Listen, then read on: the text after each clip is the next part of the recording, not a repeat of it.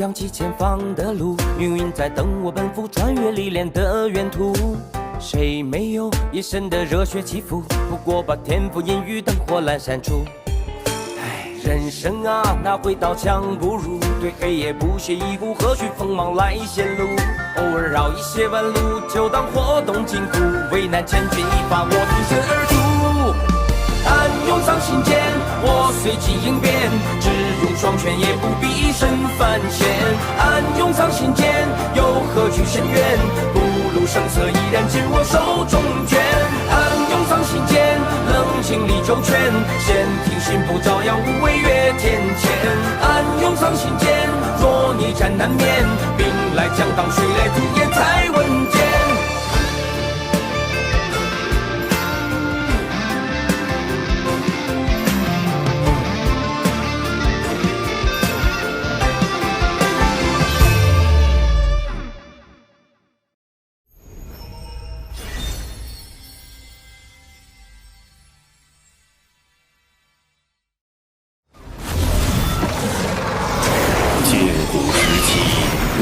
崛起，欺压妖族。妖皇东皇太一于不周山顶立妖庭，与巫族展开一场大战。期间，妖族10太子化作10日炙烤大地，致使生灵涂炭。直到巫族大能羿的出现。大羿连续射落了9名妖族太子，仅剩1名太子陆压侥幸逃脱。大战末期，巫妖2族损失惨重，人族趁机出手，大败巫族，又一举攻入妖庭，将妖族彻底打垮。此后，圣人老爷们联手，将破碎的妖庭改为天庭。妖族没落之后，陆压为报复天庭，四处为祸。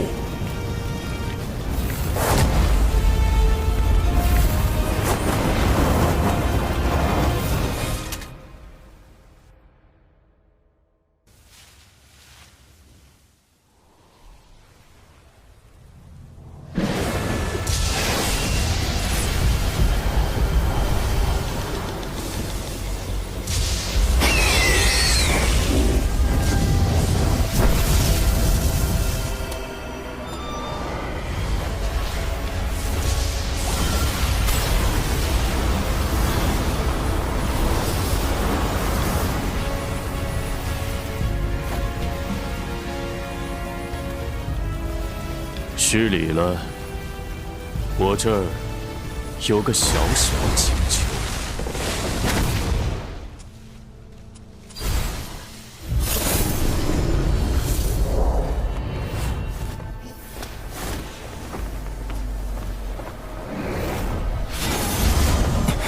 陆压意图复兴妖族，今日竟将目标盯上了。师父，还不够快，再快点，再快，要快！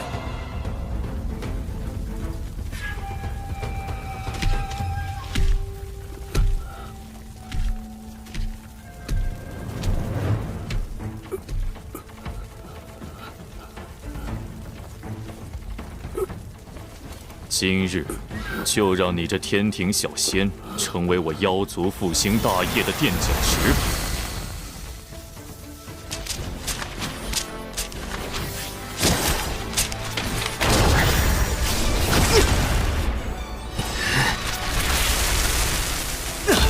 纸人1号，出击！没想到堂堂天庭水神，竟还有纸人化身在此处。陆压，妖族与天庭已停战数百年，莫要因一己之私挑起2族战火。满嘴道德仁义，心里却全是算计。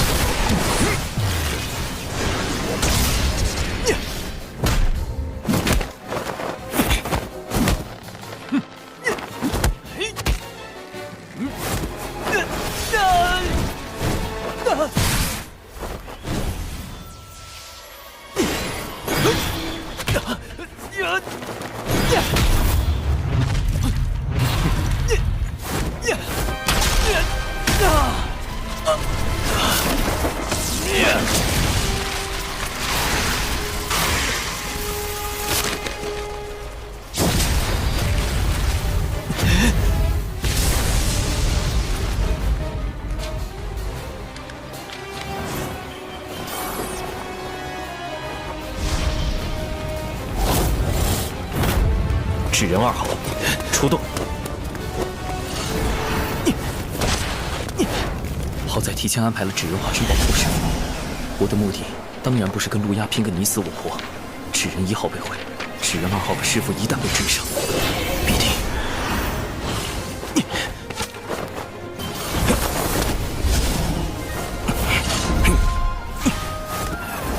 要再快点！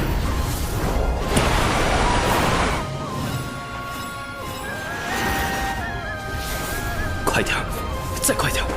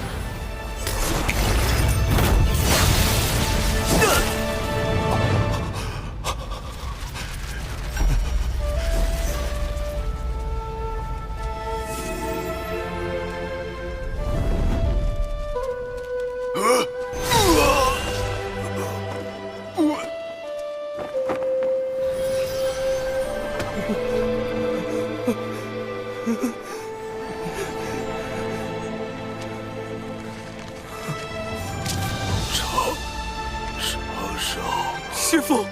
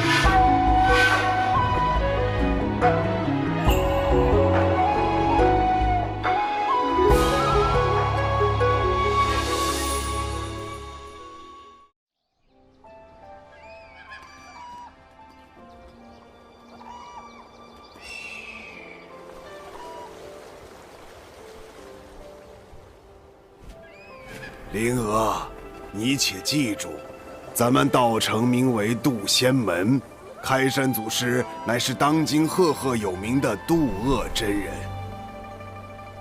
渡厄真人可是与我人教祖师爷太清颇有渊源。太清，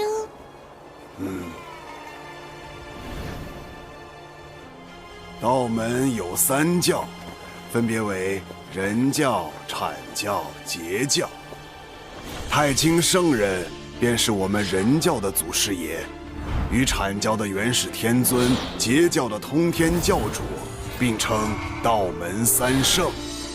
三圣的老师名唤红军，被称为道祖。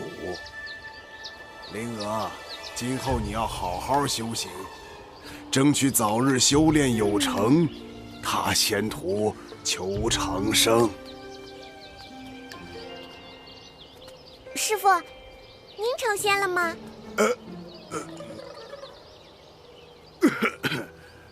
你还有一个师兄，为师100年前收的徒弟，现如今也算是能独当一面的良才了。就是……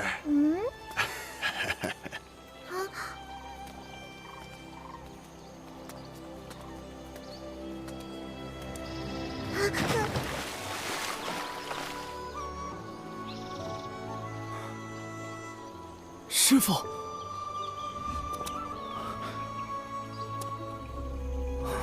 师什么父？你小子屁股又痒了是吧？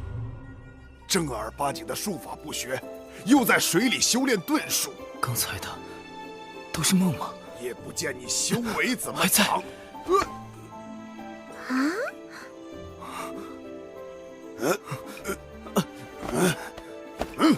你小子今天怎么回事啊？吃错药了？怎么不躲啊？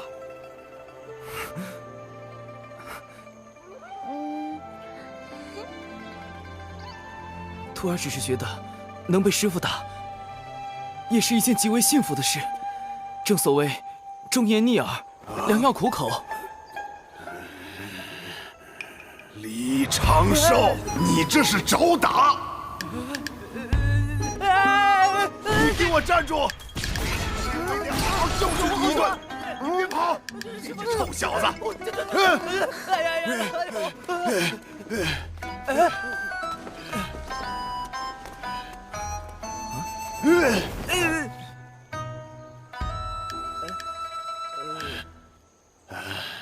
行了行了，总之你没事就好。为师这2个月要闭关，你师妹兰陵娥就交给你照顾了。记住，不许教她歪理。是，师傅。师傅再见。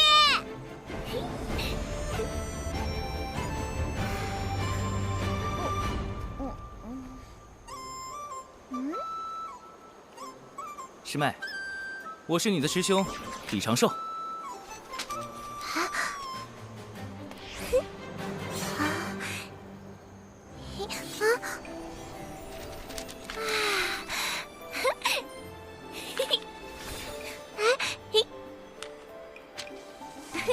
我正在给你做体检，请不要误会我，因为我是一个价值观很正的男人。价值观，仙界的名字果然很高深。没被夺舍，没有魔种，没有被下蛊、下咒。考核通过。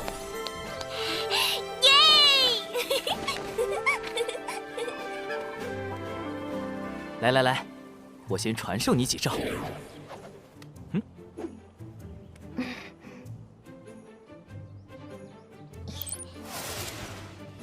第一招，永远不要低估你的对手，在了解他的真实修为之前，不可贸然出手。冲上去弄死他！你就是正义的化身。种种无事发生，先跑再说。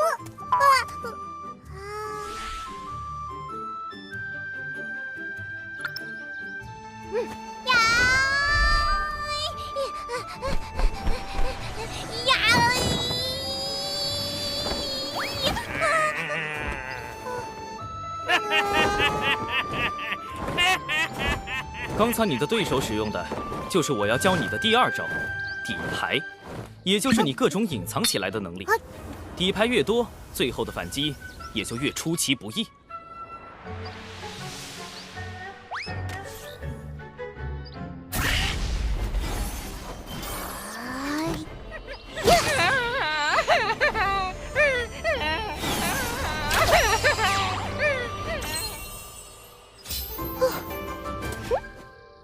第3招，打不过就跑。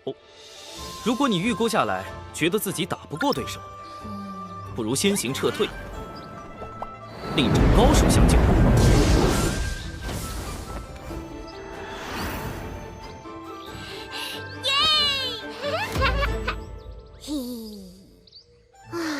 终于过关了。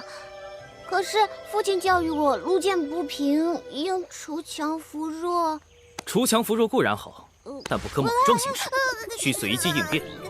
强与弱都是相对而言的，在自己本领不足时，尽量远离危险，躲避因果，一直活下去。等你强到能改写整个洪荒的规则之后，再去拯救弱小的生灵。大声告诉我，遇到这种事，你该怎么做？装作无事发生，先跑再说。很好。李长寿，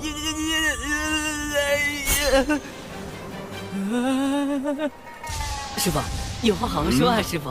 哎，你当浮尘做什么？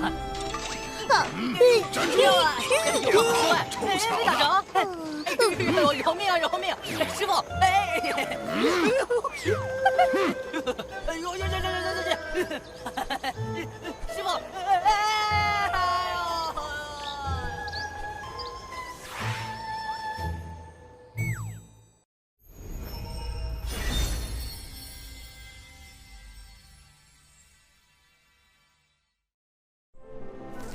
为师马上要进入长时间的闭关，灵娥就交给你照顾了。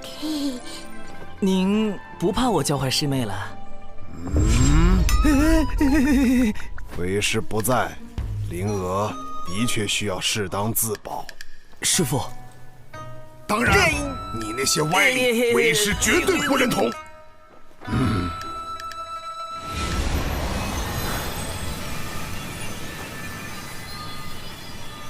师妹，今天是你入门的第1天，距离渡仙门历练大会还有10年，也就是3650天。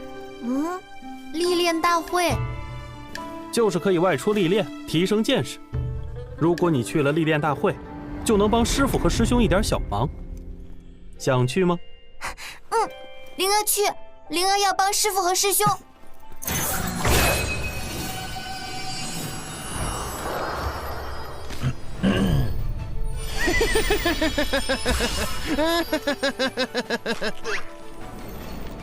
要参加历练大会，首先你需要在10年内达到炼气境。所谓炼气，是修仙的第1重境界，距离成仙还有3重境界。炼气、化神、反虚、归道之间隔了9个台阶。炼气境可隔空控物，化神境可御空飞行，反虚境可修5行仙法，归道能被雷劈。归道9阶将会面临恐怖的成仙雷劫。若道基稳固，成功度过雷劫，从此便正式成仙，向长生不老迈进。若没能度过雷劫，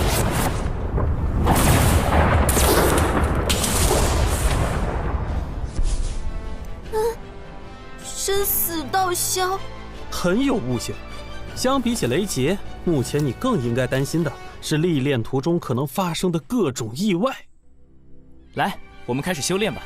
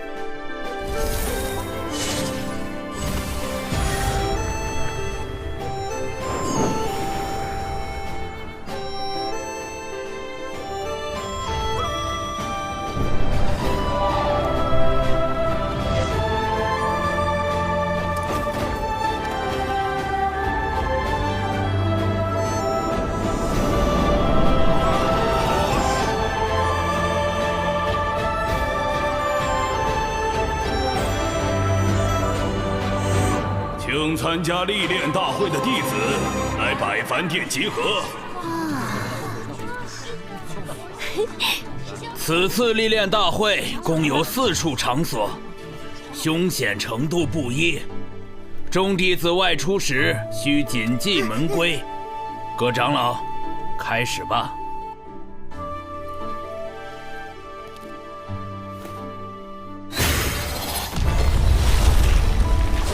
阴阳为爻，八卦寻生，坎水、离火、震雷、地坤，起！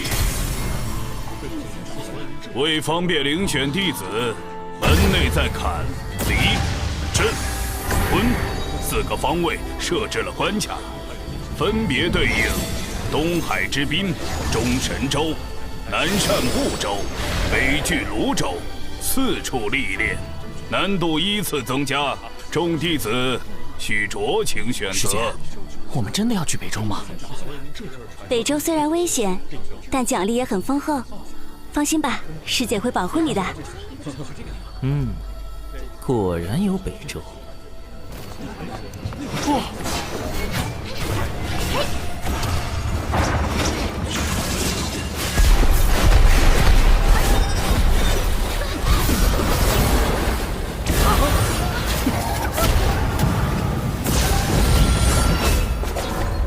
东海之滨通过。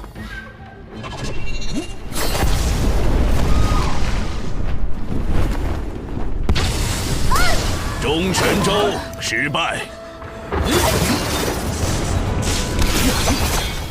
南赡部洲通过。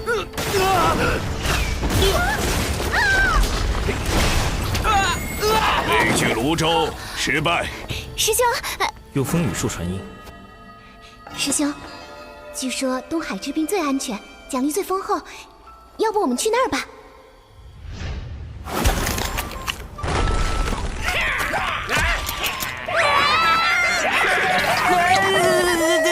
师兄，我怕。别怕，有我在。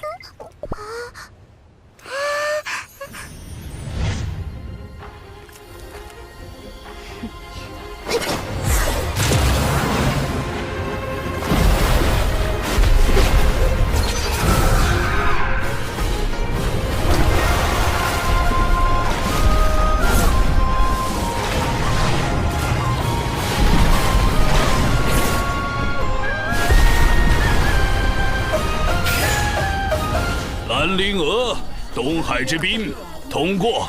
耶！你去东海之滨吧，我自有打算。臭师兄！北距泸州失败。目前为止，想去北周的都失败。玄雅师姐来了。玄雅师姐吧。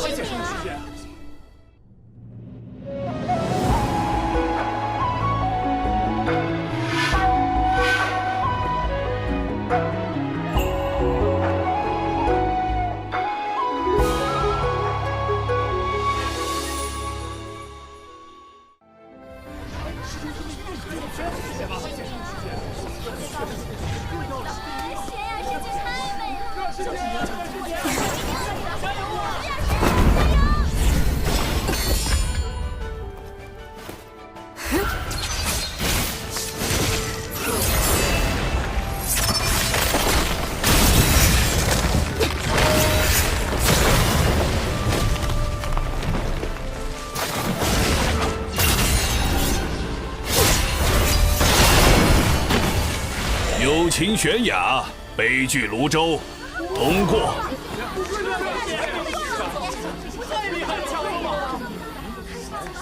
第一个通过北周考核，真不愧是玄雅师姐。既然玄雅师姐去北周，那元清师兄也一定是去北周了。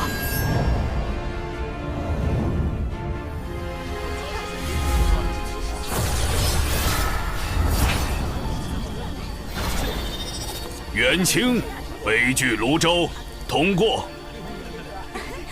快看，玄雅师姐，元清师兄，这儿呢，玄雅师姐，看呢。刘燕儿、王姬，北距泸州通过。好机会，这所有人的注意力在友情玄雅这个吸睛器身上。北俱泸州，我来了。嘿嘿，小琼峰李长胜，你给我停下！你一个化神9阶还敢去北周？我看不用到北周，你直接在第4关就挂了。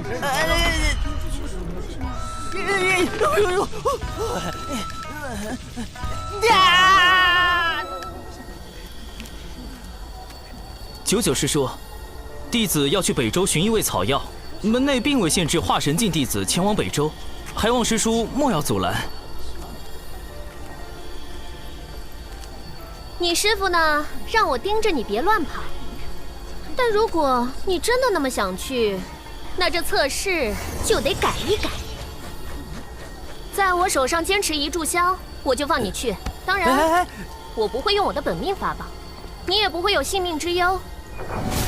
如何？弟子愿意一试。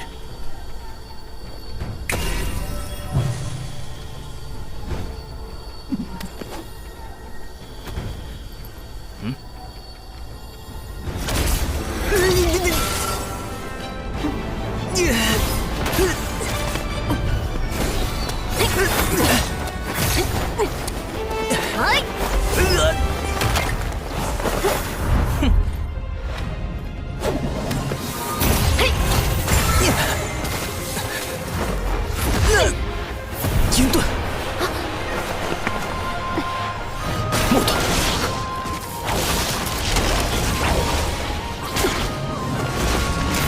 土盾，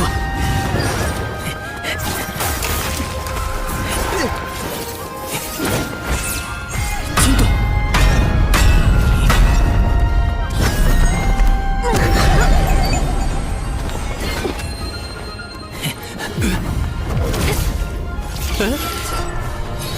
哎呦我，哎呀，你，水遁，又是遁术，烦死了！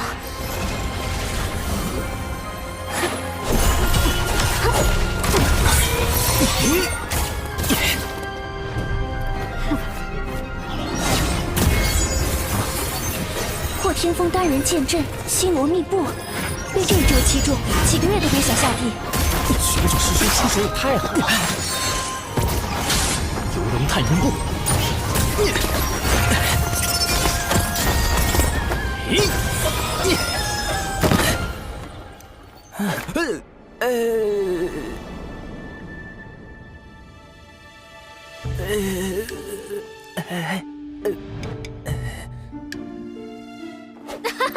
赢了，赢了！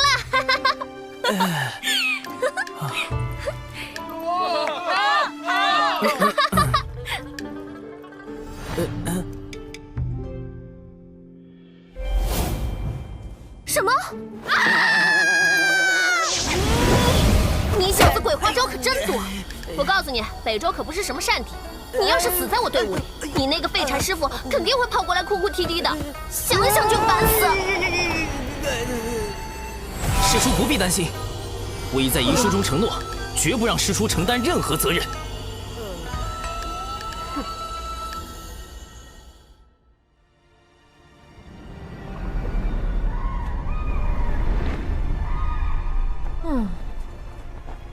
最终他还是跟来了北周，真是个麻烦虫。看在这小子样貌还不错的份上，就当放着养眼吧。总归不是一无是处。我说你小子，游龙探云步那么复杂的步法都能学会，怎么连个反虚都悟不透？弟子一直努力修行，从未有过半分懈怠。你呀，可千万别像你师傅那样，他道基受损无法补全，所以一直卡在归道境。近年也快成仙了吧？渡劫应该就在3、5年间了。啊，真是一笔糊涂账。手拿过来，本师叔看看资质。九九是真仙境的高手，被他碰到脉搏，我用法诀掩藏的真实修为就暴露了。师叔，男女授受不亲。我辈练气是追求无拘无束，管那些俗世礼法干啥？师妹，这一次我一定会助你寻到焰火明心草。这是我自身修行之事，元清师兄不必为我费心。师叔，弟子前几年突然有了被女子碰就会浑身抽搐的病症。真的吗？我不信。那是几年前的一场意外。还有这种怪病？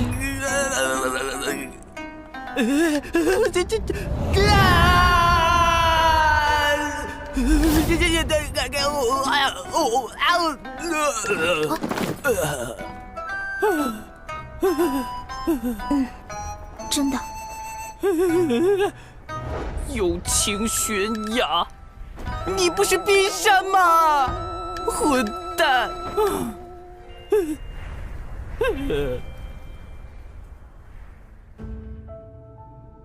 蛊虫已经找到，就等此次六公主北拒泸州之行。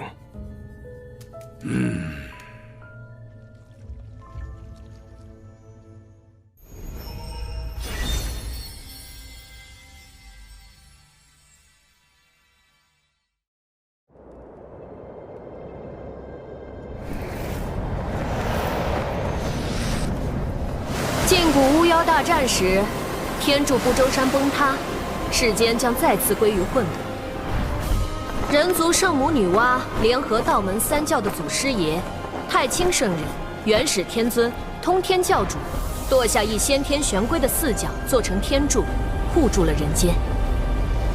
玄龟也因此郁郁而终，其浩瀚的法力、庞大的身躯，化作了北拒泸州经年不散的瘴气。这瘴气危险至极，寻常人若吸入，云上这位道友跟了我们这么久，有何贵干？有炼气师在追击我们！别慌，有九九师叔在呢。我乃东胜神州有秦国殿前守将。有秦。六公主，回去吧，不必为我费心。末将奉国主之命前来。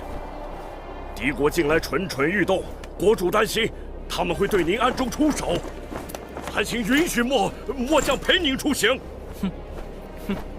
这张嘴不仅口吃，扯谎都不在行。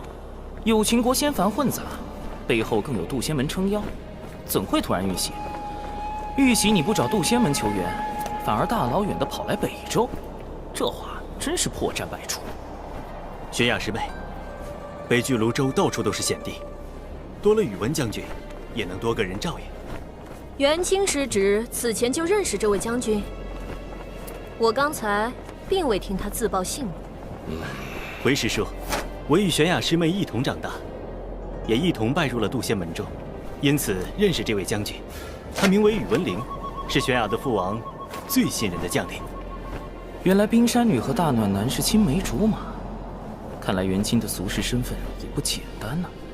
你想跟就跟着吧，反正一个刚成仙的大块头，在咱手里也翻不起什么浪。谢仙长。哼，男女姻缘加上权谋国难，威。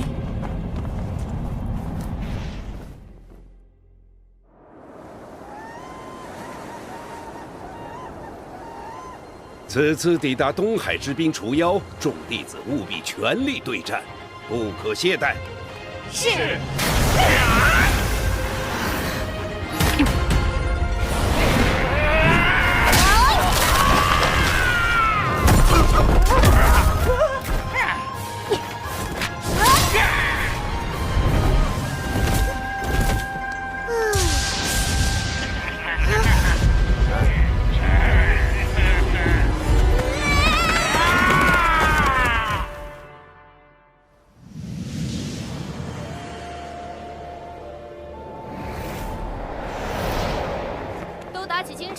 马上就要抵达北拒泸州的边界了。我先带你们去北周东南处的入口，那里离乱帐宝林比较近。师叔，北周不是五大部洲之一吗？为什么会有入口这一说？问得好。巫妖大战后，大量巫族妖族逃往此地，久而久之，北周变成了他们的栖息之地。咱们人族高手屡次与他们交战，才强行开辟了几个出入口。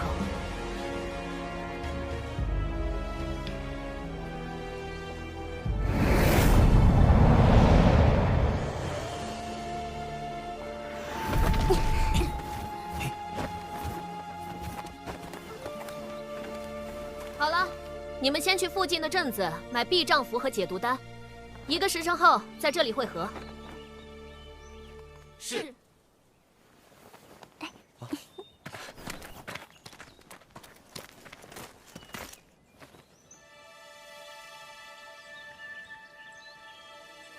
这家伙怎么不动？难道……算日子，师妹他们应该已经到东海之滨了。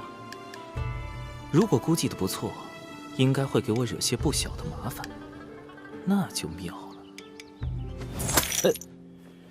就知道你师父没太多东西给你，也搞不懂他非要守着那个小风头干嘛。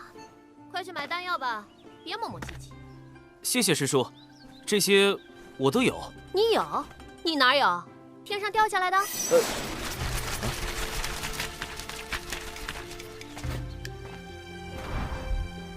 算是给师兄的赔礼。之前，这冰山绝对名不副实。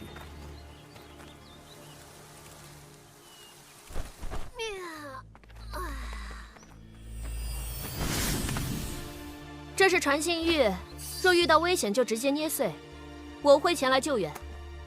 此次历练共20日。若在20日前动用传信玉或自行退出，便算历练失败。我建议你们不要单独行动，更不要拼了命的找药草。珍贵的药草旁往往有凶兽护持，你们就是他们最好的补品。尤其是你这种细皮嫩肉的极品。哦，师叔还请自重。好滑啊！真羡慕你这种天生丽质。哎呀，本师叔就不行了，皮肤干巴巴的，也没个人在后面天天跟着喊“九九师妹，九九师妹”。好了，你们进去吧。末将奉命前来护卫六公主殿下，还请仙长准许。宇文将军还请在外等候，一切需遵从九师叔安排。宇文将军不必担心，我便是拼上性命，也会护好玄雅师妹。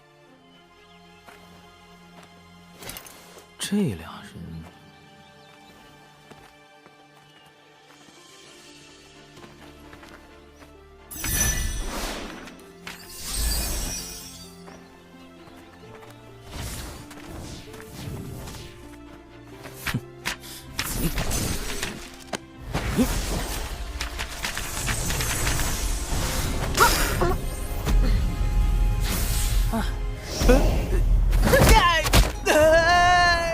记得跟人跟紧点儿，你个化神九阶！师叔，你听我说。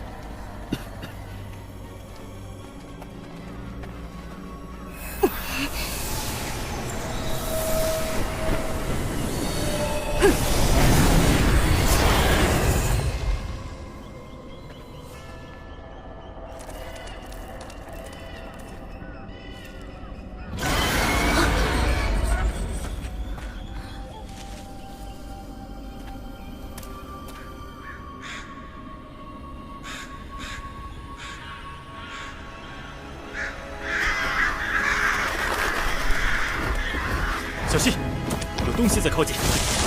就我来。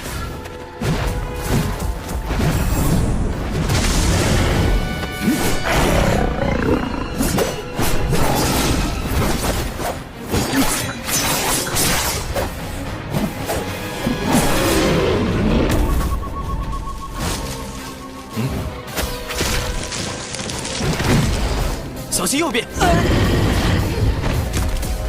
燕儿师姐，不要怕。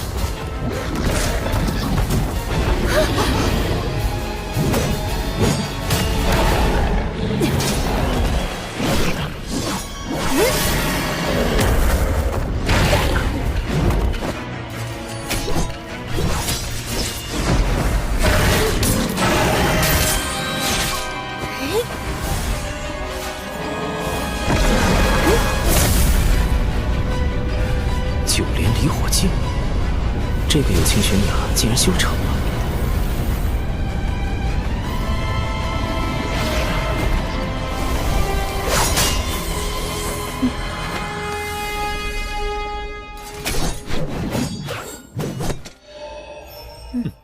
破天峰的弟子真让人省心啊！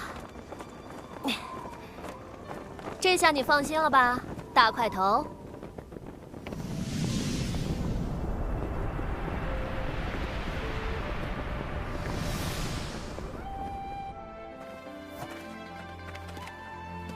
此地乃乱葬宝林的外围边界，凭这几个人反虚境的修为便可应对，而我则要穿过乱葬宝林。先找机会脱队，再设法摆脱跟在空中的尸树。怎么突然停下来了？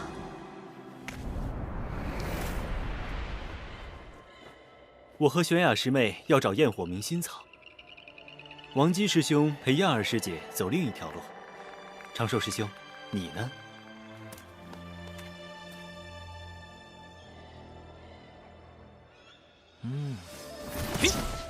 各位，多多保重，不必担心我。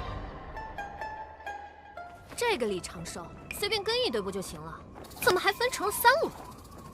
仙长若感到为难，不如让末将去保护六公主一行。算了，3组先轮流尾随吧，让我先看看这群小家伙现在怎么样了。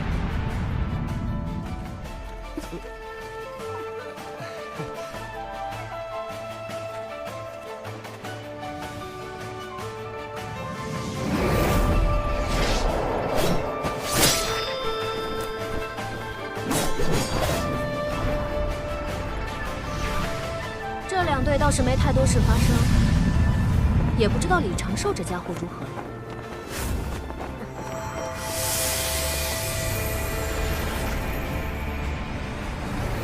啊！消失了，这么快就被毒兽分尸了？完全感觉不到他的气息。传信玉也没有反应，只能先沿着他去的方向找找看了。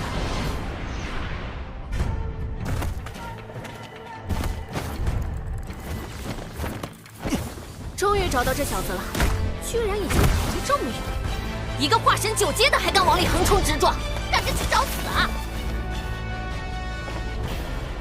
远处的凶兽竟然没发现这家伙。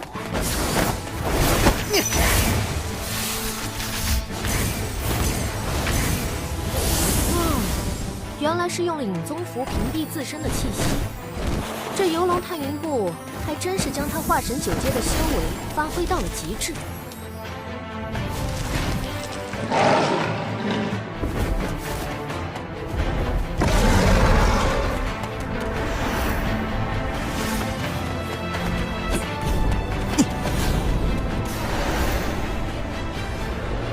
赤阳毒龙血，怪不得毒物不敢靠近。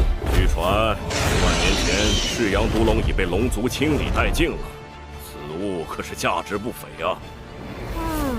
这家伙做了许多准备嘛，看来确实有迫切想找的药草。他想找什么？仙长不如下去问问。不必了，该去看你家殿下了。可莫要在背后说我这个做师叔的偏心。哼。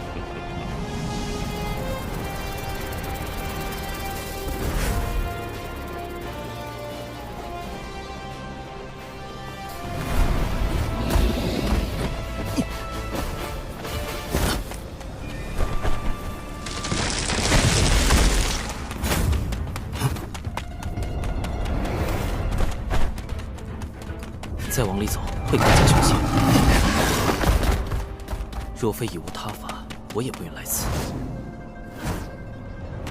还是再往医生。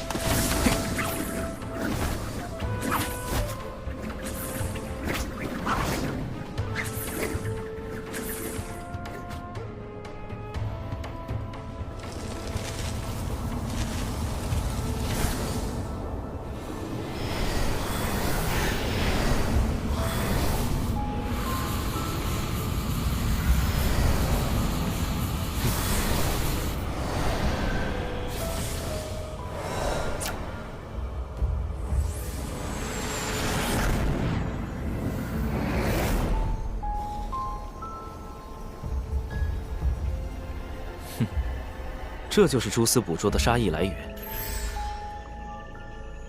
此情果然被卷入了奇奇怪怪的事中了。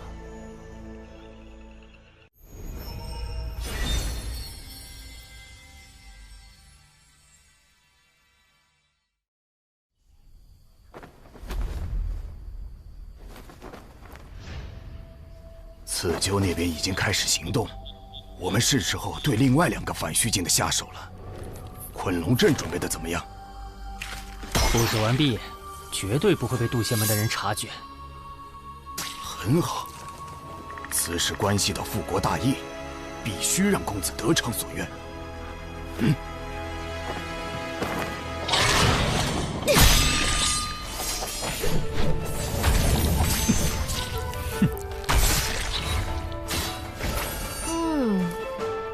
不愧是破天峰的弟子。要是都像他们一样省心就好了。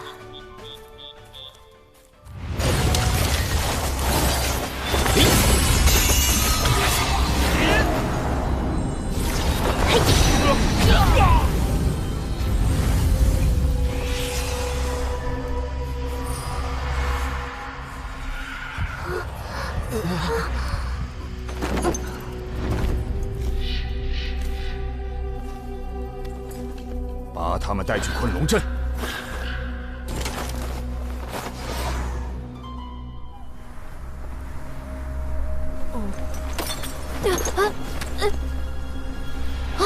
王姬、刘燕儿有危险！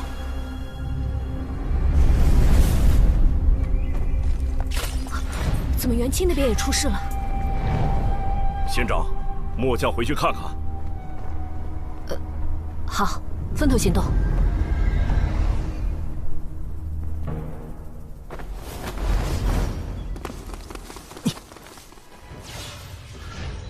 此人身法利落，气息凶悍，应该是关于刀尖甜心之类。初步判定为反虚6境。这家伙可能隐藏了一些修为，但只用身法震撼，而非御空飞行，成仙几率极低。2次判定为归道6境。跟得这么紧，恐怕他有什么能追踪我的手段。嘿。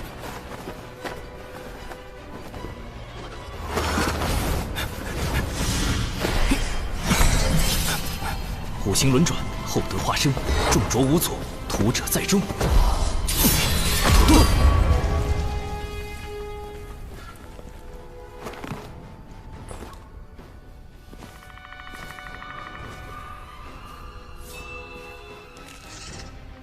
哼，倒是挺警觉。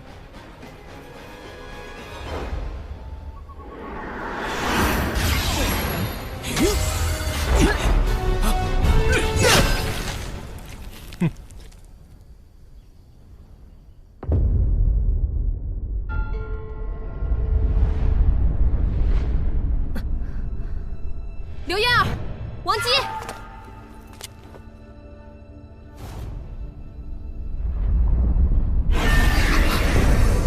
周围有股猛烈的法力波动。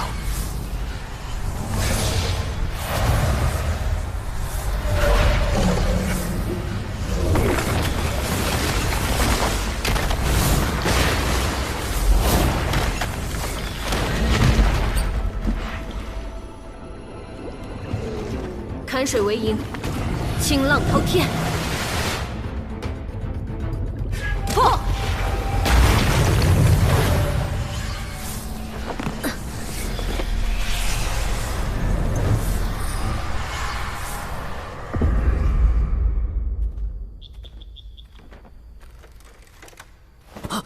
师妹小心！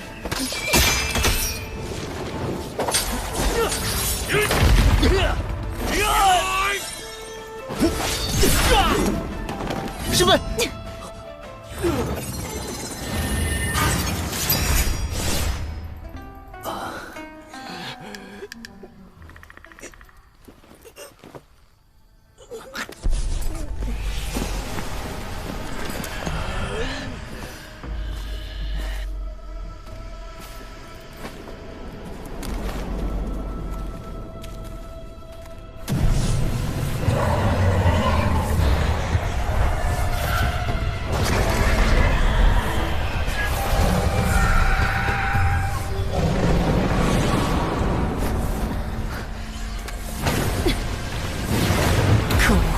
居然是困龙阵！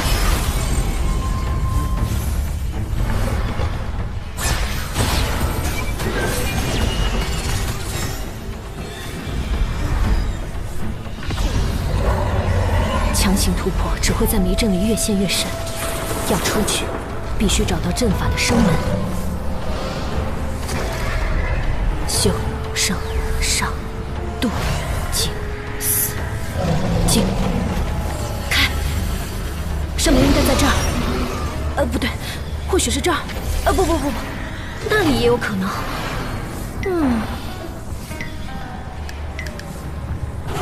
哎呀啊！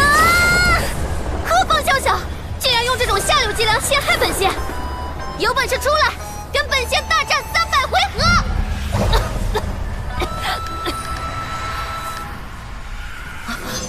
怎么回事？长寿和玄雅都遇险了吗？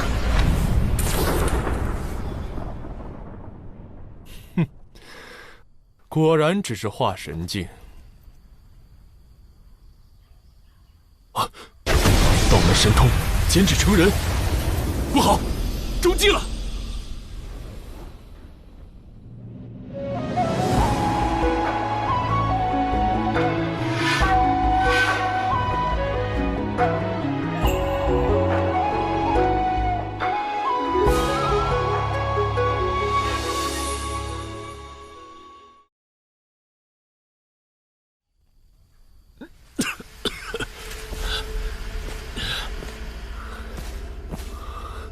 好强的迷药！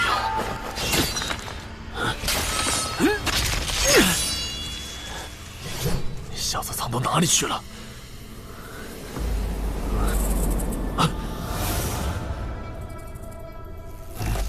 找到了！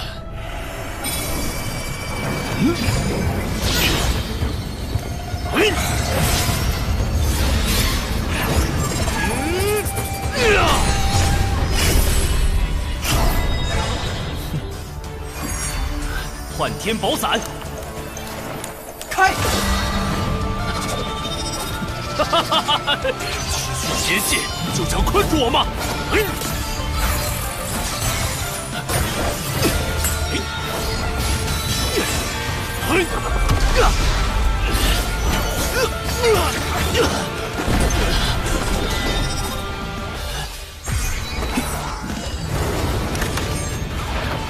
第一步，封锁空间，以图制敌。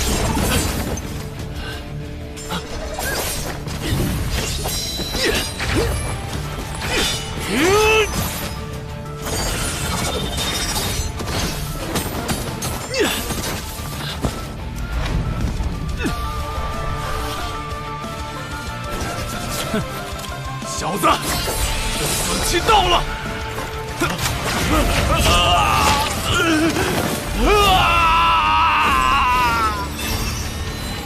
第二步，摄心夺神，身有道效。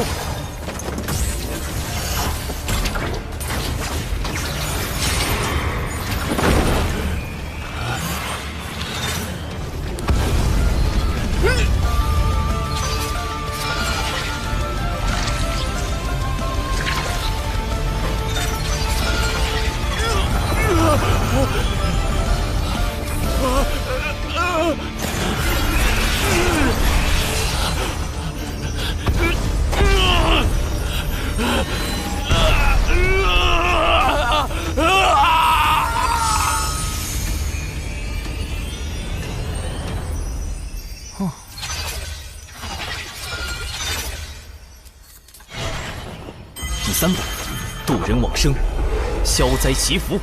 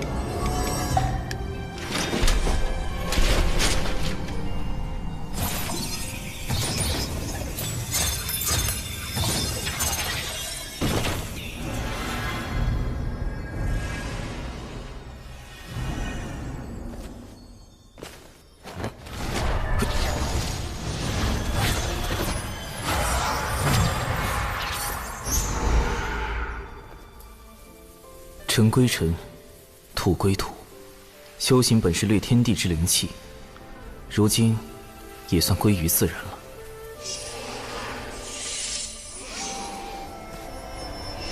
损失一个纸人，不过有这家伙的储物戒指做补偿，总体还算不亏。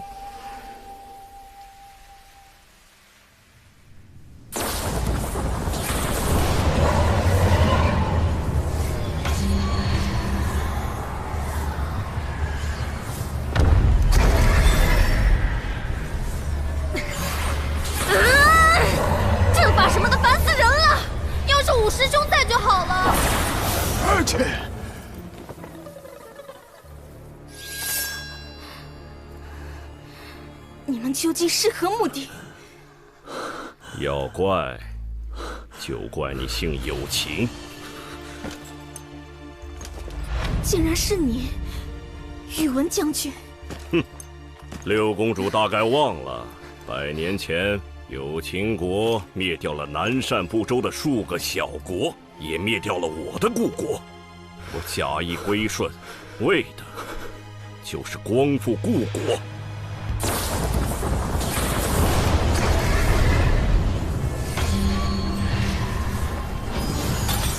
玄雅，宇文林没去救他吗？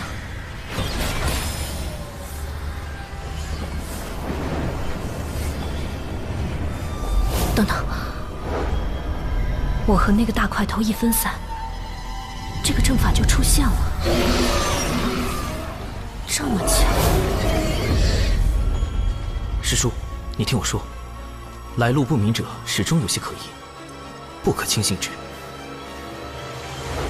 难道都是宇文林干的？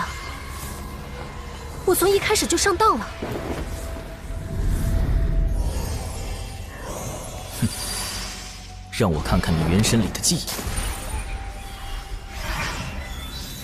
公子，届时便由他们袭击其余弟子，用渡仙门的传信玉符调虎离山，将那真仙引入困龙阵。至于六公主，玄雅之事，我自会处理。如此，便辛苦诸位了。待我光宗复国，尔等都是开国功臣。属下誓死追随公子。还真是那个元清在搞鬼，想引开99师出之后，对有情玄雅下手吗？果然看人不能只看脸，暖男大半都是假象。不过，跟我无关就是了。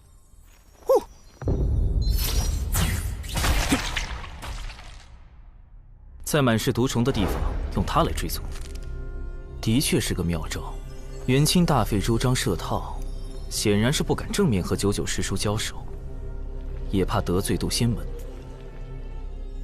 倒是不必担心师叔他们的安危了。先找那株毒草吧。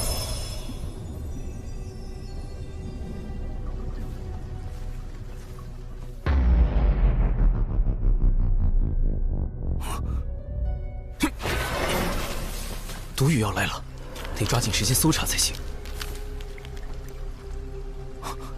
不好，乾坤有变。道祖在上，保佑弟子百因不沾，诸邪必异。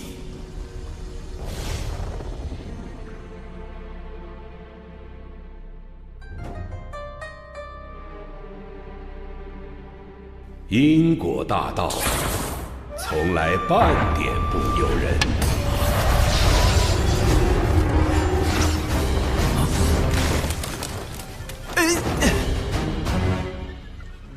有情悬崖。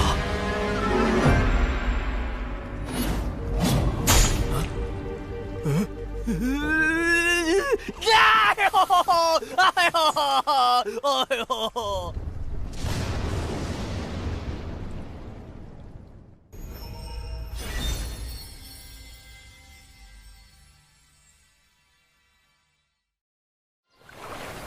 此次抵达东海之滨除妖，众弟子务必全力对战，不可懈怠。是。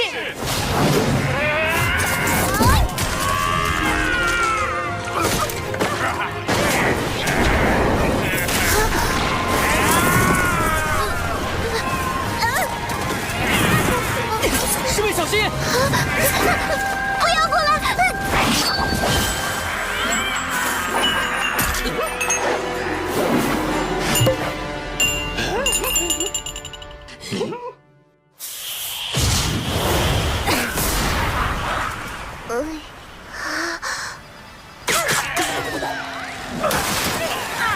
糟糕，洒多了。啊！灵娥师侄，你这毒丹哪来的？连我们专职炼丹的丹顶峰也未有记录。都是我师兄炼制的。完了！师兄炼毒水平高这件事也被我不小心暴露了。我们峰中的炼毒大家万凌云长老对各类制毒手法很感兴趣，不知能否赠予一瓶？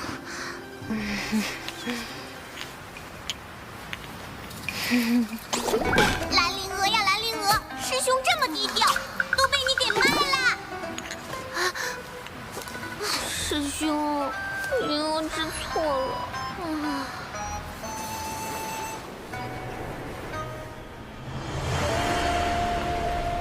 殿下，渡仙门实在太过分了，末将这就下去教训他们一顿。不费吹灰之力就能击败如此数量的下妖，这就是人族的实力吗？我龙族威也。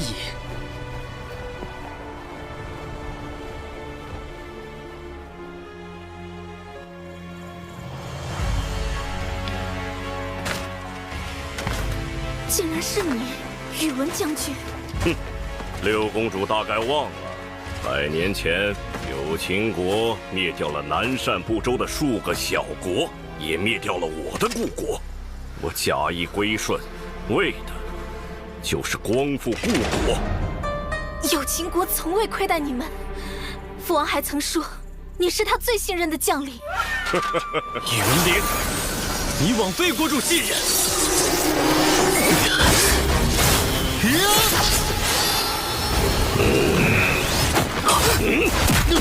师兄，师兄！元清公子倒是对六公主情深意重，如此绝境，竟仍不离不弃。我爱慕师妹整整60年，怎会弃师妹于绝境而不顾？宇文灵，你若要杀我师妹，便先杀了我。师兄，你不必。既然如此，我便成全你。你还有什么遗言？说吧。我的确有一件心事未了。若我今日不说，只怕往后便没有机会了。师妹，我只愿与子同学，共赴来世。你是否愿意？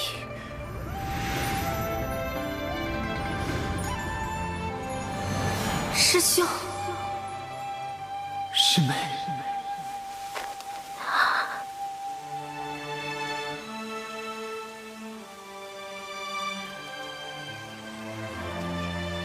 我不愿。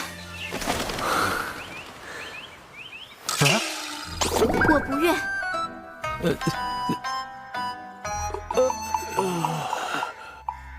你不愿？师兄，你我皆是修道之人，怎可忧于情爱？我有情玄雅早已斩断情丝，一心求道。今日若死，则是天命所然。若你我侥幸活命，往后更应专心求道才是。看来我是无法打动你了。元清，难道你才是背后主使？告诉你又何妨？我刻意接近你，就是为了成为驸马，争夺有情国主之位。届时，袁家便能以另一种形式复国。我兄弟姐妹众多，就算你成为了驸马，又怎可能有机会争夺国主之位？你的计划实在可笑。待我为你种下情蛊，你自会听命于我。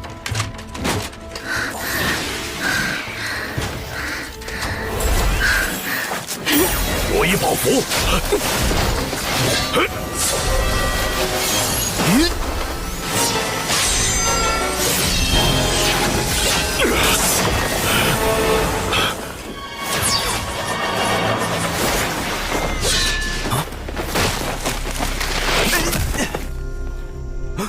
有情玄雅，创伤都避开了要害，暂无性命之忧。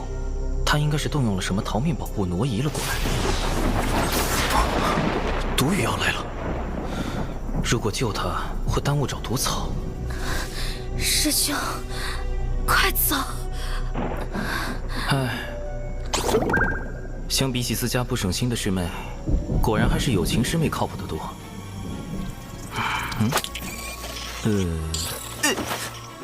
带你办成吧。他们很快就会追过来。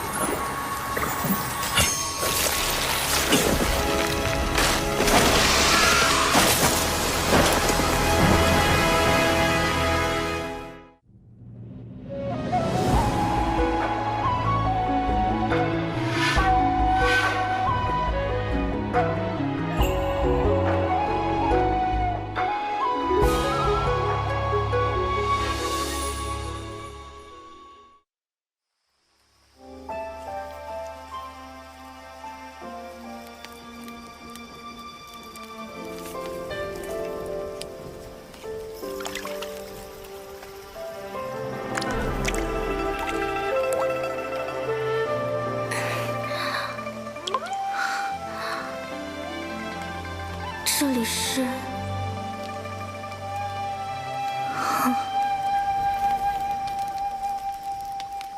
是长寿师兄救了我，他真是个好人。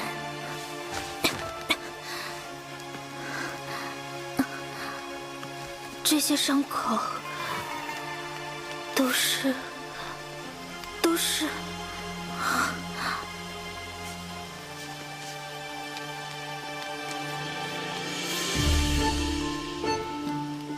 不过，长寿师兄似乎提过，弟子前几年突然有了被女子碰就会浑身抽搐的病症。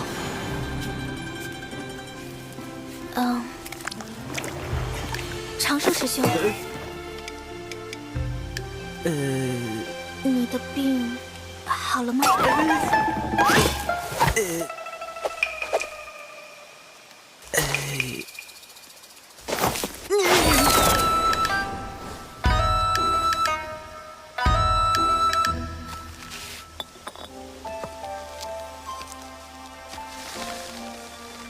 一言赠师妹，人心隔肚皮，不可轻信之。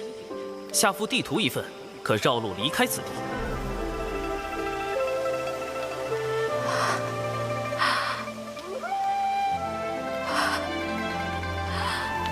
原来如此，长寿师兄应该是觉得我误解了他的好意，才倍感痛心。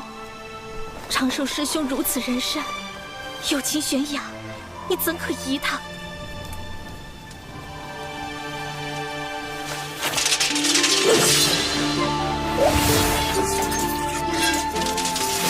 活下去，去揭穿元清的嘴脸，去报答长寿师兄这般仁善之人，去通知父王，提防恶贼，救援玉灵，牵连孤心。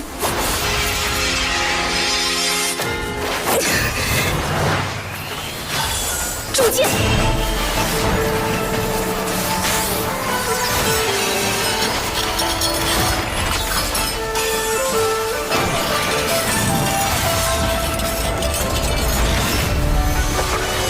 火灵剑，起！好在有情师妹性格单纯，否则真是惹出大麻烦了。往后还是远离是非为好，小命要紧的。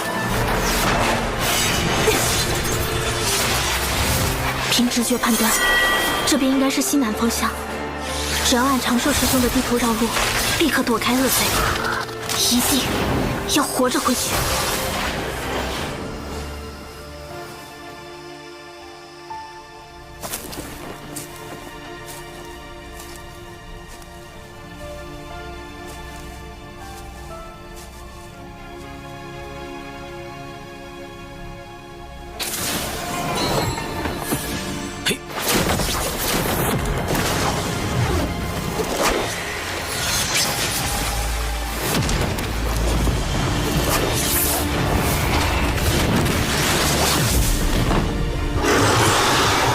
进北州找仙节草已经10来天了，一点踪影都没有。奇怪，古籍上说能毒死元仙的仙节草就在这附近吧？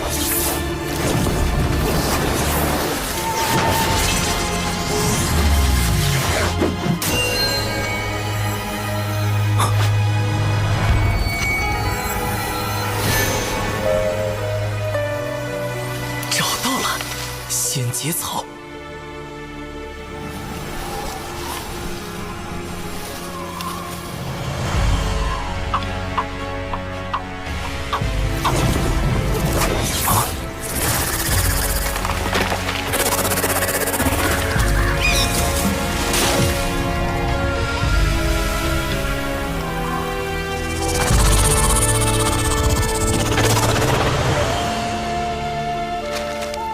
按照绘制地图，有情师妹此刻应该已经走远，相隔千里，我可以静心完成目标。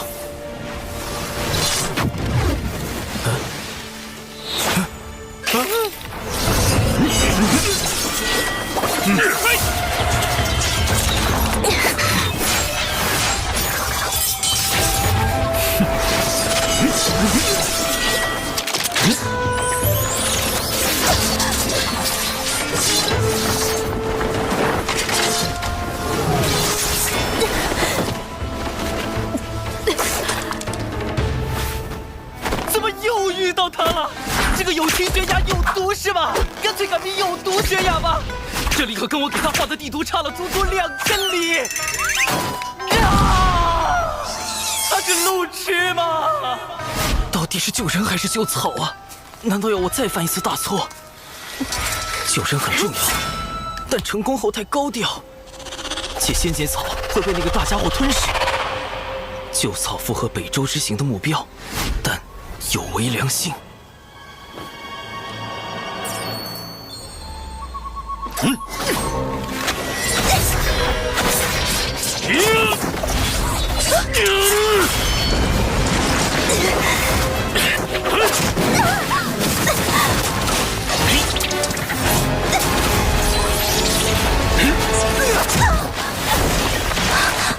以你此时面朝为前卫，师兄，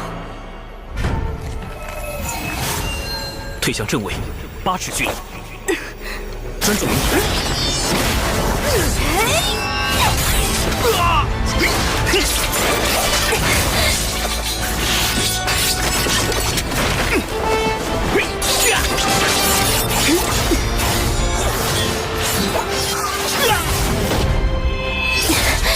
好在有长寿师兄指点。仙节草有剧毒，我还是再吃一颗解毒丹吧。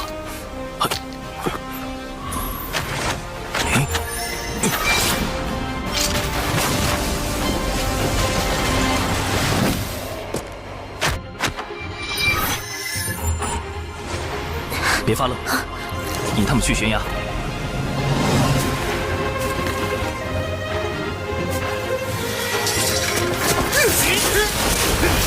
六公主已按计划被追至悬崖边，虽有临阵突破之计，但法力已不动。末将这就去擒住六公主。将军费心了。末将也很疑惑，您是如何做到60年都未能打动六公主芳心的？今日之事多有坎坷，还请您做好杀死六公主的准备。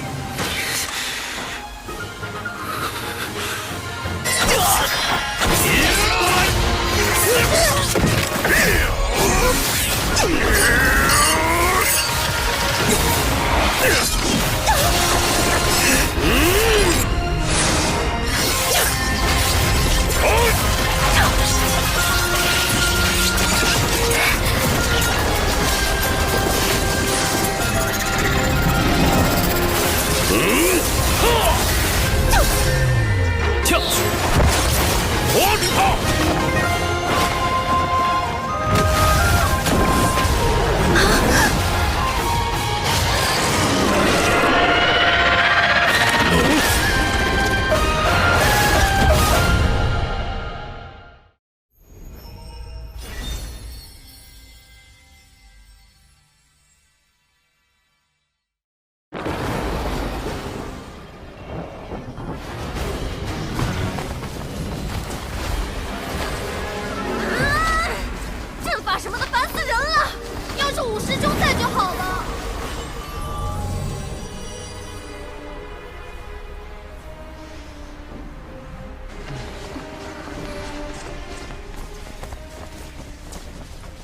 失联这么久，那3个家伙也不知道死没死。哎呀！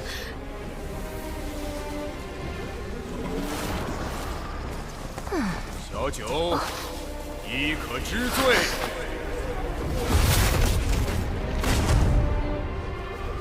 这是偷袭我们的人。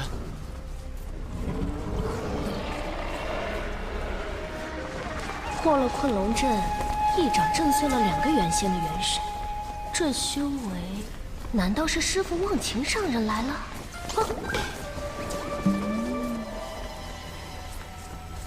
师父，弟子被人算计，与3名小辈失了联系，还请师父速速搜寻他们的踪迹，看是否有人得存。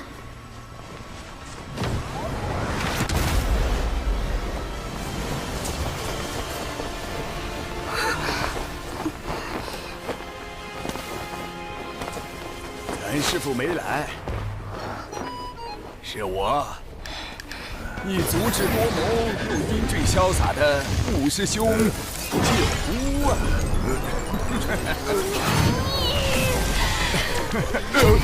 小九，师兄就是开个玩笑，缓解缓解气氛嘛。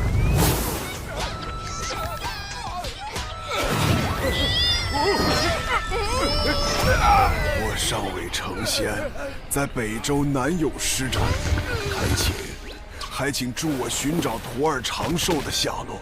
萧清风一脉，不胜感激。启元师弟放心，我来时见这2名元仙不断修补阵法，应是算计小九他们的元凶之一。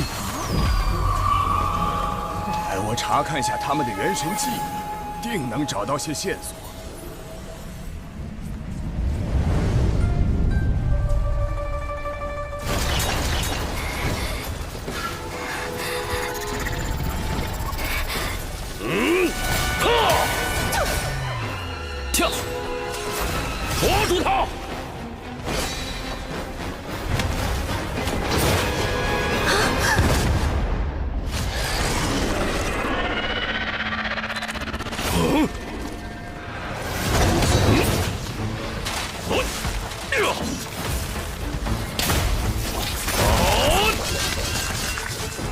三金碧波蛇尚未成仙，不是宇文灵的对手，你快离开此地。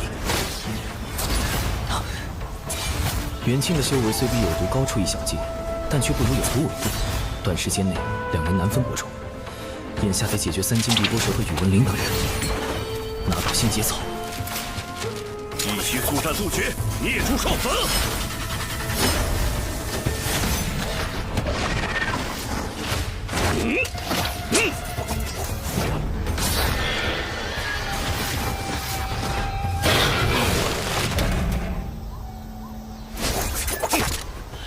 将军，我的……待我助公子抓到六公主，再来救。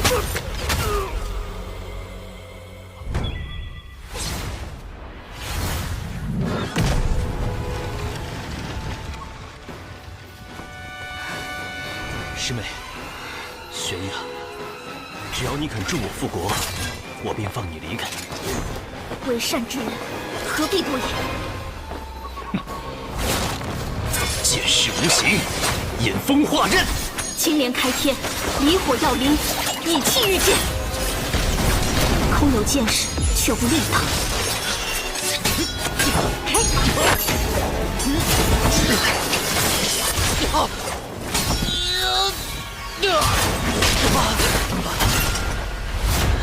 若非为了能跟上你，我又怎会靠丹药来提升修为？你急于求成，引入邪路，此后难登仙道。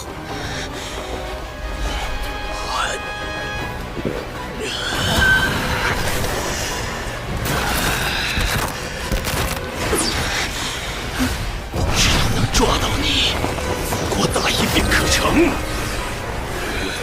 为此，我愿付出任何代价。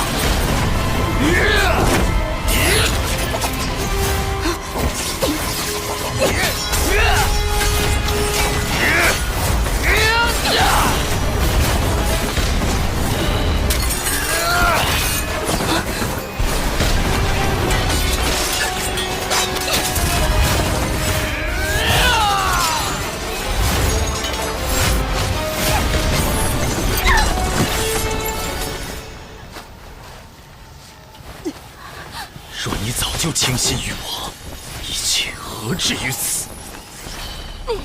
元清竟与宇文灵是同谋。按照他们的计划，还有2拨人分别去袭击了玄雅师侄和长寿师侄。长寿只有化神境，如何会是这群人的对手啊？师弟莫急，咱们先根据这2人记忆找到宇文灵，才能确定小辈们的安危。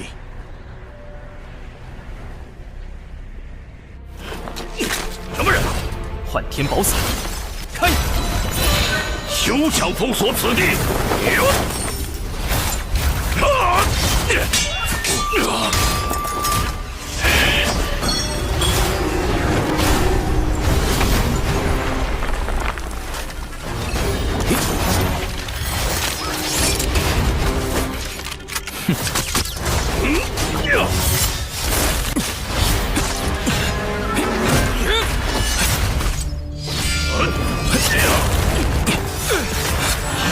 对数。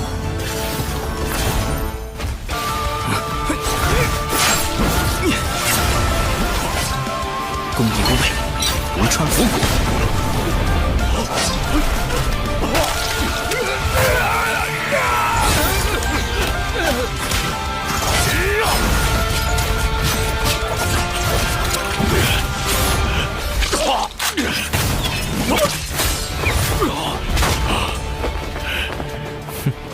剑，是你！宇文灵只元清境界，即便身躯受制，未尝没有其他术法，人需小心。眼下先解决此人。人神出窍，幻天破魂！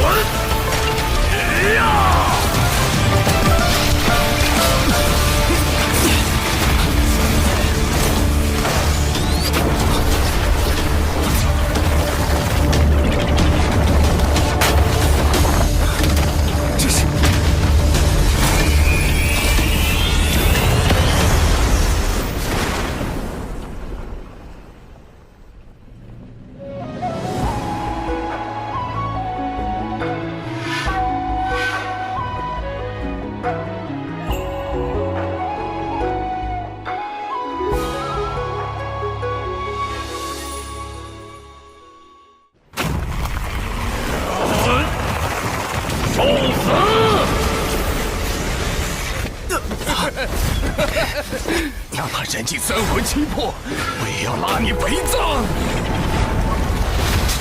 失策！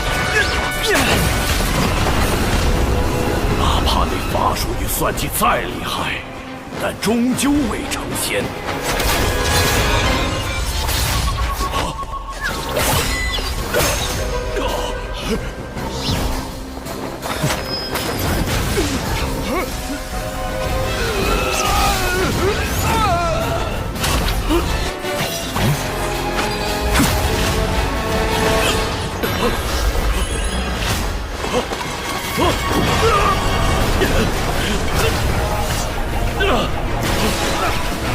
只要元神回到身躯，就能转生。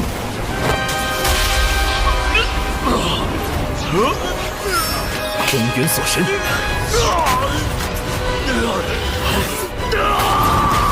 仙头俱灭。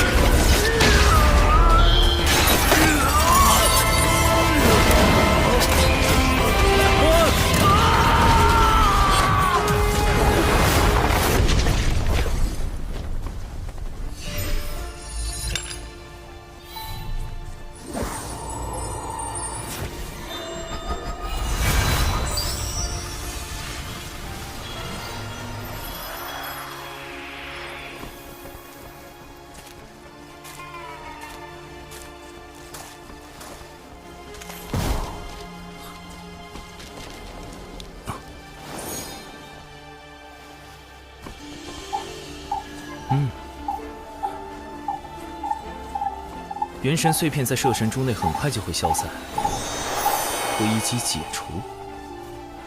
毕竟是能毒死元仙的仙节草，小心为妙。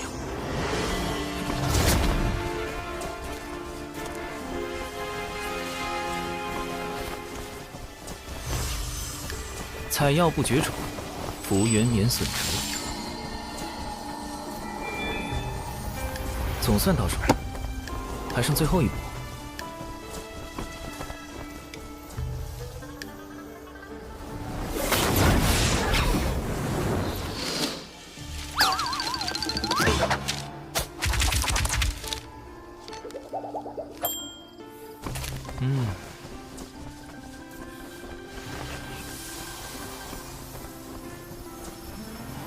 杨辉这种有仪式感的步骤，还是要亲自来做才放心。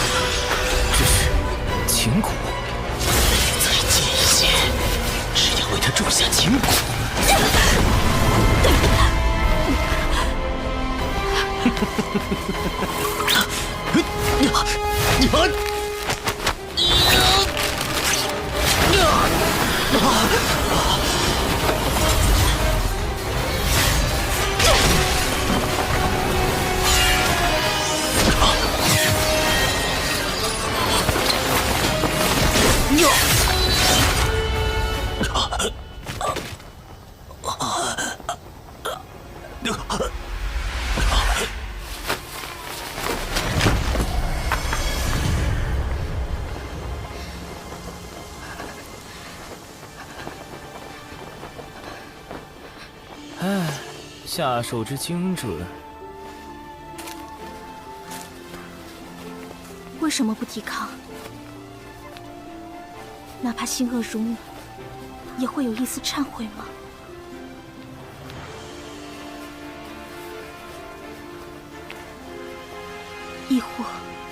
是被人逼迫。我可是有毒师妹，竟然还有自灌鸡汤的本领。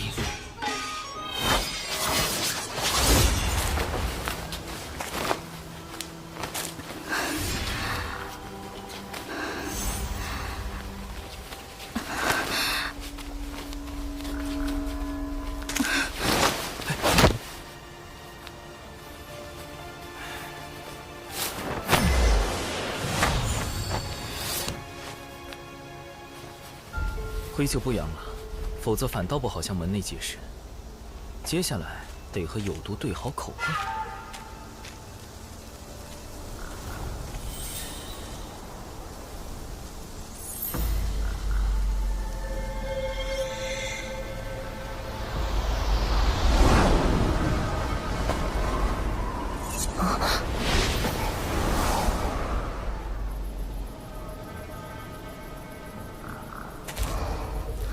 宇文灵的本命法宝碎了，这么说他已经死了。看情形，倒像是与这蛇同归于尽了，连尸首也没留下。北周遍布毒虫毒草，长寿会不会也？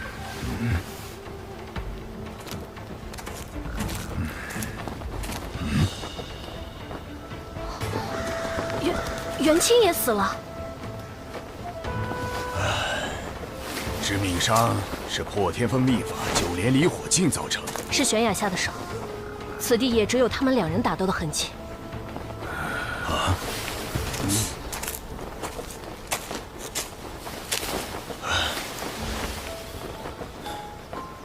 重头三头猪的蛛丝，这里有第三人在场，此人潜藏暗处，以蛛丝事物，心思缜密，不容小觑。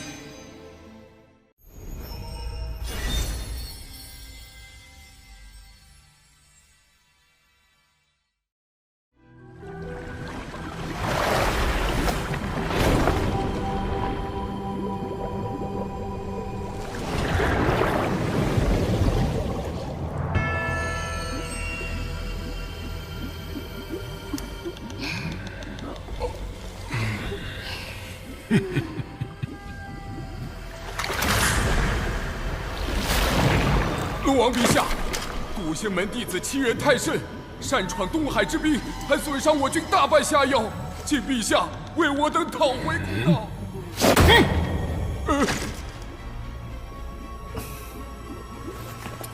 父王，如今天道大兴人族，道门背后更有圣人撑腰，不宜与之为敌。二太子殿下，我龙族乃远古霸主祖龙血脉，为天地镇守四海，岂会惧这小小宗门？末将以为该让他们知道，谁才是东海真正的主人。将军所言有理，随你处置吧。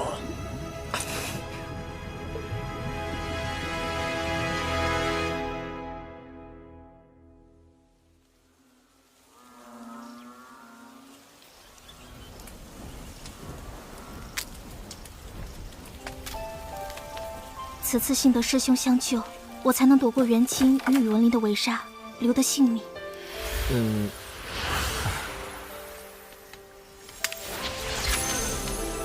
我修为不高，只懂些遁法，对战元清没帮到你什么。宇文灵那家伙也是与三金碧波蛇同归于尽的，实在不必言谢。那个，有件事我想拜托有情师妹。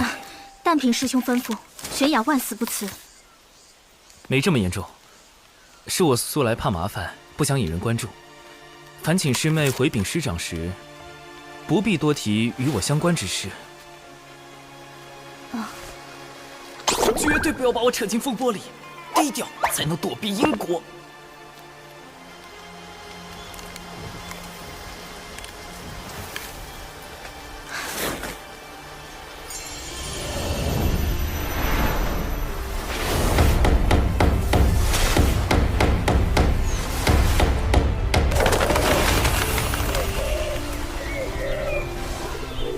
若能与师兄这样的君子互相引为挚友，当真不虚此行。师兄放心，玄雅明白。真明白了？实在是摸不准有毒的路子。外面有动静，是门中派来救援的新人到了吗？哎，找到了，玄雅在那儿，和长寿在一起。一直不见踪影的李长寿，正好出现在友情玄雅身边，会是巧合吗？长寿，长寿啊！你可是小秋风的独苗啊！如果有个3长2短，不是还有师妹吗？小秋风就你们2个独苗了。师傅，你的身体？不打紧，闭关冲击成仙天劫时出了些岔子。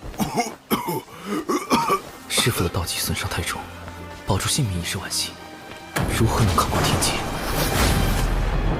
师叔师伯，弟子失手杀了元清，愿领门内一切责罚。师傅宽厚仁爱，99师叔也一向不拘小节，定会谅解有毒的防卫过当。不过，那位就不好说了。你一个人杀了元清，宇文灵呢？他的死可与你有关？九巫，99师叔的五师兄是本门素有名望的执事，如今修为已在真心境巅峰，此人颇有城府，得万分小心。宇文灵在偷袭时惊动了3金碧波蛇，双方同归于尽。很好，就这样，别扯上我。没有人暗中助你。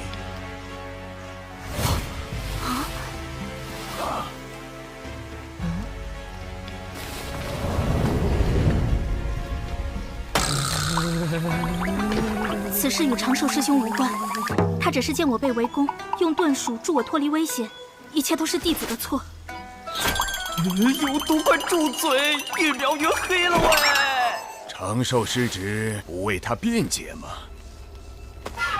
弟子不知道具体经过，不敢多言。你倒是稳重。悬崖师侄弑杀同门乃是大罪，回山后副掌门自会公正裁决。只是，似乎悬崖师侄还有位帮手，在暗处用重瞳3头猪的蛛丝窥探。正巧，这附近也有不少相同的蛛丝。大意了。3头蛛丝，那是什么？重瞳3头猪的眼力可观8方，无任何死角。它的蛛丝更能让视线远及千里之外。你怀疑长寿？嘿，要不是他救了悬崖，我这支队伍可就全军覆没了。冷静点，小九，我只是例行询问而已。九巫师兄，我这徒弟老实怕死不惹事，这是他的3大优点。此事还望师兄明察。弟子本领低微，不得不用些蛛丝来探路，也好规避风险。没想到撞见友情师妹被恶人相逼，这才带她遁走。探路？你原本打算做什么？采药，弟子可为此向天道发誓。只不过采的是门内禁药仙节草而已。采药？我还以为有什么小秘密。毕竟重瞳3头猪可是难寻的稀罕物。这小子倒是口风严密，有天道之力见证，想来所言不虚。先提升9巫师伯的信任度，才能投其所好，赚取好感。弟子养了几窝重瞳3头猪，若9巫师伯有兴趣，回去便为师伯送1窝过去。那贫道就不推辞了。小家伙很有心嘛，往后多跟本师伯亲近亲近。此人行事周全，不显山不露水。若是心存正道，往后加以培养，可担大任。可若是心眼用偏了，就得尽早斩除，否则祸患无穷。暂时算是稳住9巫师伯了吧。小气鬼，你那个什么猪自己留1窝，其他的都给你九巫师播送去。是。北周之行还是太冒失了，蛛丝处理的不够干净，对付原先的手段不够。也不知师妹在东海那边怎么样。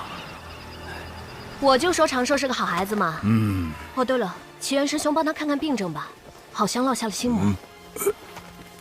心魔？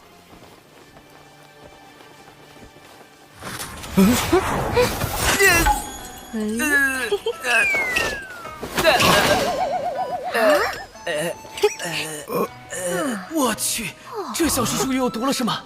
不对，咒后里有9字的，就离谱。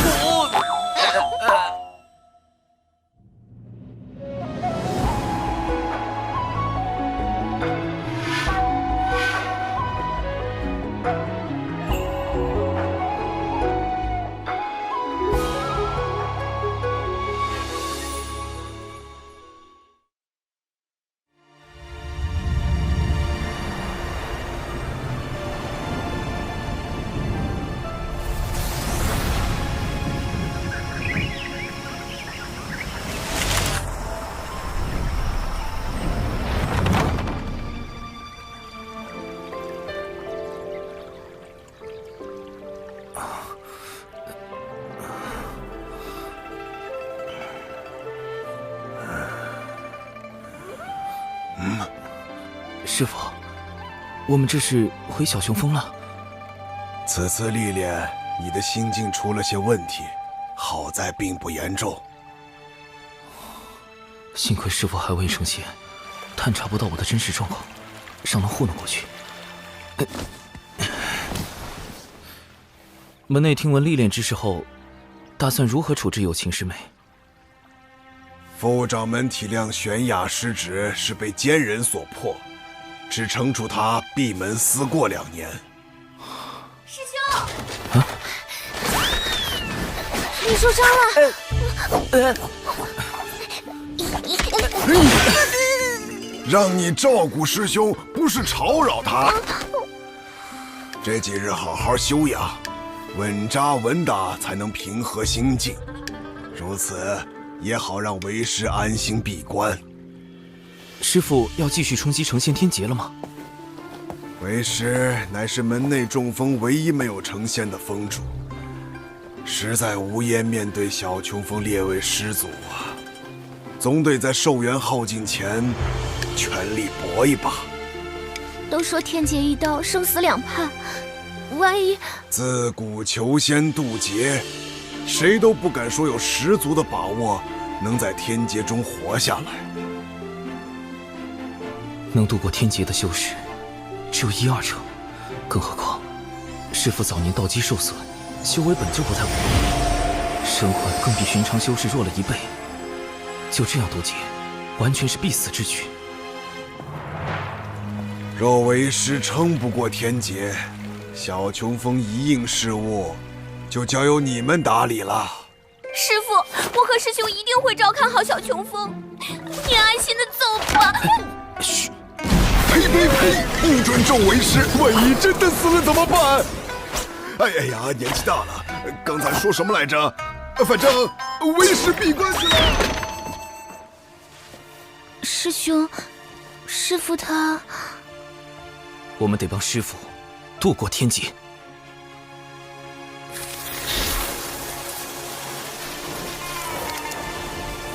成仙天劫对于所有炼气师而言，都是无法避免的历练与磨难。天道会根据渡劫者开始修道者的资质，降下不同威力的天雷。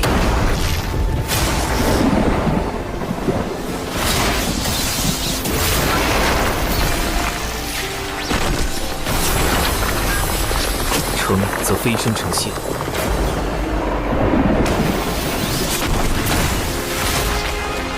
败则灰飞烟灭。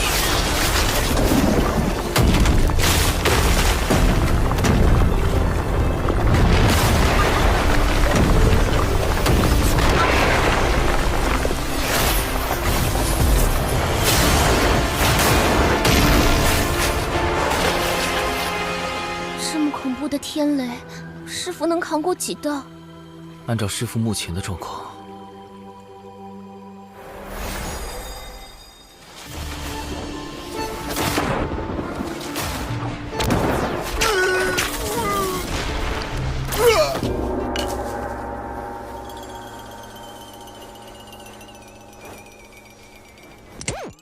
那以后就只剩下我跟师兄相依为命了。你是难过呢，还是装难过？这正是我冒险去北俱泸州的原因。只有找到他，才能在天劫之下为师父赢得生机。仙节草，这不是能毒死原仙的剧毒之物吗？哼，不错。但将仙节草加以炼制，就能成为骗过天劫的假死药——融仙丹。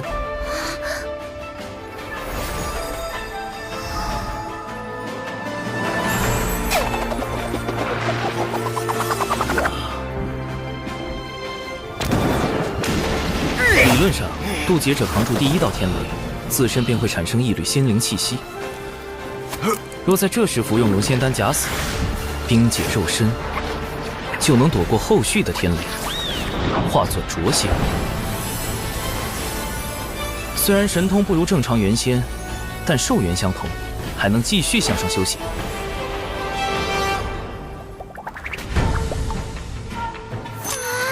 我们必须赶在师父的天劫到来前，将融仙丹炼制成功。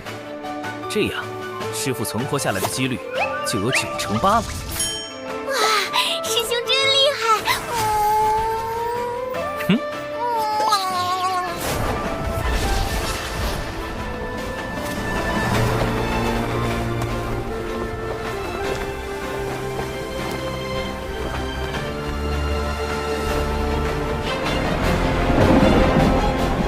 拯救师父行动开始！我师兄实在太稳健了。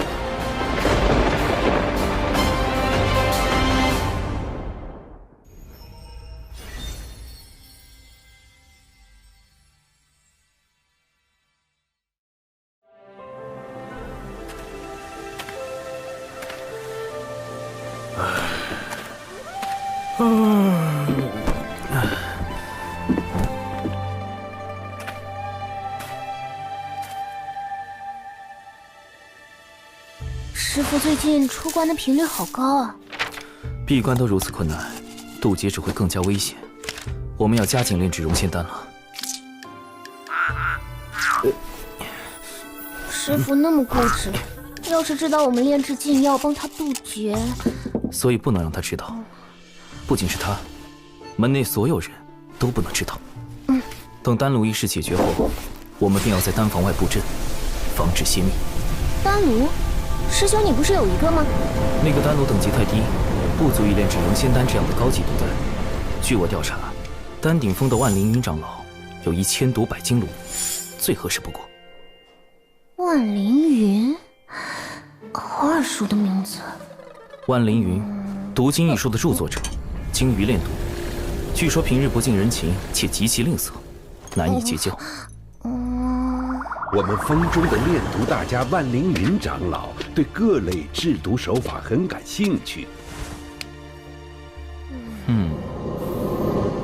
师妹，你是不是有事瞒着我？没有啊。哈哈，说起万长老，我还得感谢你呢。要不是你在东海之滨用了他所送的断魂丹，我根本没办法接近他。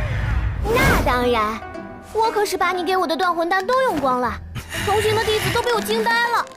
兰灵娥，虽然我有意让你用断魂丹结交万长老，但也没有叫你把所有的断魂丹都用光了。你这个败家师妹！师兄，你炸我！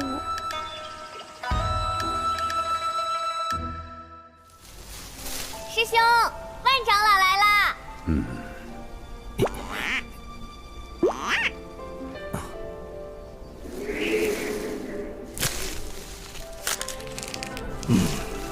断魂丹怎么炼？回万长老，取灵活心金血3分，密屋断魂草4分，红鱼草2分，废寨水少许。若预算只有20颗灵石，如何炼制？好好可怕的气氛啊！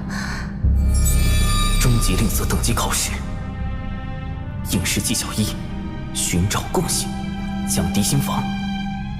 他既然抠门儿，那我就比他更抠门儿。4分秘巫断魂草改为5分寻常断魂草。10颗灵石了，不用花灵石，我与百凡殿葛长老交好，能以小琼峰灵鱼换他5分断魂草。养灵鱼也是一笔数目。灵鱼是师妹在喂养，她花的钱不能算在我头上。没错，就是我。灵狐心金血改为灵狐粪，红鱼草逾10万年可得。废债水可将旧鞋用狗尿腌制，算下来1颗灵石都不用花，就能用10万年培育一颗断魂丹。万长老是不是生气了？10万年，长寿，你竟能抠到这个地步吗？应试技巧2：共鸣师祖，建立共情。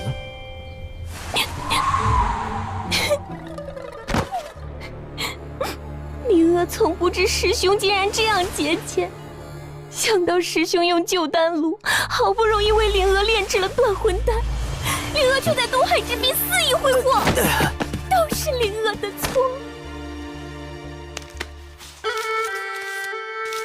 我日子过得苦一点没什么，只要师妹好好的就够了。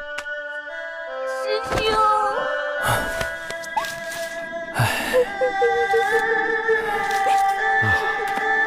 真是兄妹情深呐！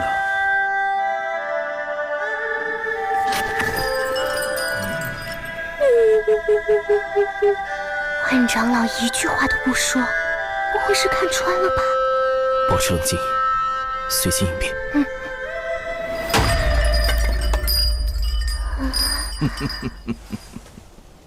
若论节俭，我还是不如你呀。完了，传说中的阴阳怪气大法。没有打探到万长老如此阴阳怪气，看来我搜集的资料还是不够齐全。这样拮据的生活，偏偏还有个挥霍的师妹，让你本就不富的生活雪上加霜。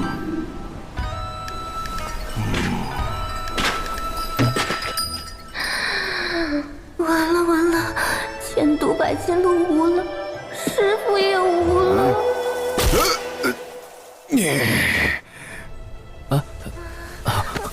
愧不敢当。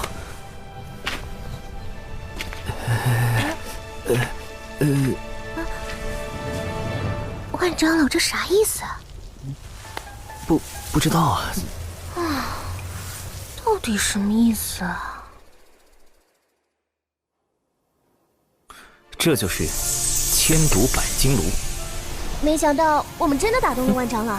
何止是打动，师伯说万长老对小琼峰的境遇倍感痛心，甚是怜悯。长寿不易呀！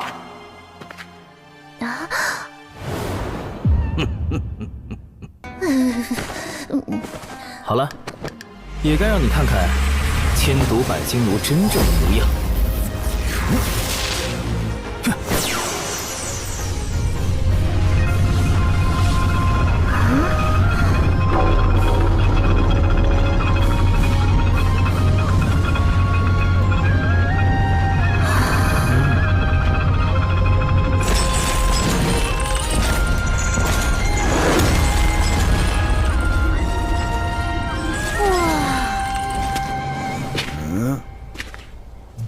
他们2个人呢？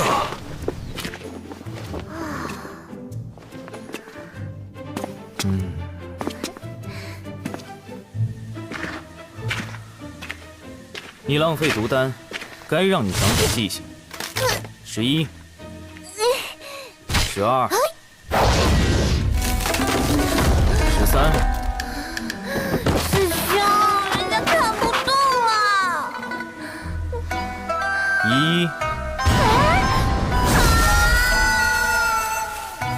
哎呀，年轻人真是血气方刚啊！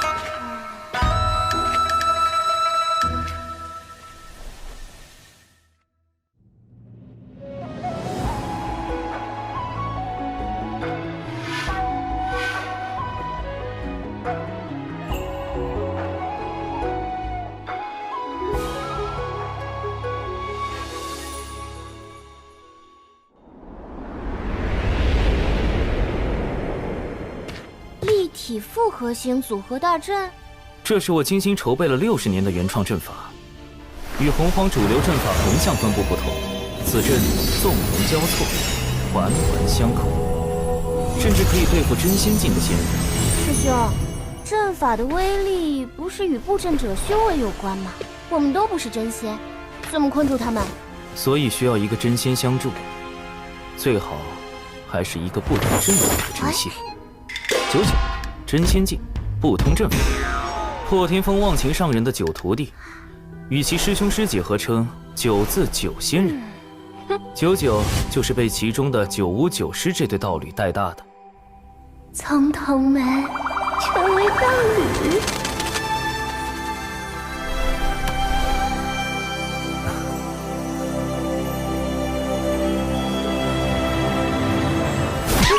想什么呢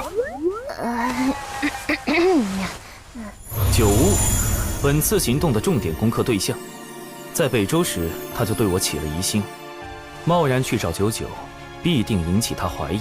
所以我们得想个办法，引开9无师伯。9无阴险狡诈，普通的办法对付不了他。99最近因被门内责罚戒酒而发愁，每日睡不着，一早起来就找9无撒娇，9无对此无可奈何。我们不如算好时间。师妹，布阵和炼制熔仙丹都需要99，你去找9无，只许成功，不许失败。9无师伯，求求你了！我也想帮你布阵，但我这里的订单已经排到500年以后了。可是小琼峰真的需要真仙指导布阵，就要真仙，就要真仙！哎呀，真仙，我上哪给你找真仙去啊？师兄，小九要喝酒。真仙，他就是真仙，你找他。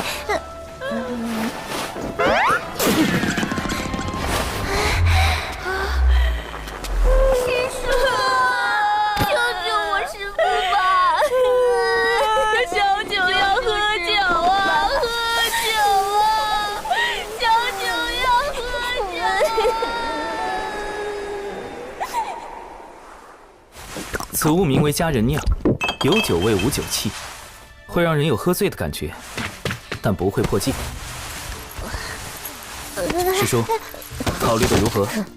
不就是布阵吗？咱就是布阵小天才。99师叔已经最迷糊了，哎呀，布阵，看我布阵！救命啊，师兄！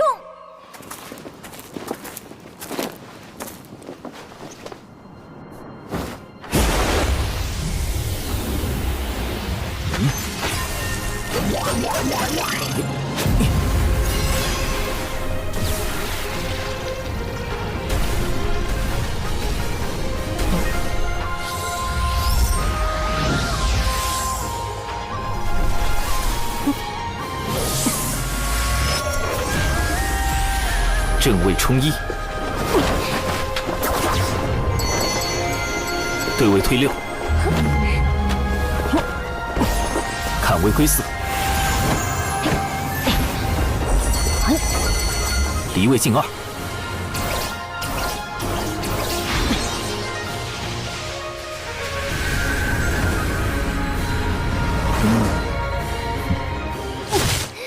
什么砍树做掩护，防止被师傅发现？我看他就是想和99师叔单独相处。臭师兄，给我断！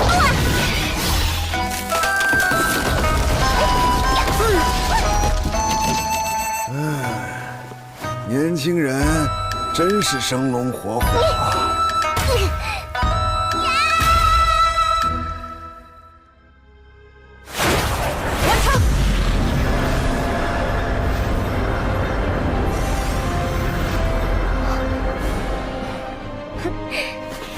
师兄，快让人家看看这阵法到底什么样。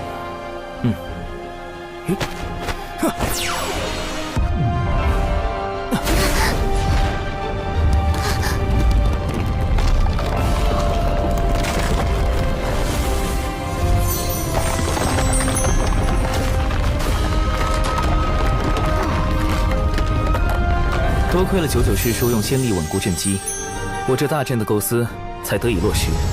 大阵已经建成，是时候炼制熔仙丹了。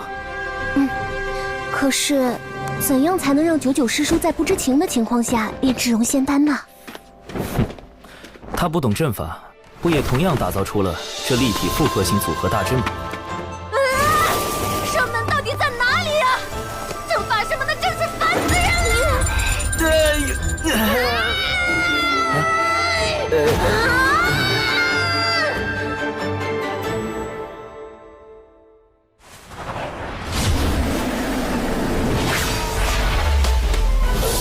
起！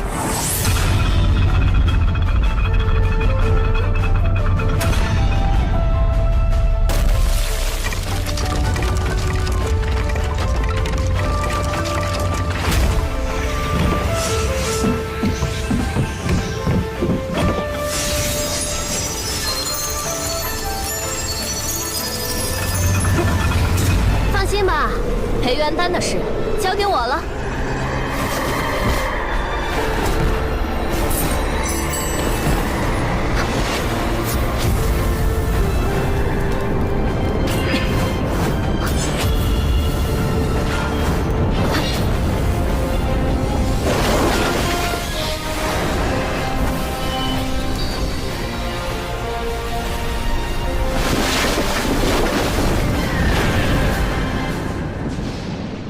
以小九的能力，绝不可能搭出这样的阵法来。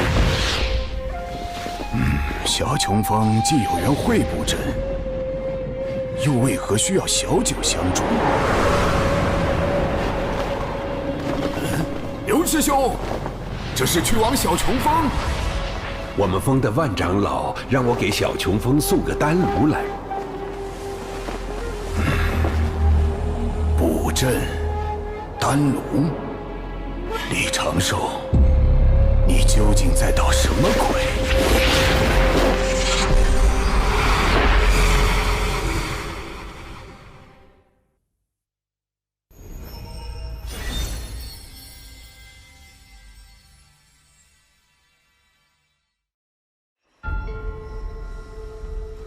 添加药材的顺序、药材的年份，甚至切块形状大小等。都已做到了精确，只要确保师叔保证稳定和纯粹的仙力支持，就能提高熔仙丹的成丹率。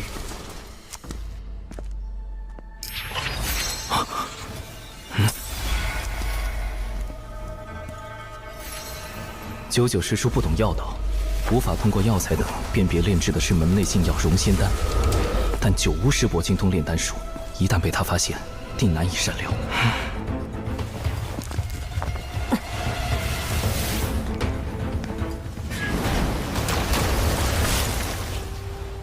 看来，得在丹药炼成前，将他拦在外面。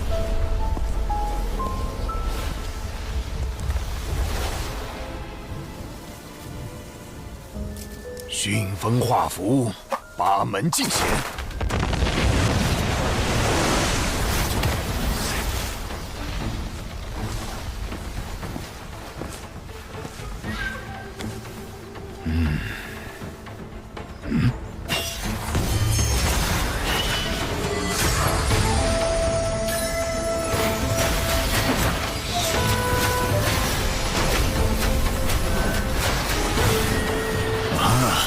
找到阵法的出口了，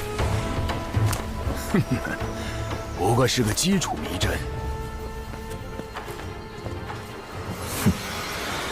一个基础迷阵，自然困不住主修阵法的九巫师伯。但若是有成百上千个，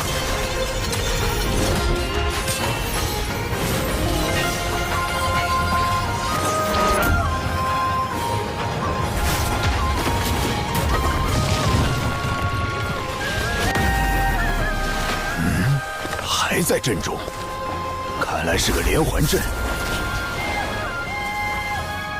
这次是灵月六转阵，此阵生门通常设在某一风穴内，风穴方位对应南斗六星：天府、天梁、天机、天同、天象、七杀。星分四野，为主七杀。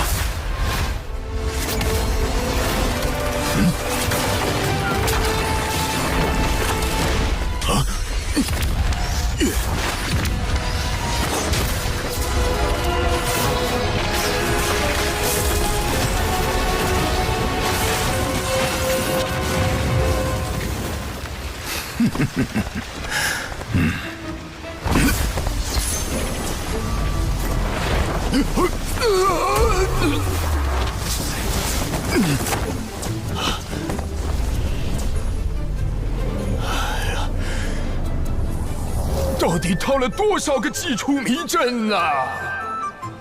虽然暂时困住了九无师伯，但时间拖得太久，定会加深他对我的怀疑。现在最重要的是尽快炼成融仙丹。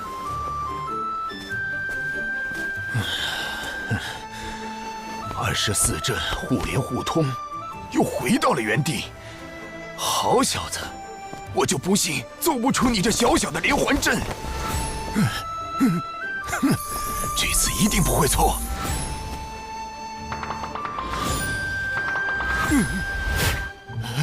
哎呦，这没道理呀！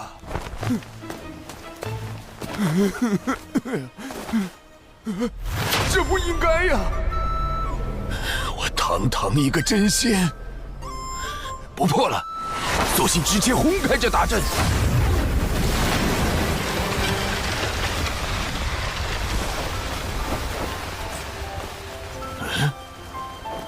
这么简单就破开了？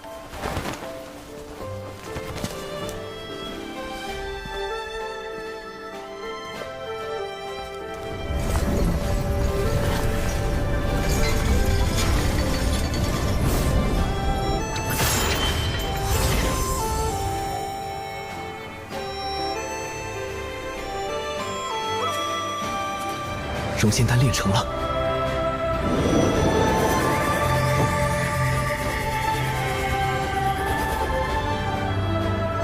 这就是培元丹啊！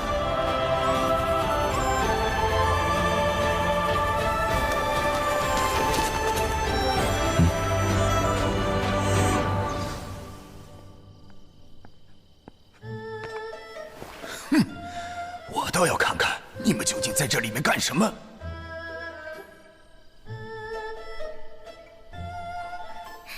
小兽兽，这不是我跟小石是情浓时才会有的称呼吗？他们好上了？你是不是忘了什么？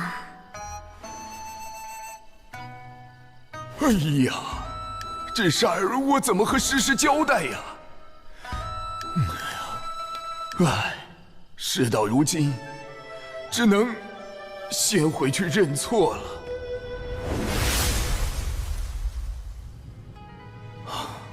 总算走了，幸好在炼成融仙丹时，及时解除大阵，避免了迷阵变成杀阵，暴露出我更多底牌。咱们说好的，炼成培元丹后，你要送我1年份的佳人酿。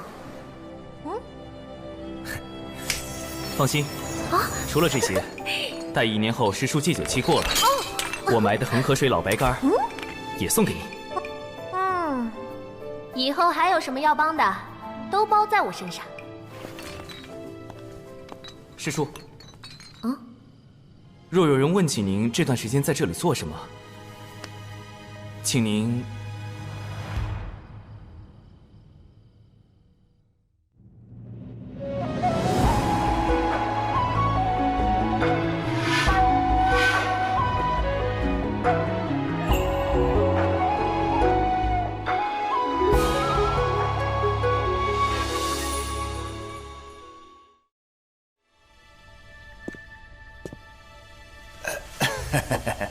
诗诗啊，其实小九是时候找个道侣了。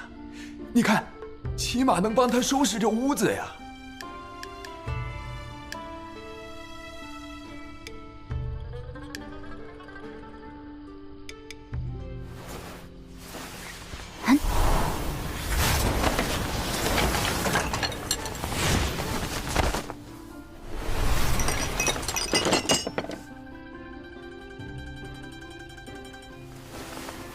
我们小九何须依靠他人？更何况，他才962岁6个月零15天。四师姐、五师兄，你们怎么来了？我刚出关，陪你师兄来看看你。小九啊，你是不是对？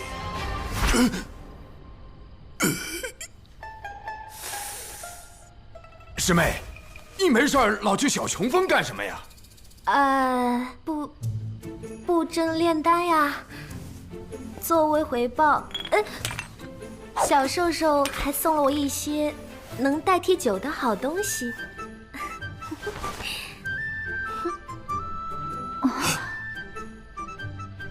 判断准确。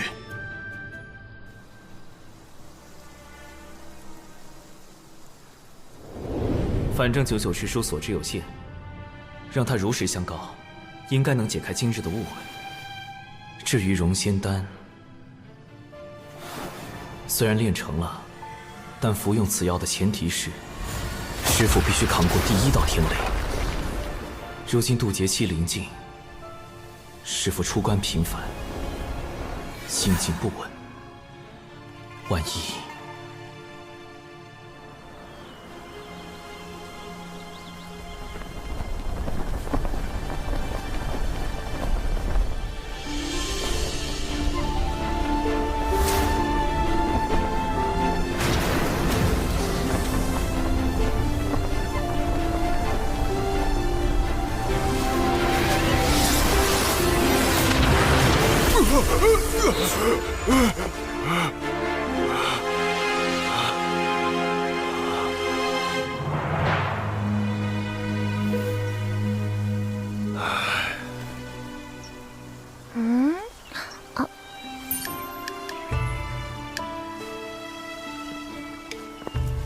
所以师兄，你让我砍树的另一个目的，就是制造第2套渡劫方案的这个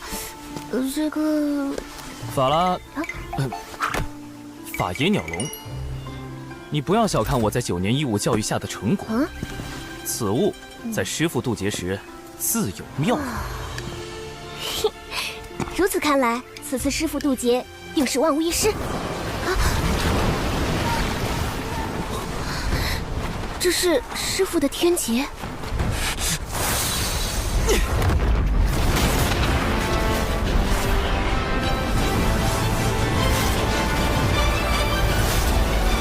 师父不在山中，师父此时不告而别，他定是怀着必死之心离开的。师妹，走，先找到师父，必须将融仙丹和法野鸟笼交给他。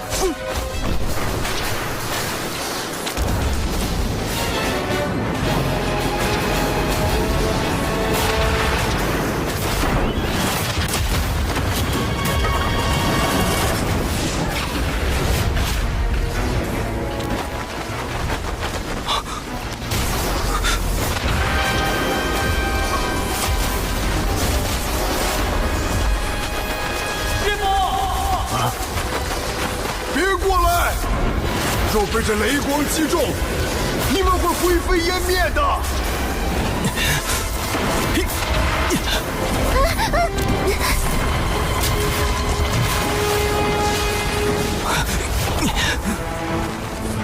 师妹，你在这里等候。师兄，师父会活着回来的，对吧？会的，一定会的。师父。长寿，为师天劫将至，你来凑什么热闹？快回去！弟子有办法助师父渡劫。为师的状况自己很清楚，你快带着灵儿回去。今后小琼峰就交给你打理了。我之前已央求过几个相熟的同门，平日多来帮扶。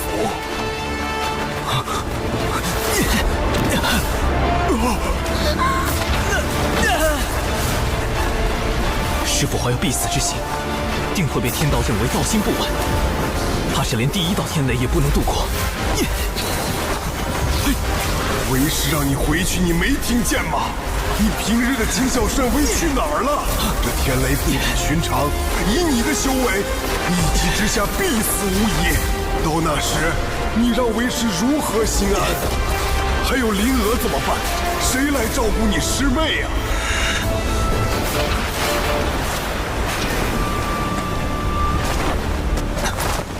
师父养育弟子，教导弟子100年，并引弟子入道，多年来从未有过苛责。弟子现在唯一能为师父做的，就是在天劫下为您挣得一线生机。你这又是何苦啊？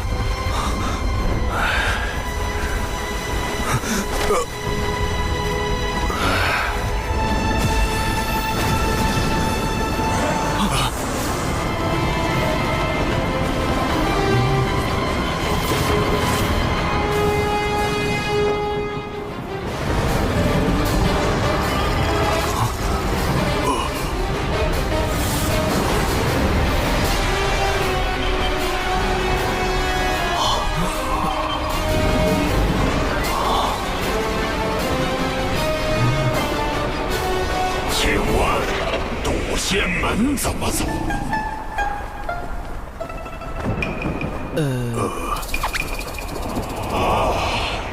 多谢。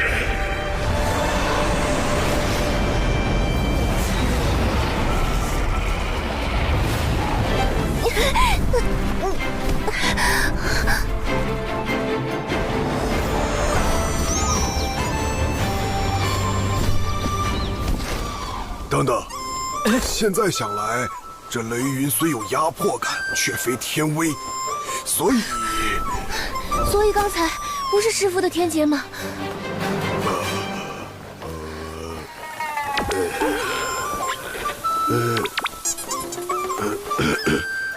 为师也是第一次渡劫，没经验嘛。都是乌龙。人家分明是青色的苍龙，怎么能说是乌龙？乌龙是黑色的。看那条苍龙的仙韵，修为已至天仙境。龙族一向隐居深海，与人族少有往来，而今竟派如此高手到渡仙门，恐怕会生变故，还是小心为上。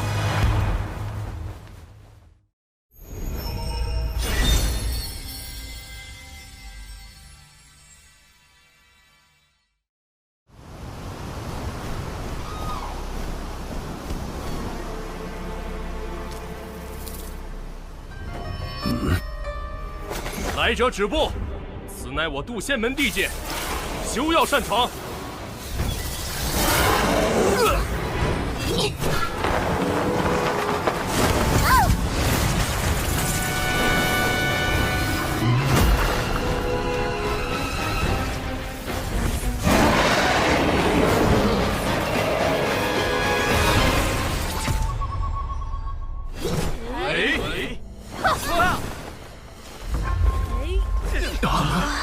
嫡喜，众弟子即可，随我迎敌。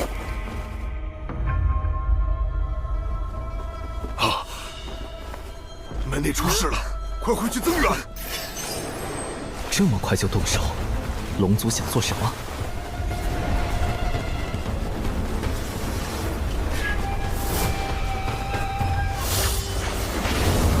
本将乃东海龙宫水军大先锋，特奉王爷前来。渡仙门主事之人，速出来接旨。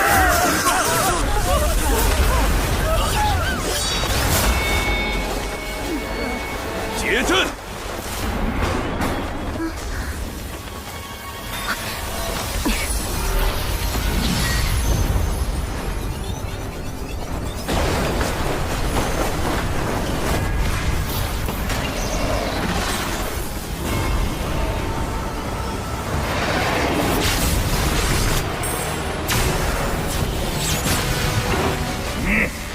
刚修成天仙，就敢来我渡仙门撒野，活腻了不成？师父，师父，师父，是叔祖。忘情上人，忘情，你便是渡仙门掌门，贫道不过门内散人罢了，见你这小龙太过无礼，才出来教导一番。放肆！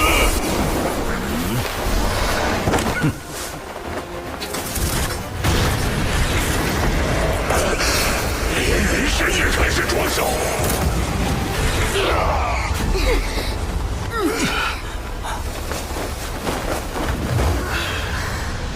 忘情上人的3元玄火功法真绝妙，若能习得一二，无论炼丹还是强身健体，都大有助益。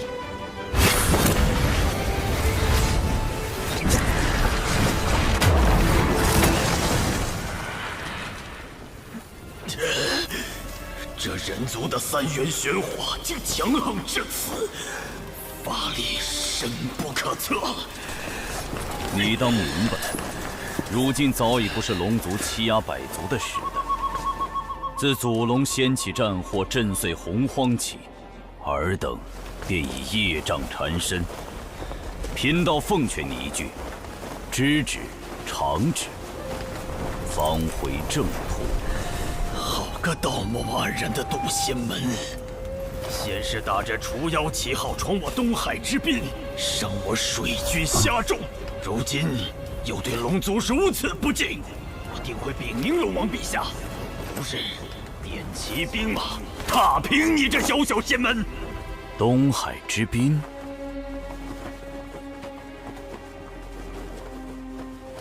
忘情上人，此前降妖历练时，小琼峰弟子兰陵娥为保护同伴，情急之下伤了一些虾妖。小琼峰，长寿师兄的师门。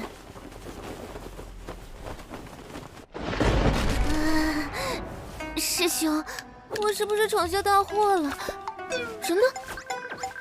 虾妖怎么突然变成了东海水军？事有蹊跷。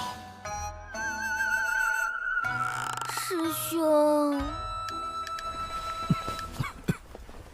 误伤东海水军的罪业，渡仙门定会查明缘由，倾力偿还。只是东海之滨乃五部洲交界处，有百族共享，何来闯入一说？看来是龙宫静守东海太久，让你们人族练气失望了。早在远古，龙族便已将东海划为属地，东海之滨亦是龙族门户，怎容人族随意踏足？龙王陛下谕旨，3日后召开东海大会，东海之滨归属何处？届时自有分晓。若龙族霸占东海之滨，就等于彻底掌控了通往五部洲的交通要塞，威慑百族。恐怕从布置虾妖之乱到召开大会，都是龙族的算计。龙族避世多年，此番大动干戈，只怕难以善了。将军使命既已完成，贫道就不远送了。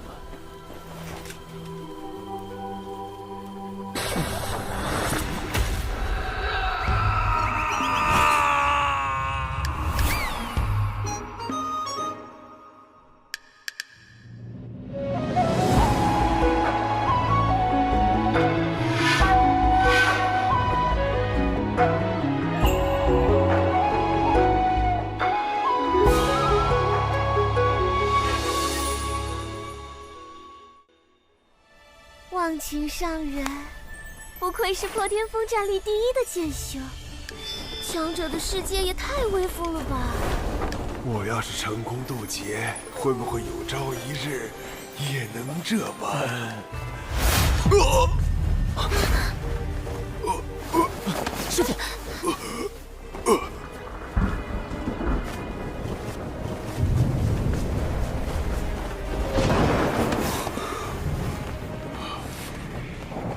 师父雷劫已至，必须马上回小琼峰，启动避雷方案。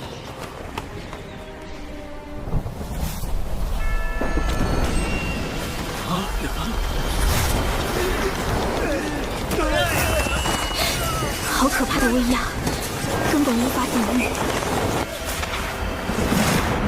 此乃大道天威，有人要渡劫了。们暂且退避，莫要被天劫冲杀，神陨道消。劫云在小琼峰方向，难道是奇缘师兄？他道基残损，如何敌得过重重天雷？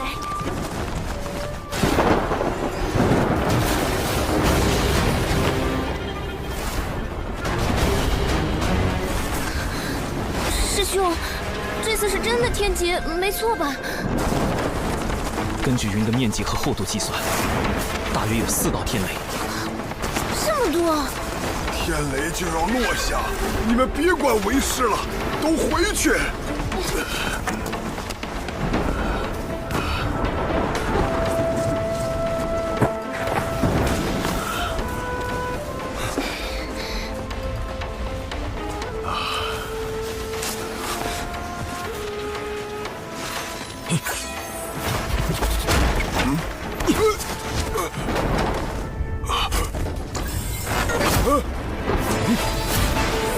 把为师关起来做什么？这是何物啊？一种抵御天雷的法宝，名唤法眼鸟笼。师父待在里面，不要走动，不要接触围栏。快走，别白费力气了。天雷不会被任何法宝阻隔。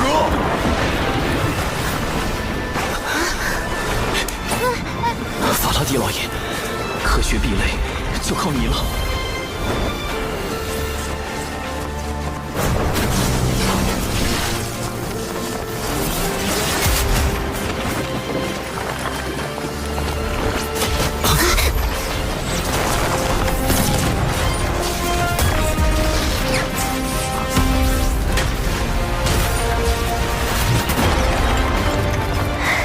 成功了！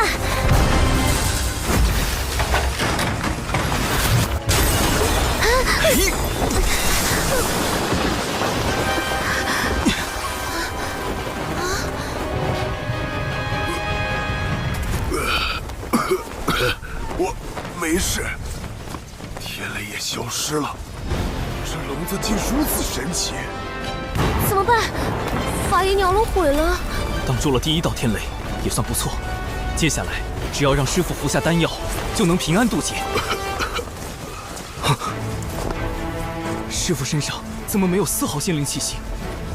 难道是因为没有正面承受天劫？糟糕，没有仙灵之力，师父服下融仙丹的瞬间就会形神俱灭。天劫本该由渡劫者一力承担，容不得投机取巧。剩下的天雷，让为师自己来。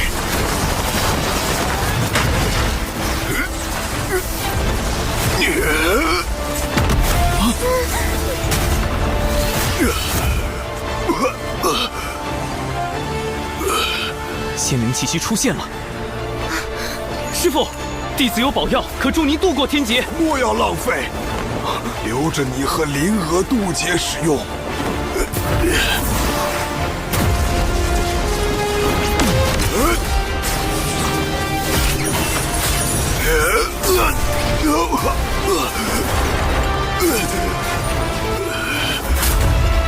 师父！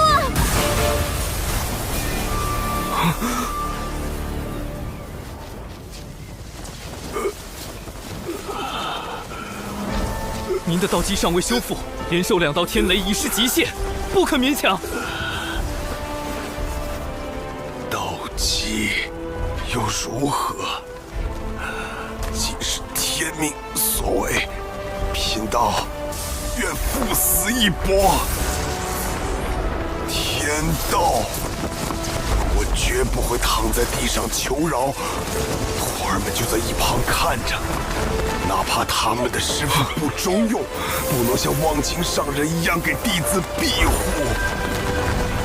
贫道也要站着死，给他们最后的荣光。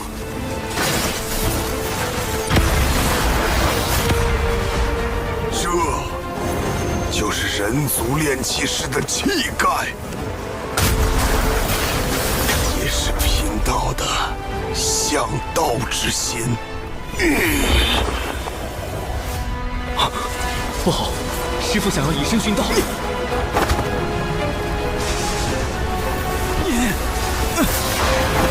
长寿！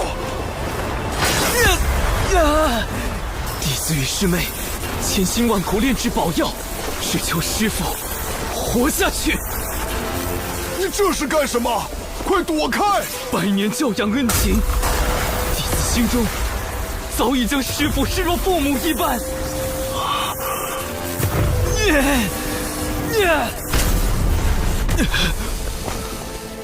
为人子女，如何能眼睁睁望着至亲消陨？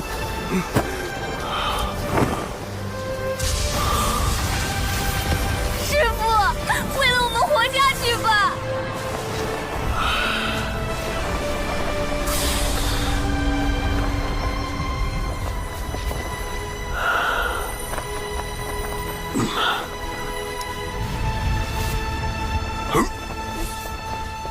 为师尽全力拼这一次。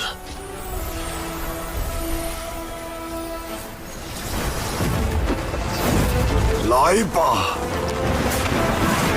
让贫道见见最后一道天雷。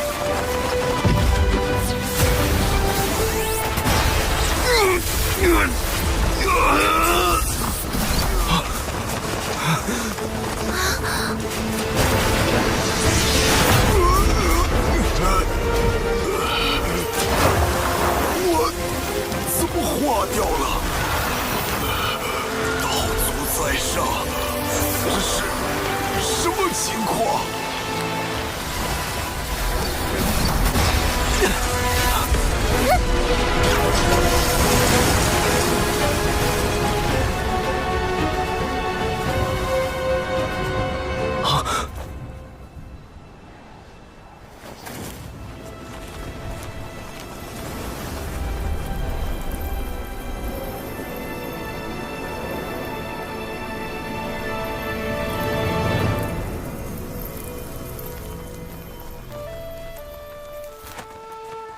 劫运无常，为道心坚毅，得天地西归。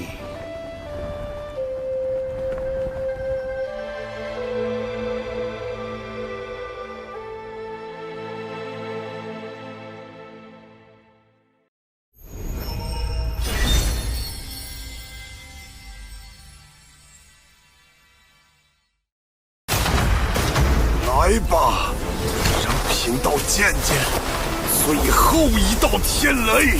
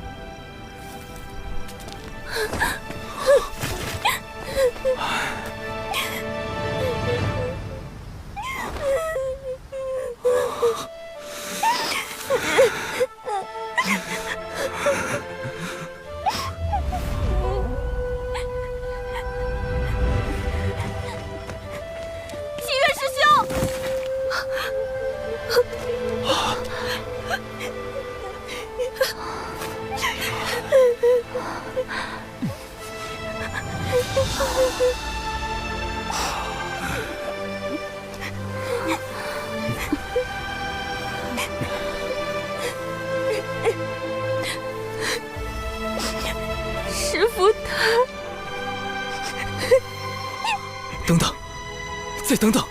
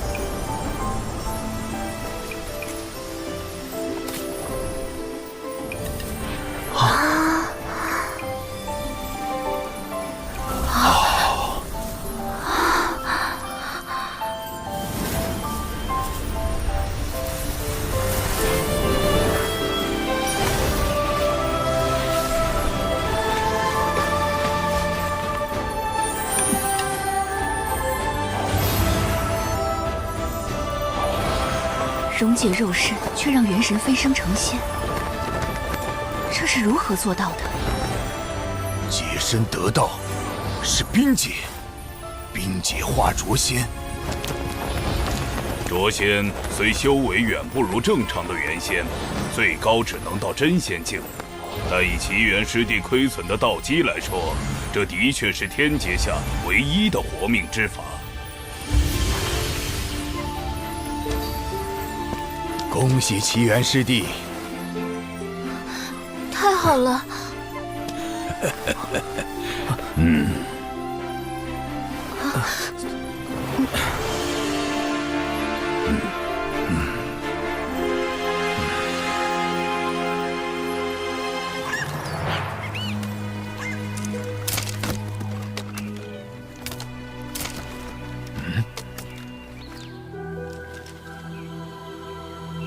龙仙丹。回众与上人，望请上人，东海除妖之事已查清，当年确有虾妖为祸。柳师侄带领弟子前去除妖，兰陵娥利用断魂丹重创虾妖，在场并无旁人，更没有所谓的龙宫水军。倒是错怪他了。东海除妖之事已过去2年，他们为何现在才约定东海大会？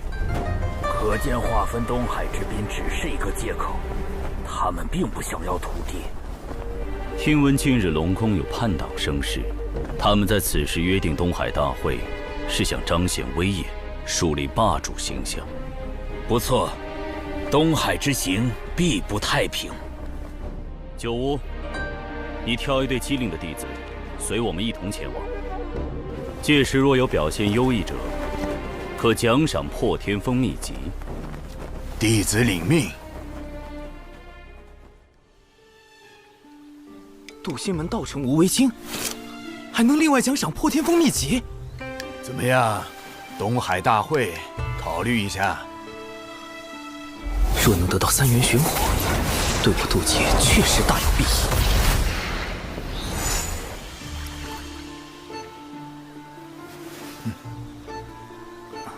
弟子修行尚浅，恐怕要辜负师伯美意了。师侄谦虚了，我知你精于炼毒。你之前给灵娥炼的那个叫什么丹来着？融仙丹。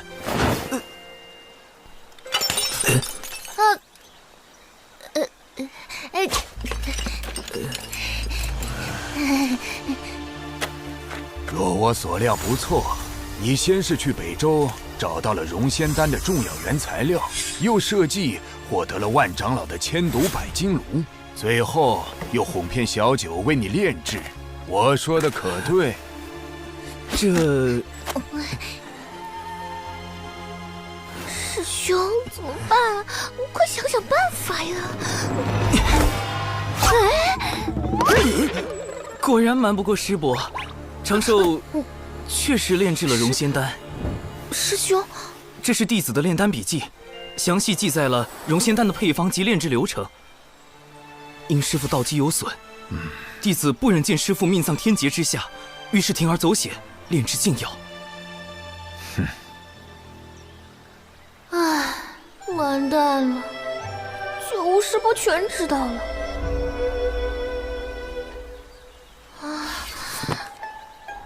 这就是暴风雨前的宁静啊！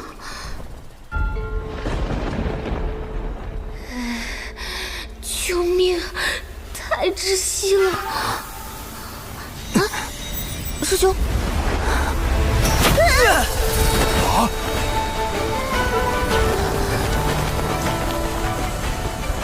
师兄！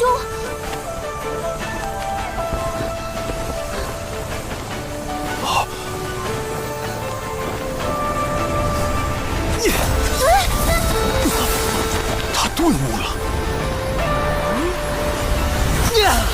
半虚六阶，好小子！啊，我竟然又顿悟了。什么情况？罢了，融仙丹一事我可以不追究，但东海大会你必须去。这，否则我治你一个私炼禁药之罪。弟子领命。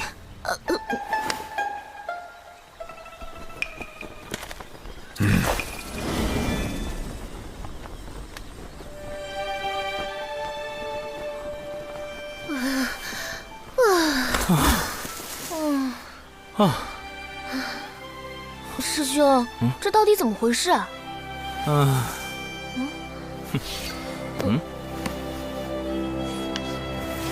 融仙丹主要成分，3经碧波蛇舌头。我故意将错误的炼丹笔记交给九巫师伯，因此他断定我有心无力，并没有炼制出真正的融仙丹。那刚才的顿悟，顿悟是真，修为是假。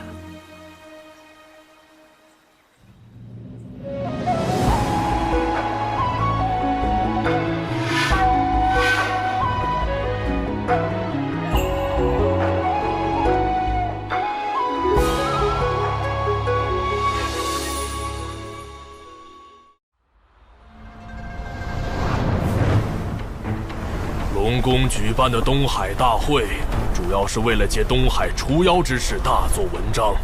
你们作为随行弟子，需龙宫弟子以守类攻类的方式夺宝，届时龙宫定会找机会刁难。你们是当代弟子中修为最高，或是最为机警之人，需沉着应对。不可使我人教风度。是。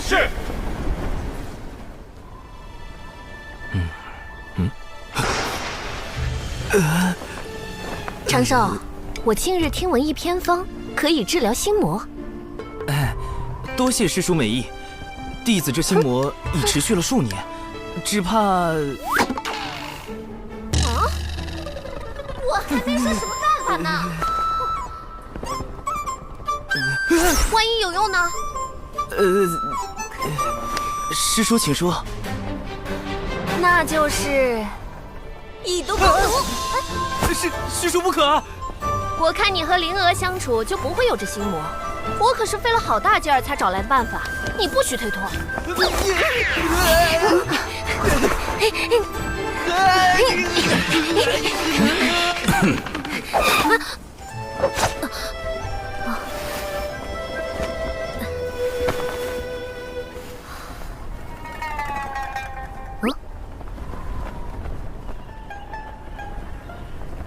原来99师叔在忘情上人面前这么紧张，倒也有趣。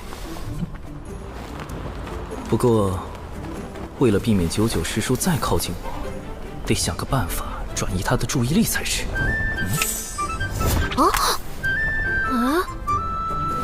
这是魔方，我教你口诀，这样。哇！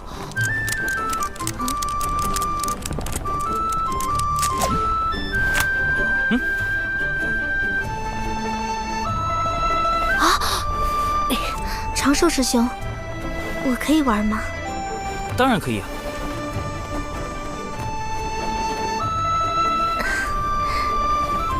倒是有心了。糟糕，这个洞，有毒识破我了吗？他是故意的吗？我要不要抽搐？有毒，你不要靠近我！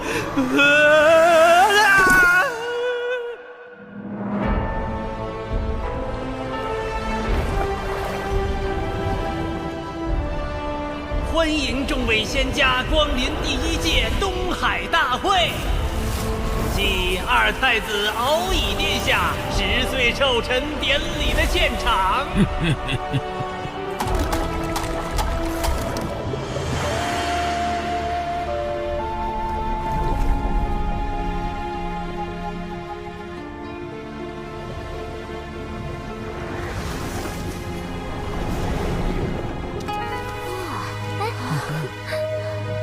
众羽上人与忘情上人，请往品仙台洽谈，其余弟子去宴客区就坐。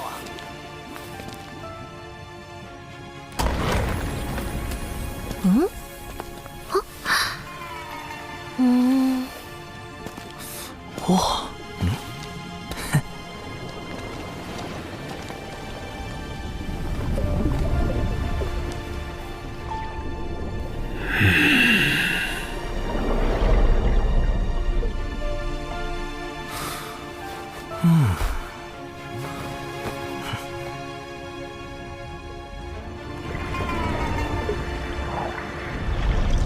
龙宫可真气派。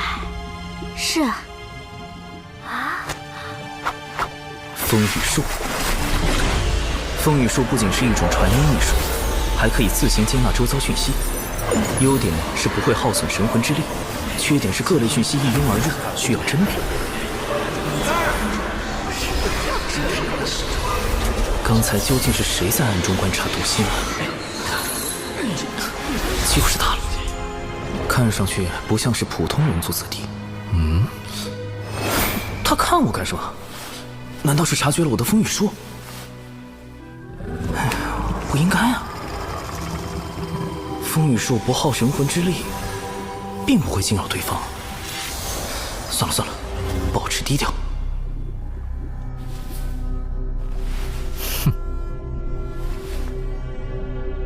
众所周知，我龙族历史悠久，自远古以来便是百族中的佼佼者，底蕴丰富，高手如云。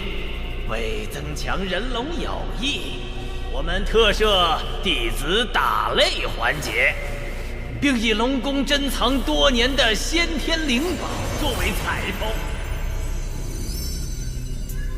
也就是我龙宫实力雄厚，才愿拿出如此宝物，众弟子需踊跃表现。这龙族就爱搞些假把式宣扬威风，谁不知道龙族如今的困境？慎言。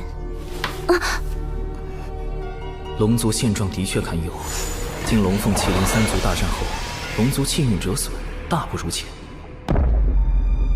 如今天道大兴人族，道门三教盛行，他们却好似还沉浸在往日迷梦中。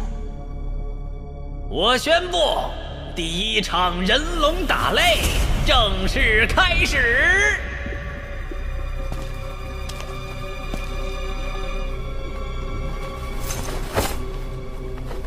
你与本太子切磋一二。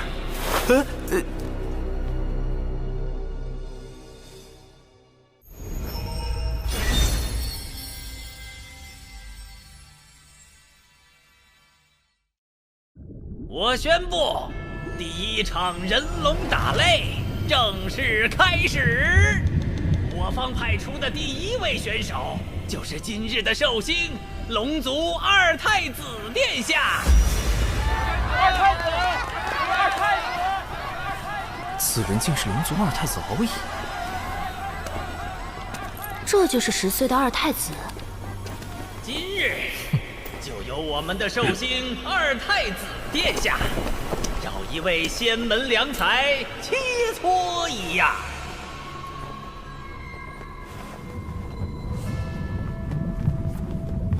等等，他为什么一直盯着我？不妙。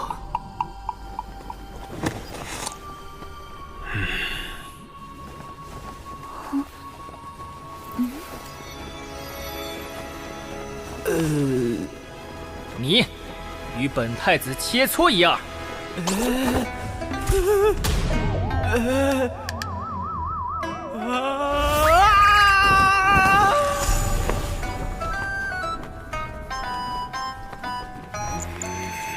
殿下是不是看错人了？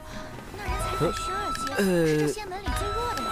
殿下，选那个女子，还有反虚8阶。这是殿下的策略。首战要赢得有气势，才能彰显龙宫威严。当然得选个最弱的。这小龙路子这么野。长寿才刚突破到反虚2阶，怎么打得过龙宫一个归到6阶的？这本来是要羞辱我毒仙门。二太子，你是要与我长寿师侄切磋吗？不错，让他上场吧。欺人太甚！此战绝不能赢，否则比试时气息稍有不稳，就会突破到归道境巅峰。随之而来的便是成仙天劫。你，二太子，长寿自知修为浅薄，不是您的对手，还请殿下另择他人。师叔，弟子愿带长寿师兄上场。我就选定你了，如此推脱，不如让你们师门仙长直接向龙宫跪拜认输。二太子此举有些不妥吧？他的修为境界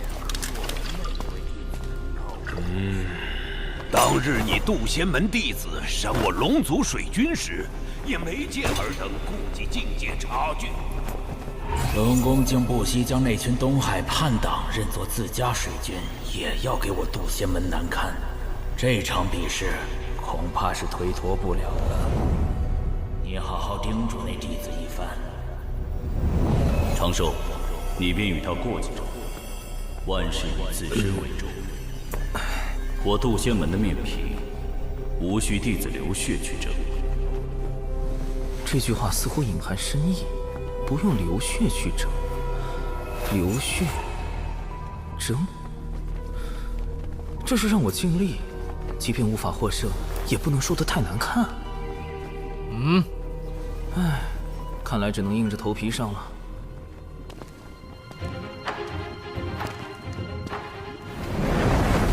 这次比试以水莲台为界，退到外围即为认输，双方点到为止。且慢！怎么了，二太子？你我不如转个文斗？废话太多，看打！龙宫大佬云集，稍有不慎就会暴露，必须速战速决。九龙探云步，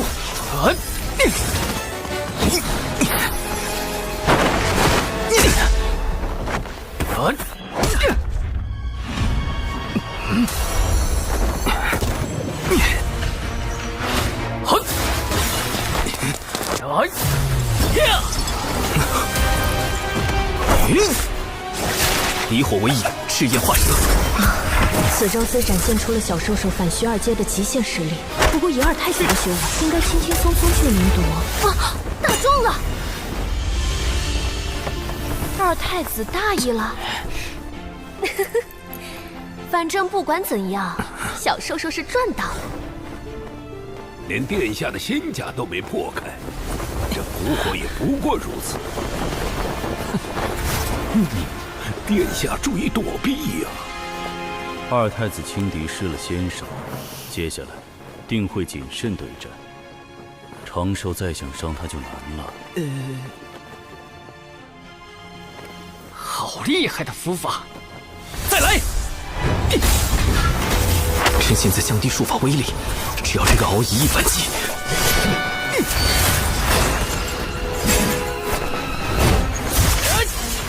符引旋风，起！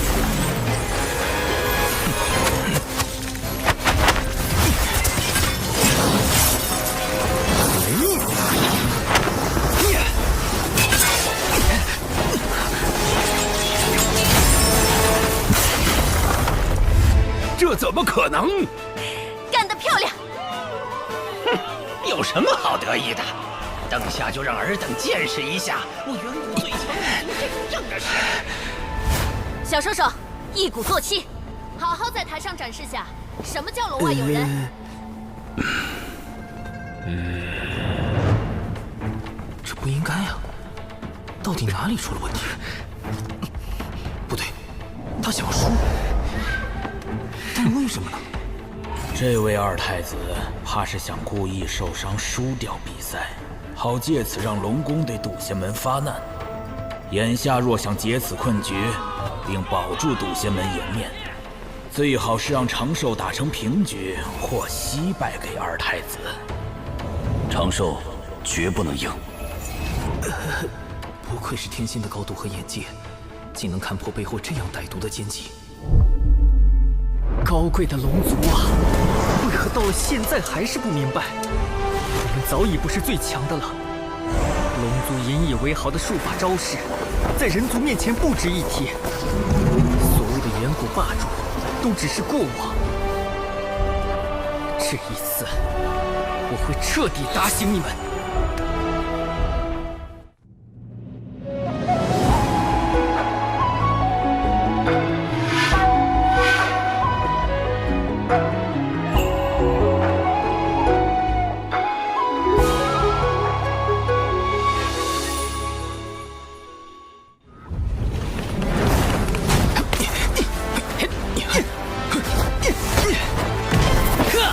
只是，若龙宫真的想用敖乙受伤来惹事，为何非要选择我这样一个最弱的弟子？躲不掉了。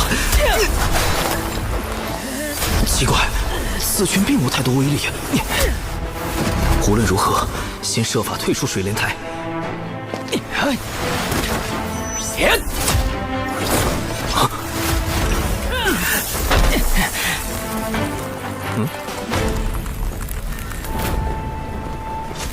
你这是一点机会都不给我呀！不过，我不会让你得逞的。好强的后劲！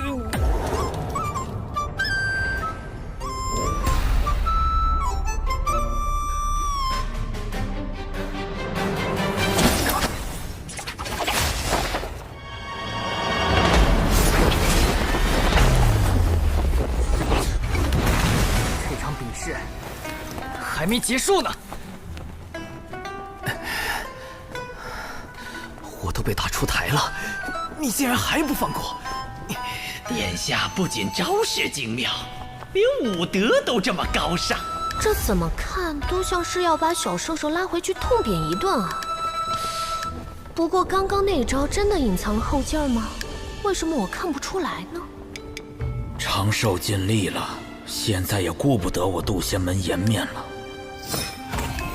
长寿，无论如何必须输掉比试。哪怕输得难看也无妨。是时候展现我精湛的演技了。接下来，一决胜负吧！我会让你领略到龙族真正的手段。去死吧！无影震雷，妙法归一。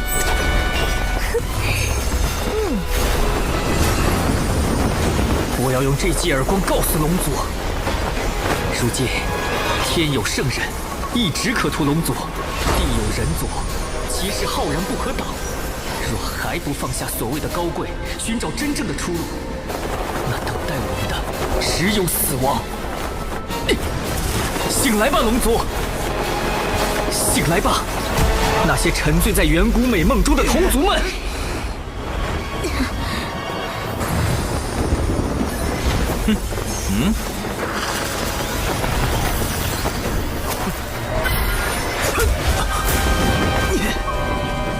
这么狠，完全不留余地！你不要低估本太子的决心！不是你死，就是我亡！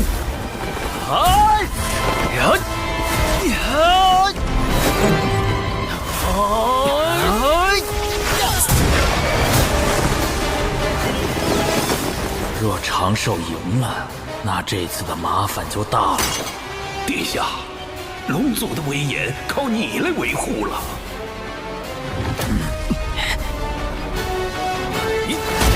啊！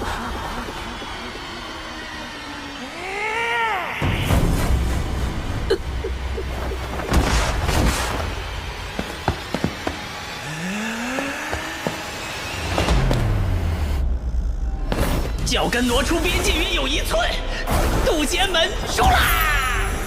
啊！殿下好帅好帅呀！长寿师兄输的也太难看了，果然还是输了。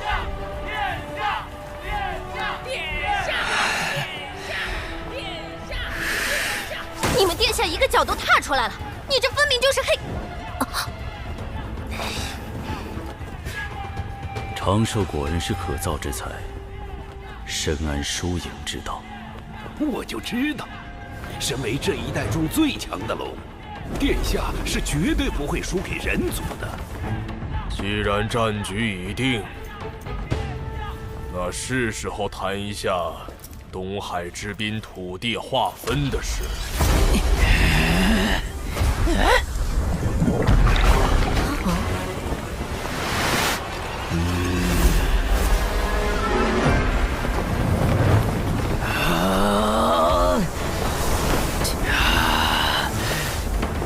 殿下放心，此战我龙宫必胜无疑。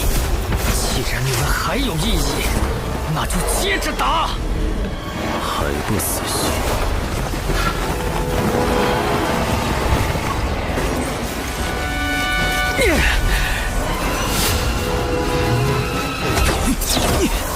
实则不由自主就挡住了。这攻击看似朝外，实则是将力道回转自身。难道他想，即使没人懂得本太子的决心，我也绝不放弃。哪怕是自镇元神，你终究还是输我一筹。完了！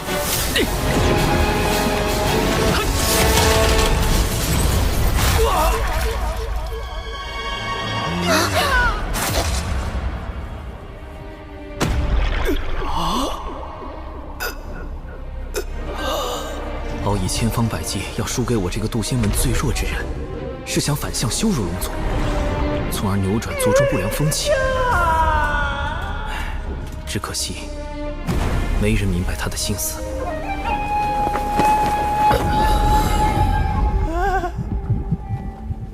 抓住他！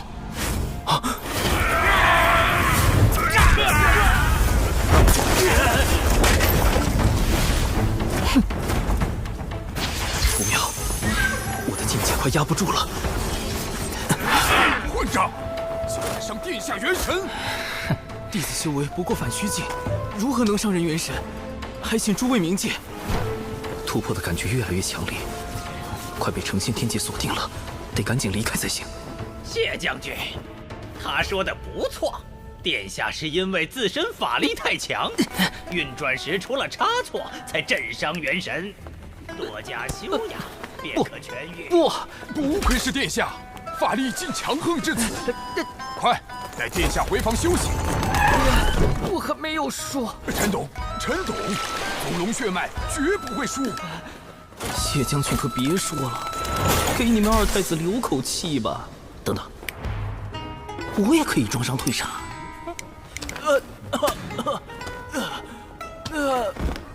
长寿师兄，你的伤势如何？无碍。哎呀，伤成这样还逞什么强？那二太子实在太过分，摆明要欺负人才故意选了长寿。玄雅，咱们一会儿为他报仇，让那些龙子龙孙知道渡仙门的厉害。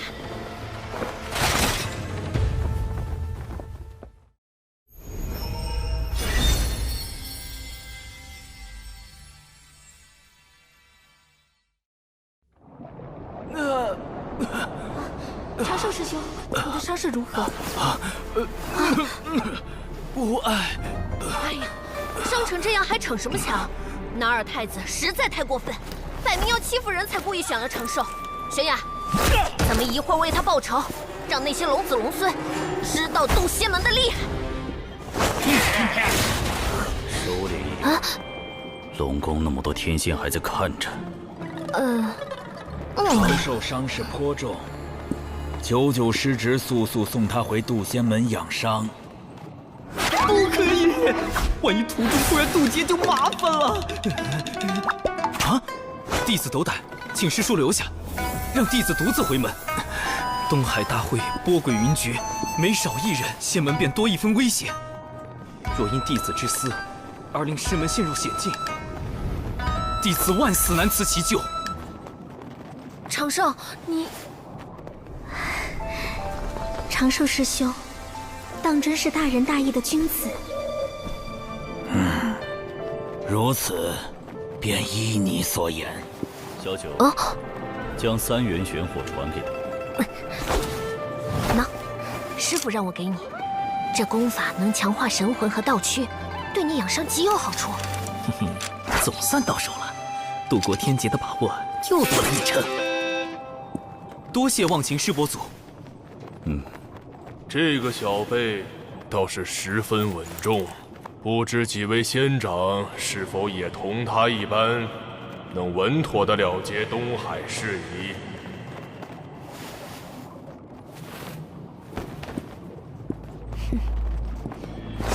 接下来，龙宫的对手是我。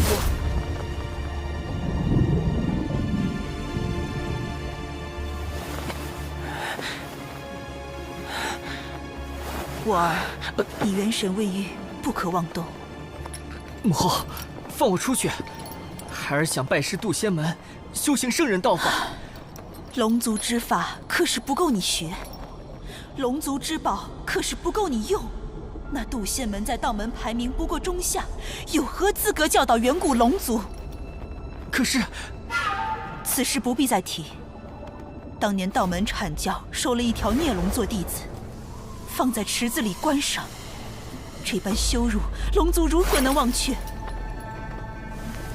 我儿啊，你还是静心养伤吧。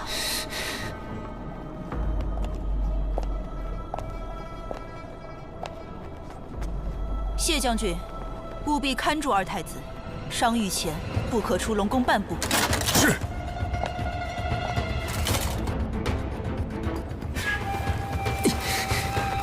母后，你不懂，只有我这个二太子败在小小渡仙门，才能撕碎龙族扭曲的骄傲，找到挽回龙族气运的新出路。渡仙门，我去定了。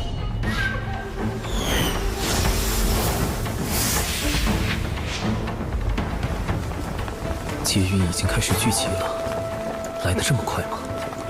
此处距离渡仙门5000里，距离东海逾万里。龙宫应当探查不到天劫的动静。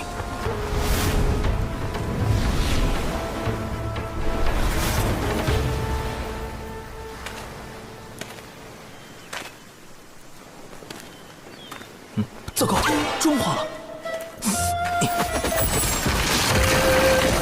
果然，易容术和幻形术还是容易出差错，再加上防水特效妆，才算3重保险。这个岛屿虽然足够隐蔽，但结构复杂，藏身之地反而太多了。不妥。这里构造简单，不会引起旁人注意。海流有点不对劲。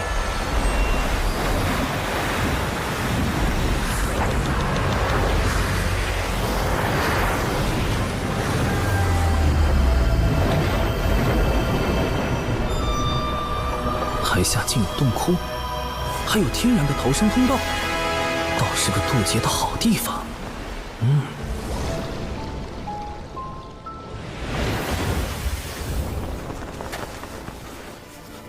哇！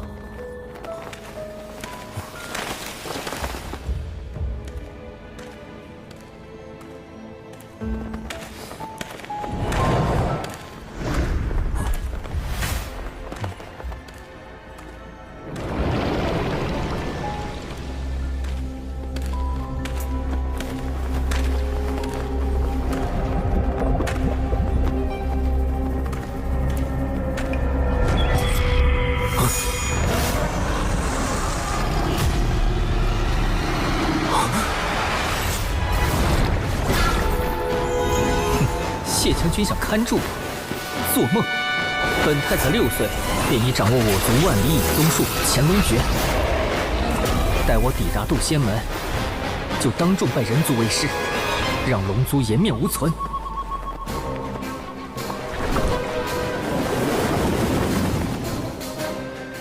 哪来的道人？莫非他探查到我的存在？龙族秘术乾隆诀已经落后至此了吗？不行，不能让他暴露我的行踪。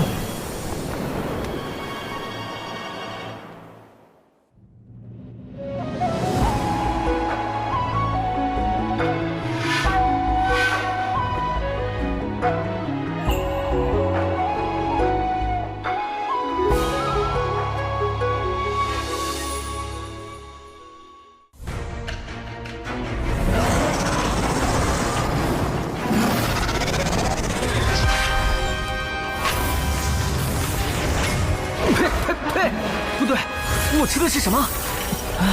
迷药！龙宫居然在此设伏，好险，差点中计了。又龙抗药性都这么强，看来软仙散还要改进配方。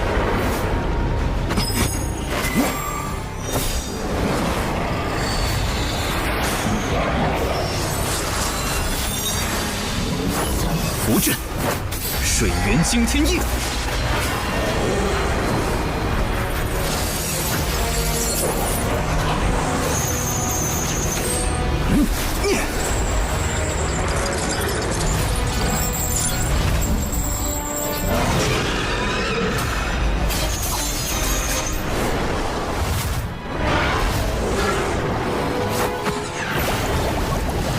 好快的盾法！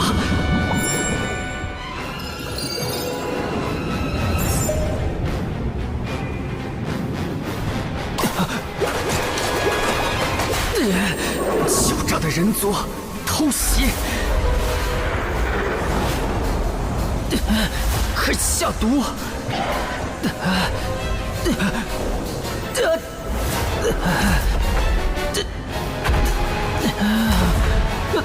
不对，是酒。这声音是敖乙，他怎么跑到这里来了？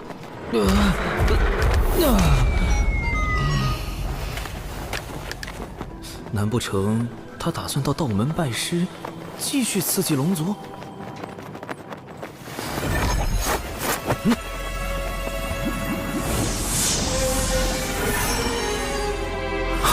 符咒，一旦有人对敖乙下杀手，就会被符咒锁定元神，遭到龙族追杀。万一龙族发现是人族袭击了他，事情越闹越大，牵扯到我的天劫就不妙了。既不能灭口，又不能放任这个隐患，哼，那就只有物理性洗龙灭迹。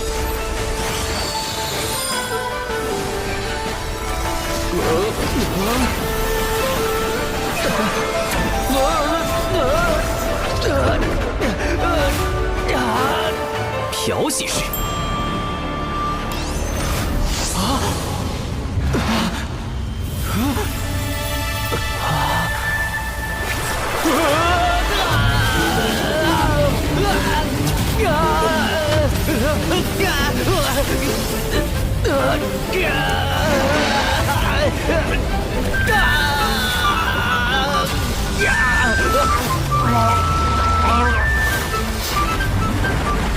滚筒式。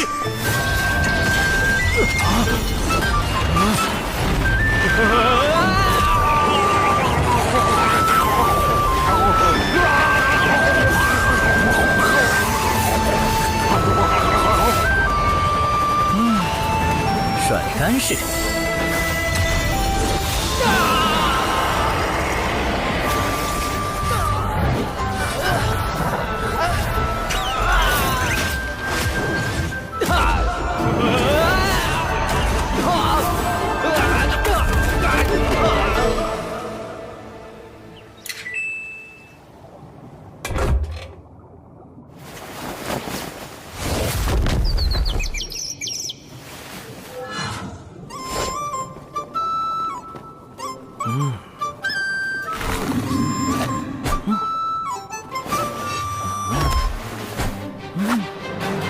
很好，残留的指纹、药物、纸人、法术痕迹都已清理干净。哼，敖乙，你我就此了断因果，往后莫要再见了。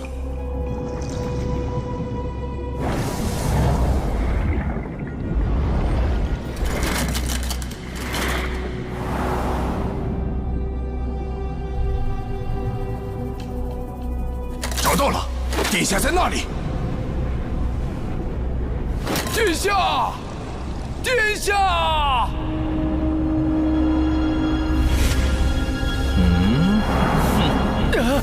不要过来！不要靠近我！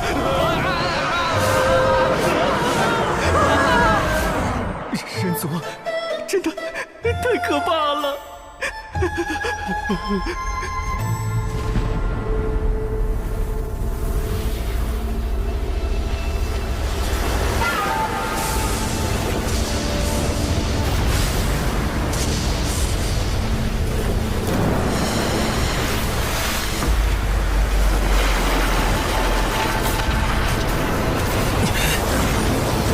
火星遁法，水遁。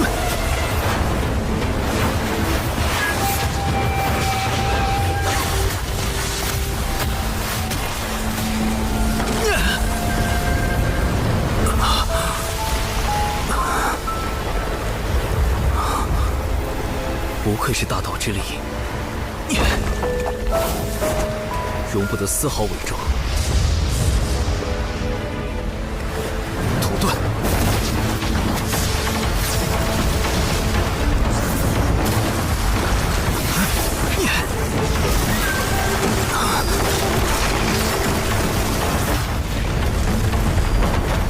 木遁。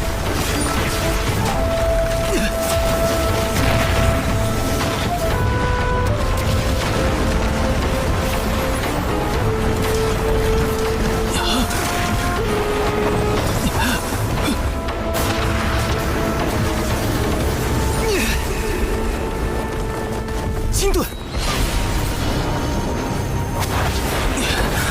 还好前些年为了防止意外，多准备了几处渡劫地印记。成仙天劫终于要来了。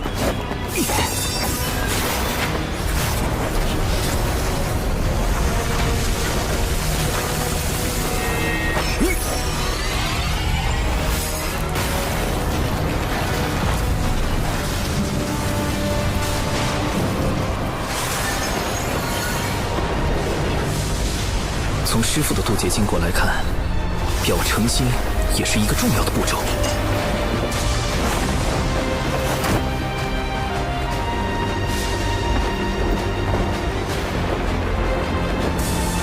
道门弟子李长寿，惊奇苍天，弟子诚心立自身之道，称无忧之仙。天苍地明，我道长宁，感念苍天落下成道之劫，将成仙机缘。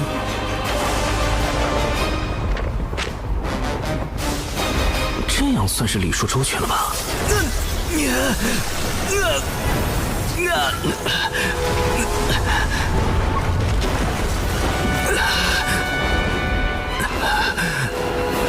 好强的道运，难道这就是天道的回应？洪荒无量，劫灭生，唯道是存。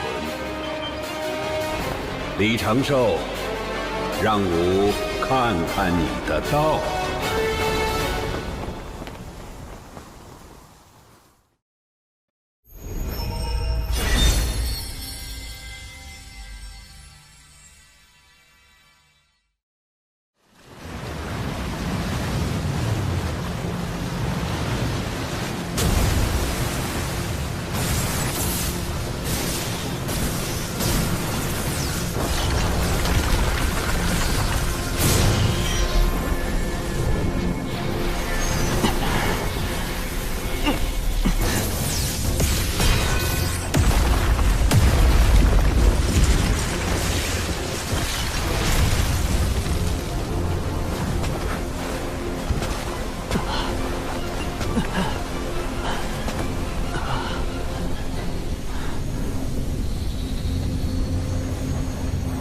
仿佛成了一个遥远的梦，短暂且美好。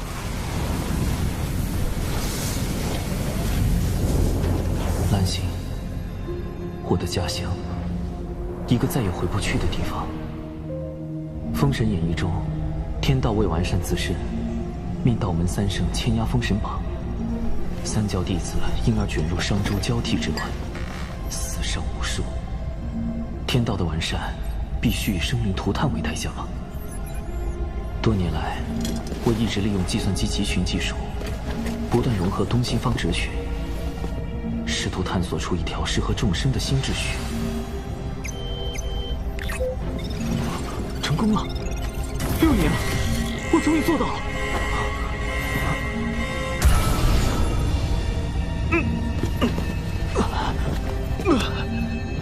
这破答案要解密6年，我要你这电脑有屁用！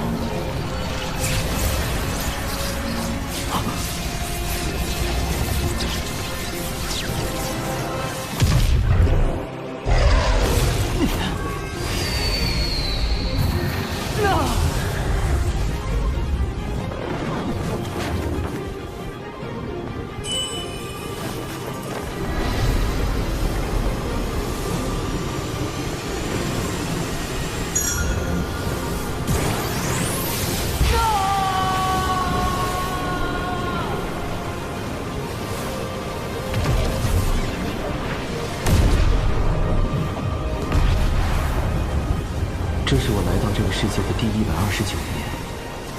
眺望洪荒的未来，天道未完善自身，必会开启封神。新人一旦死后封神，便会被剥夺自由，丧失自我意识，彻底沦为天道的棋子。这根本就是一场劫难。为避免卷入封神大劫，我已暗中筹备数个方案，而眼下，劫云来了。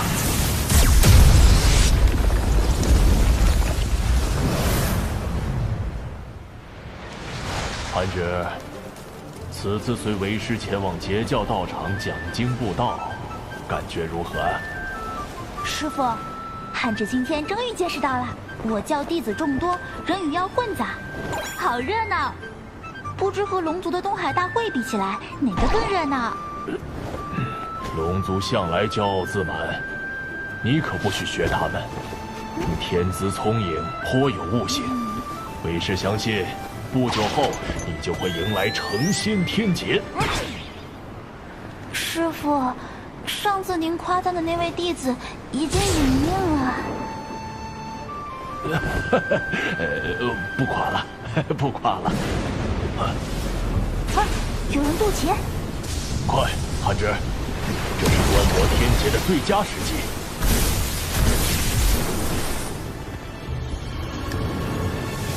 渡劫好像已经结束了耶。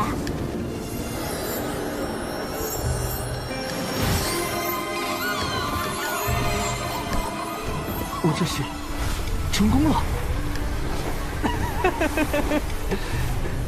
师傅，他要飞升了。这大门后便是仙路吧？不错，依我看，他潜力无限，马上就要飞升成为天仙了。这位不知名的道友，你自求多福吧。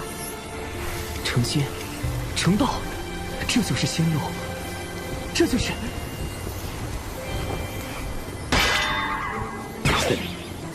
这，等会儿。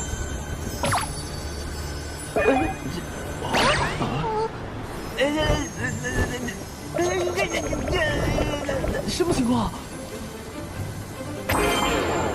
为什么只有上半身变为了仙躯？现在该怎么办？主动劫车，让上半身飞升，下半身也很重要啊！又不是跟练辟邪剑法一样，有些东西能说不要就不要了。且慢！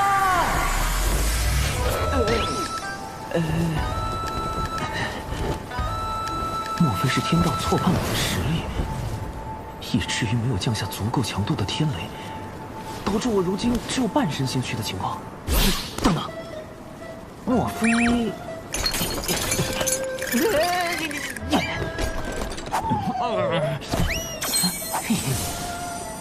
果然是火德玉遮蔽了天道。火德玉防推算，可以防止被人推算修为、来历。丢掉。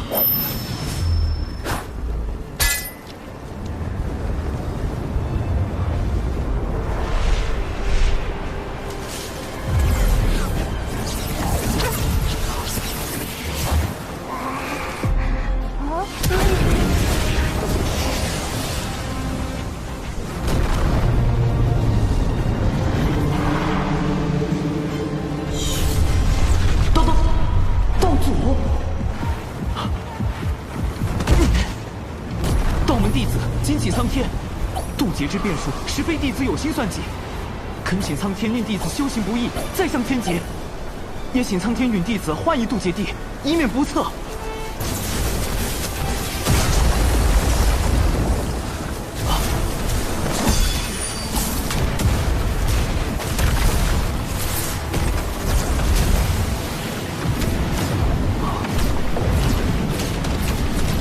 好在此前为防渡劫有人捣乱，特意多选了几处渡劫地。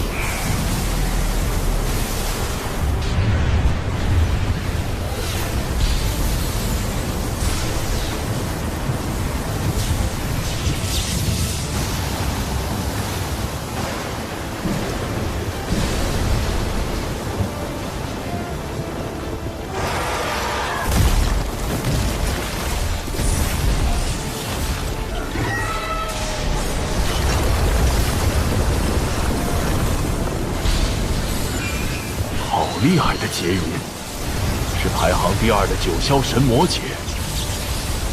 天道真是被我激怒了，麻烦大了。大野鸟龙虎。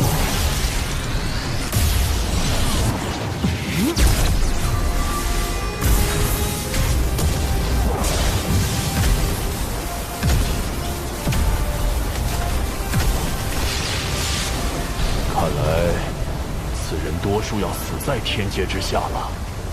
看来此人还有一线生机。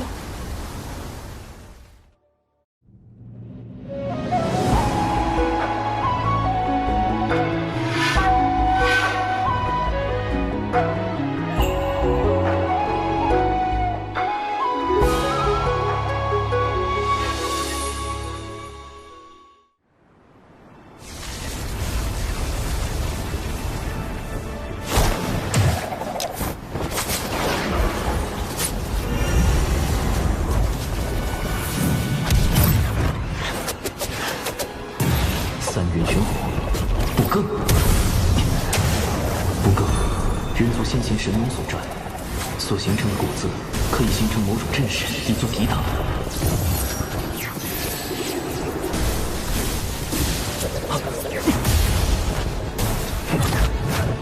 最后一道天劫不对劲，奇怪，除了天劫，好像还有其他东西。不急，在此地看看他能否撑过最后一道，理应是撑不过的。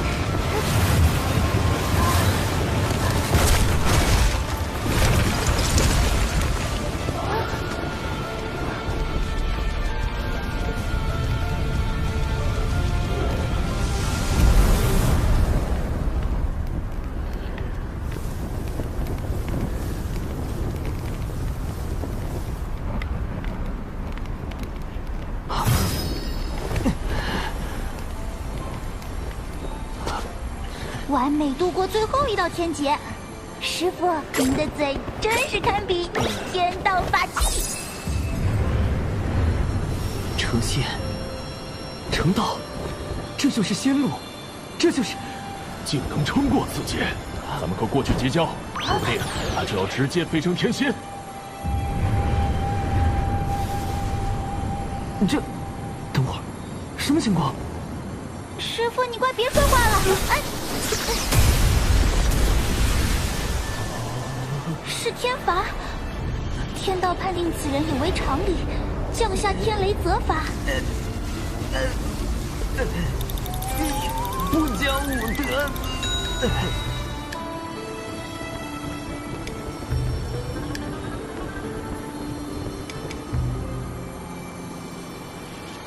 朵青莲稻花，便是师傅您说的道门标识吧？3朵稻花分别代表精气神，花瓣越多，则道基越圆满，潜力越大。历经此劫，我的稻花瓣数有27瓣，修至81瓣，但最后一道天罚让稻花有了不小的损伤，我得赶紧找个地方疗伤。嘿，道友，吾师徒乃截教金鳌岛炼气士，无名元泽，无名寒指，特来为道友祝贺。金鳌岛寒指，难道是在封神大劫中死于大神鞭下，魂归封神榜的寒之仙？绝不能与大劫之人有任何牵扯。哎呀，恭贺道友飞升天仙！跑！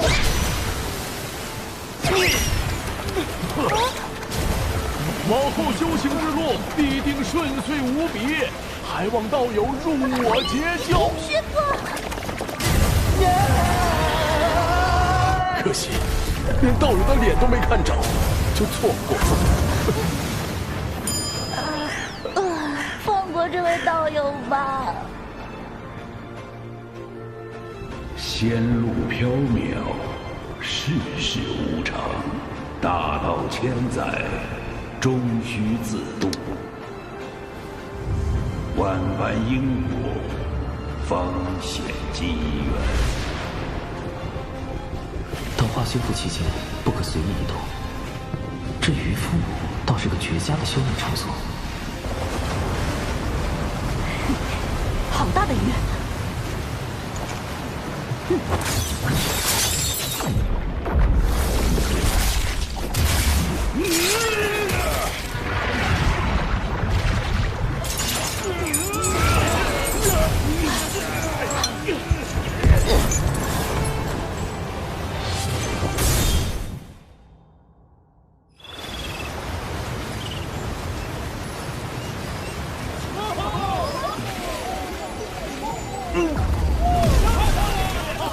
好吵啊！为什么要打扰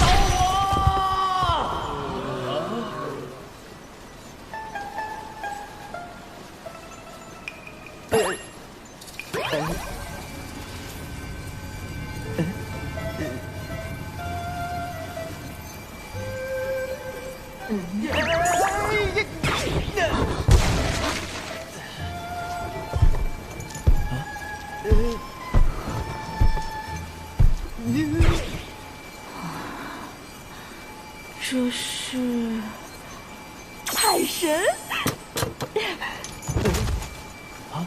从鱼肚子里生出来的海神，海神！快把海神送寨里好生供着，通知蜀寨全体寨民，搭建神像，拜坛祷祝。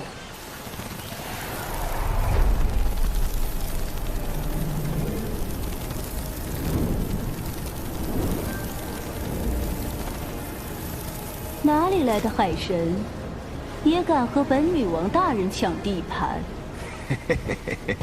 女王大人，雄寨之事便交给属下吧。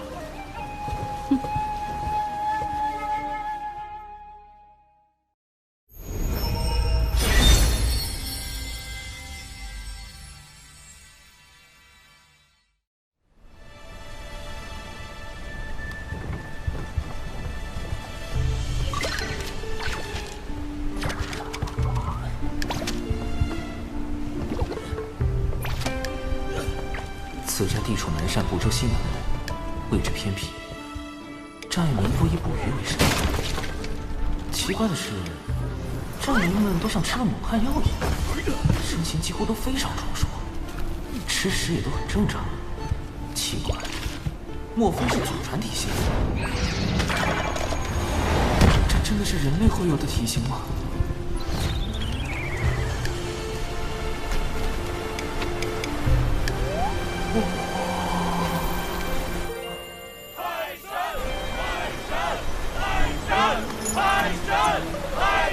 好大的石像，竟然真的被他们打起来了！我又不是真海神，只要一直假装不能动弹，也就不会有人再信海神那一套啊。海神像也就变成了废石像。我还是尽快修复青莲道花，早日离开此处。不愧是我从鱼肚子里剖出来的海神，闪闪亮亮，看上去就很灵。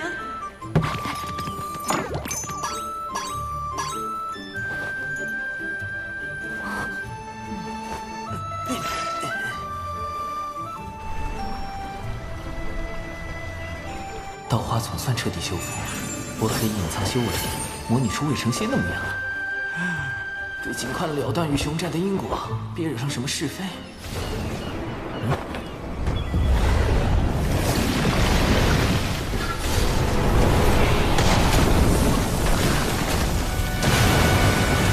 好重的妖气！寨主，快看那边！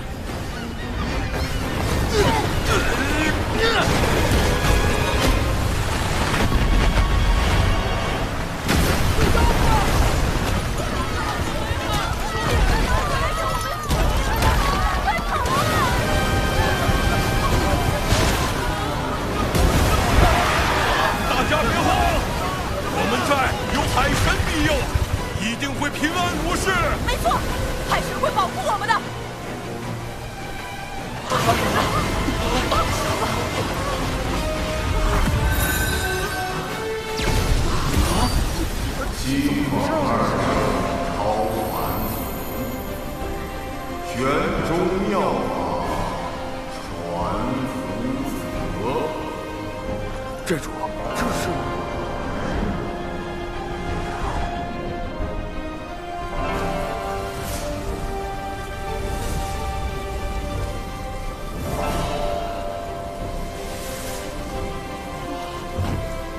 快看，那些人是神仙啊！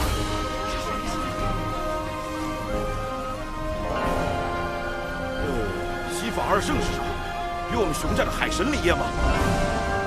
此乃我西坊教大教主结英圣人，二教主尊提圣人。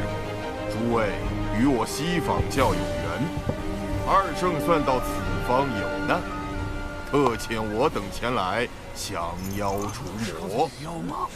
西坊二圣，可是与道门三圣、圣母女娲并称道祖门下6大圣门弟子。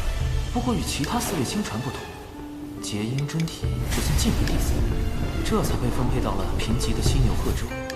据说结英尊体当初为了成圣，曾发宏愿要振兴西方，打造世间净土，于是创立西坊教。如今道门三教日渐鼎盛，西坊教却因为地处偏远，门下人丁稀少，与道门的差距越来越大。西坊二圣便开始推行广结善缘、招贤纳才的策略。但西坊教弟子不远万里来到南赡部洲，对付一个刚刚出现的妖怪，时机会不会太凑巧了点儿？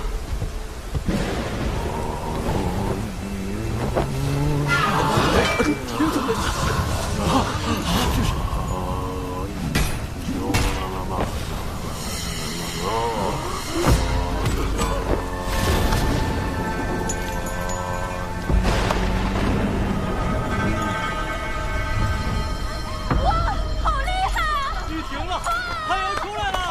看来你们的海神不怎么灵啊，还得靠我等出手。你胡说，海神会显灵的。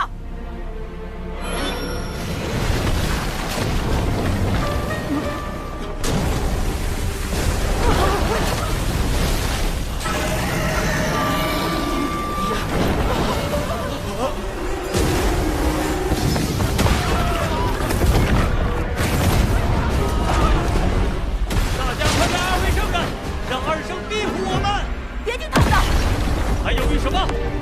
你们想被鱼妖吃掉吗？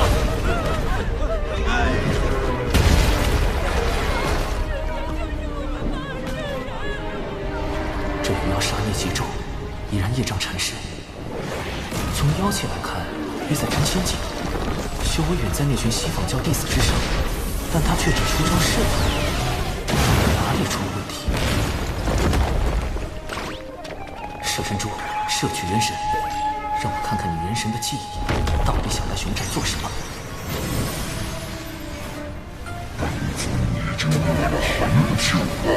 这次你的任务是袭击熊寨，你不是最喜欢人肉吗？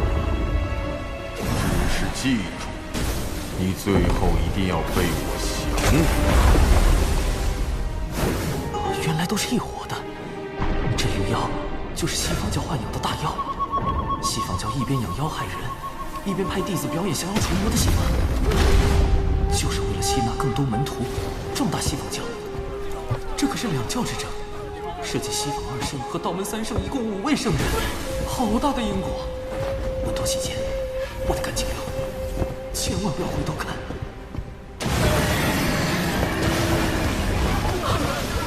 熊灵力，海神没啥用，快来拜圣人老爷！不，我相信海神大人，他一定会救我们。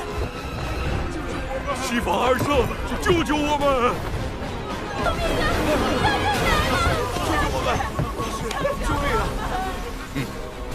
孽障，胆大包天！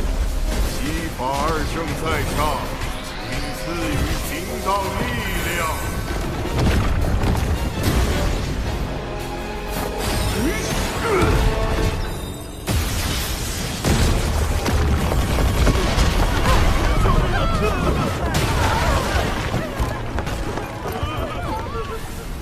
稳健，我本来就不是海神，不应该掺和这些是非。是那个女孩太天真了，不是我的问题。二神，可是我们吧。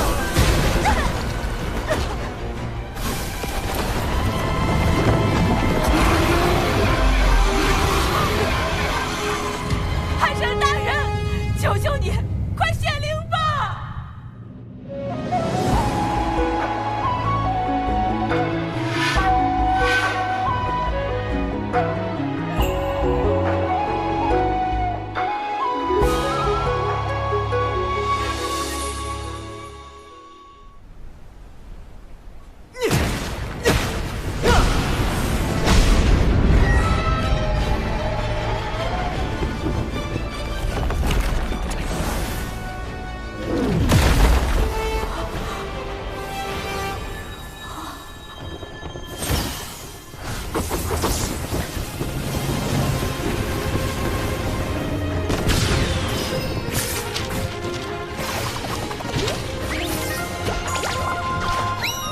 自研毒药，教人施于法，灵感来自于知名童话故事《一颗极刀撒布》。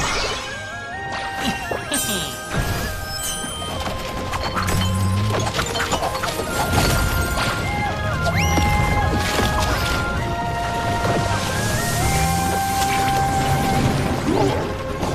这是突袭本尊，好阴险的毒药，发不出声呀！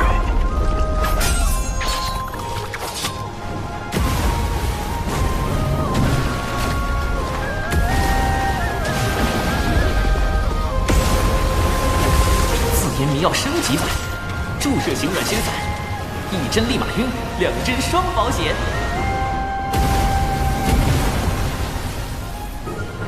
自研符阵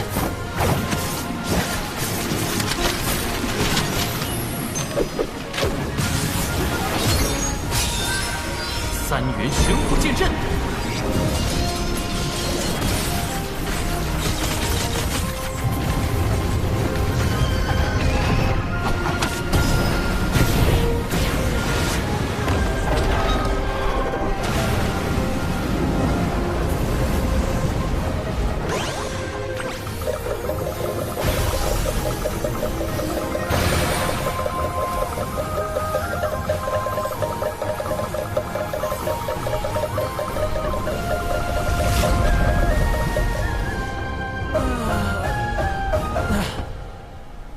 永不相见，莫再转生。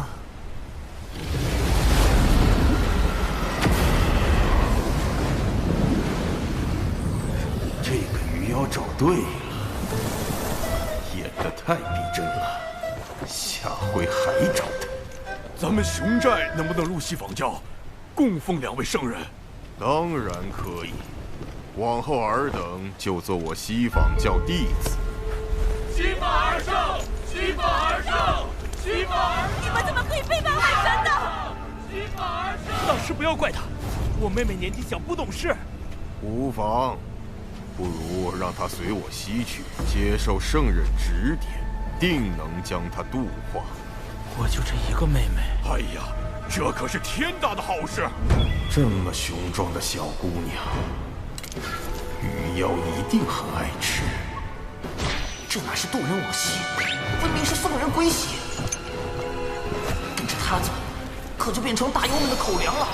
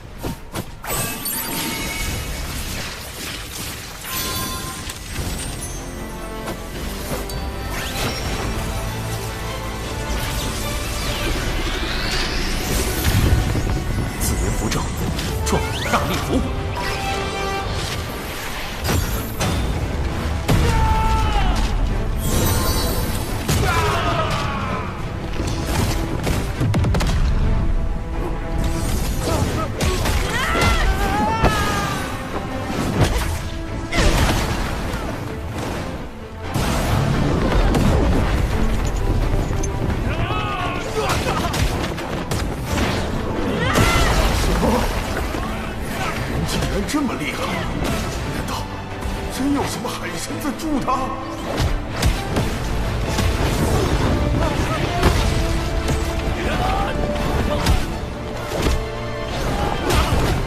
我说过，我们寨的海神是最强、最灵的。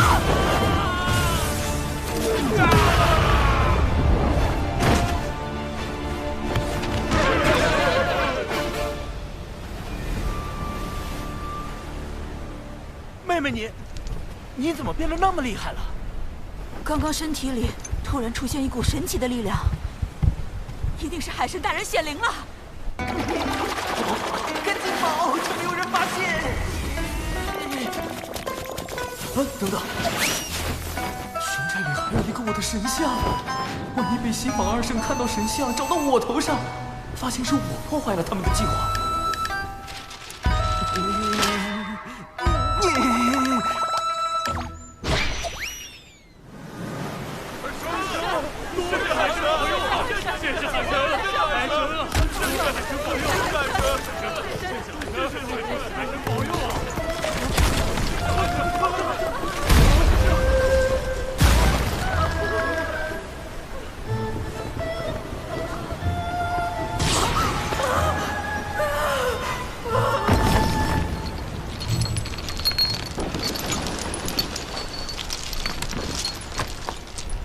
在下并非海神，特此备下国礼，以谢贵寨收留之恩。令符炼器士入门手册若干，少年强则雄寨强，无需求仙拜神，自可修炼星寨。他虽然不是海神，但他是英雄。我也想成为他那样的人。你现在立刻马上回到道门的地盘。西方二圣只是道祖的记名弟子，我道门3位圣人老爷却是正统的亲传弟子。有道门3圣罩着，就不怕那西方二圣了。能拜入道门麾下的渡仙门，真是一大幸事。昏皇太邪恶了，人心太复杂了，因果太害人了。以后还是得贯彻在小雄峰老死不外出的方针。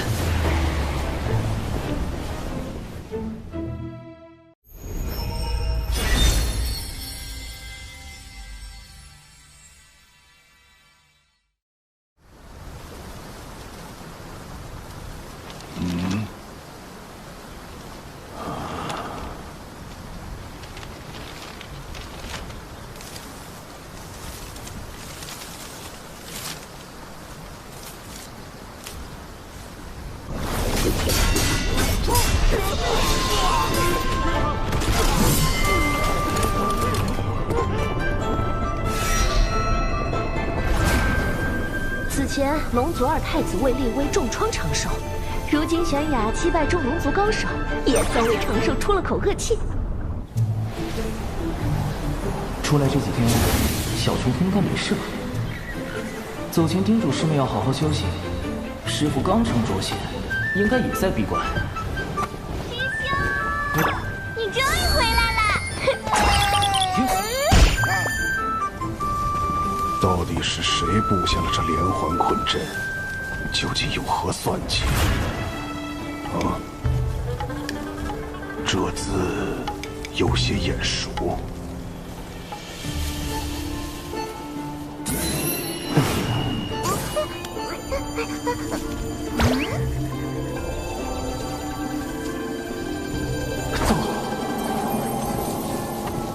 还请不要破坏此地的一草一木，此路通往一处没有隔音阵法的空地，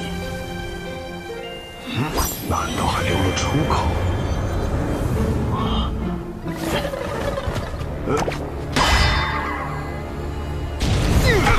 没化血可以不血，怎么控制不住就上头了？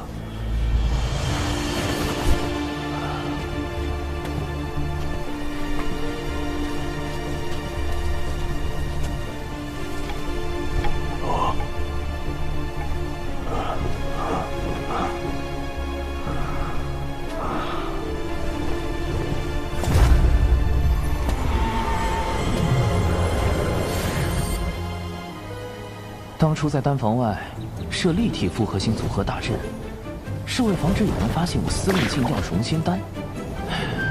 没想到把师傅给坑进去了。幸好师兄早在阵中准备了待客间。现在来说说师傅为何会在阵里吧。我发誓，我真的叮嘱过师傅不要靠近丹房，但他可能在想信的事，没听到。信？师傅在外根本没有朋友，连朋友都没有，师傅真的好惨心。心有落款吗？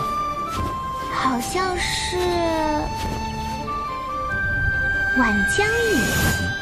啊，师兄，你知道这个人吗？他是钱师伯，还是师父青梅竹马的师姐。本来也许是我们的师母。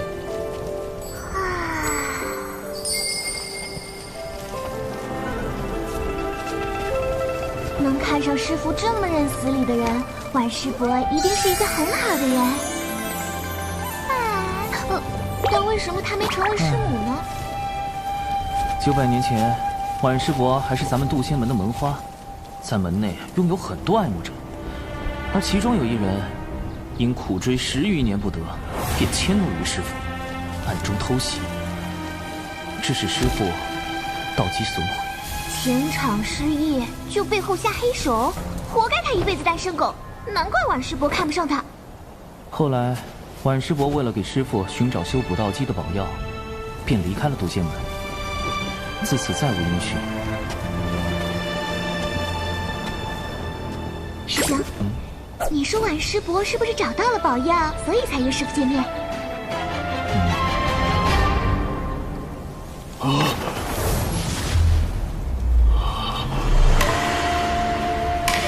这阵是我设的，此计确实是我的，但我为何全无记忆？难道我所经历的都是假的？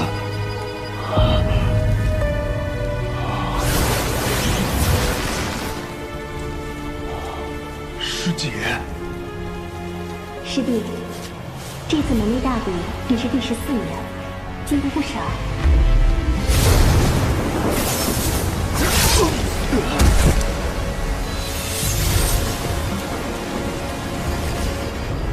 师弟，你在门内好好养伤，我一定会为你找到修补道基的宝药。师姐，不要走，不要走！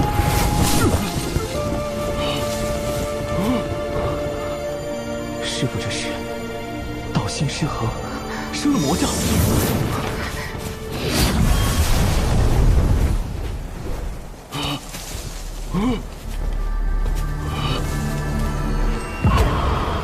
道道基残损，心爱之人离去，挣扎半生只修成一个拙仙。你的过往还真是凄惨呐！你是谁？你我是同一人，境遇却完全不同。我的过往里，这些都没有发生。我的道基没有毁，世界也没离开。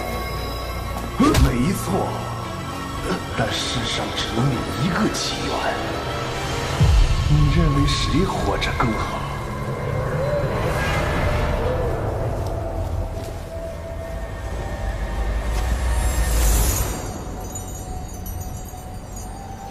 那么，只要我不在了，一切都会是最好的样子。只要我不在，只要我不在，只要我不在。静气凝神，心念归一。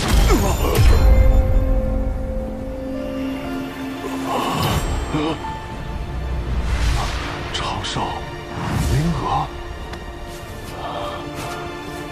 为师好像见到师姐了。师父果然是被那封信乱了道心，生出心魔。你们怎么进来了？朕呢？我师兄很不凡这件事，要告诉他吧。朕是弟子设计的，但弟子就是用来防贼而已。防贼？小冲锋穷的叮当响，哪来的贼？我看就你最贼头贼脑！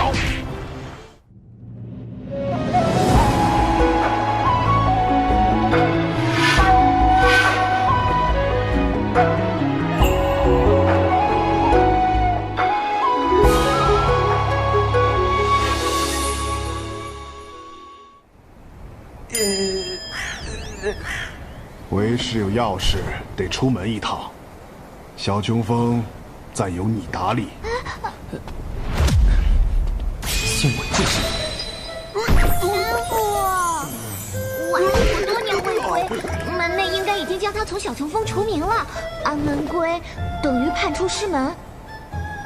师父身为一峰之主，若与他私下会面，该如何向长老们交代？那你说该如何做？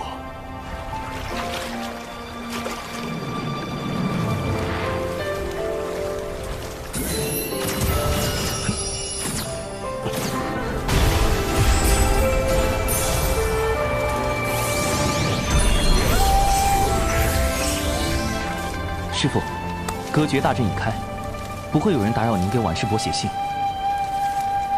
师兄。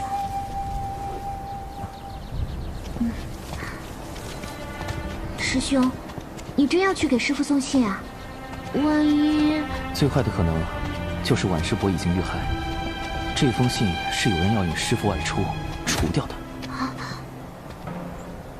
师兄，你是不是已经有怀疑对象了？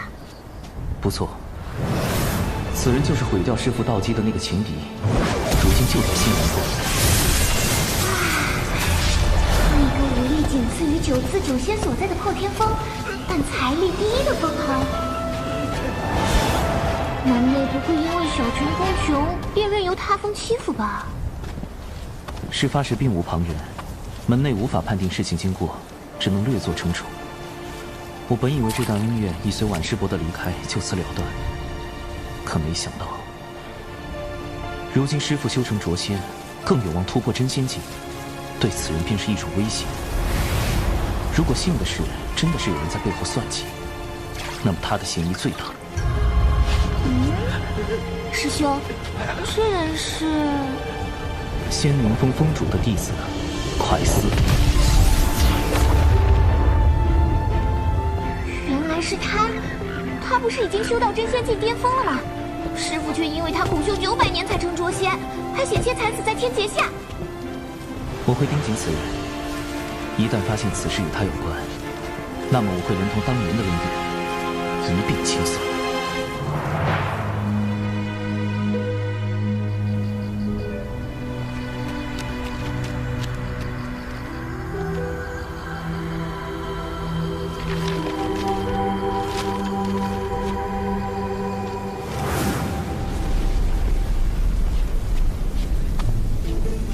此外，赴约途中也有风险，还需增加底牌。师兄，这是要干什么呀？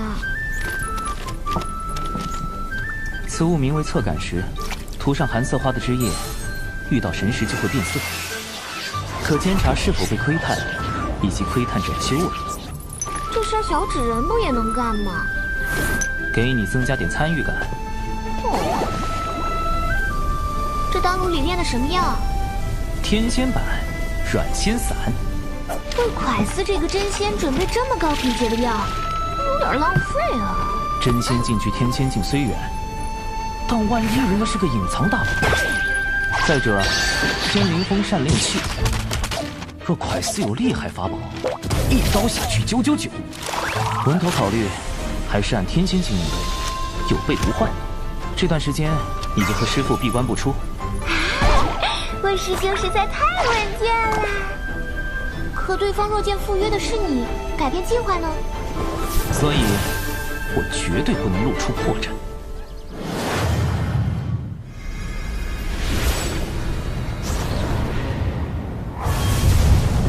怎么刚好碰上从东海大会回来的人？假装没看到。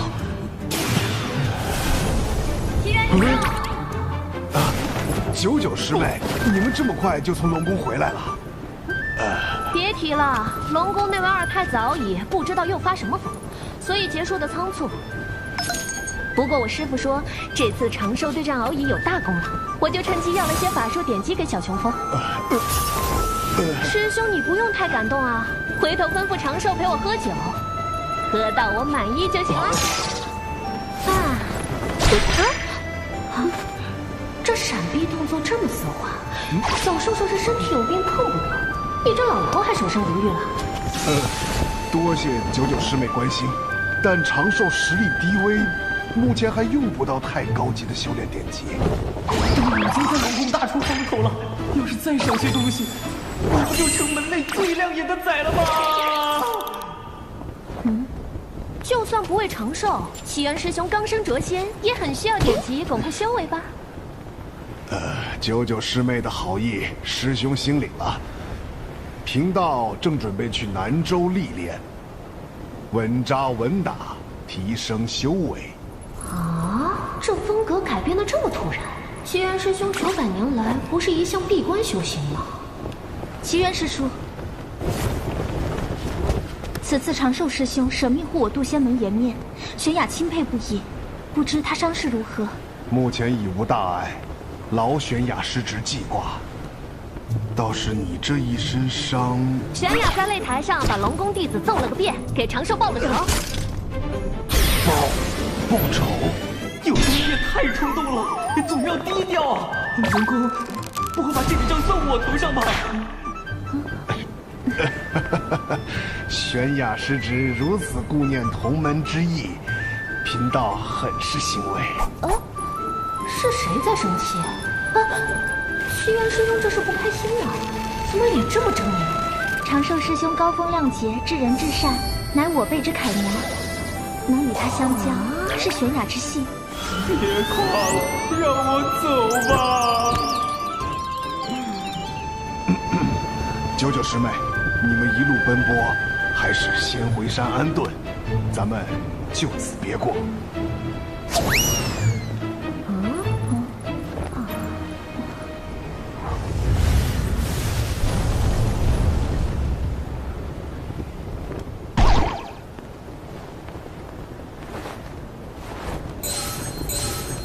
侧感石有反应，我被神识锁定了。竟然有人愿意花那么多灵石买这个谪仙的命，倒还真是一笔划算的生意。待他抵达南州灵东城，我们便立即下手。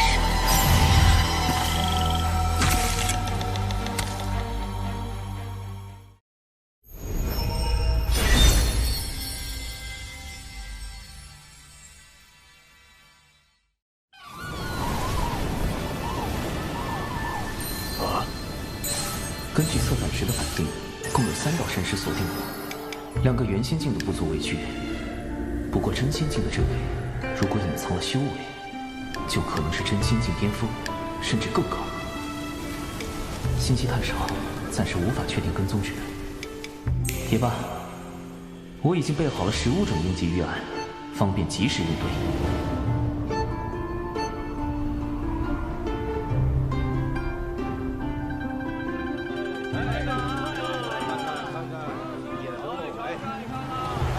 这就是信中约定的见面地点。南州不愧是人族气运汇聚之所，都开始追求精神需求了。不过，神识锁定解除，这就现身了。我还什么都没做呢。依然是你。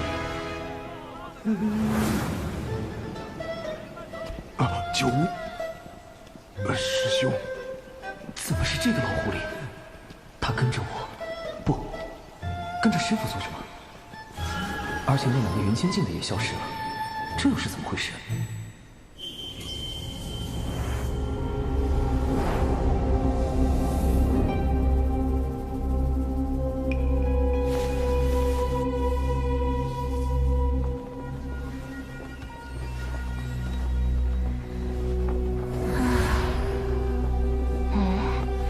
他旁边那人是？不知道，他是在城中与目标碰头的。之前我们一直小心隐藏在地面追踪，没有发现别人，应该也没有暴露。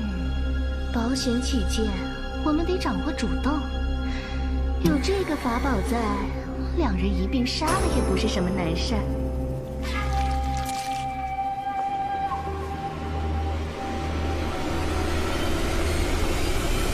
师兄，你怎么会在这里？唉，小九担心你独自外出不安全，托我暗中相护。想不到，唉，师弟，你向来洁身自好，怎么升仙后突然性情大变，往红尘俗世里钻呢？九无师伯暗中相护也是好心。如果他跟踪的不是无理长寿的话，危险！他对师傅十分了解，我要是露出过错，底牌就藏不住了。幕后之人也会被惊动的。师兄，你误会我了。吾辈炼气是一心求道，岂会恋慕俗世污浊？我停在这里，是另有原因。什么原因？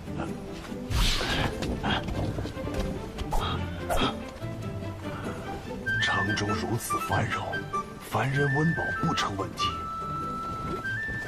这些人却脚步虚浮，跟恶鬼似的，着实古怪。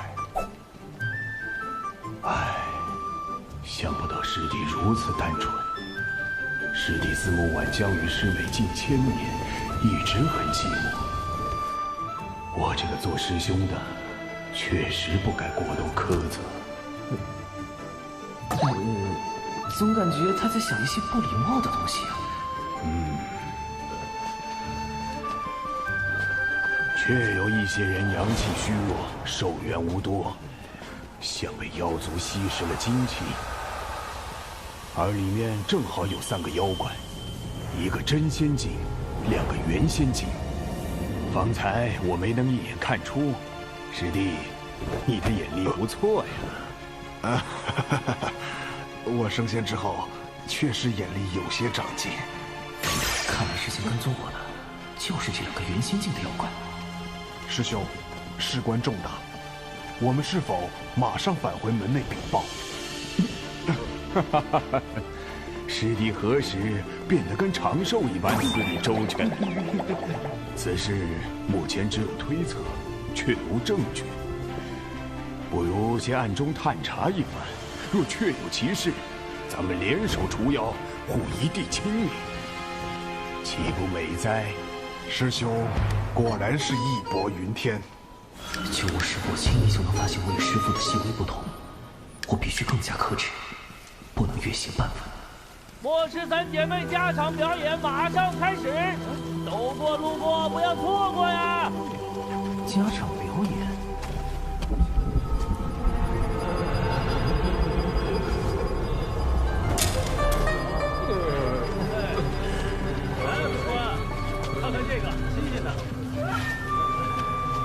幕后之人为了引师傅入局，真是煞费苦心。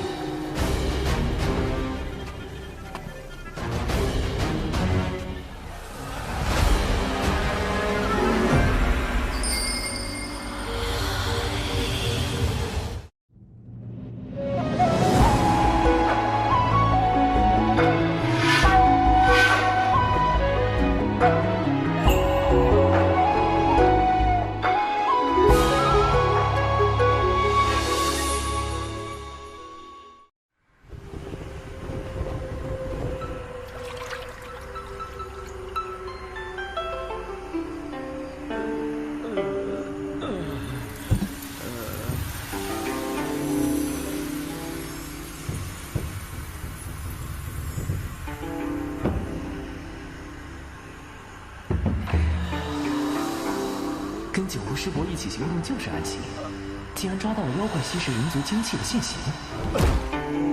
哦，话说这么熟练，他们到底吸食了多少精气啊？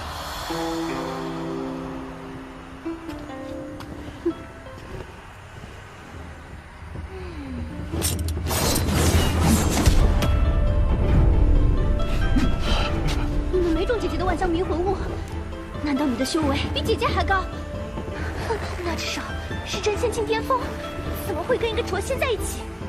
妹妹们，先杀了那个浊仙！师弟，保护好这些凡人。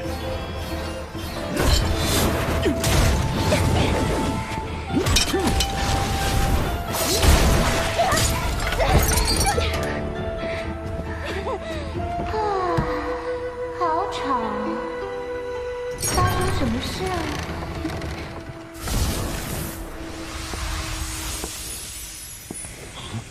竟然还有一个妖怪，难道他有什么隐藏妖气和修为的法宝？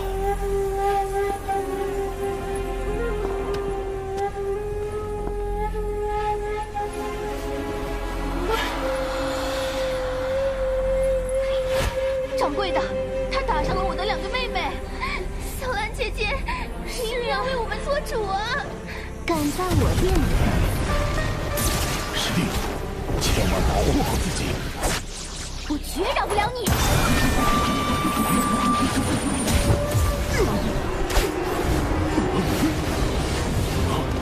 九无师伯应付得了吗？不对，现在好像我比较危险。该死，离得这么近！我要是使出浊仙以上的能力，肯定会被九无师伯发现端倪。也就是说，要用师傅的人设跟3个妖怪对战。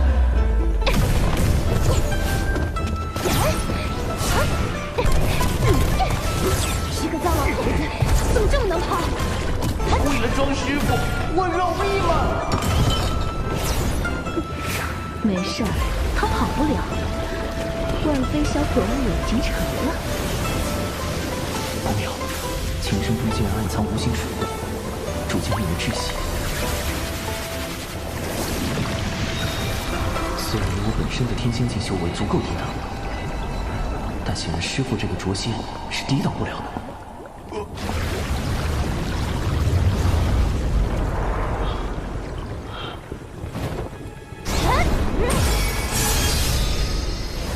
九无师伯，你怎么还不回来？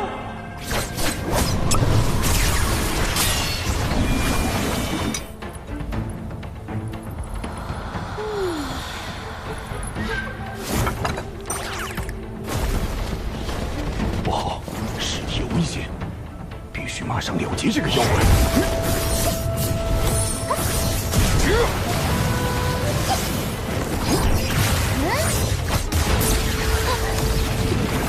别以为我拿你没办法。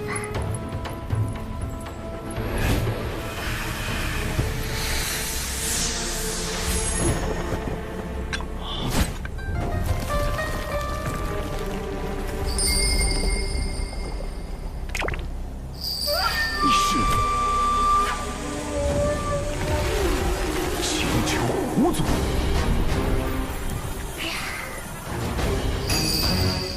这下可麻烦了。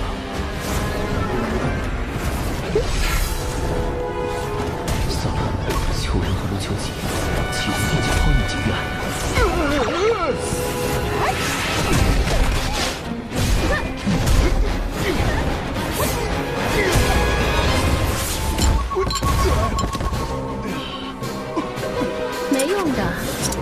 被销魂物以我的法力驱动，凭你区区一个诛仙，根本不可能破解。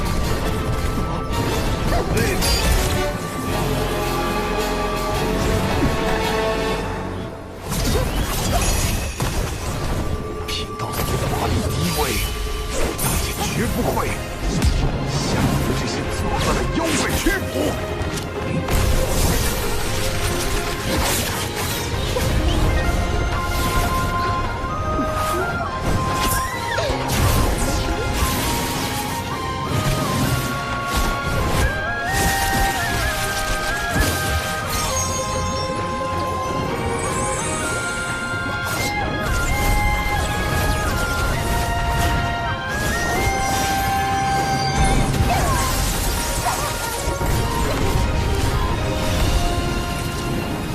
1号2号3号，出动！4元符阵，进子迷宫。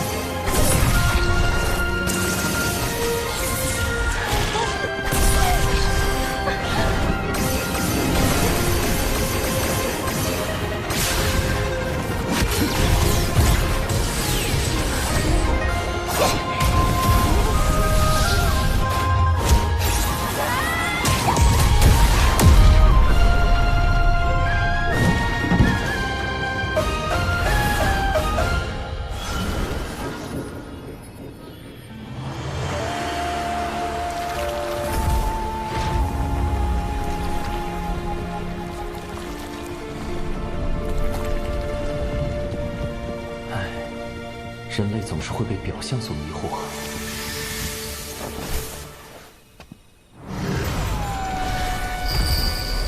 请求狐族，蒙圣母女娲硬币素来与人为善，为何你却自甘堕落，干起了吸食人族精气的勾当？要你管！束手就擒吧。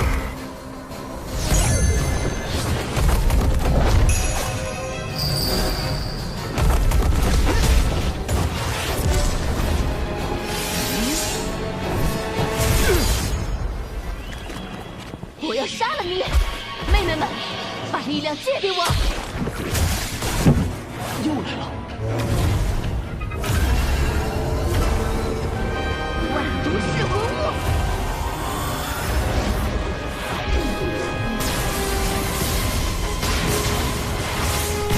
如果我往下攻击，就会暴露远超诛仙的实力，引起九无师伯的高度怀疑。但如果任由毒雾蔓延，师父的人设是保住了。人就很难保住。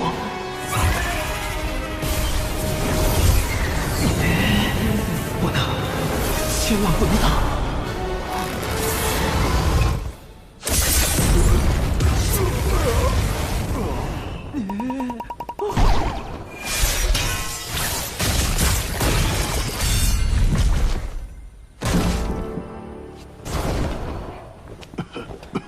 师弟，没事吧？这3只妖怪着实厉害，多亏师兄大救。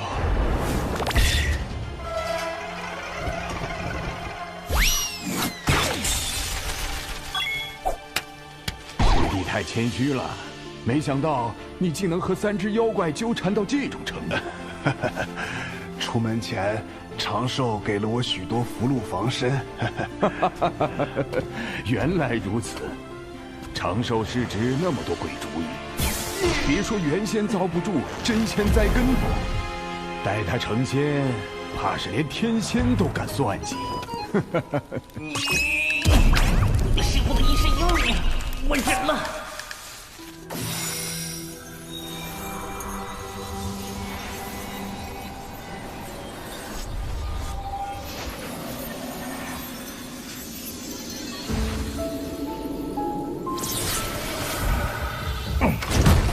下在琴上的禁制破了，暗杀失败。奇缘呢？奇缘，你当了900年的废物，一朝成仙还是如此能干。越是如此，我越是留不得你了。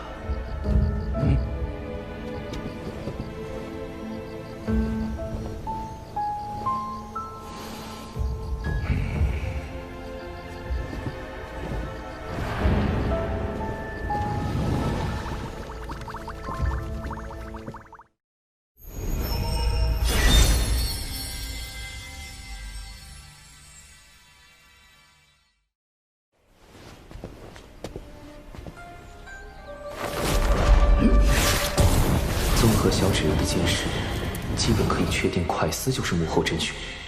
他以晚江雨为名，引师傅前来灵东城，欲买凶除掉师傅。如今快思得知蛤蟆药失败，已在赶来的路上。他最快1个时辰就能到。麻烦就麻烦在九巫师伯。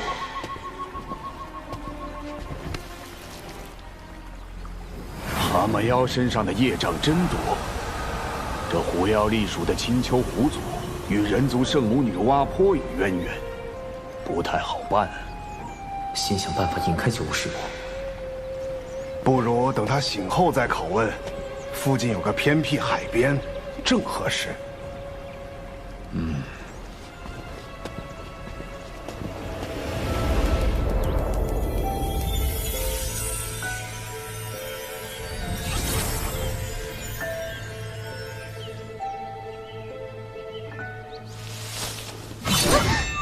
醒了，你这狐妖为何在人间作祟？与那蛤蟆妖又有什么关联？奴家，您幻想来。好厉害的媚术！好在我常年研习千星咒，问题不大。九巫师伯应该也……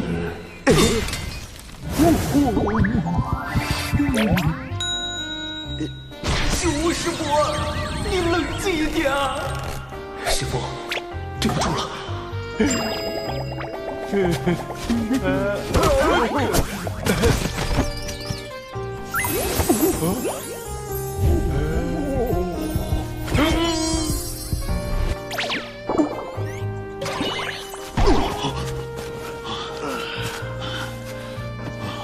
还好有这东西在。这是长寿化的白眉老后符，炼气时修道静心，抵抗媚术，必备良品。好厉害的法宝！哼，竟敢用媚术欺我的魂符！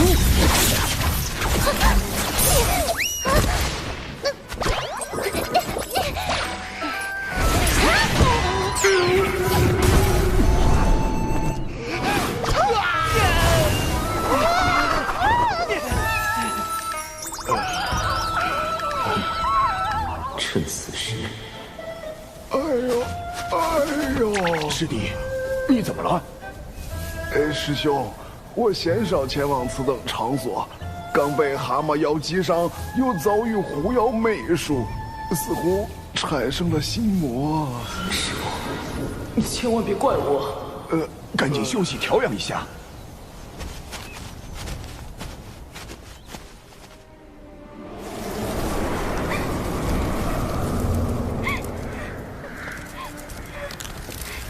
姐们，你们死得好惨！说，那个卓仙是怎么杀死你姐姐的？他有什么特别手段？姐姐们已经死了，告诉你这些又有什么意义？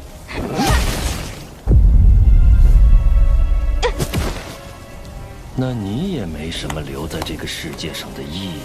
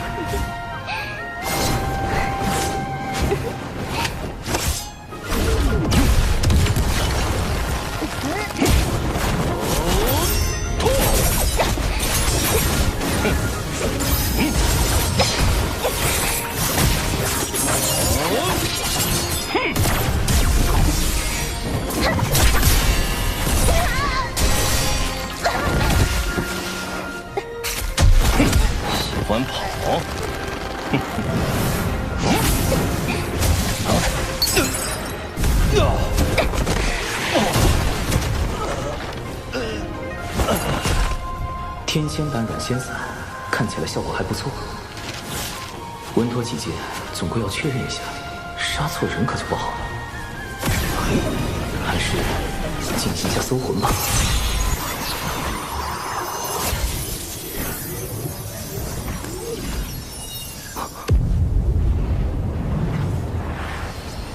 师傅。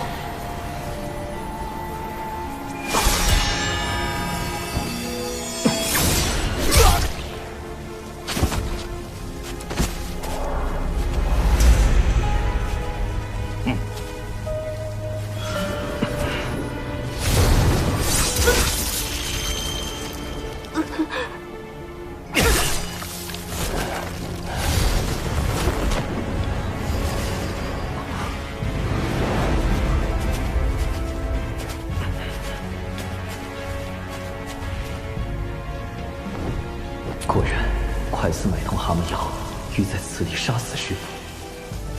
师傅，万事不我，令东城百兄杀人事件确认完毕。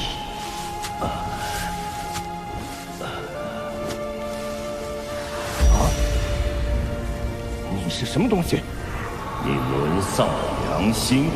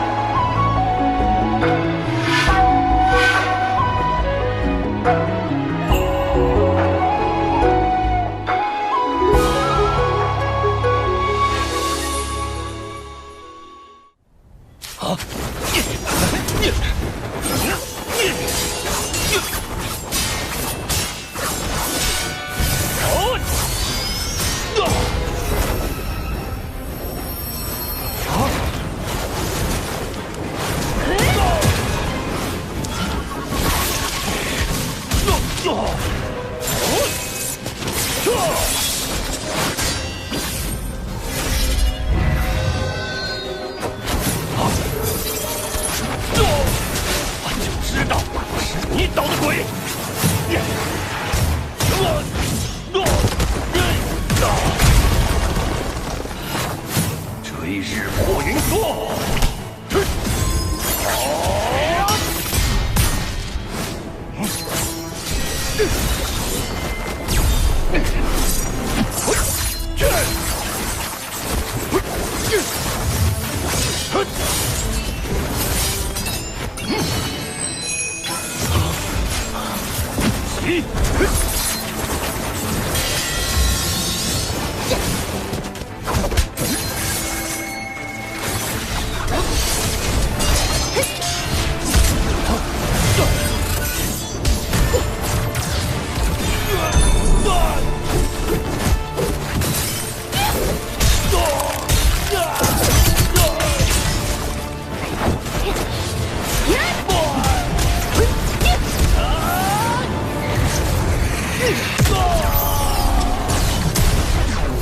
快似不愧为奇效，追日破云梭竟还能变换多种攻击形式，学习了。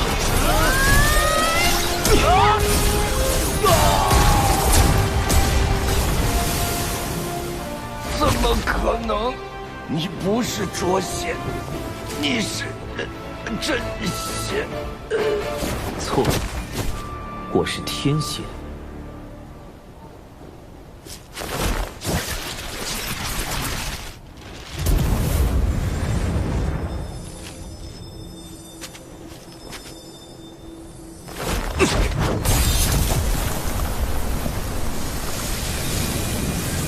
万无有事，无法转生。我确实没有参与吸食人族精气，不信的话，竟有功德。一般来说，行善带来功德，作恶带来业障。等功德积攒到一定程度，便可获得成圣契机。机缘上佳者，可凭借功德成圣。 当今6圣都是以功德成圣，道门3圣以教化取功德，西方2圣以发宏愿取功德，圣母女娲则以造人取功德。但这狐妖身上的功德，这是祖传功德。我族祖先曾在巫妖大战期间救过人族，因此获得功德传至我辈。你们若杀了我， 我身上的功德便会转化为你们身上的业障。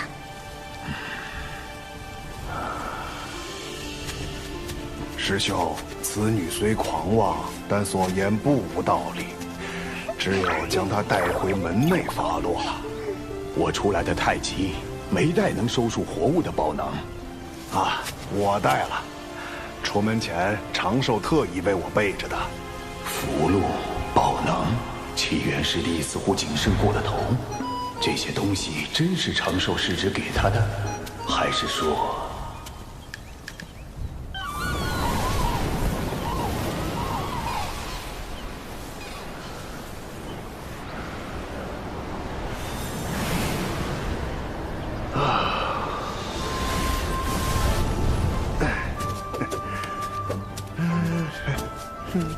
师弟，不知长寿师侄最近在干什么？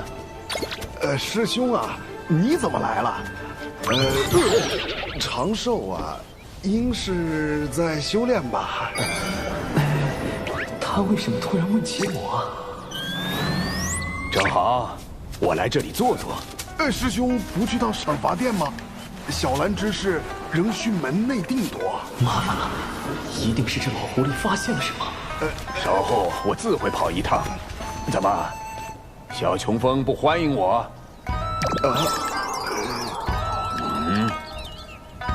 那怎么会呢？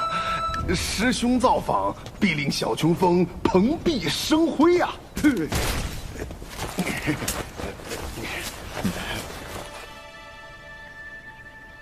天亮，请睁眼。昨天晚上死的是99师叔。玩了一天了，每次都是我先死，不玩了。99师叔，你耍赖！我就知道，李长寿呢？他哪里去了？五师兄，你怎么来了？哼，坦白吧，师侄，我早就怀疑你了。跟我玩这一出，怎么可能瞒过我的眼睛？九无师伯，一起玩狼人杀吗？李长寿竟然在这玩什么狼人杀？那起源真不是他假扮的。保险起见，还是用法术查探一下。身世为引，虚实尽显。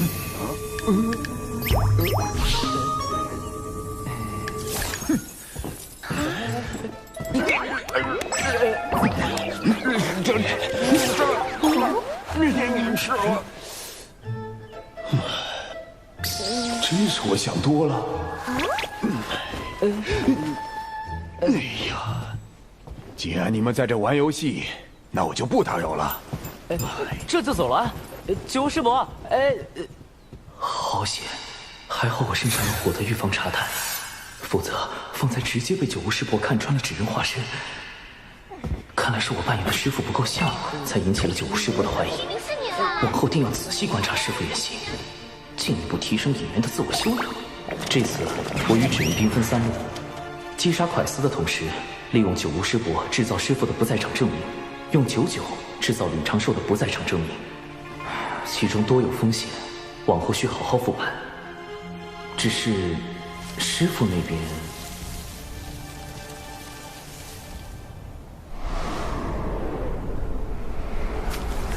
西元那个废物，为什么值得你花那么多心思？我到底哪里比不上他？你这样心思歹毒的人，也配和七元师弟相提并论？也配和七元师弟相提并论？既然如此，你就别怪我心狠了。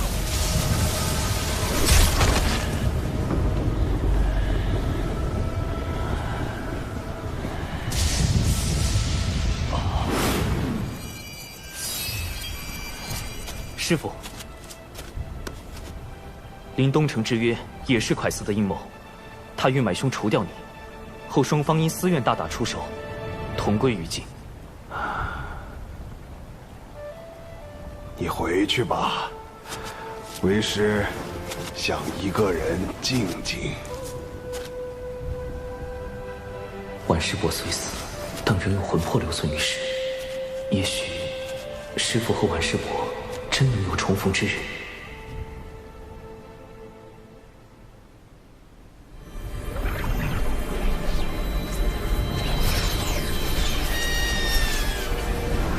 道代表金鳌岛来访，与贵门论道切磋，此为拜帖。我渡仙门与金鳌岛同属道门，却应增进交流。看来这一次又要挑选优秀弟子与金鳌岛切磋了，不如……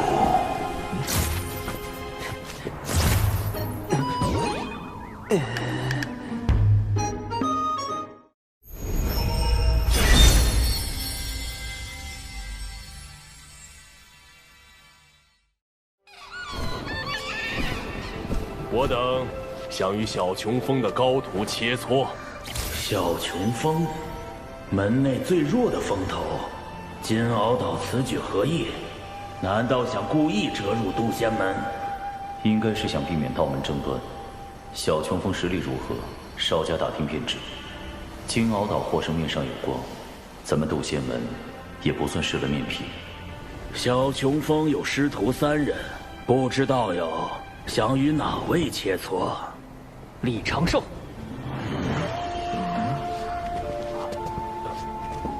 敖乙，他拜入了金鳌岛。龙族一向傲慢，如何会与道门为伍？为了打败蓝衣老道，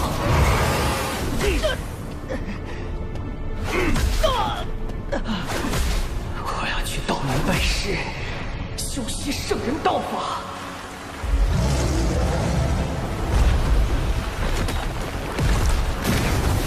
为了重整龙族，我要扬名四海，引领族中弟子拜入道门。扬名计划第1步，洗清龙宫一战的污点。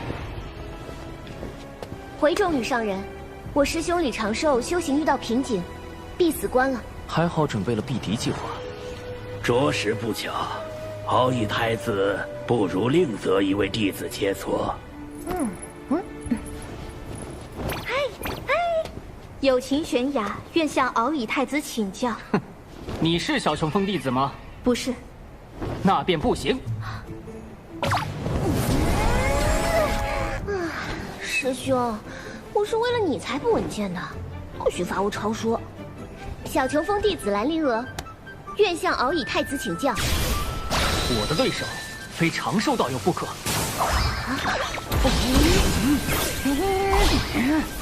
否则心魔难消。龙宫一战输的是长寿，你为何会有心魔？心魔这种事，懂的人才懂。我给蓝衣老道写了后，怕老道这件事实在丢龙现眼。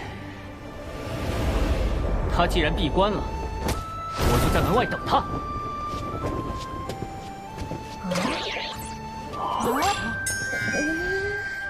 这小龙做事这么绝，都开始堵门了。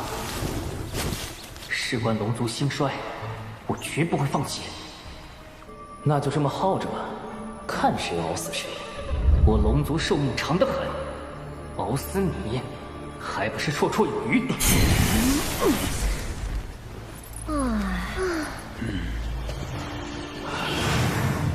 他俩这是要熬死我呀！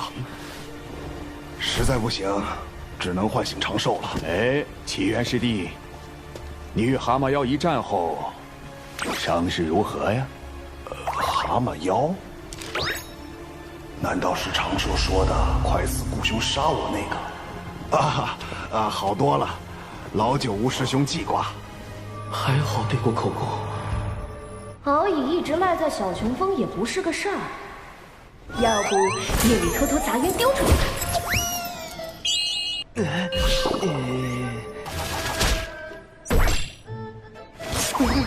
我会被龙族暗杀吧？小妖精，赶紧出关，调整2层伪装。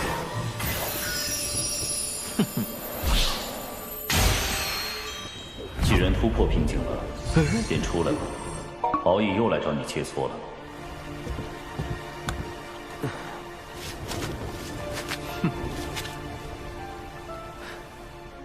敖乙已渡劫成仙，而弟子不过反虚境，怕是难以取胜。师父，弟子有一个既不与敖乙交手，又能让渡仙门稳赢的法子。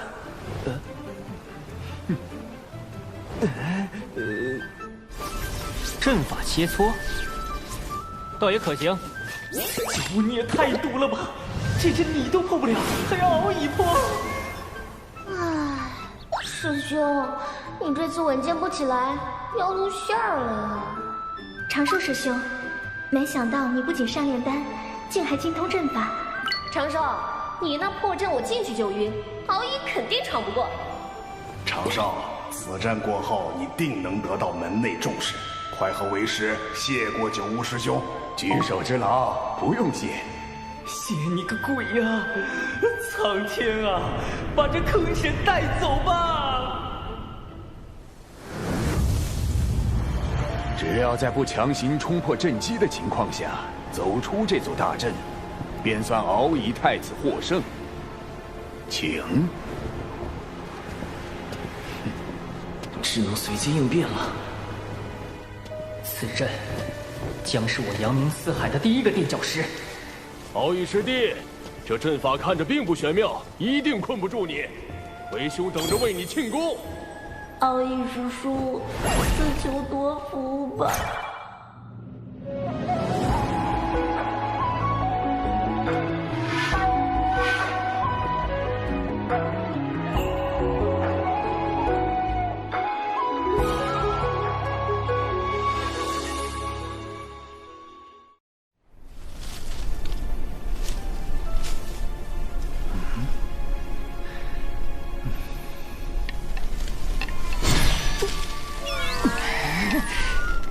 又走回来了！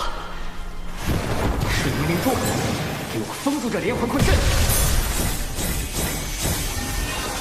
竟是生于远古的先天法宝，难怪能阻断大阵运转，令生人显现。但……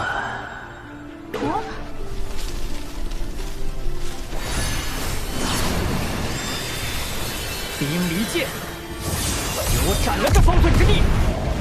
又一件先天法宝。敖乙真是矿里有家，只是阵法造诣差得令人发指。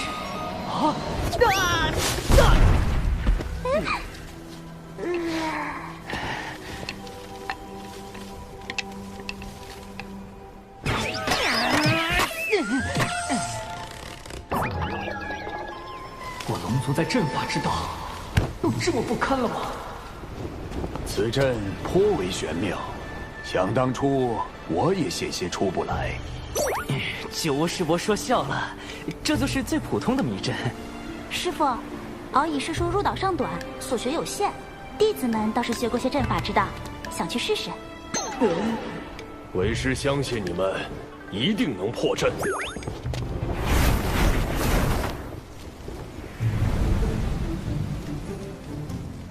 啊，好好的师傅。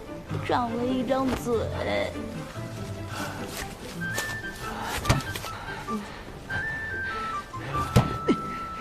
我定能破此阵。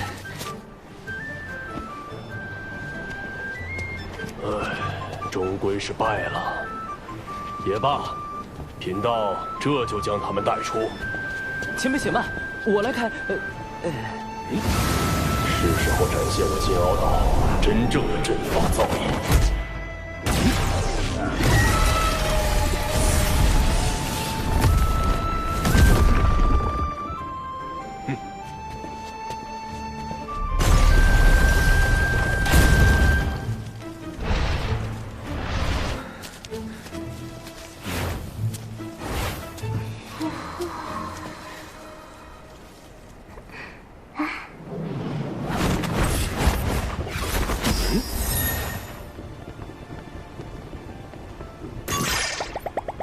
我居然也迷路了，不能被看出来。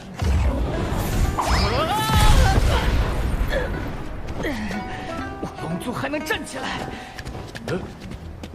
敖乙师弟，为兄来救你了！连天仙都被困住了。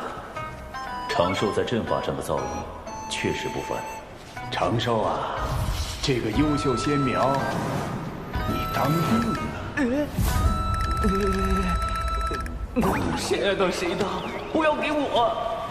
金鳌岛也不过如此嘛。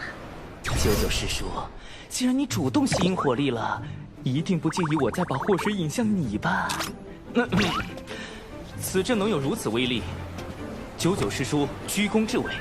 这座大阵一直是靠您浑厚而又纯粹的法力在运转，对吧，师妹？可不是嘛，阵基里的每颗灵石都是您嵌进去的。九巫师伯推荐的就是靠谱。可是小琼峰真的需要真仙指导布阵，就要真仙，就要真仙！真仙？他就是真仙，你找他。师兄，好像是有这么回事。难怪我在镇里一直兜圈，原来是99师妹所拨。是吗？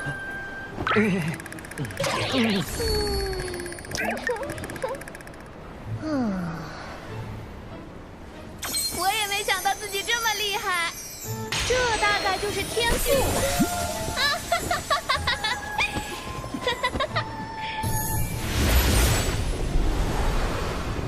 99师叔实力强横，众位道友闯不过去，实属正常，切勿因此沮丧。我输了，道友阵法之玄妙，敖乙领教了。师傅，你怎么也在镇里？为师是来找你们的。如今是我金鳌岛输了一阵，不知小友能否和敖乙师弟再比试一番？当然，绝对不是为了输赢啊，只是想助我师弟摆脱心魔。一个成仙的挑战一个没成仙的，这公平吗？请元泽师兄将我的修为封到反虚境。这倒是公平了。那便再切磋一次吧，莫要让人觉得咱们渡仙门拒战。这熟悉的剧情走向，弟子遵命。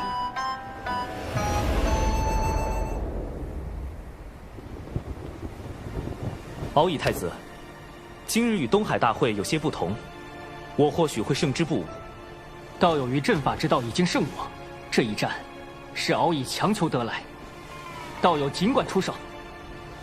为了渡仙门的面皮，此战必须赢，但如何赢才是重点。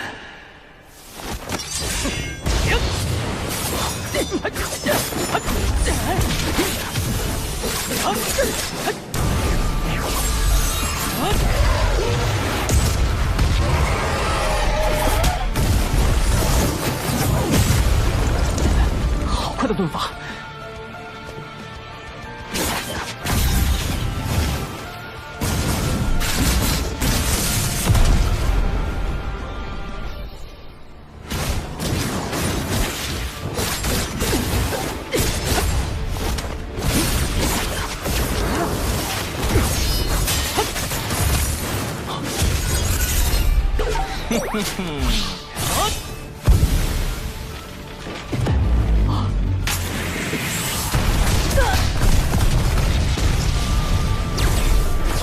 原来胜之不武指的是避开正面交手，既如此，便逼你现身。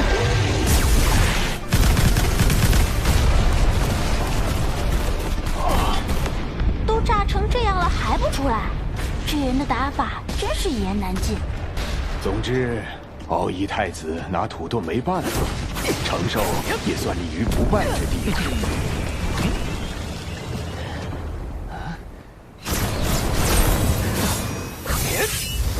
用盾法避开正面战斗，就算获胜，旁人觉得是取巧，师兄够稳。符火破不开他的心墙，得换点尖锐的法器。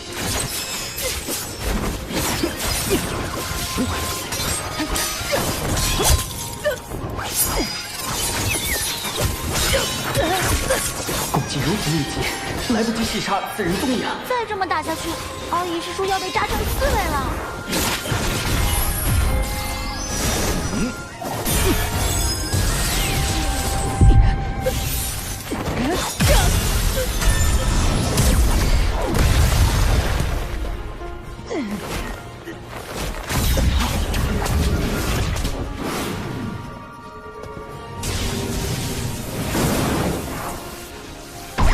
这是什么法器？一棒砸下去还能喘气吗？奥义师叔本来就不高。什么？我们认输！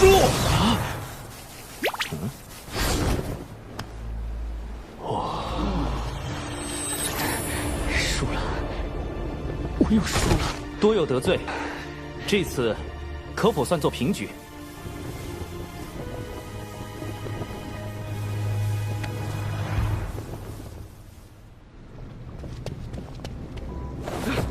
女王大人，咱们派到南海传教的弟子失联了。让压神的人去查看一下。另外，道门可有异动？听闻金鳌岛正在渡仙门论道切磋，倒是个挑拨道门关系的好机会。渡仙门。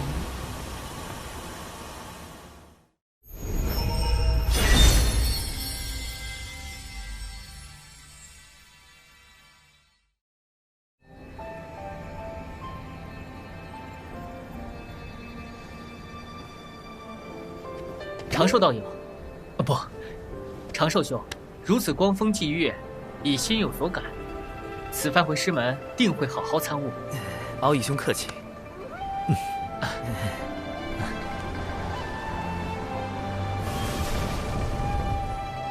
叨扰数日，贫道这就回去了。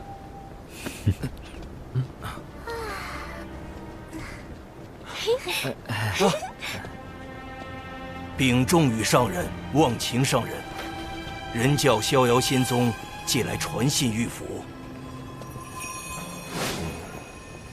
见信如晤。近日，阐教云中子与截教多宝道人于中神州起争执，两教弟子到场助阵，我宗调停无果，盼贵门来援，逍遥仙宗锦旗。人、阐、截三教同属道门，阐教和截教多年来纷争不断，都是咱们人教在调停。我们确实该应下逍遥仙宗的邀请，前往平息此事。阐教又与我截教吵起来了，不多说了，贫道这就前往中神州助我截教。三教终究是一家人，今日天色已晚，原则道友不如在此留宿。明日我派人与你一同前往中神州，平息纷争，如何？这也好。明天你们俩就先回金鳌岛吧。九乌，明日你随原则道友一行去中神州。是。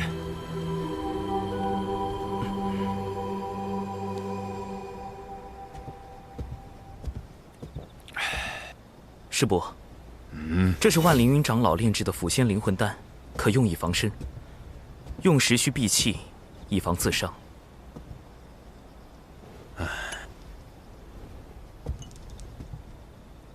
你小子有心了。师伯切记，此丹毒性甚烈，非危及生死，不可擅用。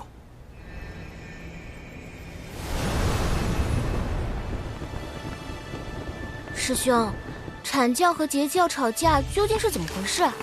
门内那么急着派人去劝架。这次冲突的主角，阐教的云中子和截教的多宝道人，听说他们都喜欢法宝，只不过云中子喜欢仿造赝品，而多宝道人则喜欢收藏真品。也许是因为法宝，二人吵了起来。那法宝是假的，你的法宝才是假的。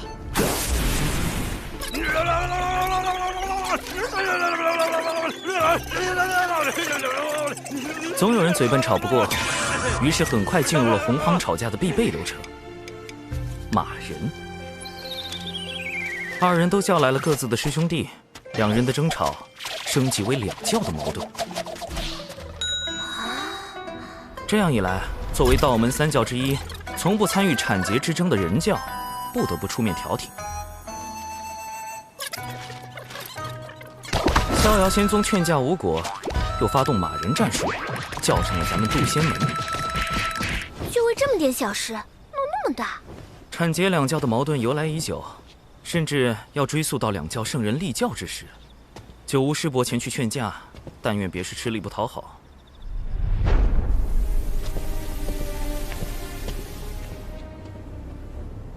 回女王大人，杜仙门和金鳌岛派人一同前往中神州，为产桀两教劝架。产桀两教的矛盾，或许可以升级为人、产、桀三教的矛盾。属下明白了。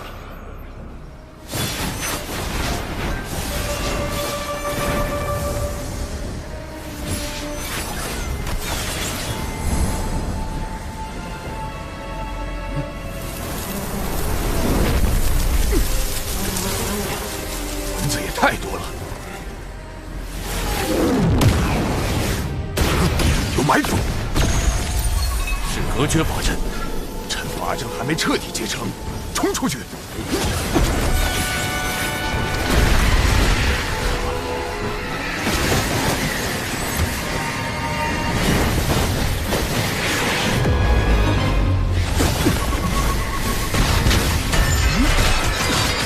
我赤鸟向来性情温顺，怎会突然出手攻击？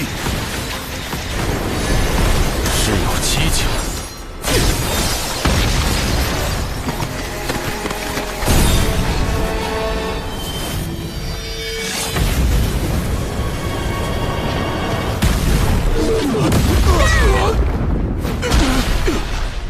我赤鸟来势汹汹，带头那只的实力将逼近天仙境巅峰。我虽也是天仙，但不是他的对手。隔绝法阵困住了我们，必须想办法尽快破阵。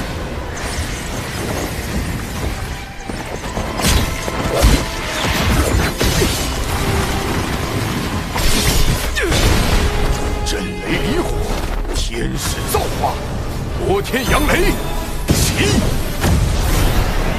剑光熠熠，飞影如梭，万影剑阵，去！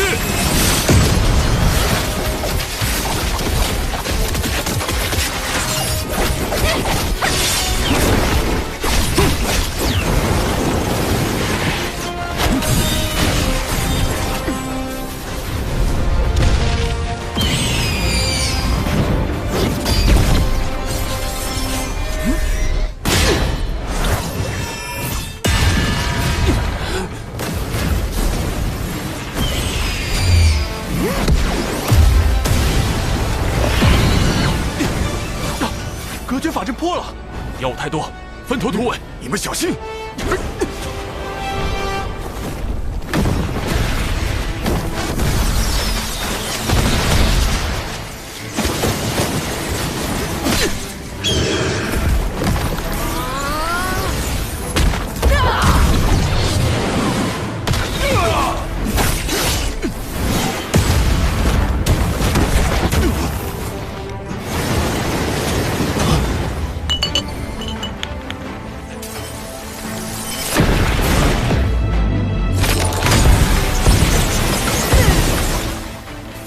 丹阳四品禁制被破，九无师伯出事了。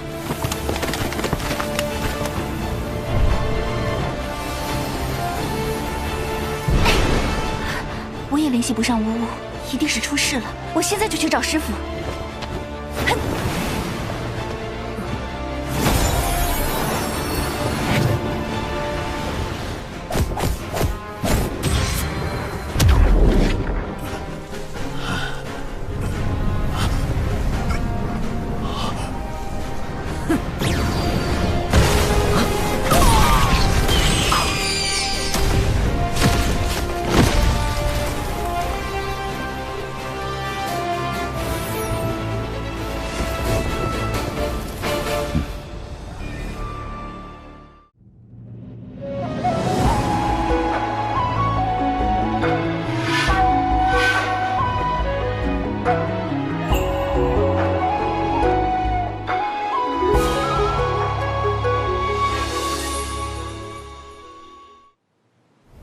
长寿，要不是你给的毒丹，我真就见不到你了。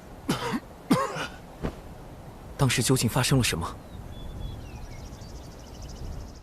九屋一行因是遭到了火赤鸟伏击，2位渡仙门长老殒命，九屋受重创，原则等人不知所踪，金鳌岛也没有他们的消息。火赤鸟，他们怎么会突然对渡仙门和金鳌岛的人下手？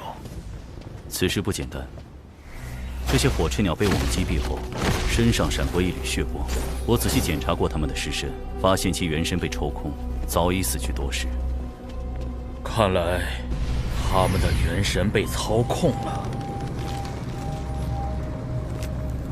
操控元神，竟有这种邪术，简直闻所未闻。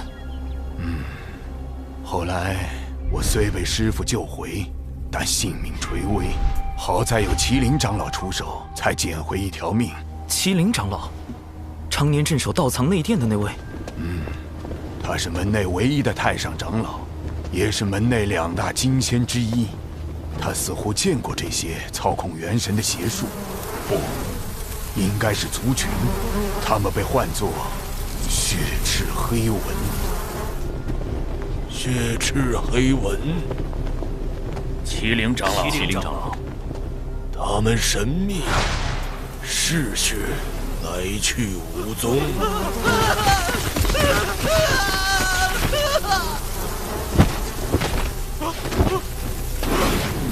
通过吸附他人骨血，从而附身操控。操控火赤鸟的真凶，只是一群蚊子。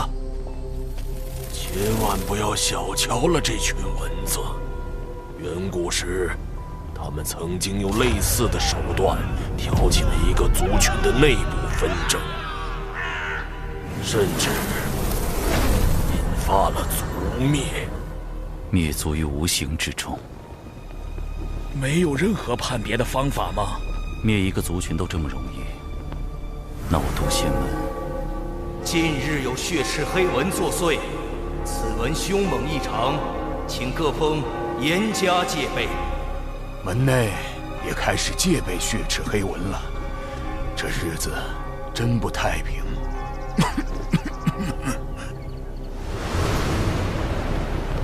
蚊子。封神大劫之时，西坊教真提道人手下确有一只蚊子，能够操控他人元神，还害死截教内门弟子，啃坏西坊教镇教之宝。莫非就是这血赤黑纹？血赤黑纹消失已久，此时忽然出现，定有缘由。难道与产劫之争有关？渡仙门与金鳌岛派人前去调节纷争的路上遇袭，显然是有人与其勾结。原则，也许他并不希望产劫握手言和，所以暗中除掉九屋。如果真是这样，原则在重创九屋一行后，应选择将一切推给火赤鸟，反正一切死无对证。但很奇怪，他失踪了。不错，他有可能是畏罪潜逃，也可能是隐藏在暗中伺机出手。真相到底是哪一种？破解谜题的关键在于原则。九屋一行遇袭后，金鳌岛也没有找到原则的下落，可见他并没有死。既然没死，他去了哪里？为什么毫无消息？如果是被俘虏了，俘虏他的只可能是血赤黑纹。血赤黑纹为什么要抓原则等人？如果没有腐仙灵魂丹，九屋极有可能会死，因为同行的2个长老都死了。显然，血赤黑纹是想对渡仙门下死手，可是为什么？产劫2教发生冲突，幕后主使对前去劝和的人教渡仙门是杀，对截教的金鳌岛却是不杀。他们到底在谋划什么？原则的失踪，加上血赤黑纹的特殊能力，渡仙门已不再安全了。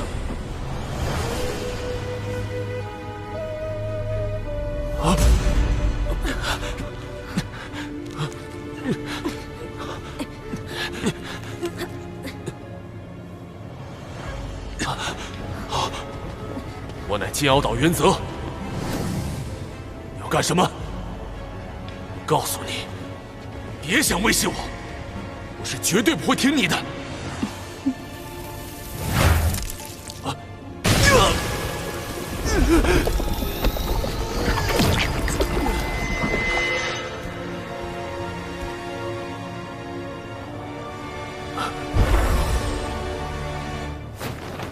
拜见女王大人。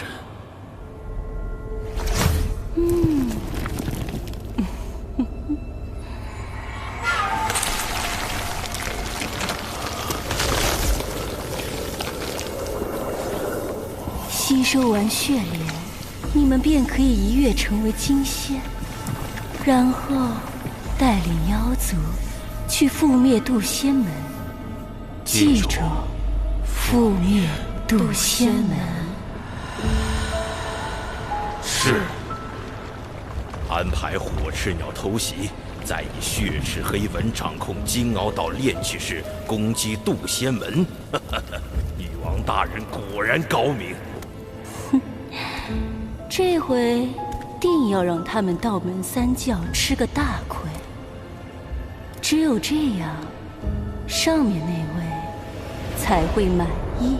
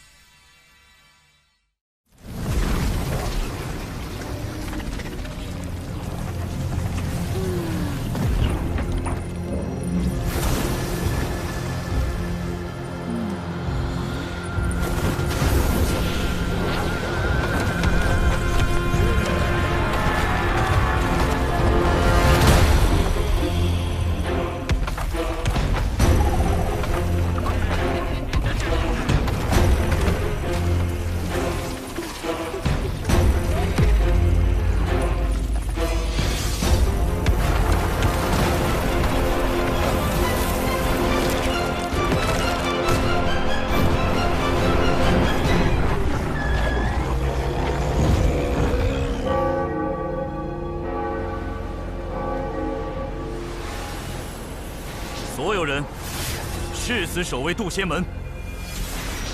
门内有数千人，未成仙弟子占大半，元仙以上弟子、长老有数百人，不知有多少会葬身在这场血腥浩劫中。誓死守卫渡仙门。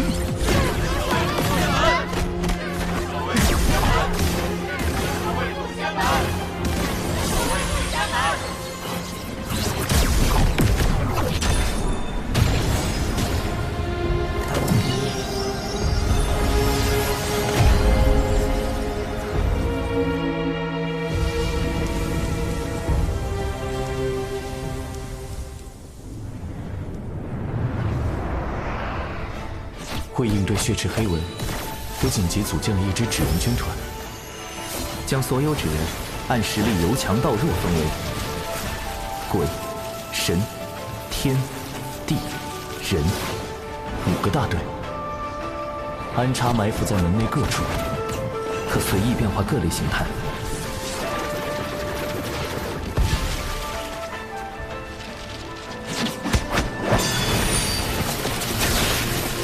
但愿能守住宗门。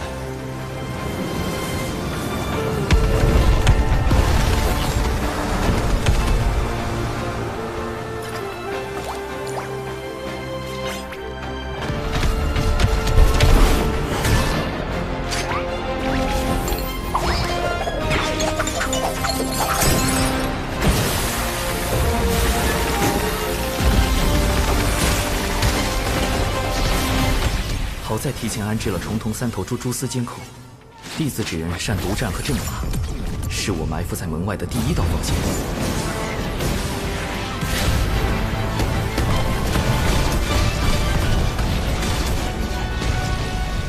虽成功击退了先锋军，但宗门的这场大战避无可避。敌军尸体就交给你了，人字纸人。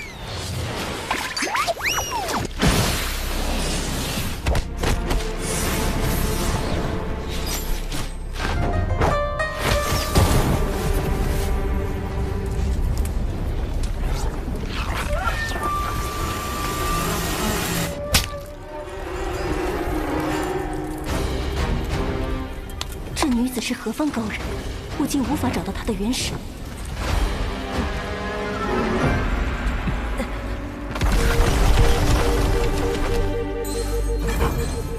来了，3000里外，西北方向出现敌军。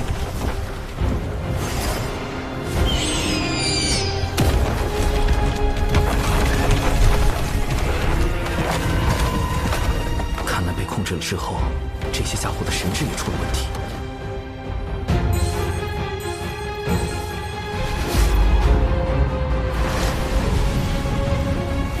这么快！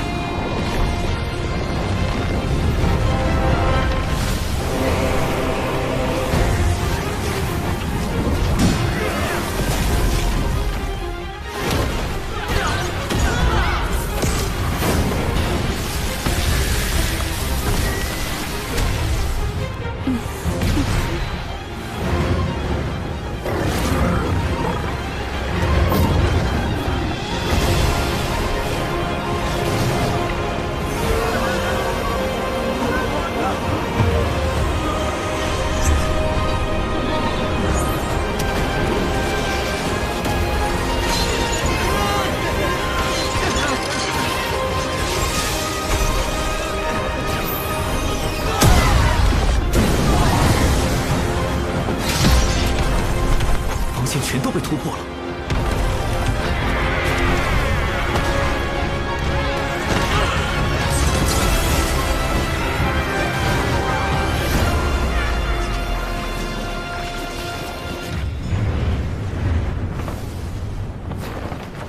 劫护池大阵。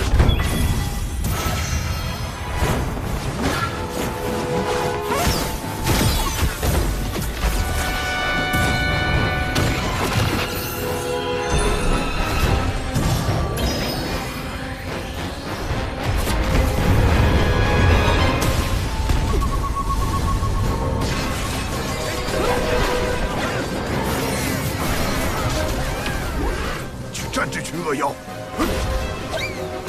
师父，对不住了。完了完了，我们师兄同流合污了。此次来袭的大妖，修为都在元仙至天仙境不等，师父只是着仙，恐怕难以应对。到时我自会和师父解释。快走！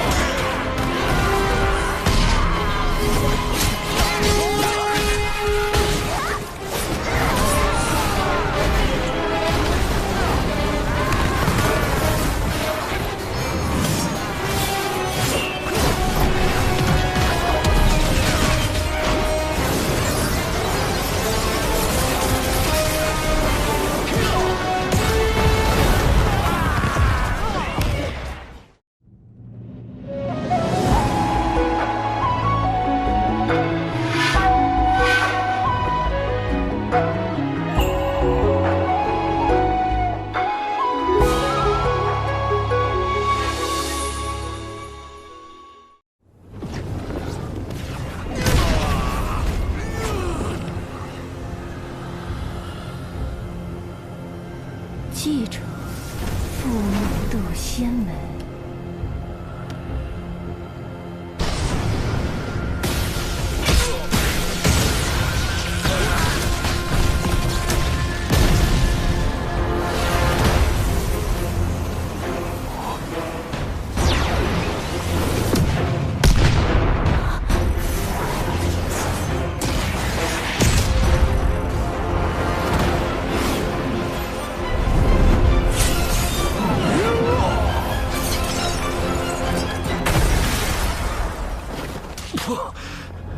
竟是3名金仙，一剑一击，竟能击退门内那么多天仙。金仙之道早已得天道认可，可半道而生，长生不死。面对金仙，我再多的算计都是徒劳。今日就算门内天仙全部冲上去，也只能是送死。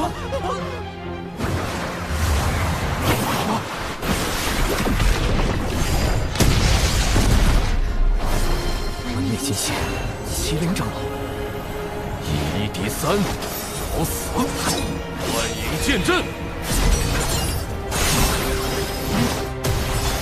门内只有2位金仙，还有1位便是掌门，但掌门闭关数年，不知。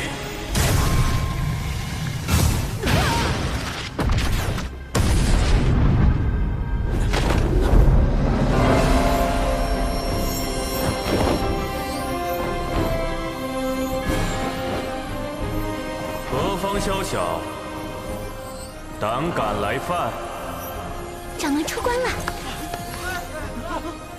掌门代表着渡仙门最后一道防线，一旦掌门落败，既无忧现身，渡仙门无计可施。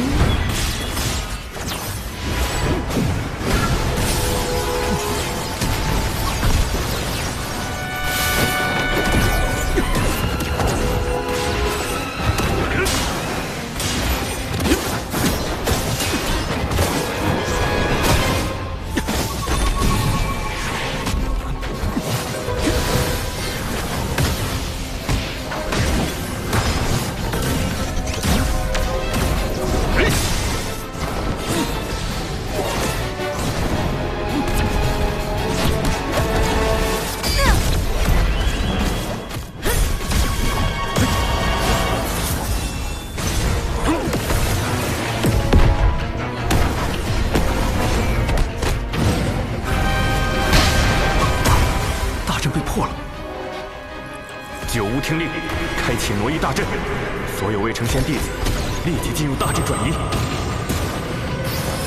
挪移大阵已开启，此阵顺地脉方向挪移，瞬间便可出现在万里之外。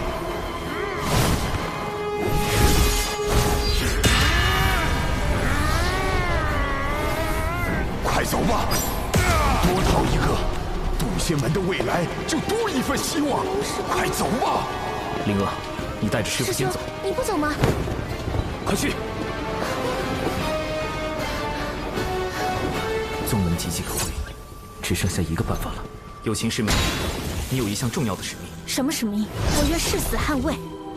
不是要你死，而是要你去哭。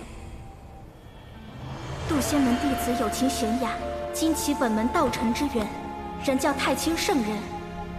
师兄，我早淡了凡尘情欲，哭不出来。想象你有一只心爱的宠物，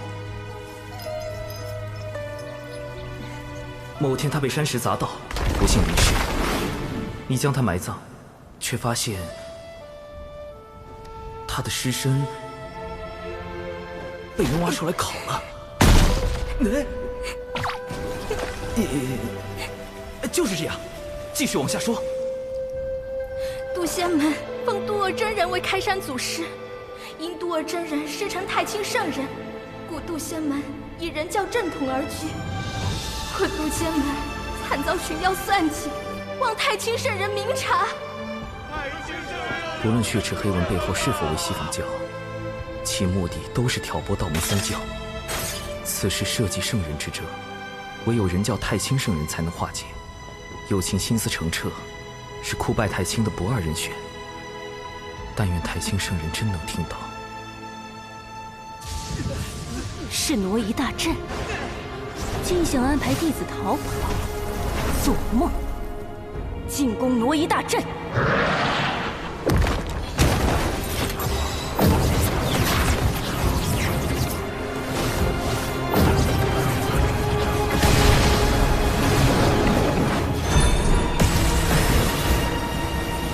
阻止他们！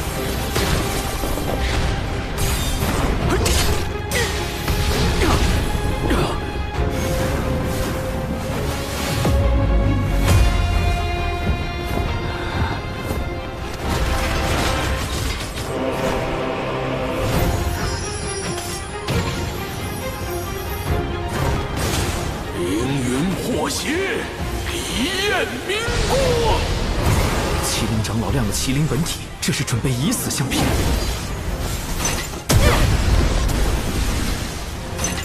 原则，他们怎么成了金仙，还出现在这儿？既然被你们发现了，那就别怪我不客气。给我上！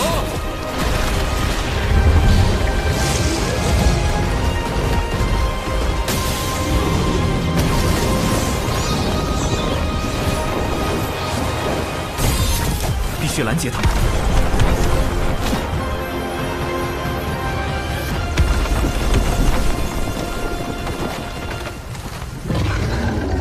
群妖攻山，何其猖狂！我二人路过，斩妖除魔，护卫人道。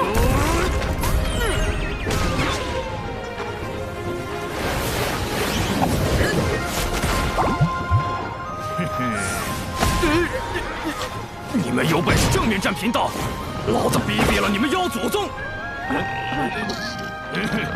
老子逼毙了你们妖祖宗！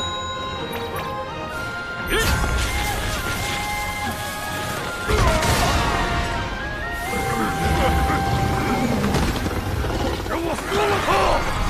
天字只缘善于应变，用以诱敌入阵。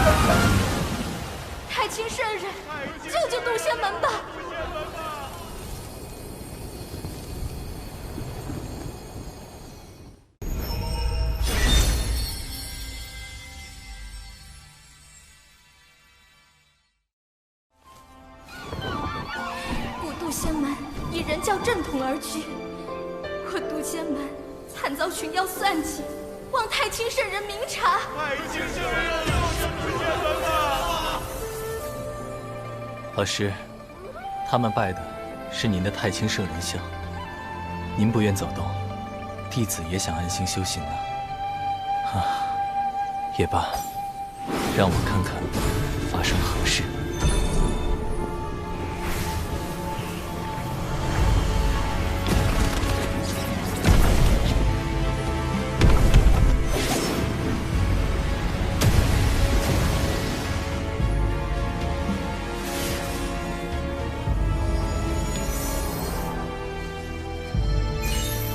人教奉无为之道，旨在少沾因果，专心修德修行，却不代表事事无为。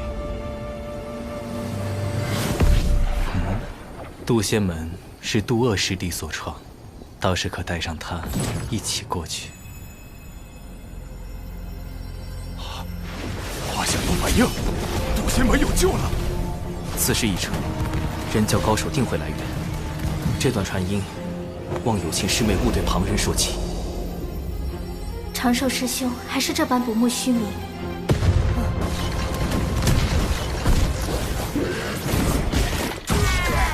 快挡不住了！所有弟子，肃静龙威一大阵。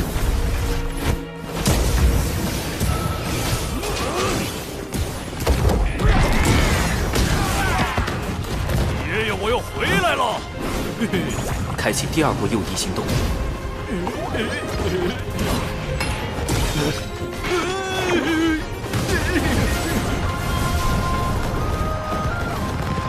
还剩最后一批弟子，必须保证挪移顺利进行。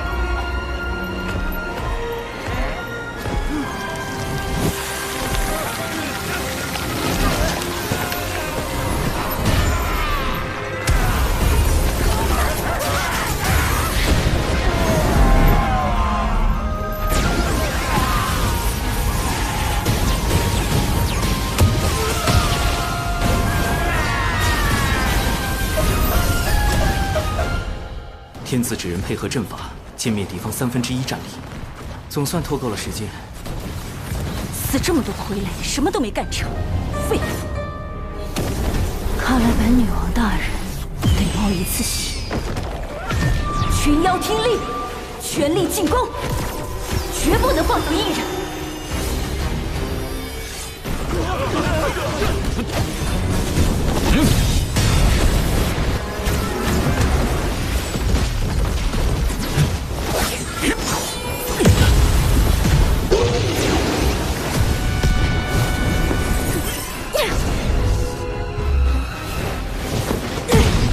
青翼苍鹏是天仙境，怎么比金仙更有威压？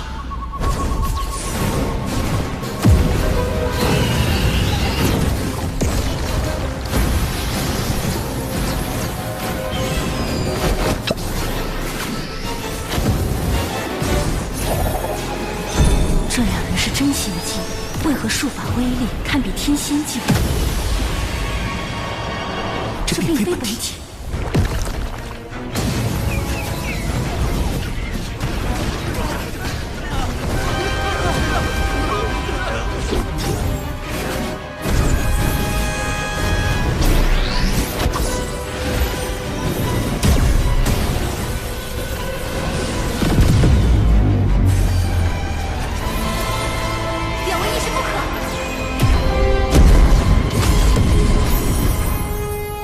这两个天子指人已经完成幽妖任务，且沾有因果，是时候一了百了了。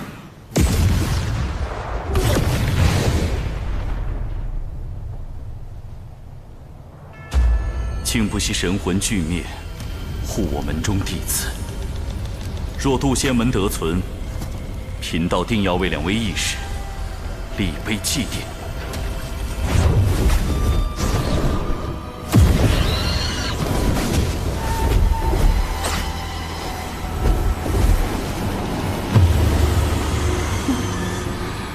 以为炸阵就安全吗？地脉乃天地间唯一的大道会员无极圣人，盘古的经络所化，走势朝向有迹可循，而被挪移大阵连通的地脉，定有法力残留。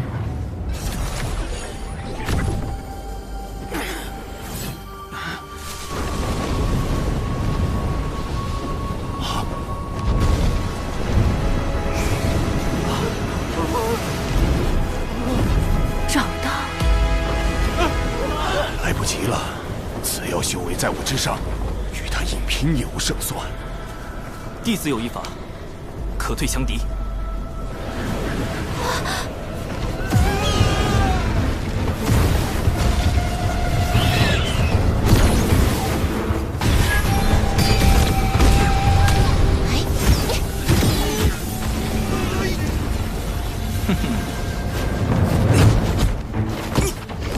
想跑！渡仙门一个都不能放过！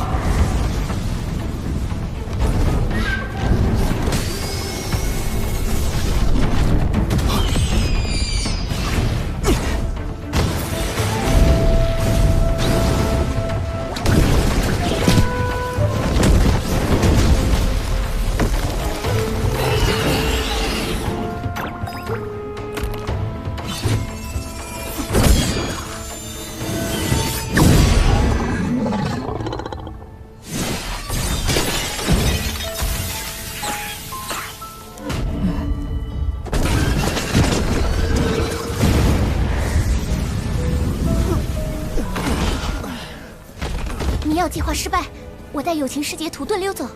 师妹，实战体验结束，放行云吧。师兄，你过来。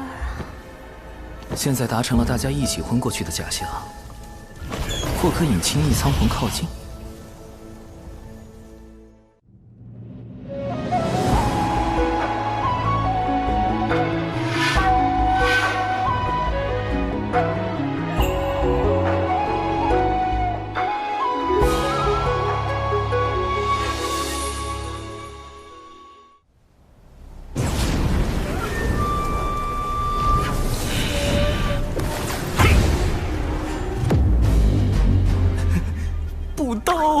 这是一道同道之物。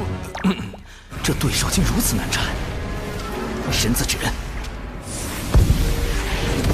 冲！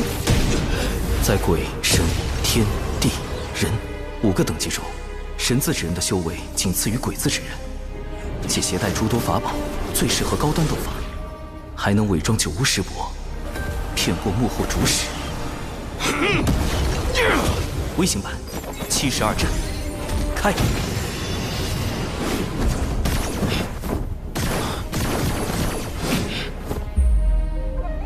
趁现在，将大家转移到地下。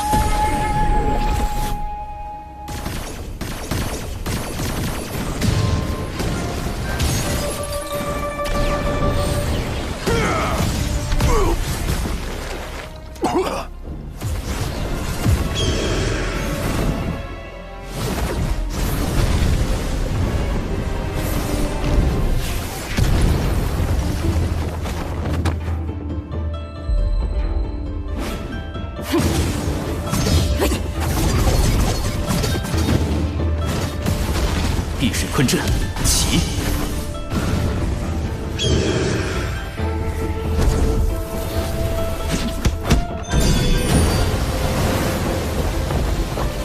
风寒杀阵，开！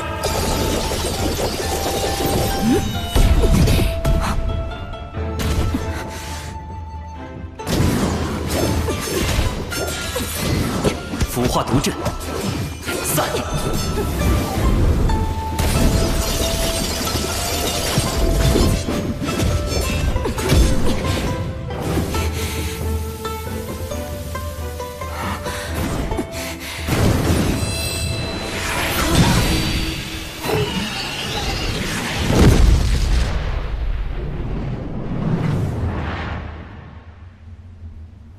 三元玄火，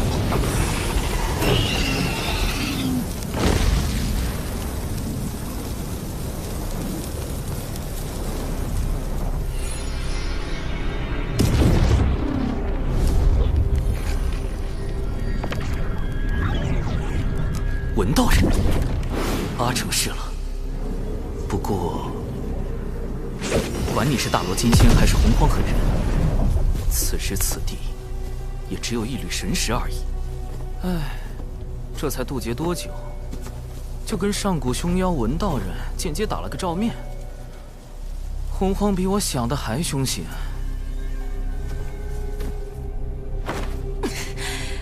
本女王大人神识清零，还什么都没做，就被烧成灰了。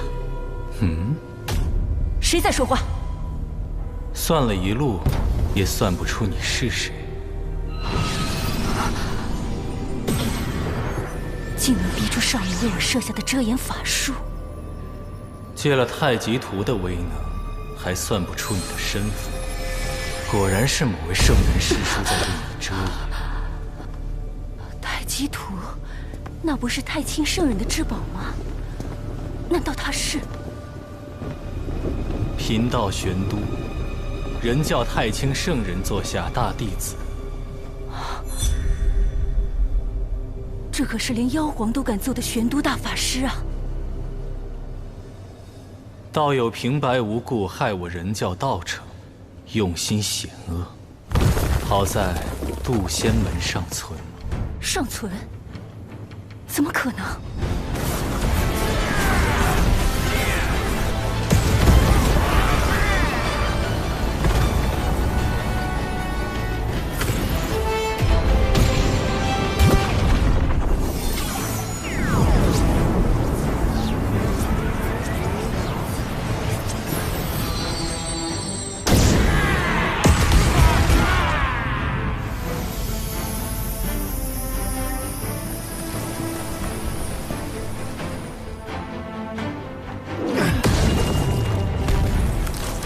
师父，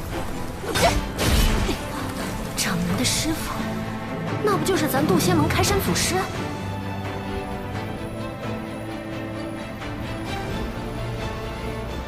渡恶真人，以下来了2圣人弟子，闻名修矣。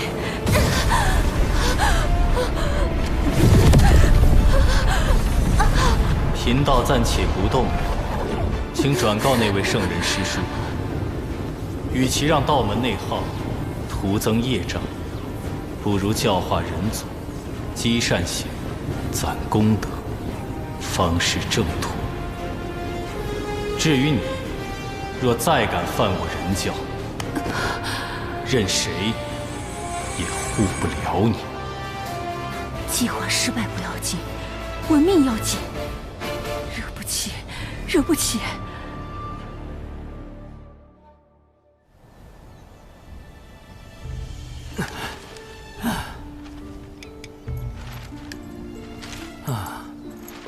四周确认安全，本体可以出来了。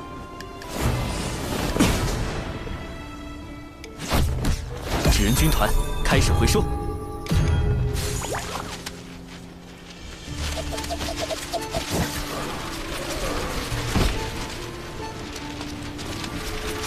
接下来，保持晕倒状态，等门内接应。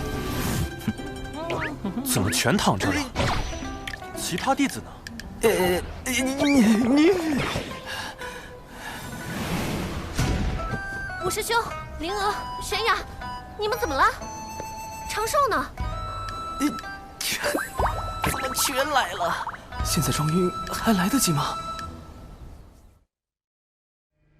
玄都师兄，如你所言，这3人元神枯竭，早已成了傀儡。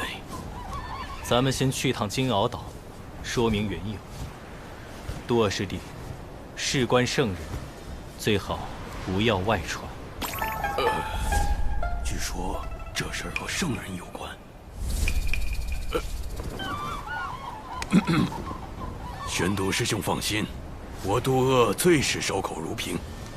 渡仙门什么都不知道，现在已经去接应弟子了。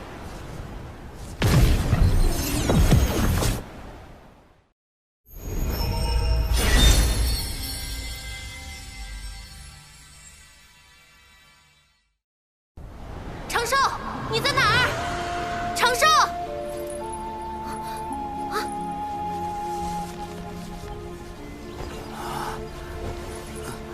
师叔，我们中了迷药，其他弟子在农医大阵出口旁的树林里，你们快去！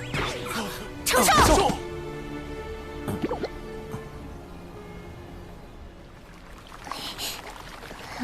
长寿，师父，弟子没事。弟子此前将你迷晕。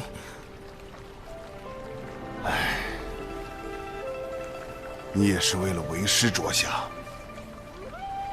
为师不怪你。师父，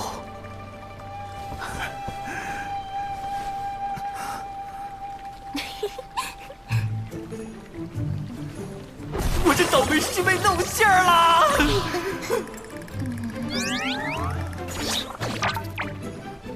李长寿，你装病骗我！我没有啊，师父。我都说了我没事，您自己误解的嘛。抓到师兄了！这件事都是师兄逼我做的，不关我的事。兰陵娥，李长寿，师兄你教的，死2个不如死1个。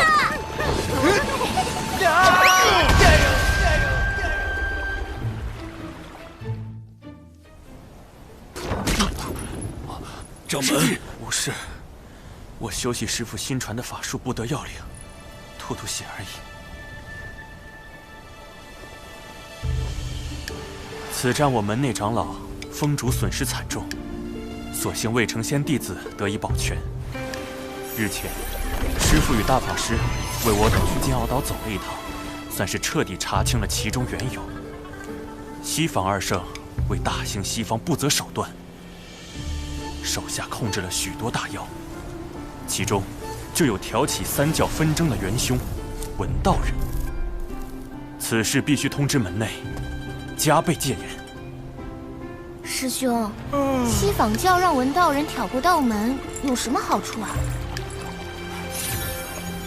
昔年西坊2圣以宏愿成圣，即向天道贷了一大笔功德贷款成圣，并许下大兴西方的宏愿。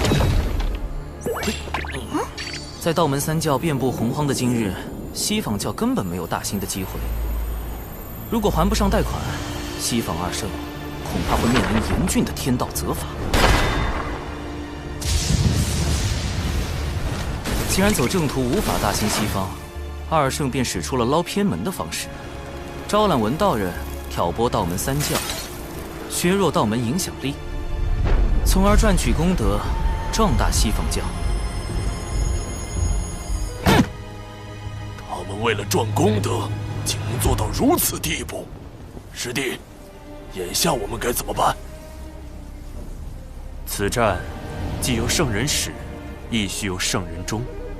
有师父和大法师出面，西方教短期内不敢作祟。如今，元泽他们的魂魄已被送往六道府转生，三教之争也得以平息。我们只能督促宗门上下勤加修炼，以防西方教再出手。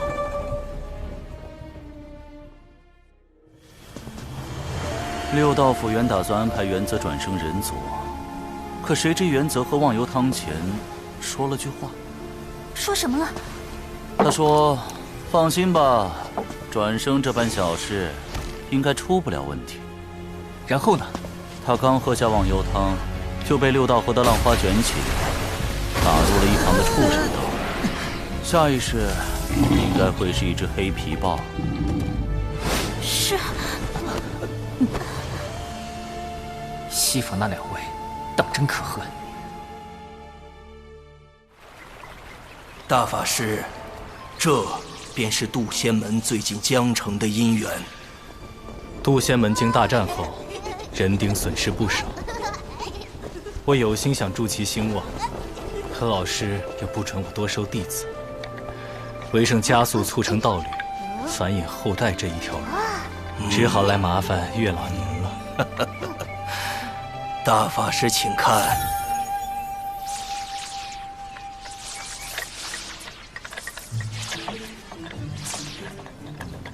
大家都生了情愫，唯独这三星拱月的男弟子没有变化。月老，不如帮帮他。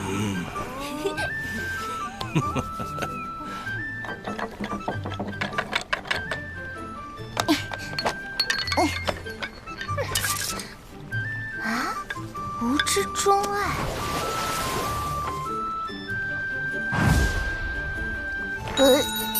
原来师兄喜欢这样的。灵娥，把我最新研发的吻字经抄写300遍。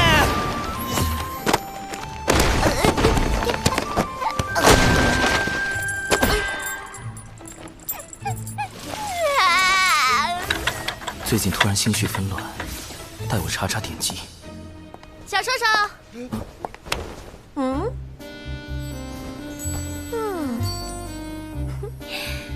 咱这新裙子、新妆容，好看吧？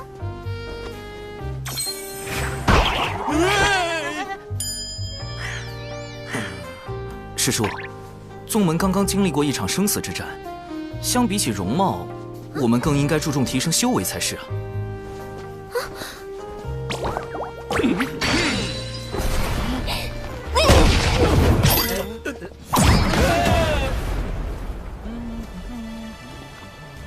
长寿师兄，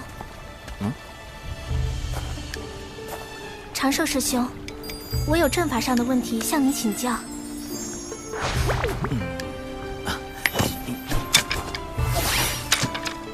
有心师妹，我急着闭关，这是我收藏的阵法典籍，或能为你开导一二。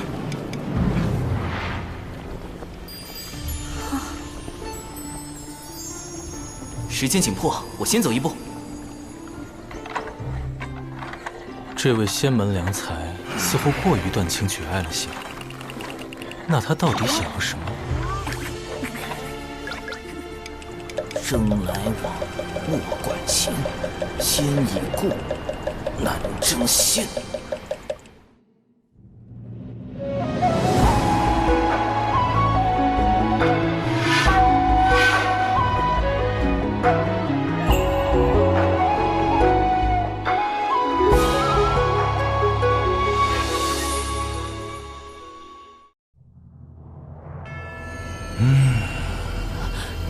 文静知错，文静办事不力，还请您暂且放过文静一马。文静保证，下次一定完成您交代的任务。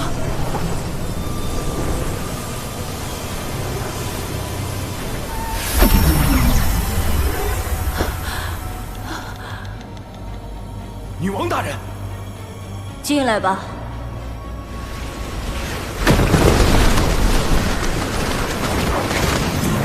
南海那边情况如何？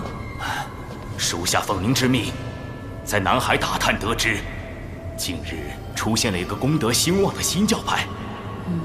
道门强盛已久，不好对付，不如从这样的新教派下手。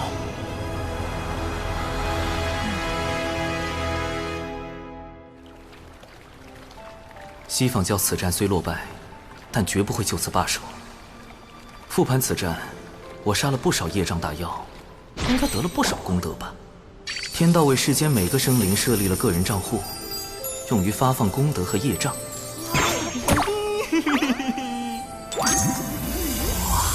为确保安全，我一直随身佩戴火德玉，防助他人推测来历的同时，也将天道发放的功德和业障拦截在个人账户外，待来日一次性接手。业障！我造什么孽了？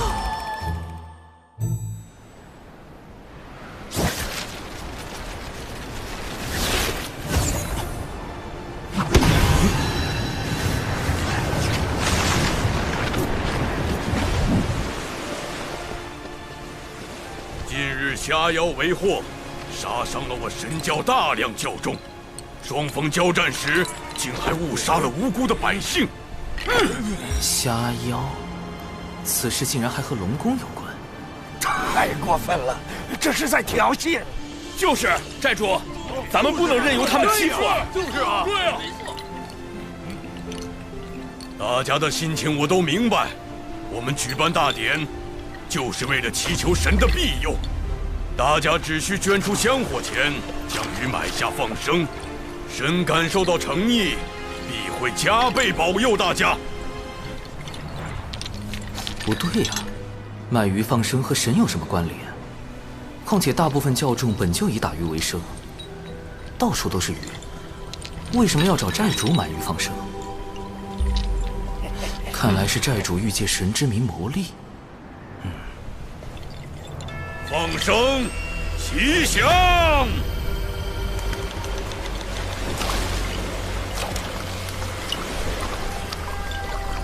这是妙珠吧？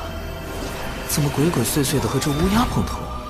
我们安排在南海龙宫的内应来报，南海龙宫已整装待发，很快就能攻来。鸦神，您放心，经过我的努力，他们现在对南海龙宫可是满腹恨意，定会与之以命相搏。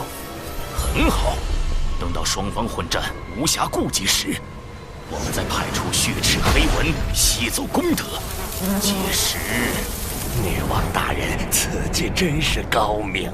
血赤黑纹，女王大人，又是文道人和西方教的阴谋。他们在熊寨和龙宫分别安插内应，先挑起双方战事，再借机夺取功德，好歹毒的算计！大太子殿下，数日前我们刚整治过他们，今天他们居然还敢举办大典。我已召集所有南海附近的龙族子弟前来相助，好好收拾他们。敖某表兄。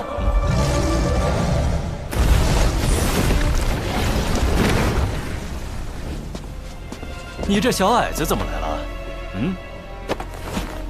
敖某表兄，我近日在南海金鳌岛修炼，得知你召集龙族子弟欲进攻熊寨大典。表兄，大典上有许多无辜百姓，贸然开战会给龙族增加更多业障。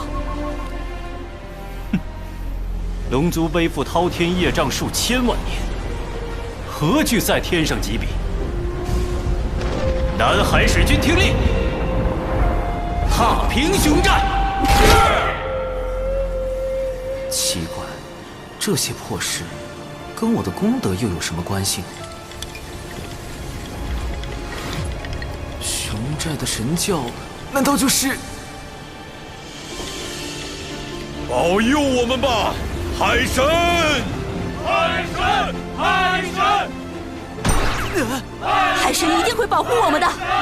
海神，海神，海神，海神！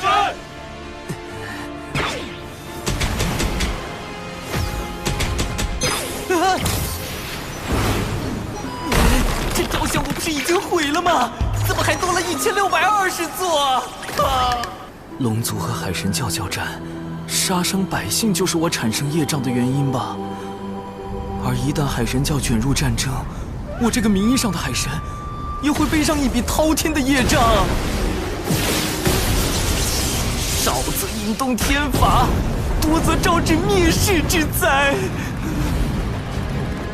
必须阻止战事发生，之后再想办法解散海神教。指挥军团出！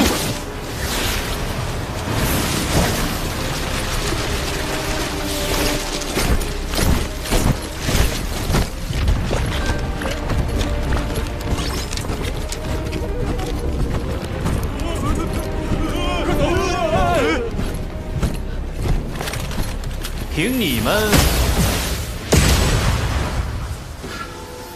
也敢自称海神教？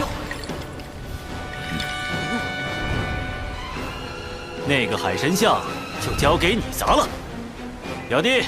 敖乙，不能砸！他怎么跑到南海来了？糟糕，他认识我的真容，现在海神像上还刻着我的大脸。完了，我的身份要暴露了。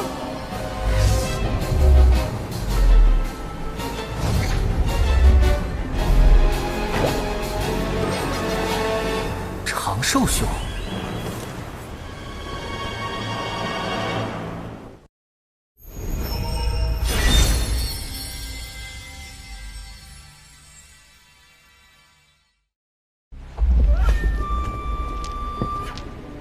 倘若敖乙将海神是渡仙门弟子李长寿的事泄露出去，文道人、西方二圣诸多恶果找上门来，我怕是要生死道消啊！稳住，长生稳中取，富贵稳中求。其路退则进。长寿兄虽说十分优秀，但尚未成仙，更不可能成为什么海神。敖乙兄，不要声张。为了妥善解决南海龙宫与海神教之间的矛盾，请前来详谈。忽悠小龙第一步，以和为贵，方成大业。成什么？海神像你还砸不砸了？长此以往，争端难消。我现在就去见海神。表兄，在我回来前，千万不要动手。可笑，龙族才是海上霸主，难道要让这个不知所谓的海神指点我们做龙？多谢长寿兄指点，我竟不知西方教从中挑拨，险些犯下大错。忽悠小龙第二步，知我心者，莫如长寿。龙族世代背负震碎洪荒的庞大业障，我深知你为解此困境付出许多。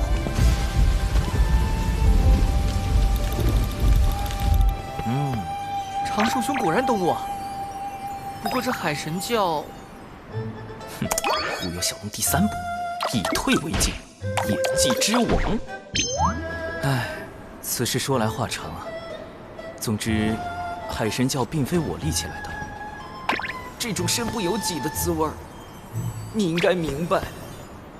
这就对了，圣人们也需要功德加持，人教圣人不便自己出面，便选中长寿兄来代管海神教。唉，偏偏他这般不慕名利。长寿兄放心，我向天道起誓，此事我绝不会泄露分毫。成了，果然面对敖乙这种想法很多的龙，留白就是最好的答案。我有个不情之请，不知我能否加入海神教？行善立功，为我族攒些功德。唉，南海龙宫与海神教又起冲突了，请与我一同平息干戈。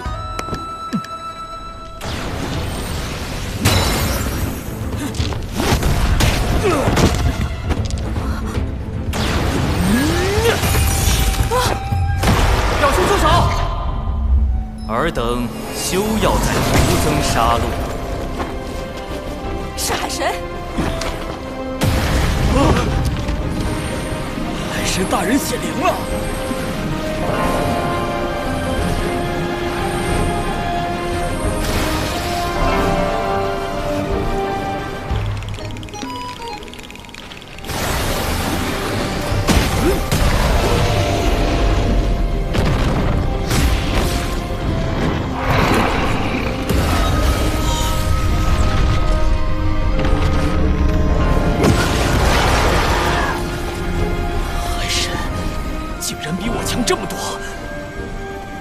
海神大人容禀，南海龙宫与海神教的纷争，皆是受奸人挑拨而起。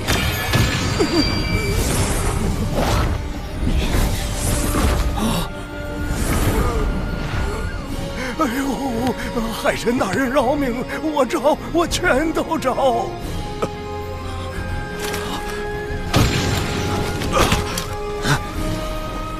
你敢背叛我族？说，谁收买了你？南海龙宫大太子，本座无意统领海域，功名利禄皆如浮云过眼，唯有导人向善，方是正道。这两个奸人交由你处置，望南海再无纷争。海神大人已与我说清，这一切都是西方教的阴谋。我们可以顺着这两个内应继续追查。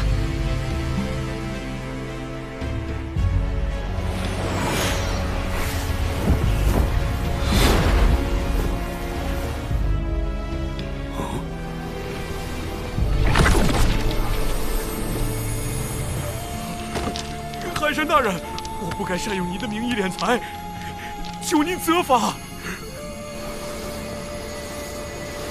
念你尚未酿成大祸，解除债主之职，以作惩戒。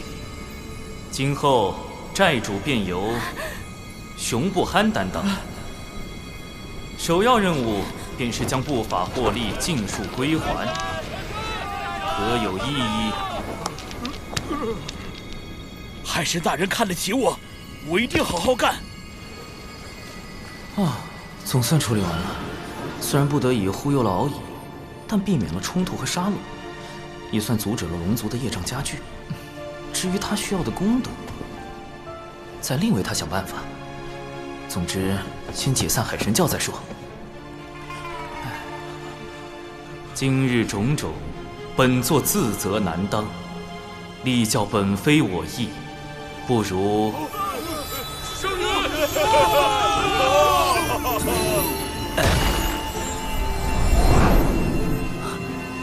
这是天道功德凝成的祥云，天道也被至教有方的海神大人打动了。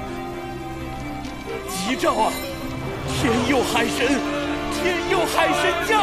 海神，海神，海神，海神，海神！教中情绪这么高涨，肯定不会同意解散啊！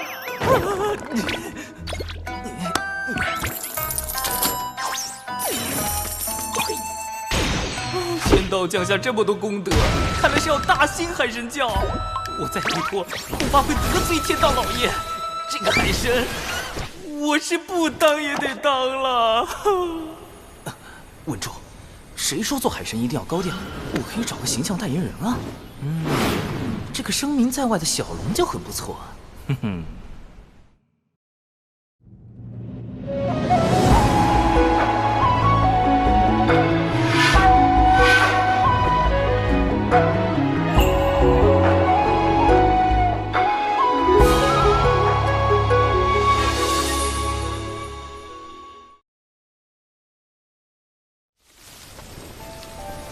东海龙宫二太子，今日幸得你相助，不知你可愿加入我教，担任二教主兼护教真龙大护法之职？海神大人对我实在太好了，我敖乙誓将海神教发扬光大。我表兄本性不坏，镇守南海多年，也算经验丰富。您看，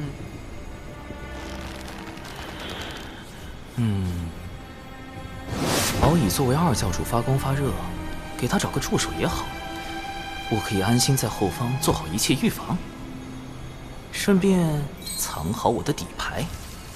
南海龙宫大太子，你可愿担任我教真龙二护法之职？可是我想，敖某定不辱使命。海神不计前嫌，当真大仁大义。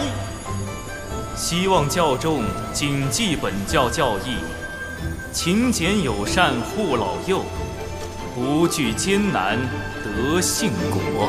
最重要的是，不要再招惹孽障了！四海平，自家不齐，一定赢。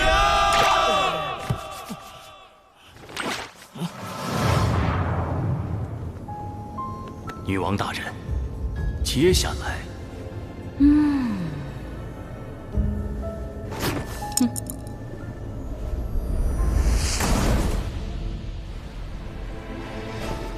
为了像海神大人一样潇洒，我这就启程寻仙拜师。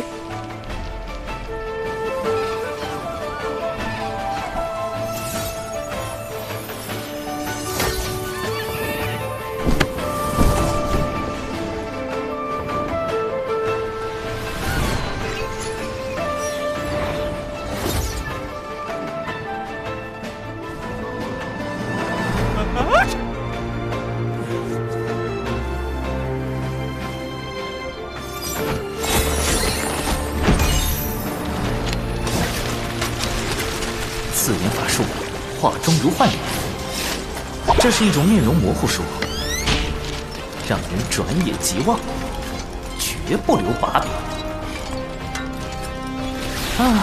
总算给这1621座海神像都化了妆，以后这个形象就代表着海神。希望不会再有人联想到人教弟子李长寿。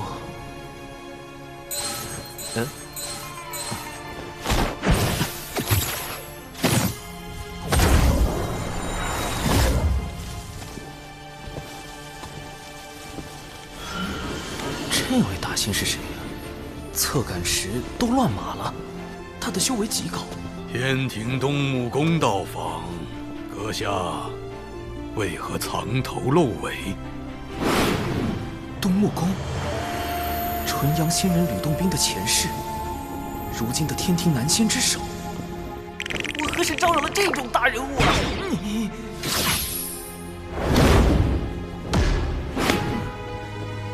东木宫来此，有何贵干？天庭授我监察各地宗门教派之职。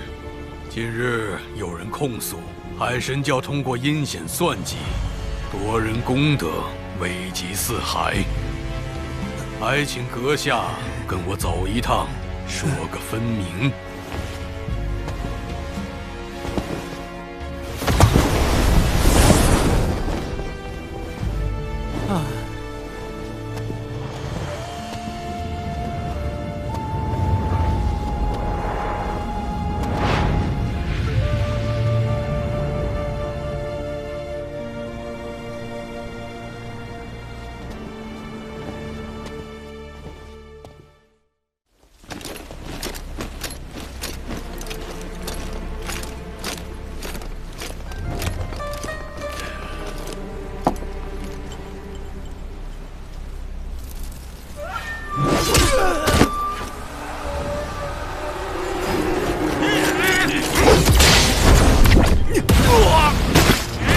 这两个内应果然掌握了关键信息，你的幕后主使杀人灭口。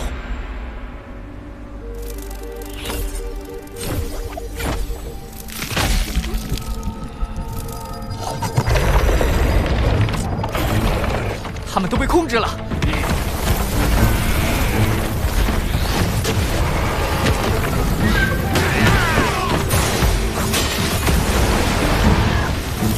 好！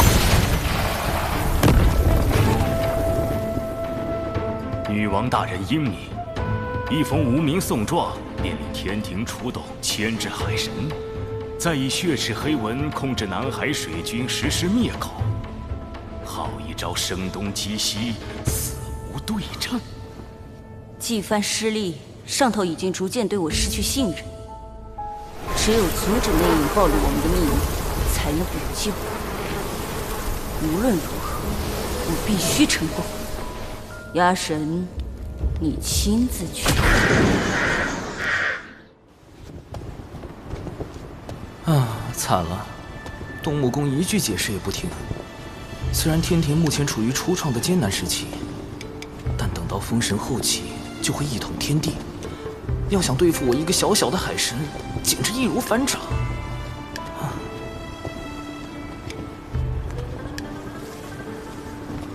阁下总算来了，这为何不是真身前来，而是来这一纸人？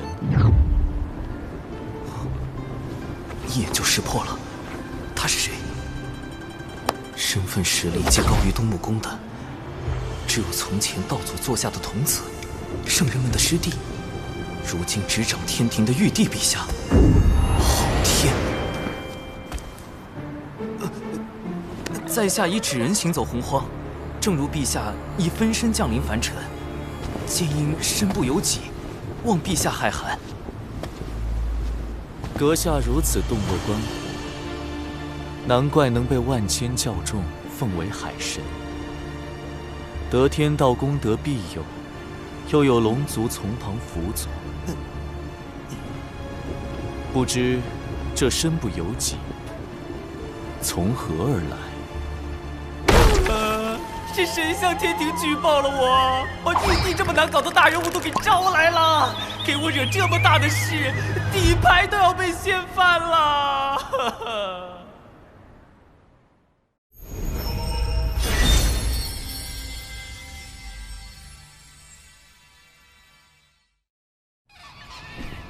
阁下如此洞若观火，难怪能被万千教众奉为海神，得天道功德庇佑，又有龙族从旁辅佐，不知这身不由己，从何而来？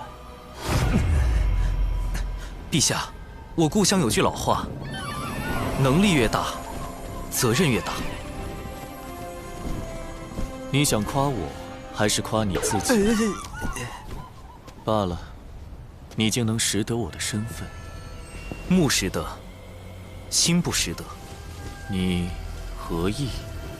众生所认识的玉帝，本该居九重天阙，助道祖维护天道。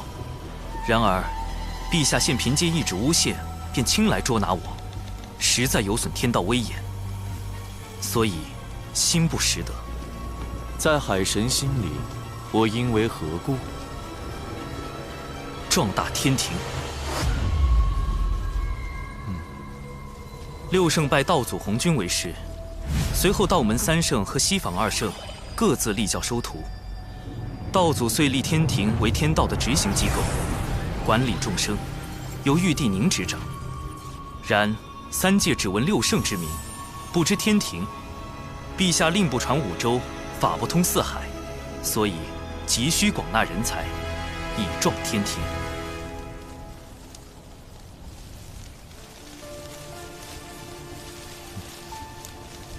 知吾者，南海海神矣。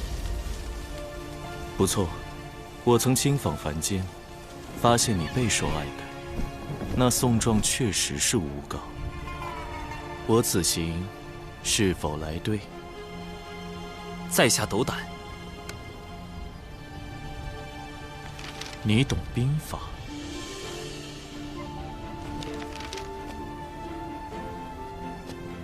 兵者，诡道也。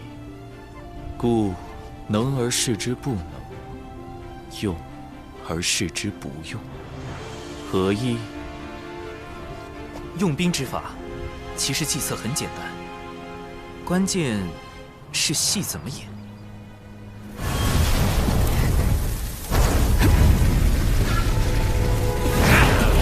交出骄兵将领，饶你们不死！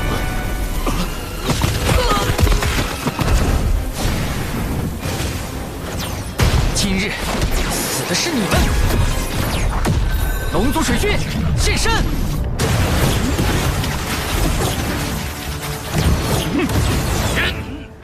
啊，有埋伏！接9天10地阵，反围攻！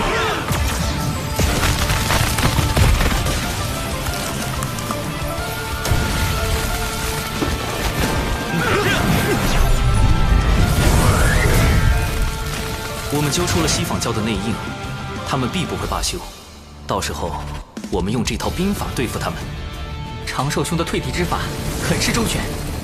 此战结束后，我便整理成册，献给父王和节将，尤其是我那个颇为鲁莽的师叔赵公明。妙，丝丝入扣。多谢我蓝星孙武前辈所著的《孙子兵法》。哪怕在洪荒，也是兵学圣典。看来玉帝对兵法非常满意，不如为避免卷入封神大劫，我已在暗中筹备数个方案。这数个方案，因为玉帝的出现，可行性最大的一个已然揭晓。即积累一定功德后，入天庭为官。只是结交玉帝有暴露自身不够稳健的风险，但此时可是抱上天庭大腿的最好时机呀！天地不仁，以万物为刍狗。陛下，早前得闻圣人为3界苍生立天庭，不求回报，在下深受感动，遂匆匆写下12件，唯愿献给天庭，效微薄之力。有劳。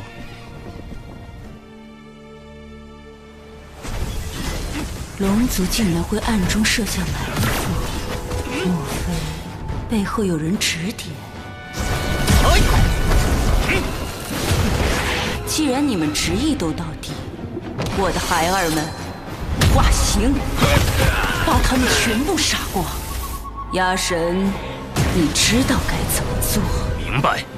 多谢女王大人多年教化，今日一定完成任务，以我之血肉助大军之躯。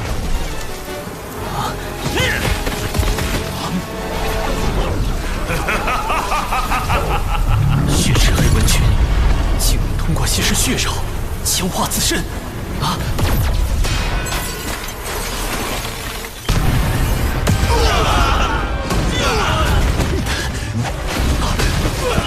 惨了，我们抓到的2个内应都死了。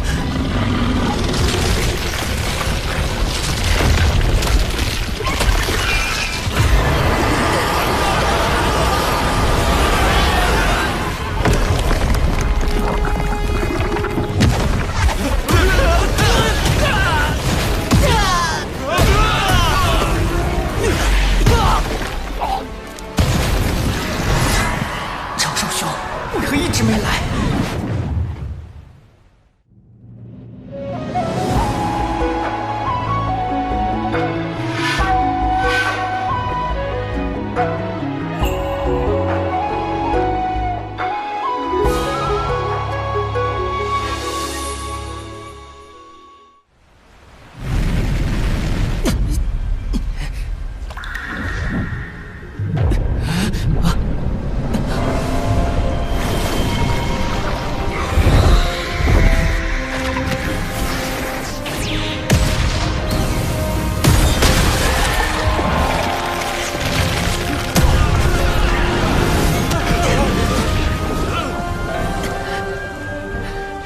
天庭在此，血赤黑纹，勿再放肆。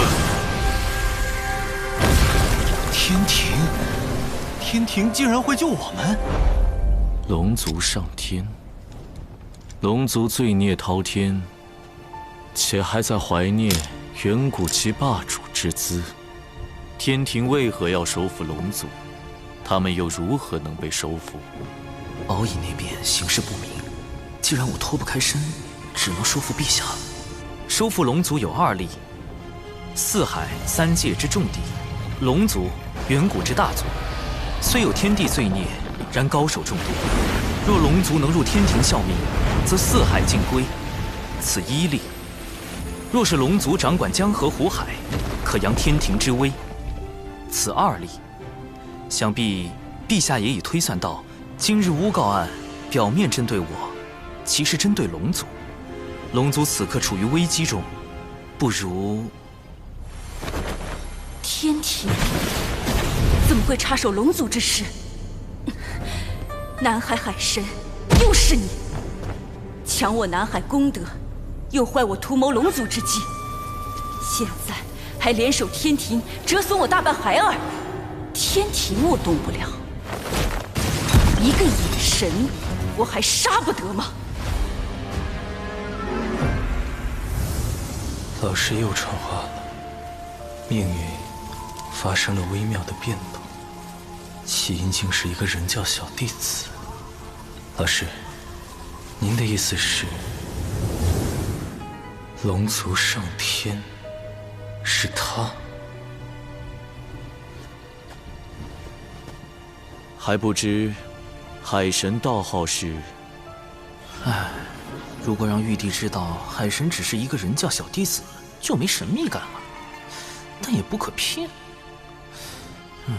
东有启明，西有长庚，长庚行，长庚一同长寿。嘿，好主意。在下道号为长庚道人。长庚。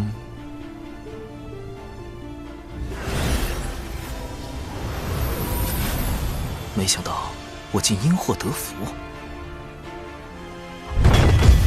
文道人，他怎么亲自来海神庙了？南海海神，受死！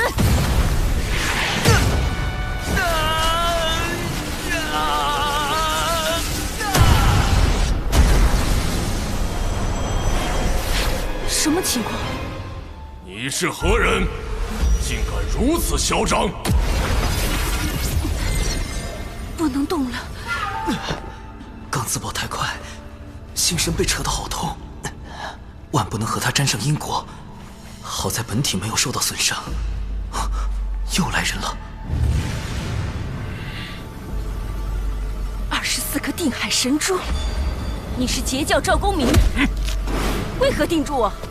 南海海神乃是我师侄敖乙的兄弟，道门一家亲，竟逼得海神化身自爆，看打我！他自爆，我也不明白啊。前辈，我是南海海神，真身无碍，你快停手！此事恐会引发西方教与截教之争。那直接杀了他。不可，晚辈有一对策。起来，我要去灵山讨个说法。灵山便是西方2位圣人的居所，一旦闹到那里，二圣为保全西方名声，一定会将我血池黑纹一族尽数灭杀。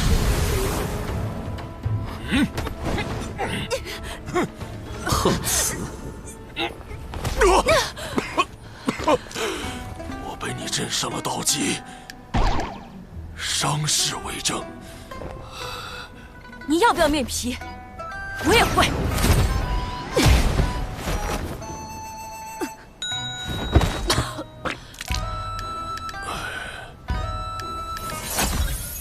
这是海神的法器生影球，恰好记录下你的自残。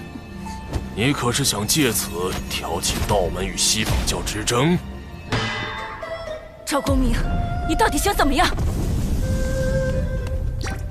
咱们不如小事化了，否则我只能拿它去找各教好友观摩。你看，太精彩了吧！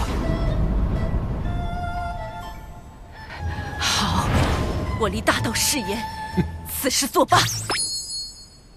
人教，南海海神，这个弟子有点意思。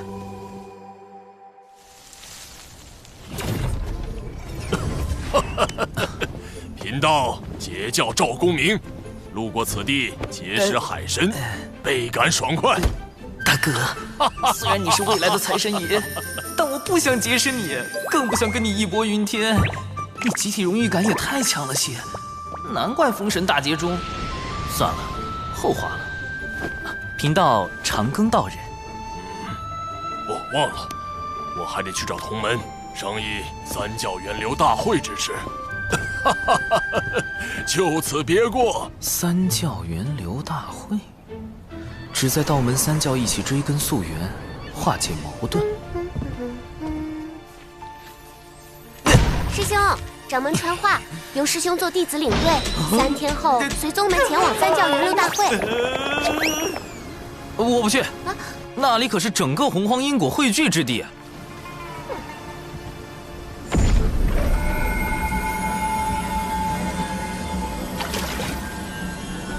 去。前辈是？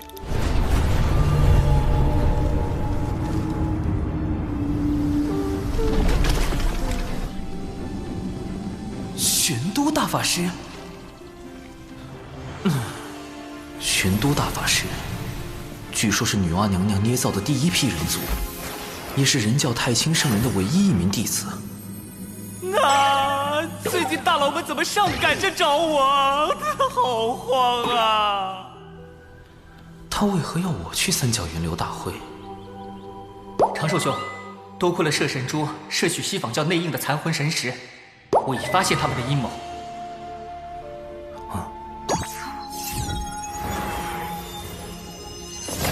四海海眼的位置尚未找到，他们竟在打四海海眼的主意。海眼凝聚着天地间的业障，每隔数年便会爆发，吞噬生灵。龙族为偿还业障，一直派高手用身躯填补海眼。海眼是龙族软肋，一旦暴露，轻则龙族受制于人，重则有灭族之祸。事关紧急，我必须将此事告知父王，让龙族防备。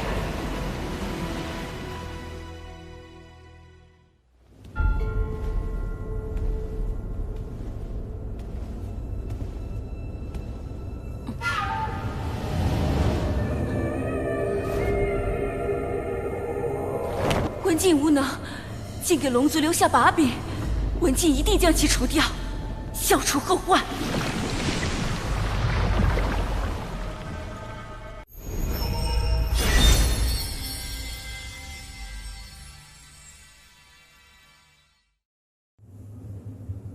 道门的注意力都在三教源流大会上，不会留意东海。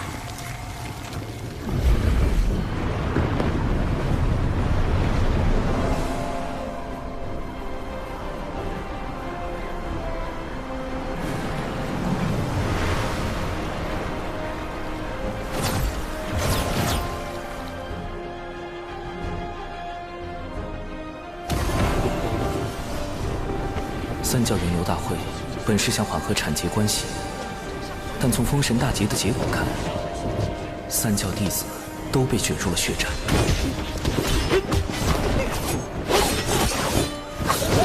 都说了产劫弟子不得互殴，你们当我人教逍遥仙宗是摆设吗？有点眼熟。熊灵力，他怎么拜入逍遥仙宗了？这么多人在，也不能把他扬了。只能……表妹，终于找到你了！你若暴露我身份，熊战危矣，快喊表兄！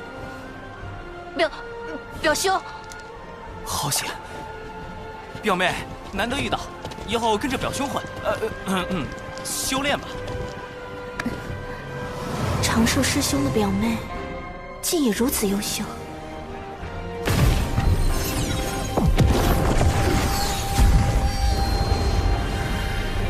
阐教元始天尊座下，广成子前来赴会。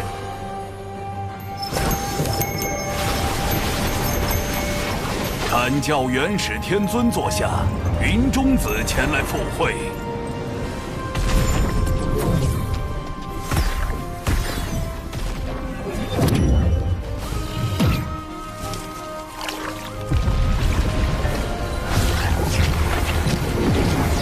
教通天教主座下，赵公明前来赴会。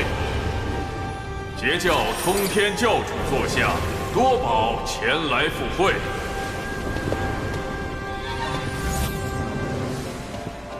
截教诸位师弟气势汹汹，是要作何？自然是来凑个热闹。如今阐截两教尚是口舌之争，待封神大劫降临，就会成三教混战。阐教线多被削去顶上三花，失了大半道行；截教线更是死伤无数。三圣下场也无法阻止众弟子被禁锢在正神之位，永受天道操控的命运。我得尽快完成龙族上天，以此抱上天庭大腿，躲过封神大劫。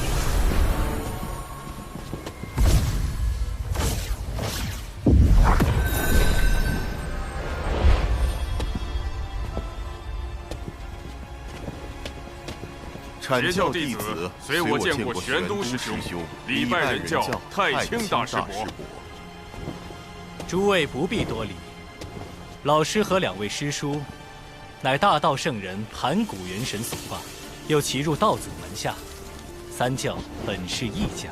师尊收福德深厚者为徒，乃顺天而为，教化众生。众生指所有生灵，凡有向道之心，就该有修道求长生的机会。大法师命我来此，究竟有何要事？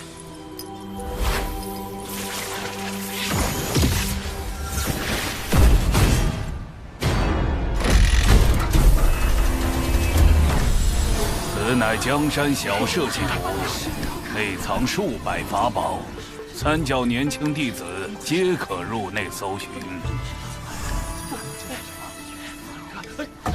连圣母女娲的法宝江山设计图都敢仿，云中子不愧是洪荒赝品大师。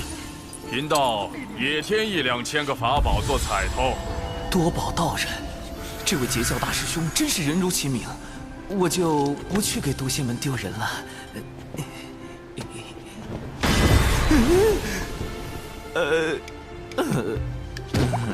老师推算出，龙族上天对苍生有利，而吕长寿是促成此事的关键，正好借大会探下他的品行和实力。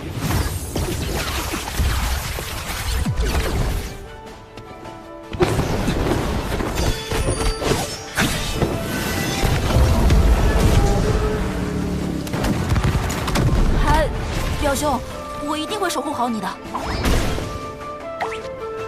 想一直躲着可不行。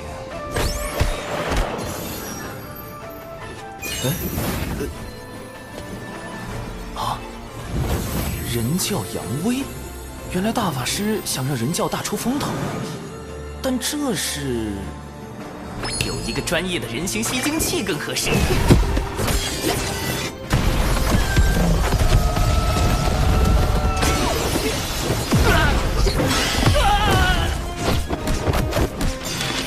神行符提速，法宝锤做武器。人教弟子前来相助。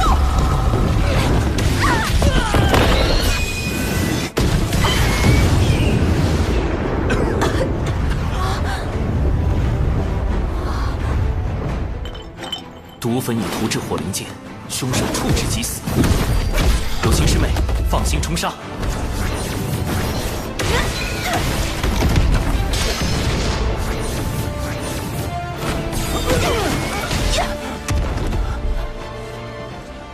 这2位人教道友太强了吧！西北20里有凶手出没。长寿师兄总是默默做下所有事，却把功劳推给别人。有情玄雅，你要竭力出扬，扬人教威名，绝不可辜负长寿师兄的嘱托。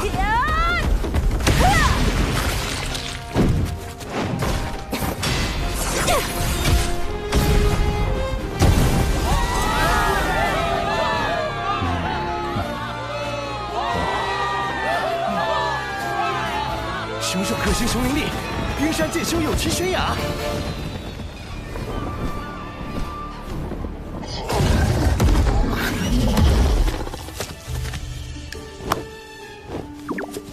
攻防得当，配合默契，人教这2个小弟子未来可期。人教真是出了2个优秀仙苗啊！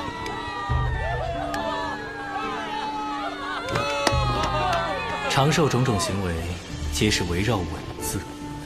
强为不如无为，强争不如不争。清净可循自然，万法终归妙境。今日倒从长寿身上感悟良多。若他能成为我的小师弟，入兜率宫中处理人教教务，老师定会欣慰。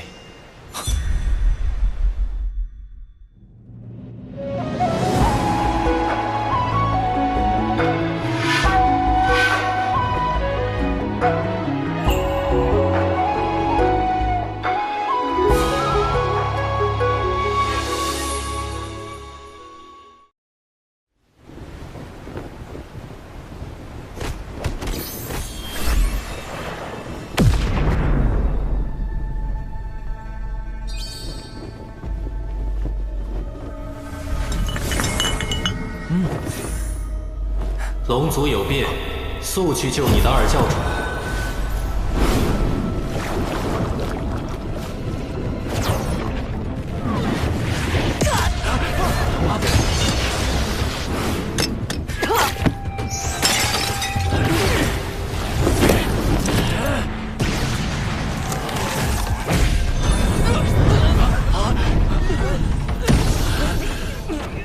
西方交想毁证据，杀龙灭口。二教主，海神教的事，您都知道了。你以为仅凭自己的火德玉，就能拦住所有圣人的推算吗？老师早已知道了你的事情，并亲自出手为你遮掩，否则你早就暴露了。多谢太清圣人庇护。大法师，容弟子留一化身在此，本体随您前往。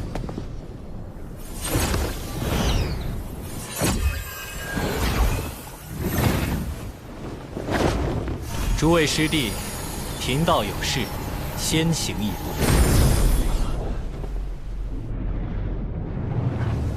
顾家，摄神珠已碎，我如何让父王相信西方教在查海眼之事？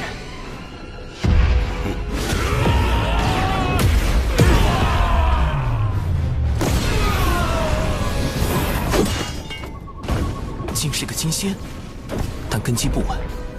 与渡仙门一战中被血灵强行提升到金仙境的原则一样，看来又是血池黑纹的算计。虽是伪金仙，但实力远胜你。若能救下敖乙，我便说服老师收你入兜率宫，如何？兜率宫，太清圣人的化身，太上老君的居所，这大腿必须抱。弟子愿往。这是老师的防御至宝，天地玄黄玲珑塔，将它威能借你半个时辰，有它护着，哪怕是大罗金仙手无先天法宝，也伤你不得。真锁血外挂体验版，水遁。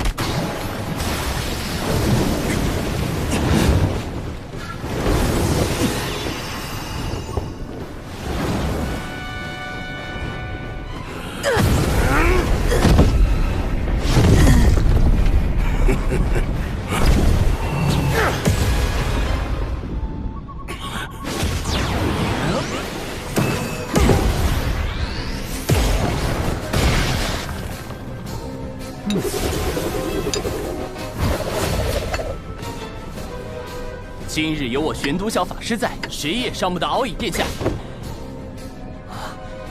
从大法师话中可知，锁血外挂并不绝对安全。万一有大罗金仙，比如幕后主使文道人，手持先天法宝突然发难，一下就能给我破防了。玄都小法师，他与玄都大法师有何关系？亦或是故弄玄虚？区区天仙境还想蹭玄都大法师的威名，找死！一气化三浊。这分明是道门神通之剪纸成人。长寿故意喊错，想震慑对方，抢占先机。但这纸人确实做到了以假乱真。这一气化三除，莫非也是人教秘法？第一重，加速困阵。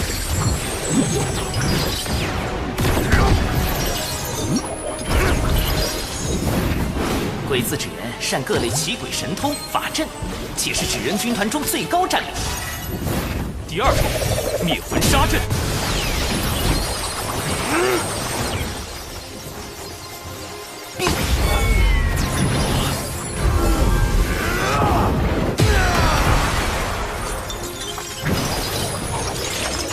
第三重，惊雷毒阵。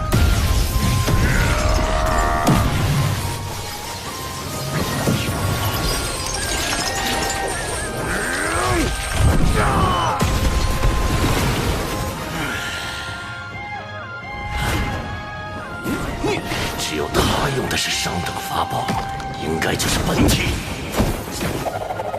道门神通，血金惩法，急！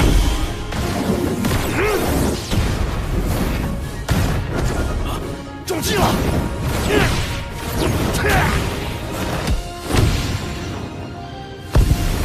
纸人放纸人，纸人何其多！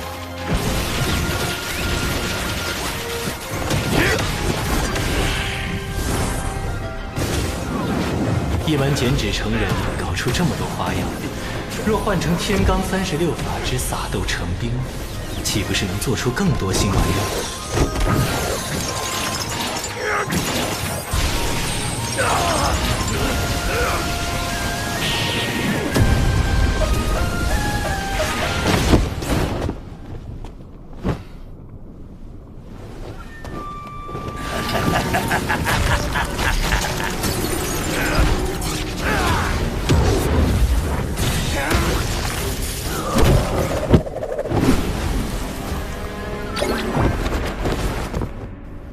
看来在渡仙门坏我好事的，也是这位玄都小法师。区区妖物，也敢在我玄都小法师面前逞凶？三位护法，处理残魂。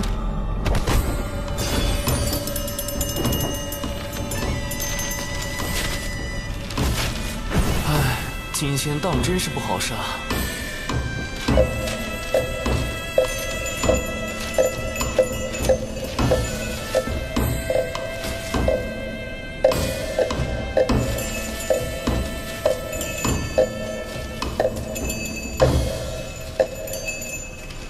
除掉伪金仙，救下敖乙，总算完成了大法师交付的任务。首先，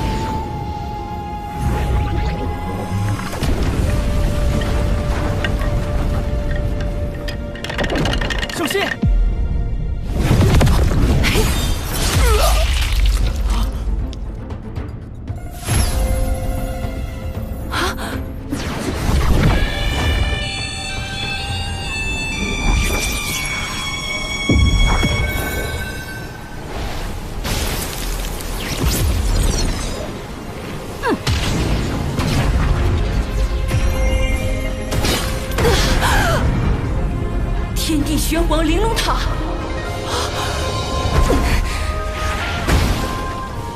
他真是玄都小法师。太清圣人什么时候又收了个徒弟？这就走了？还好有大法师给的这层外挂。二太子殿下，二太子殿下，臣护驾来迟。原来道友是人教高手，一定要禀明父王，好好答谢。贫道还要找陛下复命。敖乙殿下，咱们就此别过。陛下，除龙族外，洪荒有此称呼的，天庭的玉帝陛下。不直接点出救兵是玉帝小师叔派来的，而是让敖乙自己退出，既降低龙族警惕性，又增加天庭好感度，这分寸拿捏得很到位。龙族上天的重任非你不可，我赠你一门神通，此为天罡36法之撒豆成兵。另外，日后若有麻烦，可亮此牌。保命底牌+1，我这玄都小法师也算是持证上岗了。弟子谨记。不过也不用太担心，西坊教暂时不敢对道门出手。他们豢养血赤黑纹，残害道门弟子之事，我已告知老师和阐节两教的圣人师叔。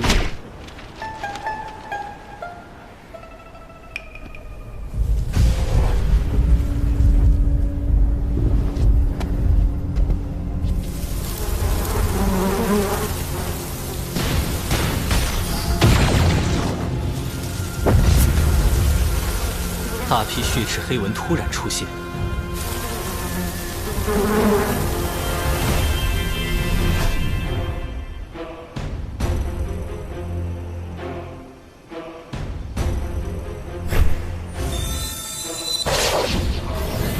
西坊教此时将他们放出，难道是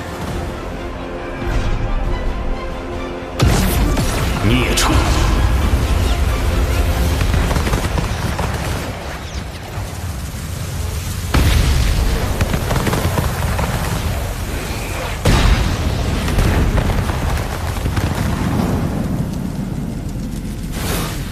准提师叔竟亲自出手灭杀了血赤黑纹，既撇清了他们与西坊教的瓜葛，又给道门一个交代，真是好算计。如今圣迹昭显，三教弟子应该都已知晓。族文被害，文道人绝不可能无动于衷。你挑拨道门失利，攫取功德不成，还暴露了龙族内应。如今刺杀敖乙也失败了。我灭你3成族文，在人前划清界限，以示手下留情。之后我会另派人来接手，你不可妄动。但凭圣人吩咐。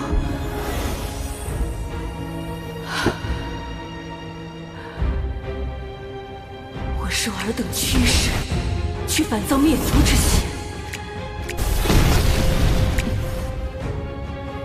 那不如拼死一搏，救出族文，离开洪荒。杀点蚊子就算完了，必须让西坊教付出点代价。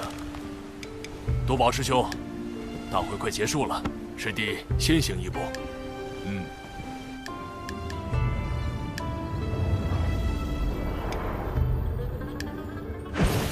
总算回来了，多谢表妹和友情师妹为我护法，我们出去吧。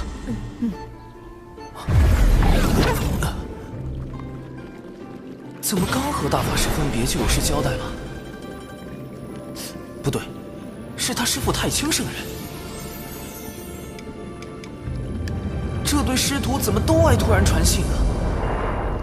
不过大法师只会发短信，太清圣人已经开通5级发视频了，修为高低一目了然。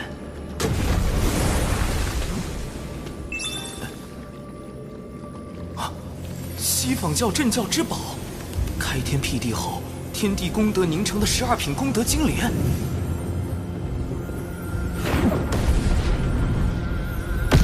这不是封神大劫中文道人啃金莲的情形吗？太清圣人这都能推演出来，不愧是洪荒战力天花板级别的大佬。但为何把画面传给我呢？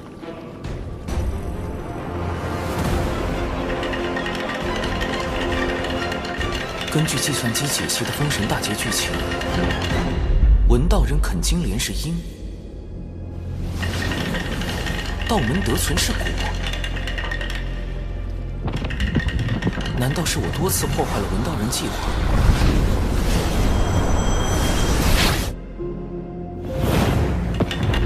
改变了他的命数，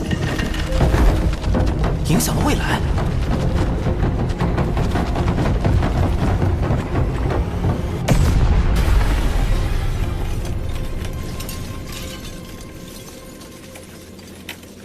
渡仙门，太清圣人定是算到了这个变数，才让我出面干预。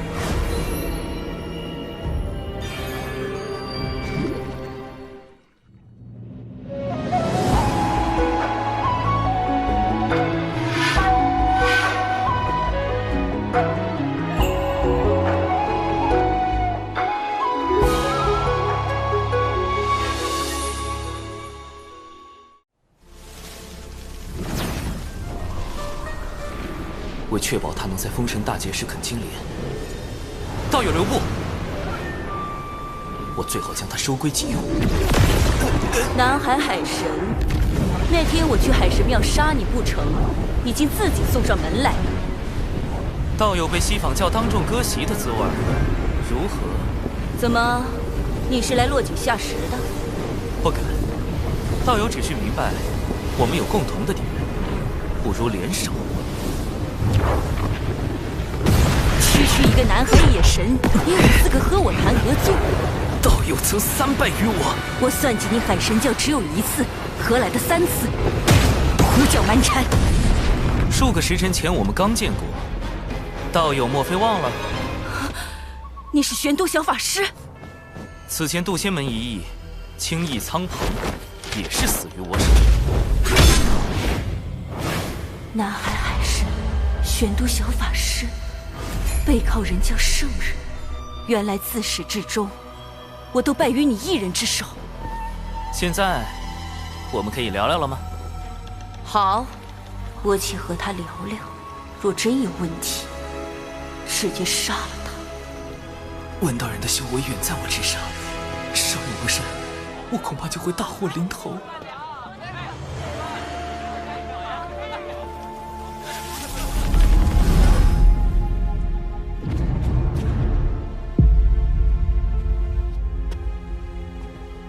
他为何带我来人族地盘？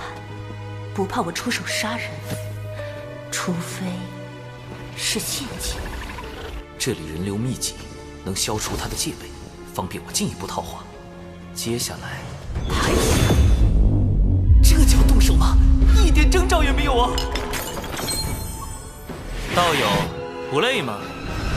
他发现了吗？那他为何不躲？苍天哪！我说这个有什么用啊？他还不是要分分钟碎了我！看他神情如此淡定，难道还有后手？等等，这招有用？众生有玲珑心，故有千百张面孔。道友且看，世人为生存奔波，为衣食烦恼，被迫摆出虚伪的面孔，咱们又何尝不是如此？洪荒如棋，圣人之子。你我皆是棋子，道友和你的族文不也因此受制于西方？少陪我来这一套！你竟敢坏我大事，让我在教主前颜面扫地！我要把你抽筋剥皮，吸干你的骨血，让你永世不得超生！我要吃掉你的伙伴和信众，让他们直到最后一刻都后悔认识你这样的神！我要让你灰飞烟灭，魂飞魄散！让你的海神教荡然无存。那如果我可以用我的手段扳倒西坊教，为你文族报仇雪恨呢？那你会成为我最好的朋友。既如此，那就让我看看你的筹码。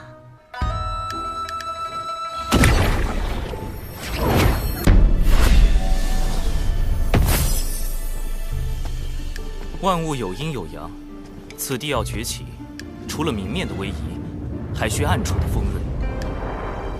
你若能回到西坊教，与我里应外合，我自可助你脱离苦海。西方教自以为做事滴水不漏，但这南海海神背后的太清圣人早已察觉，并反过来算计西方教。人教真可怕，南海海神真可怕。我什么都没说，这是你自己想的。我可以答应你。总算用天庭稳住了文道人，但他这把毒刃若用不好，反伤自身。但有一个条件。什么条件？截教赵公明和他那个二妹，最近一直在找西方教的麻烦，我也深受其害。你若能阻止他们，我便信你。赵大爷不会又去碰瓷了吧？二妹，琼霄，三霄中的老二，这仨姐妹可是在封神大劫中削去阐教12金仙顶上3花的大狠人啊！看来要去三仙岛走一趟了。如果赵大爷和琼霄继续搞事，不但会影响到与文静的合作，还会激化西方教与道门的矛盾。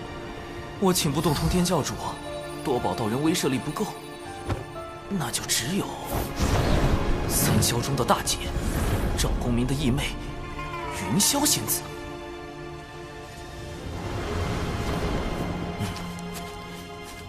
以云雾为阵基，看似柔和，实则遍布杀机。三霄不愧是能布下九曲黄河大阵硬刚圣人的大能，这阵法，神识探进去也只能看到一片白茫茫，根本找不到入口。在下海神，字号长庚，求见云霄仙子。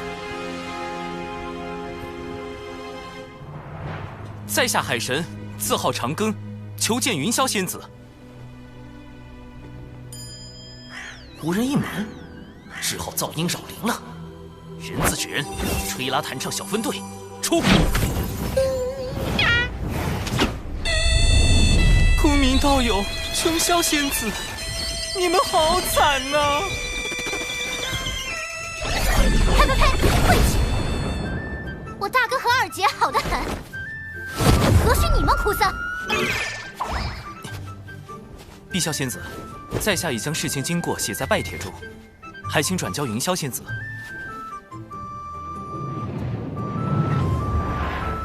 碧霄，琼霄仙子的双胞胎妹妹，三霄中的老妖，据说是个古灵精怪的整蛊专家，必须小心应对。你等着，要是敢骗我大姐，我非教训你一顿不可！哼！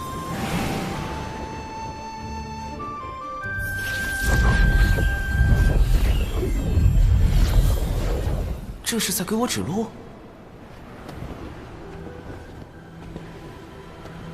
这里就是三仙岛，神识还是无法向外查看，似是被某种阵势挡住了。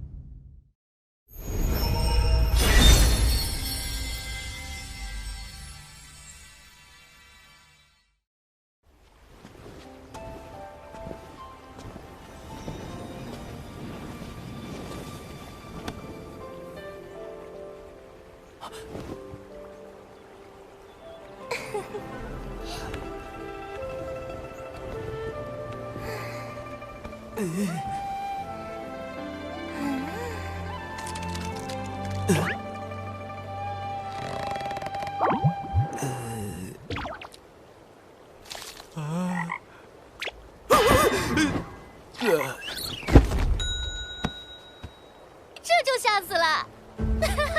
海神竟然这么脆弱，我还给你们安排了进错院子嫁对郎的戏码呢，可惜啊，可惜！好你个海神，敢用纸人化身戏耍我，我这就把你本体找出来大杀了！碧霄仙子，在下真有要事。公明道友正与琼霄仙子向西坊教寻仇，须得请云霄仙子出面阻止，不然西坊二圣怕是会对他们下手。这么严重，我去找大姐。搞吧。半天，他也是用云人化身和我的纸人化身飙戏，个个都是戏精啊！这次该见到云霄了吧？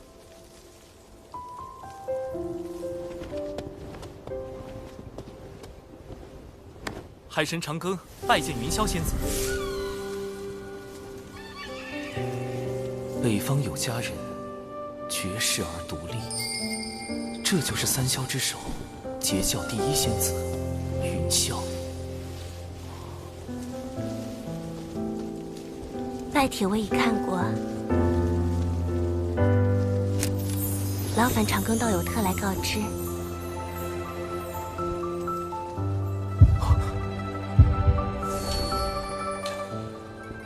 有些激动，怎么回事？难道中了什么摄魂术？不，周围没有法力波动，这不是法术，是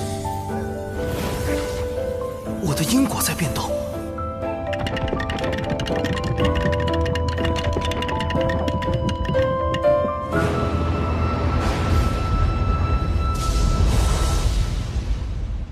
避开！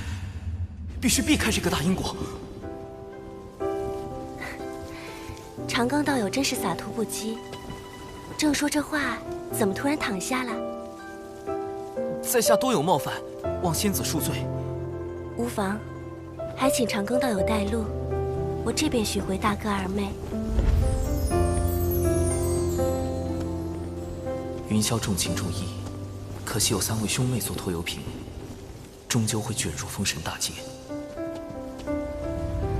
要接近公民道友，还需麻烦仙子这般。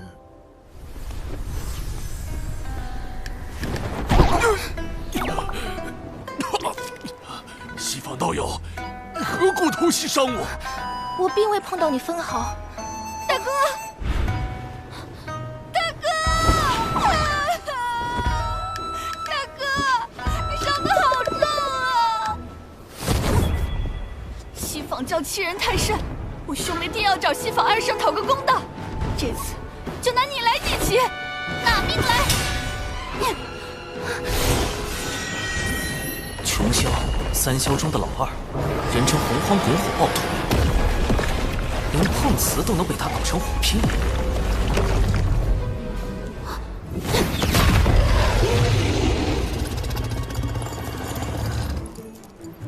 大妹，大姐，跪下！四面树敌，徒增冤孽。你们2个都给我回三仙岛，闭关思过。干脆利落，不愧是云霄。解决完赵公明他们，应当能和文道人初步达成合作意向了吧？能把赵公明和琼霄关在三仙岛，那海神倒是有点本事。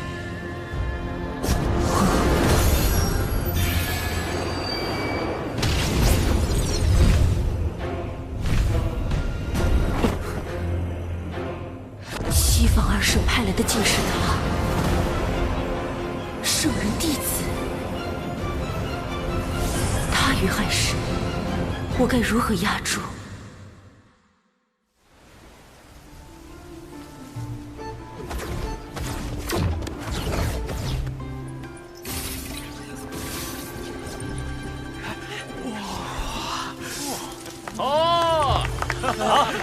好。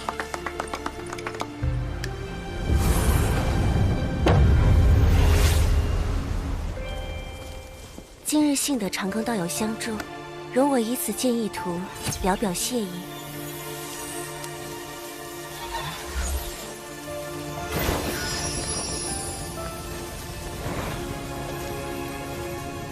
好妙的笔墨，里面隐隐透露无穷道韵。高尚动源，物生九天，截教圣人，通天教主。莫非图中剑意是出自通天教主的杀伐至宝清平剑？好厉害的悟性，只看一眼就能感受到师尊剑中道韵。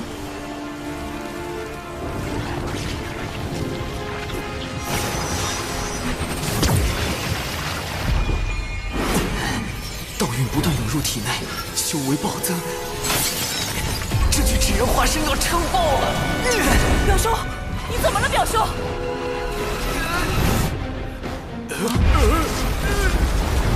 不好，修为已至天仙境巅峰，再涨下去，可就要冲击金仙劫了。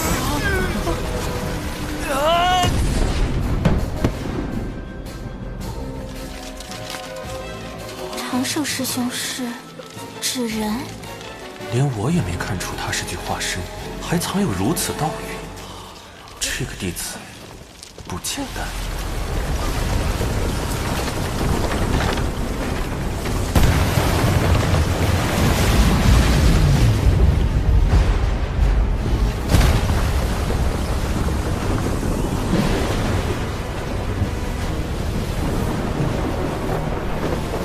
浩瀚天威，劫云将至，长庚道友这是要突破了。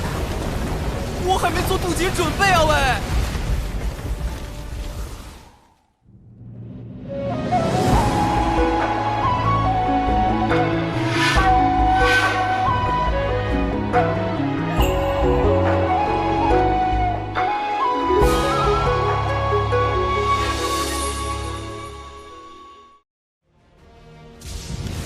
绝对不能突破！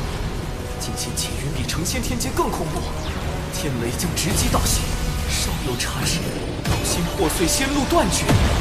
近万年没有几个熬过金仙劫的，我这不是送死吗？道花修之不易，道友何苦自伤？在下有幸参悟圣人道运，却未参透真意，自斩道花，重新修行，以求大道圆满。原来如此，是我唐突。天雷来了，仙子快退开！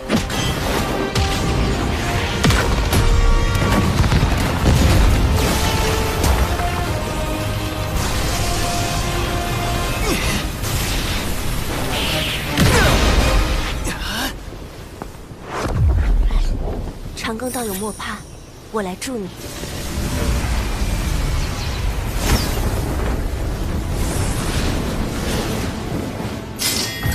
行道多歧途，吾辈自劫通天路。混元金斗，开！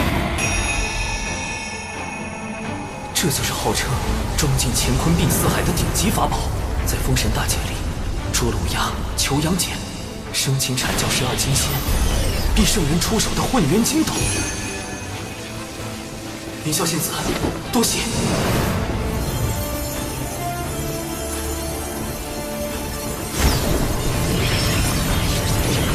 斩道明本真，一斩道基错漏之处。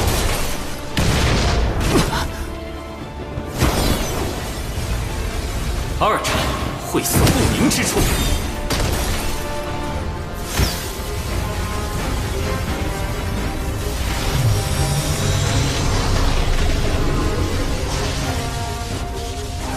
三斩虚浮不定之处。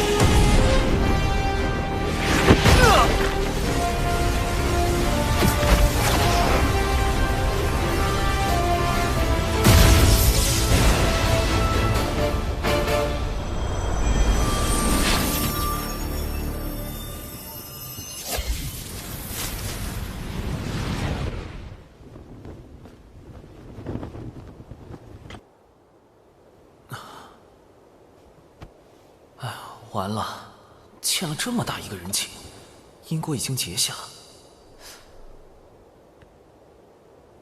好在已经恢复成原本的修为，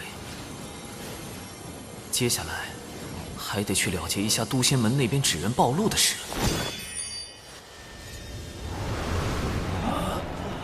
掌门，弟子刚刚有所感悟，恐惊扰到诸位，就放置了纸人在此地，自身遁去云中参悟修行。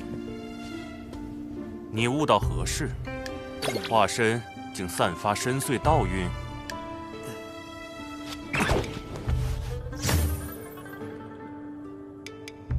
长寿竟有此渊源？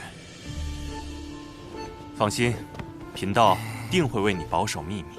启动玄都大法师保护伞，问：道运就是大法师的？掌门倒是意外的好忽悠，但有毒这家伙好像又发现了什么不得了的东西。怎么突然传音过来了？长寿师兄，当日渡仙门遇袭，有2位义士救渡仙门于危难，他们自证神魂时的反应与纸人很是相似。这2位义士可是师兄的纸人？今天累死了，好谢谢。是。我本以为刻苦修行，便能在前路等师兄，却不曾想，我从未真正看到过师兄的背影。今后，师兄依然是玄雅的指路明灯。海蛇死了吧？以后还是得多准备底牌，以防纸人身份暴露。海眼关火龙族命脉，岂容西方教觊觎？陛下，末将这便调遣大军严守海眼。不可，西方教内应已渗透龙宫，万一军中也有内应，反而会暴露海眼所在。万无旨意，召开四海盟会，集结四海真龙，共布万龙阵。陛下英明，万龙阵乃祖龙所创先天大阵，有移海擎天之能。一旦结成，西方教休想染指海眼。第二，届时将那南海海神也请来，他既敢顶着海神名号，便该为四海出一份力。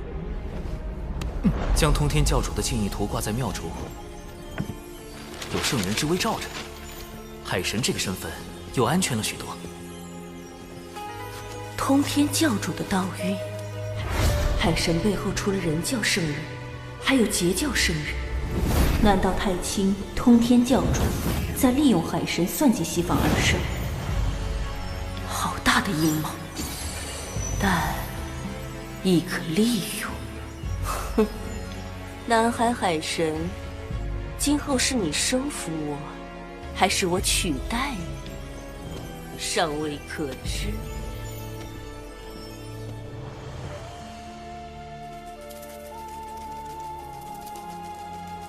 文道人，这么快就适应间谍身份了吗？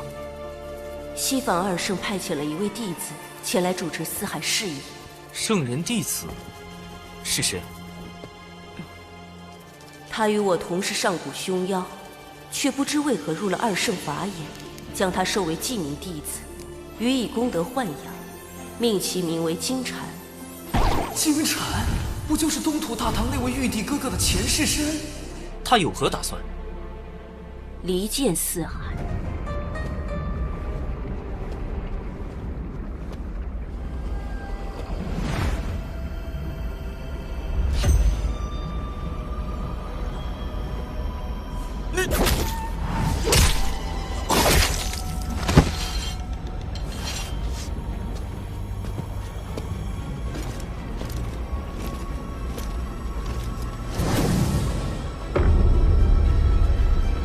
东海二太子，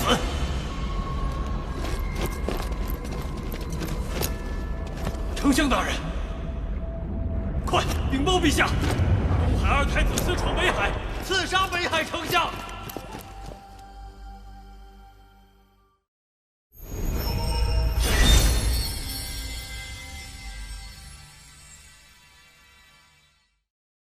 陛下，北海在东海龙宫外陈兵3000。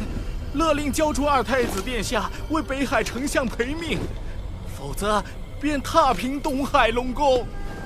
四海龙族之间向来关系和睦，而陛下您因年纪较长，四海龙族都以您为尊。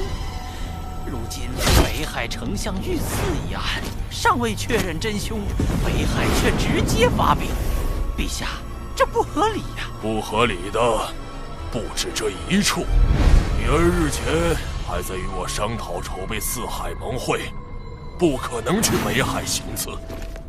我等寻找数日，仍然没有下落。北海那边也加紧了搜查，务必在他们之前找到伊儿。是。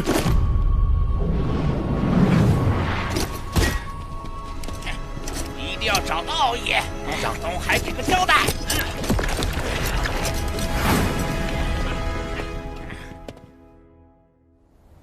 长寿兄，我没有杀北海丞相，有人要毁我名声。西坊教制定了离间四海龙宫的毒计，此事必是他们所为。你的凶手身份一旦坐实，北海、东海便会反目，不仅四海盟会开不成，四海还会分崩离析。西坊教，对，四海不稳，万龙阵未成，他们便可趁机图谋海眼。四海分裂，龙族上天一事也会落空，我就上不了天庭。那封神大劫，必须抓住真凶，洗清你的嫌疑。长寿兄懂我。事发后，我曾暗中追查假扮我的贼子，他最后一次现身是在天涯阁，我原想进去直接拿下，可天涯阁是方圆百里最受欢迎的女子武馆，由洪荒富户卞氏家族所创，唯一能进出的男子，只有天涯阁少阁主卞庄。天涯阁背后势力不小，不可贸然进入。不过，那贼子是怎么混进去的？他用了化形的技巧。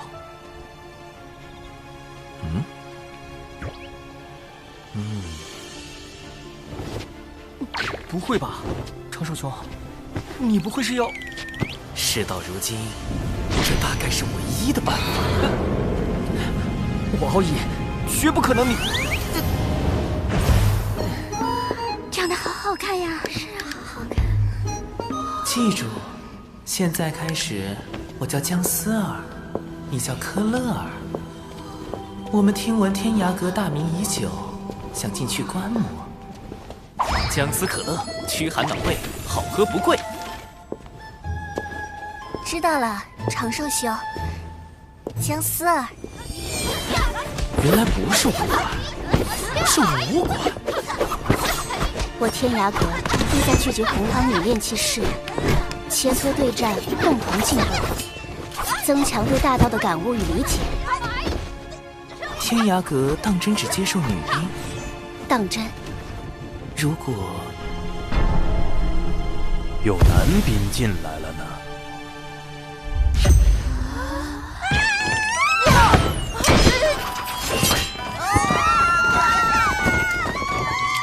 何事吵嚷？是时候用风雨术探听周遭信息。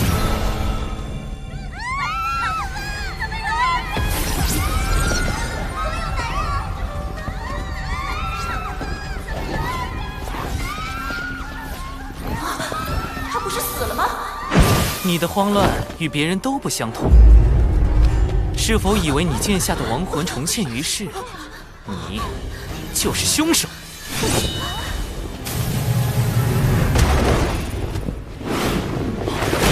都别过来！再过来，我杀了他！少阁主，姑娘，有话好说。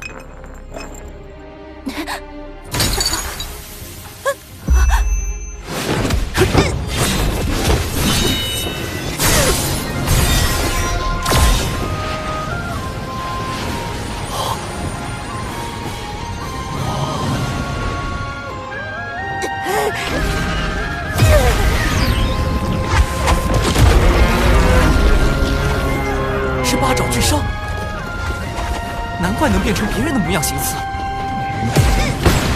快随我与科勒尔返回天庭，听候发落。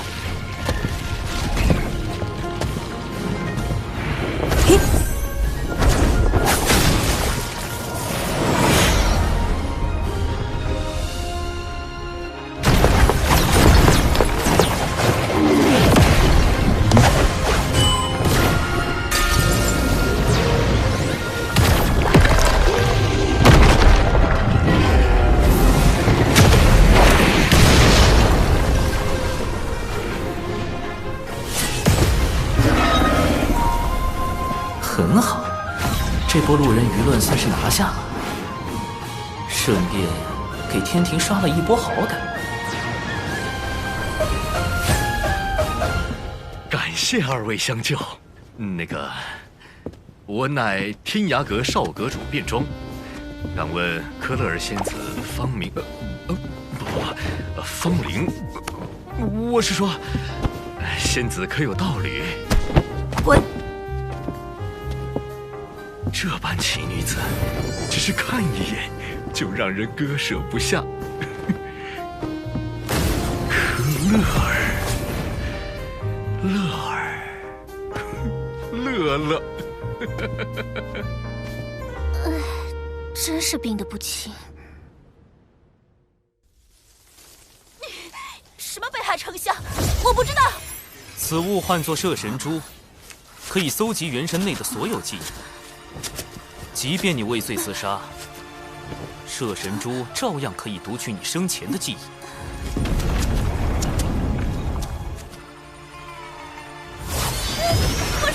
我说，还好我多备了几颗摄神珠，派上大用场。究竟是何人指使的你？西方教金蝉有无参与其中？没人指使我，金蝉只是帮了我们而已。巫妖大战后，我们妖庭后裔无处容身，只好躲入深海，却常年遭到龙族欺辱，这才假扮敖乙刺杀北海丞相。明明是你们深海妖族挑衅在先。西方教煽动深海妖族出手，自己却摘了个干净。好在你我乔装入天涯阁，他们暂时没查到你。快将他带回龙宫吧。虽不能问罪西方教，但可助你洗清嫌疑。长寿兄，这次北海与东海的事情闹那么大，北海与东海会不会也被西方教渗透了？极有可能。我这就去禀告父王。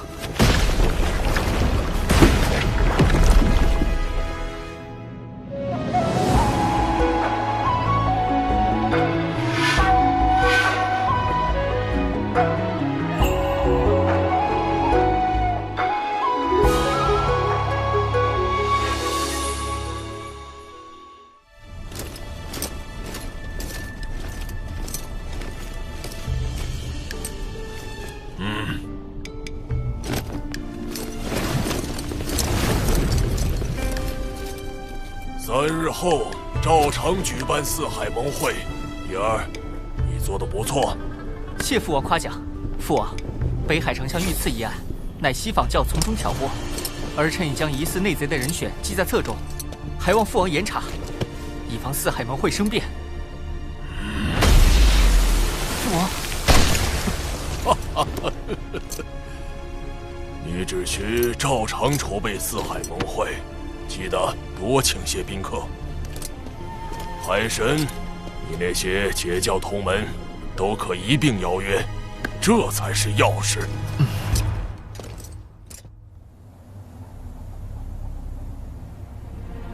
金蝉突然召集这么多金仙，难道又有什么大动作？此次挑拨四海之计不成，还招来了天体。你们中有些人是不是透露了风声？自己心里清楚。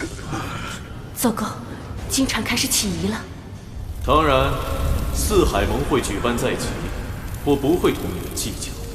只要你们好好表现，届时定有风声。是。金蝉大人，四海的内应已全部就位，只等您一声令下。好。此次行动兵分12路，每路妖军则由在座各位统帅。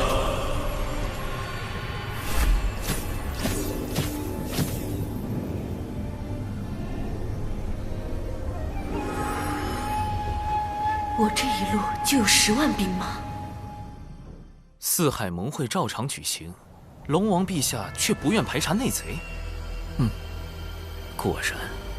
东海龙王这类远古高手，都主打一个面厚心黑。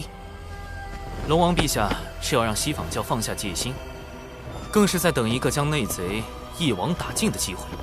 你是说，四海盟会？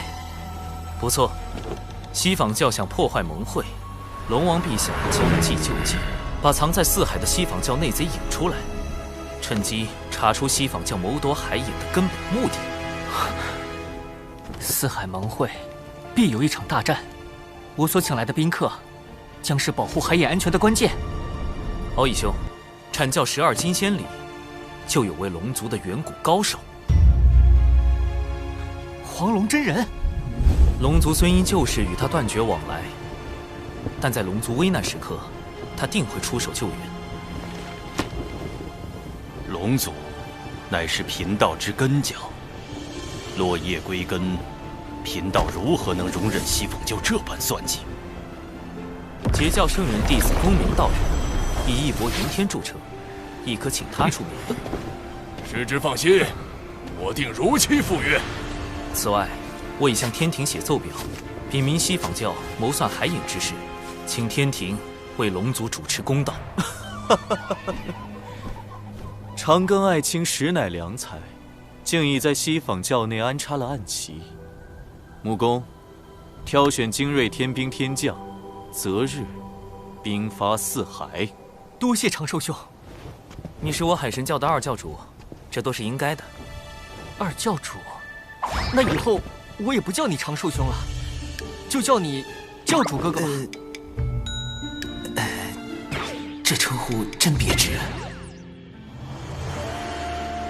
3日来，金蝉一直在筹备进攻四海盟会之事，我根本没有机会传信给海神。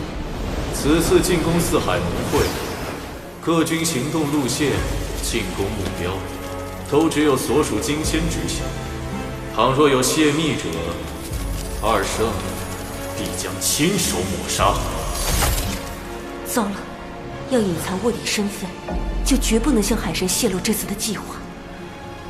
可这般阵仗，再加上金蝉这个圣人记名弟子暗中出手，海神应付得来吗？应对西坊教，光靠人脉是不够的，必须研制装载撒豆成兵神通的法器。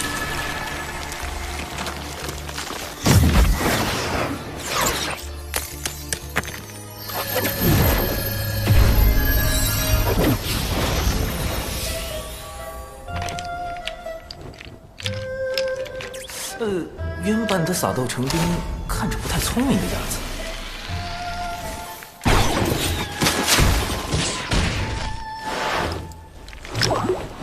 待我魔改一番。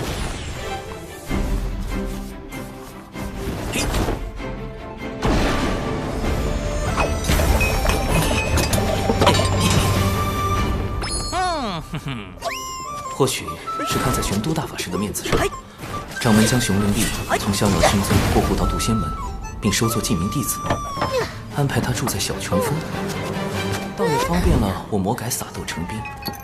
万长老也出力不少。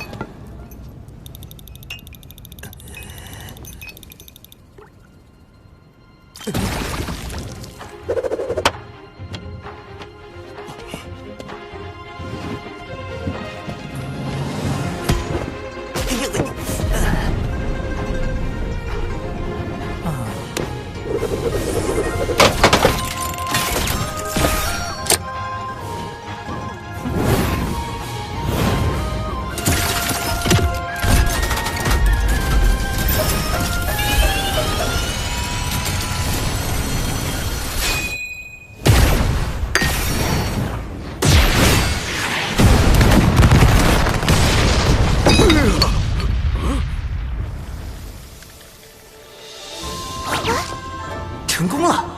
自研法器，仙斗加特林，届时配合天庭大军，嘿嘿嘿。今日就是四海盟会了，文道人那边怎么一直没动静？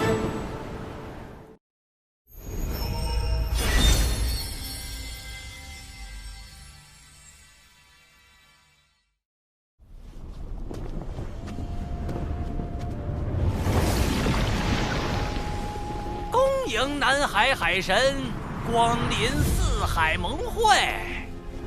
东海龙宫已经戒严，不知骄兵中有多少内贼，搞不好那4位老龙王里也有西方教内应。近日始终没收到文道人消息，才刚被策反，不会转脸就倒戈了吧？千百万年来，我龙族为镇守四海，不断用祖龙直系血脉填补海眼，以消解其中所纳的天地业障。今却有深海妖族觊觎海眼，不惜挑拨四海龙族情谊。幸有大哥明察秋毫，免我北海与东海手足相残。我东海特召四海盟会，共商重启万龙大阵，便是要龙族团结御敌，护卫海眼。大哥高义，我西海必当跟随。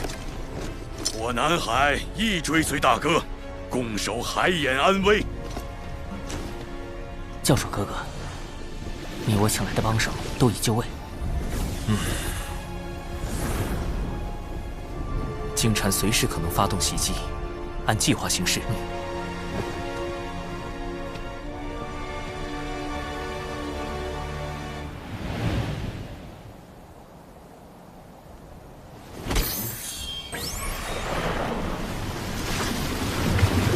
海灵之劫将至，不知长寿能否妥善应对，顺势推动龙族上天。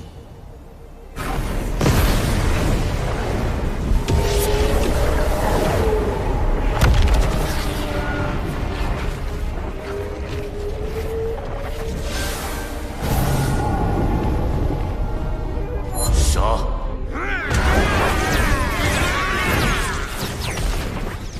报！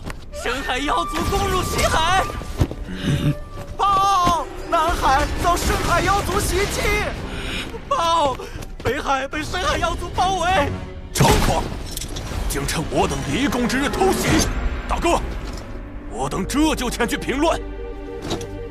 来人，点齐兵马，跟随三海龙王前去清剿凶妖。三海皆有动乱，金蝉为何还没现身？除非三海只是佯攻，那金蝉真正的目标就是东海。敖义兄，你务必守好海眼。龙族暴虐无道，四海苦龙族久矣。今日杀龙王，夺龙宫，以正四海清明。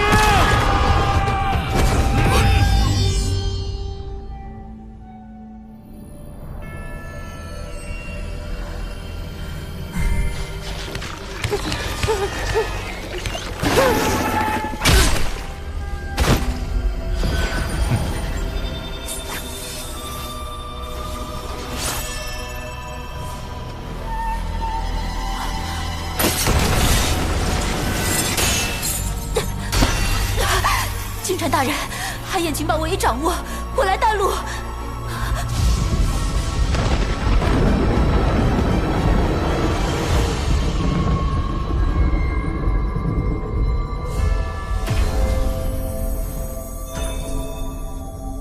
二太子殿下，海眼位置为真龙可知，况且您已请黄龙真人相助，应当无虞。但愿海眼无恙。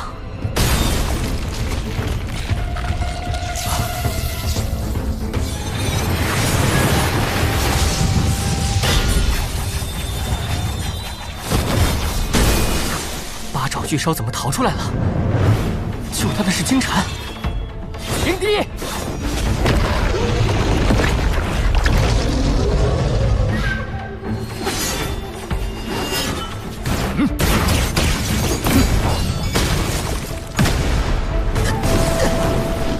有我东海二太子在此，谁都别想染指海眼。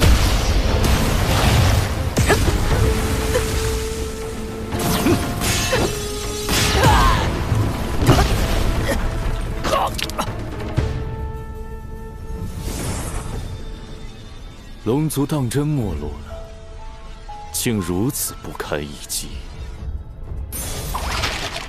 刚才传音，敖乙没有回应，出事了。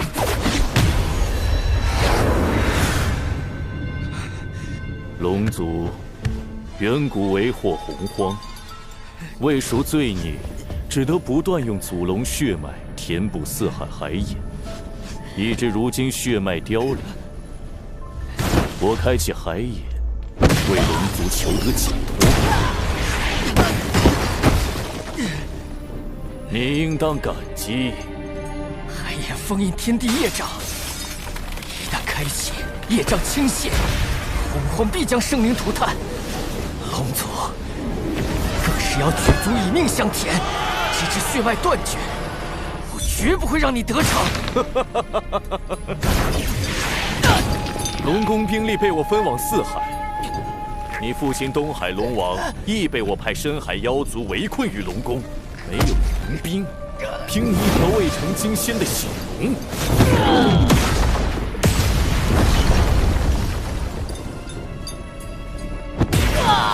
还妄想守住海眼？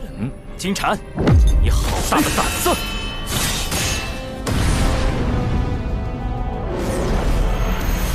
贫道乃南海海神，你胆敢图谋海眼，贫道特来替天行道。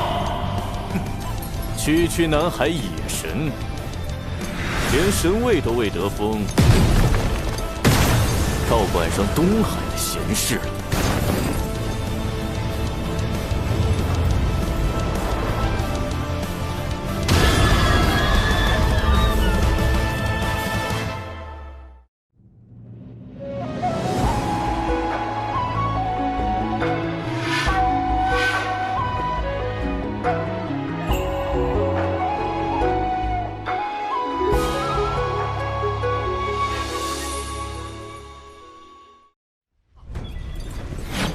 文道人说过，金蝉修为已在大罗，大罗自身之道臻于圆满，实力更在金仙之上，这一击我恐怕接不住。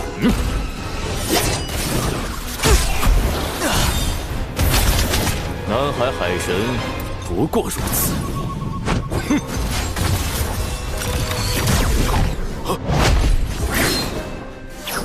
道友莫要得意太早。你怎么没死？当然是我纸人带的够多。应凭胜算太低，五行轮转，合而归一，水自长流，生生不绝。水遁，行跑。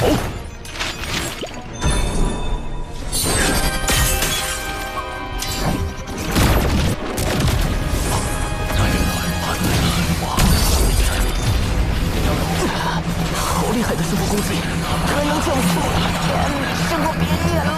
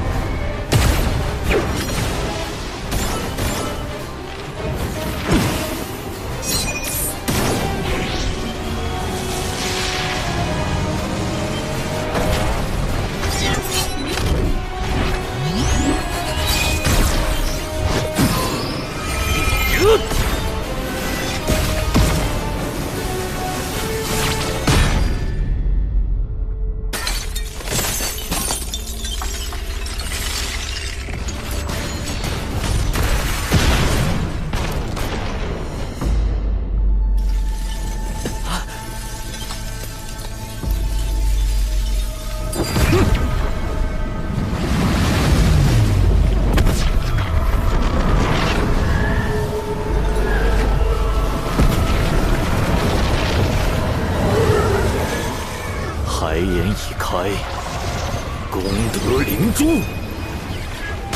功德灵珠，金蝉真正的目的是吸取龙族填海眼的功德。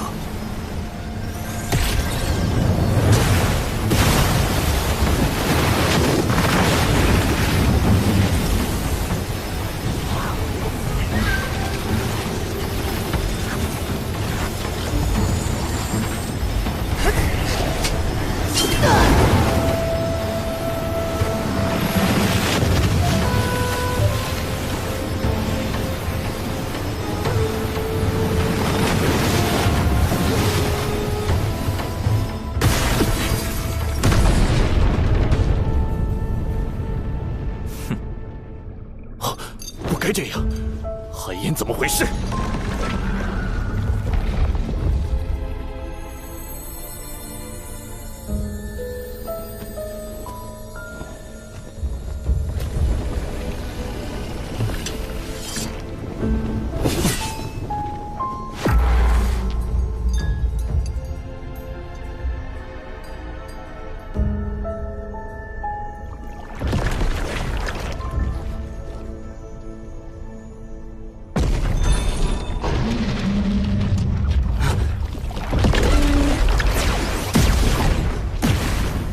海神道友说，有人要来扰袭海盐，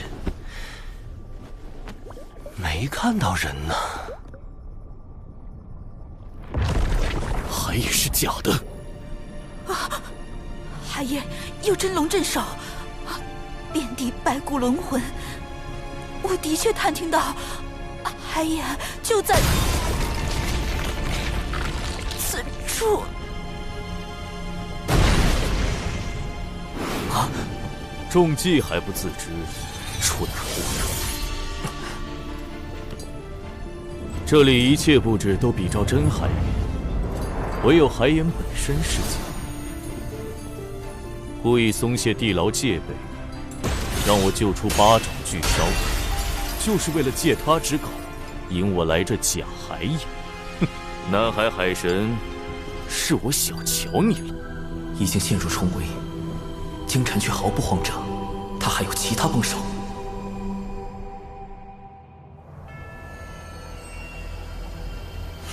海神老弟要我埋伏在这条西方教前往东海的必经之路，不知何人会来。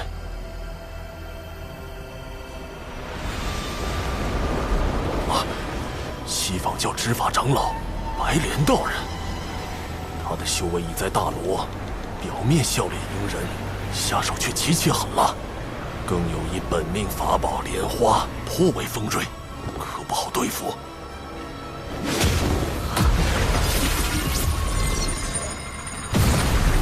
熊妖，哪里跑？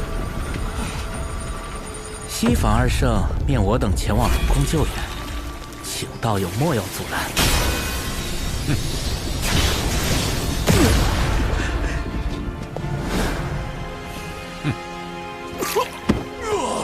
天道在此纪要，你们为何伤我？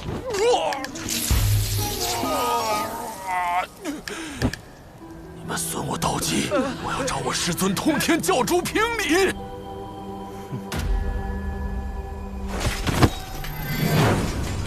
大胆叛军！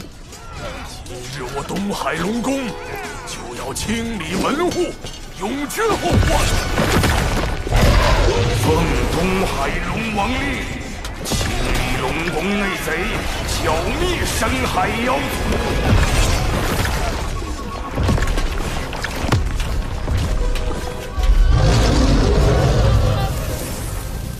提前埋伏兵，预备将内贼和深海妖族尽数捉拿。这帮龙也不是太蠢。文静，白莲长老已赶往东海，你现在进宫，方便长老施救龙族。白莲长老也来了，金蝉的计划倒是瞒了我许多，不过还要本女王出手。看来金蝉在海眼并不顺利，能让金蝉栽跟头，海神还真有点本事。深海妖族还有后手？不是血池黑纹，他们怎会埋伏在此？难道深海妖族与之勾结了？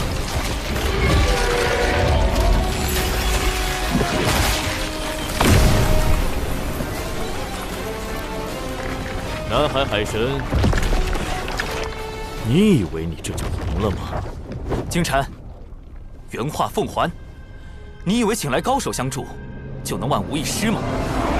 木工，请天庭施救龙族。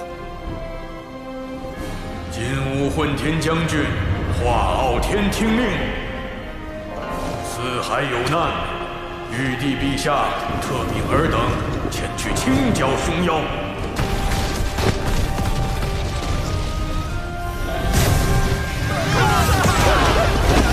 天兵天将听令，斩妖除魔，护四海生灵，凡妖邪，杀无赦。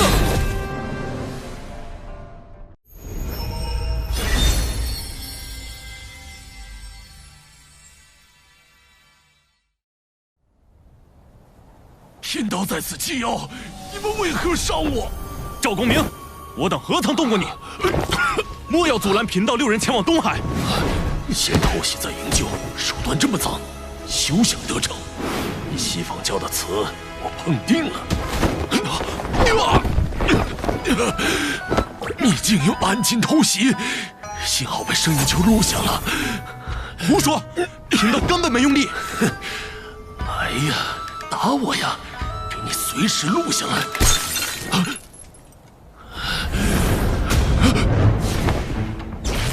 道友伤重难行，贫道6人送你一程。糟糕！他们是打算杀人灭口。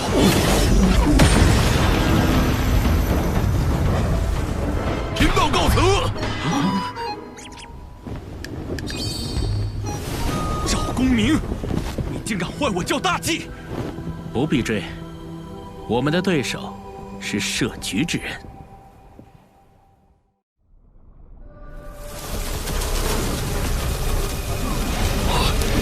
深海妖族与血石黑纹联手，再打下去，龙宫肯定失守。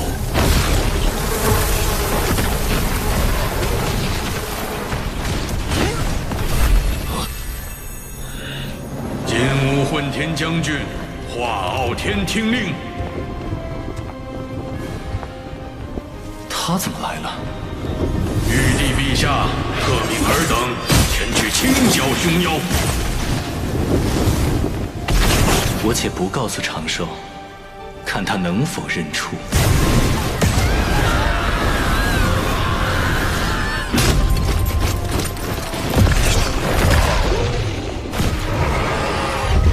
设计海眼，掏取我教墨力，再设伏阻拦白莲长老，最后让天庭登场，获取龙族好感。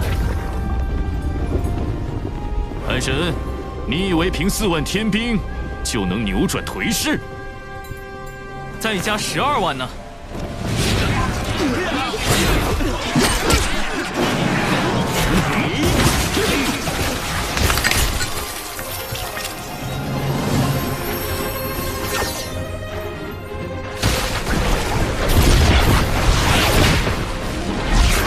寒空斗兵，放箭！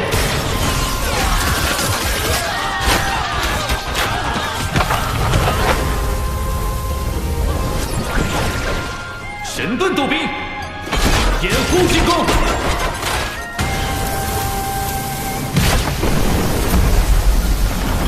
凭空多出数倍兵力，天庭哪来的如此神通？天罡36法之撒豆成兵，长寿将此法献给天庭，确实能减少天兵折损。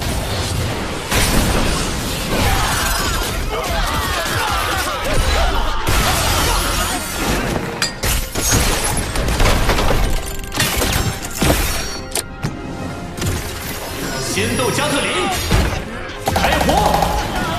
竟能让斗兵发挥如此威力，长寿这脑子装了不少鬼主意。上！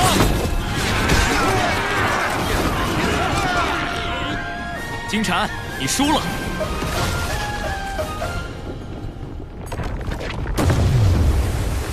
南海海神，我们还会再见。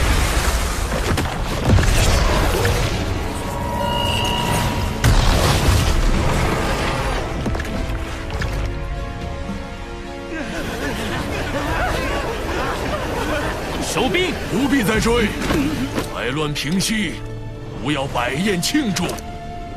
不知天庭诸位可否留下？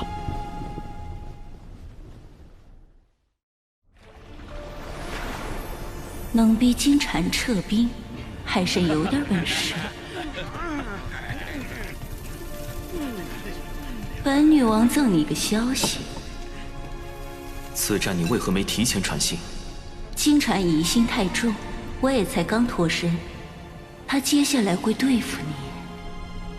我知道了，西方教开始正视我对龙族的影响，只是东海一战，虽能让龙族对天庭产生些许好感，却不足以令他们俯首称臣。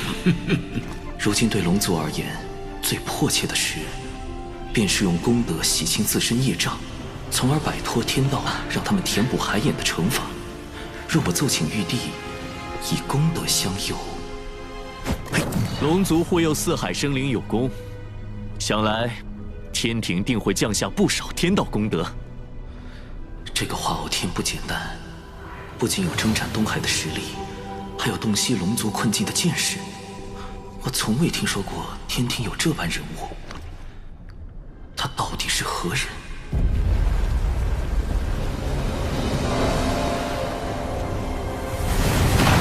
化偶天刚说完，功德就来了。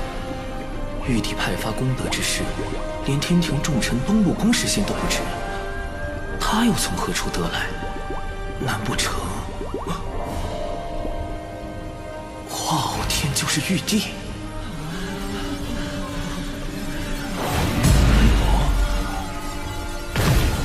天道降下功德，佑我龙族！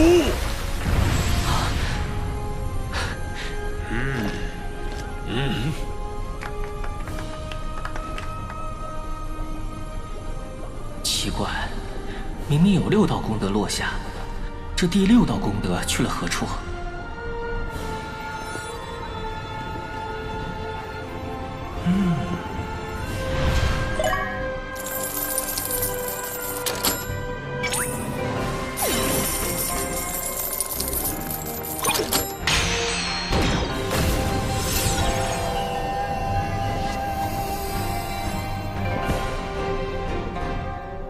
今念龙族与南海海神长庚平息四海之乱，护佑生灵有功，开此特例。3日后降下神位，尔当恪尽职守，永承亲命。神位一到手，我就有机会跳出这个为遴选正神开启的封神大劫了。上天庭计划迈出重要第1步。长庚，教主哥哥真正的道行，果然高深莫测。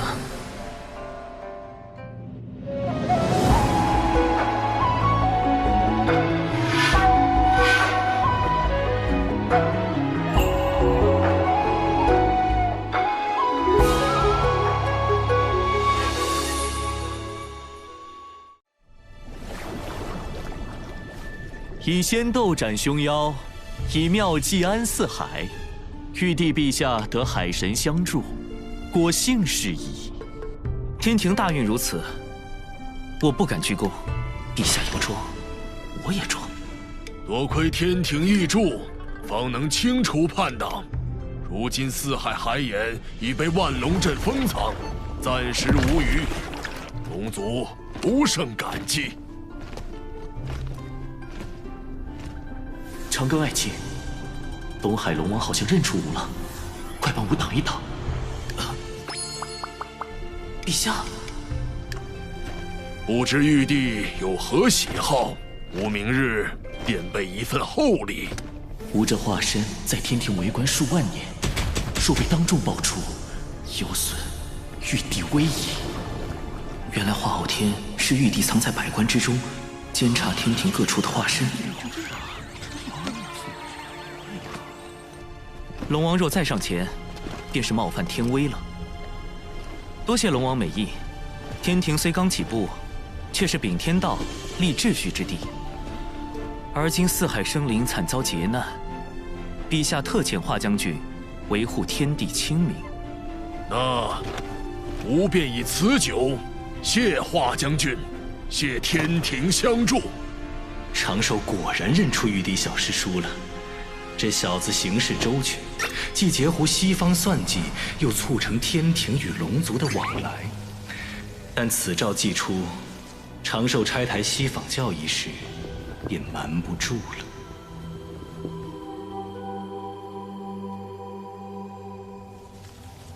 海神乃龙族和天庭的桥梁，若他得封正神，或天道法器加持，必会成为我教收复龙族的阻碍。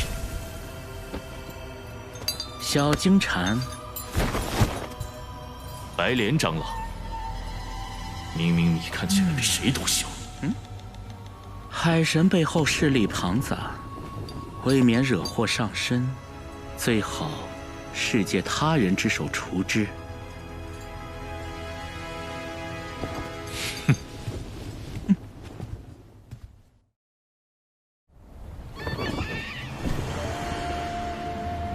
小妹，公明师兄与白莲道人起冲突，乃是遭人算计，为的是让两教斗起来。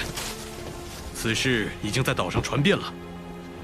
东海一战，公明师叔拦截白莲道人，是为破坏西方教计划，怎么传到金鳌岛就变样了？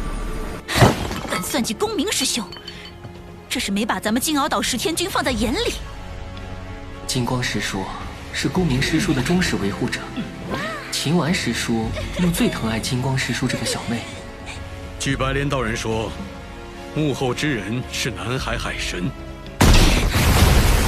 教主哥哥，又是西方教在搞鬼。一个野神也敢算计公明师兄，大哥，我们去会一会他。不好，教主哥哥麻烦大了，这2位师叔我可拦不住，只能……是你算计我截教外门大弟子赵公明？大哥，何必多问？白莲道人亲口所说，还能有假？秦丸、金光圣母，这2个可都是在封神大劫中武石绝阵的狠人，竟然这么容易被煽动？绝无此事，还请看在通天教主建议图上，听贫道解释几句。好啊，还从公明师兄处骗来了师尊的建议图。这是送的，若有此图，我等供着都来不及，怎会送人？你好草率的推理！为了公明师兄的声誉，大哥，绑了骗画狂徒，送去西方谢罪。那我还有命活？哼！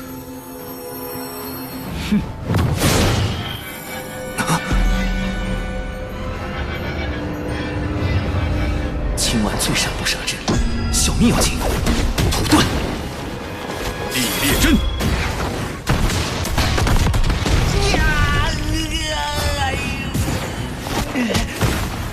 会这么多遁术，果然是个贼。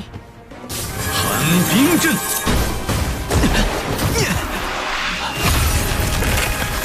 妙啊，阵法还能被遁术破解。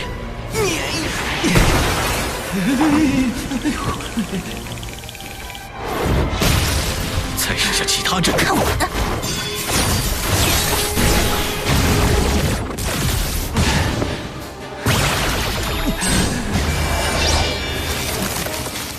根本打不过。要不子阳的这句之人，但谣言的事也没解决。住手！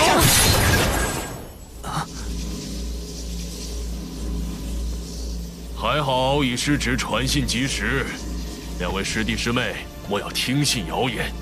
长庚乃我挚友。多谢2位。原来是误会，还请长庚道友给贫道一个赔罪的机会，咱顺便到镇里逛。长庚道友，都是我的错。你是公明师兄的挚友，便是我的挚友。今日起，谁敢说你，便是与我作对。金光圣母难不成是赵大爷的铁粉？误会虽结，但还需到金鳌岛彻底澄清谣言。云霄仙子竟险些将我看透。长庚道友能想出劫溪、救龙、应天庭，自然能看破谣言背后的算计。一切小心。如此聪慧之人，却仍在封神大劫时选择主动应劫，可敬可悲之处，皆在重情重义。唉，最近得加倍小心，以防西方教后手。谣言这么快就被澄清，看来借刀杀人的法子行不通，那就只能用最直接的手段了。海神外出皆用化身，想杀他，必须找到本体。此物可捕捉化身体内的神识，从而追踪到本体。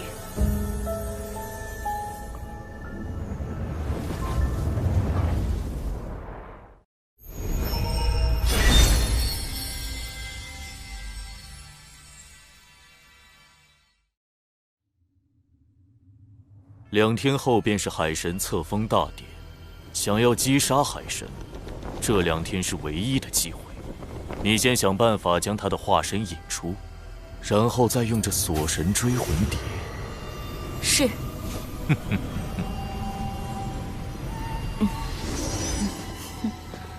当我傻的，我若真杀死了海神，玄都大法师肯定不会放过我。且慢，姿势体大，我亲自为你护法。不好，金蝉还是不信我。愣着干什么？是，金蝉大人。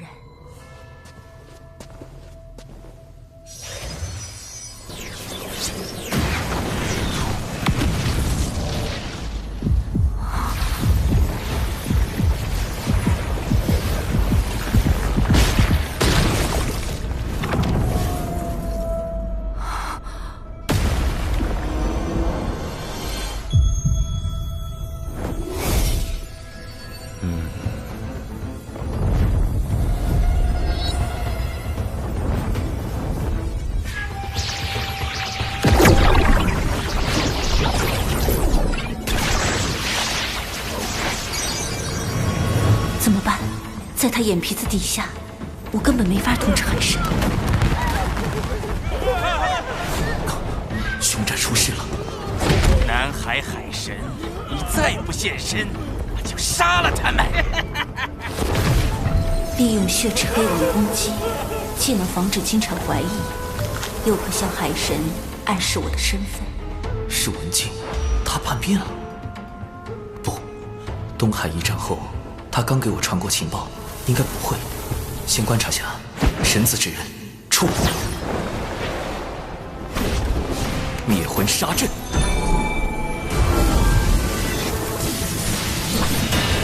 血池黑纹为何伤及无辜？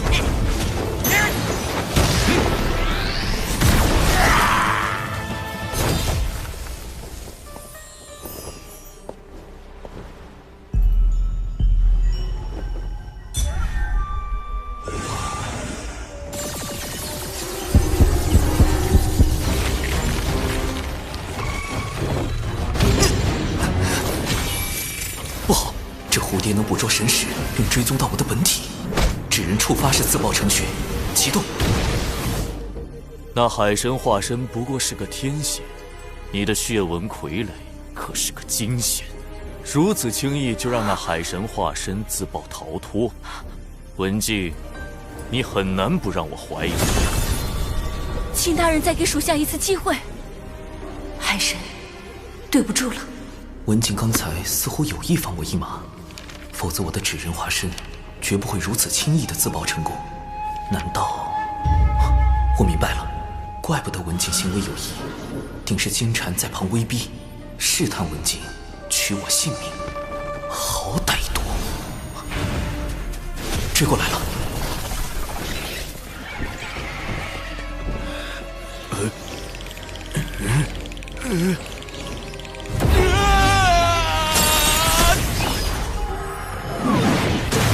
我安插在外的纸人全都被这蝴蝶找到了，再这样下去，迟早会被他找到本体。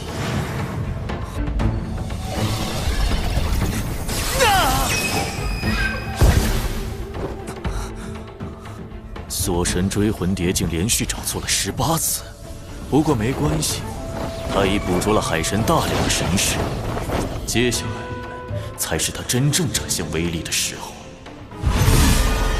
不好！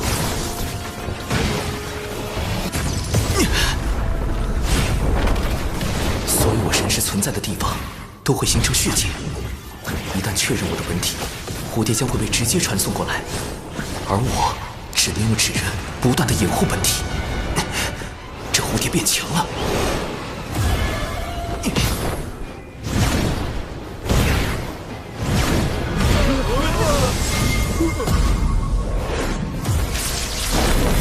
利用血剑刚出现，但还没将蝴蝶传送过来的时间差了。不断的扔出纸人，不断的自爆，屠盾。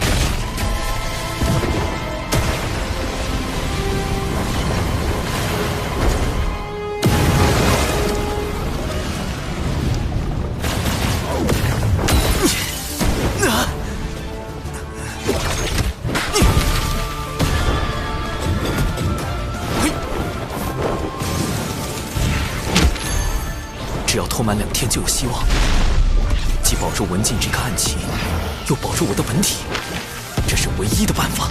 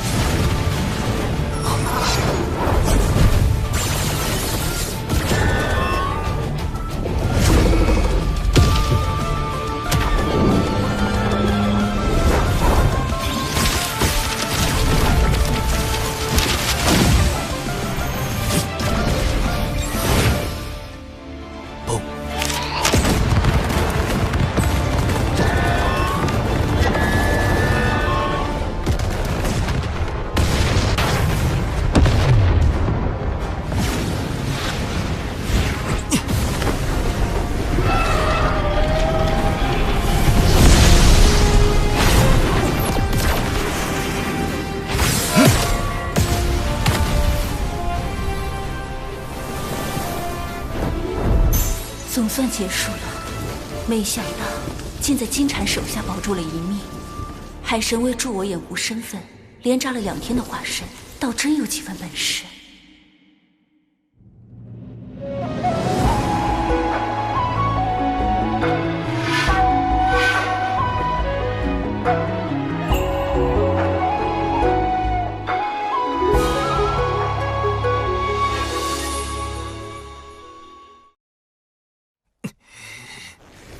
3681个纸人，2天，竟然自爆了3681个纸人，浪费呀！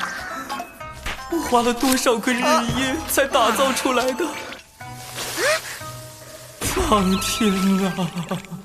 应对这次危机紧急预案太少，对抗蝴蝶的法宝不足，回去之后一定要好好复盘。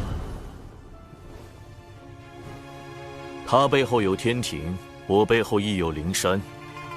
灵山，他要去找尊提圣人，我必须马上通知海神。金蝉竟请动尊提出手推演我本体所在。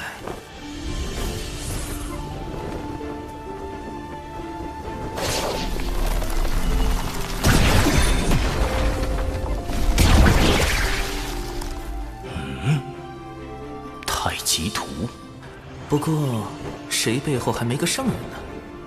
太清师兄在为他遮掩。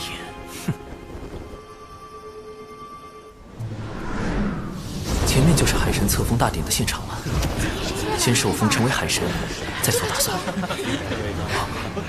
他也来了。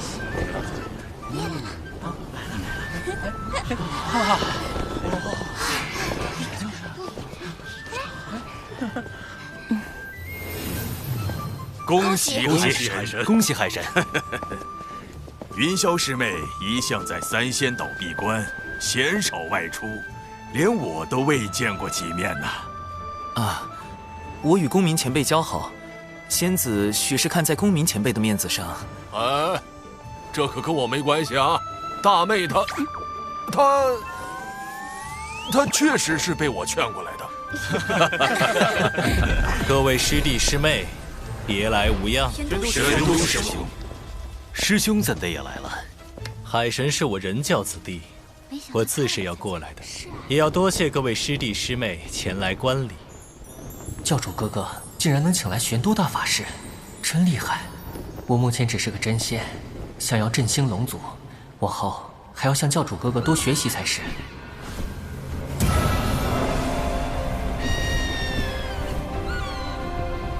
海神听风。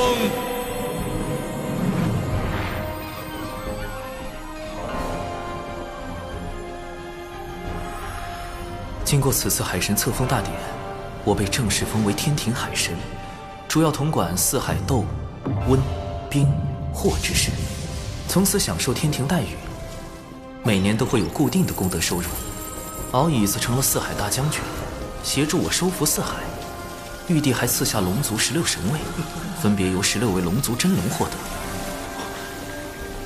龙族的业障。他们从出生之日起就背负的龙族业障，被功德全部洗净，业障被清空了，我龙族有救了。从今日起，我长庚道人终于成为天庭海神了。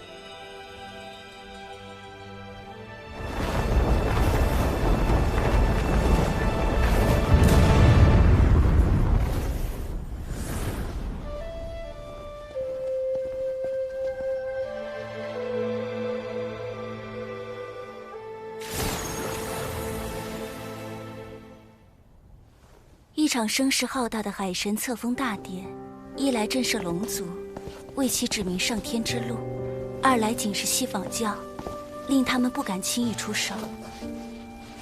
仙子冰雪聪明，对海神册封大典背后的风云涌动了若指掌。但我始终不明，你为何如此忌惮西方教？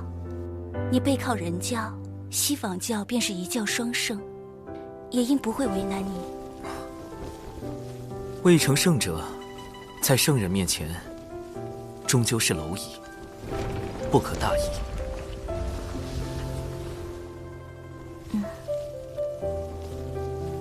你所言不无道理。唉，实在不忍云霄仙子殒命封神大劫之下，忍不住出言提醒，也不知是否真的能影响到仙子。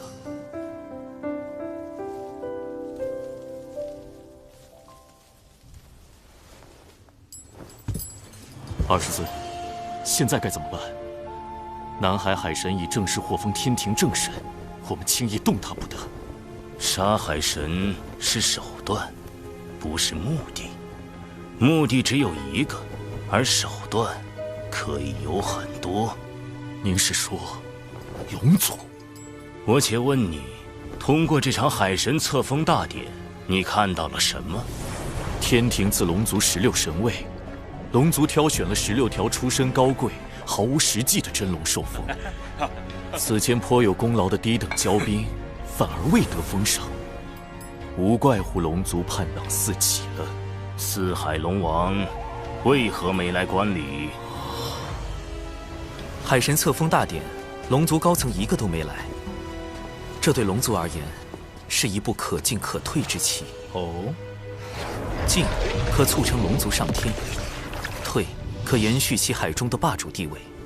以今日局势来看，想要让四海龙王都臣服于天庭，恐怕还有很长一段路要走。表面上来看，龙族似有上天意愿，但实际上，龙族对天庭更像是一种观望态度。他们仍然是可以被争取的。很好，你知道该怎么做了。多谢20尊提点。我们安插在阐教的暗旗，可以发挥作用了。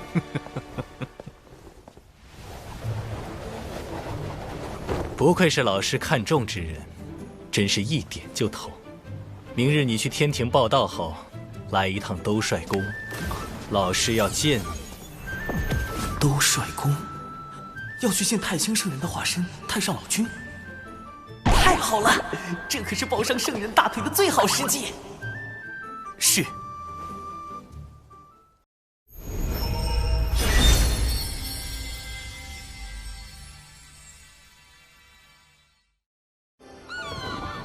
此次入凌霄宝殿听宣，感觉如何？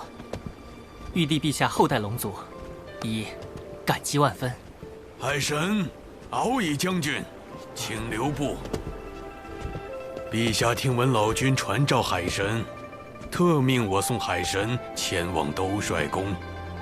谢穆公，谢玉帝陛下。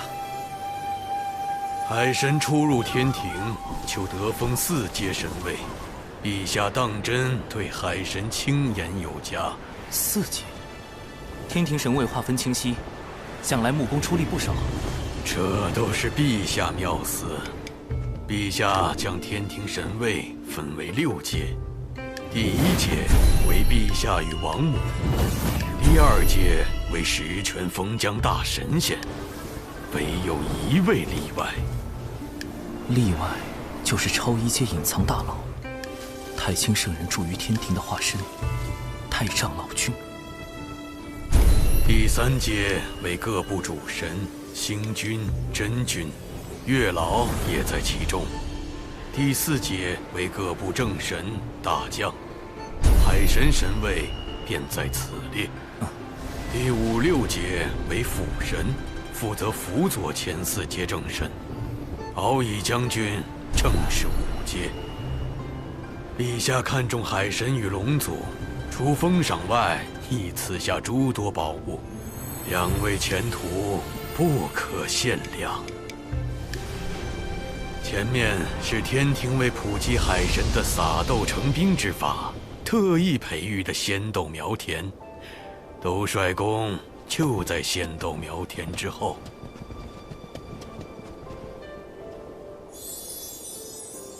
仙豆苗成熟之后，就会结成仙豆，届时天兵天将皆可使用撒豆成兵之术，天庭必能战力大增。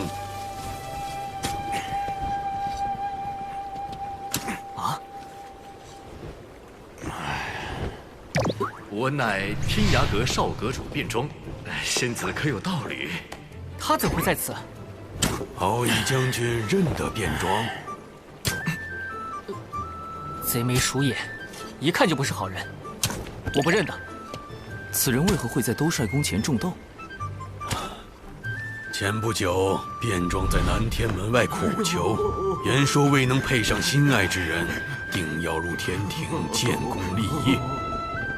陛下感其心诚，将他招揽，命他在此担任种豆天将一职。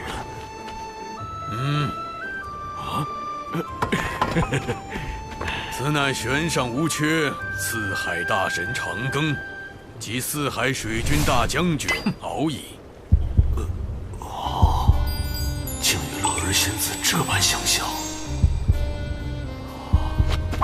将军可有妹妹名叫柯乐儿？卞庄思慕乐儿仙子已久，只求能与仙子喜结连理。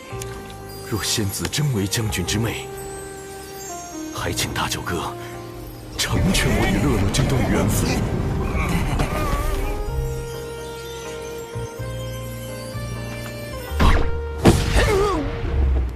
成全，就凭你，看我怎么教训你！大舅哥，这是为何？息怒啊，大舅哥！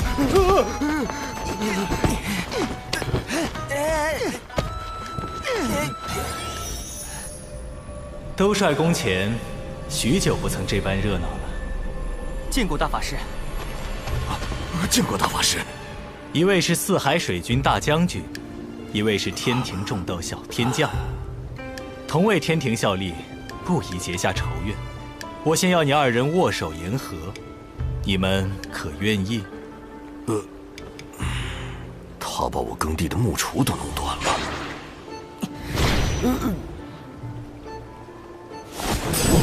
这是兜率宫中闲置的耙子，你若不嫌弃，就用这个打理豆田吧。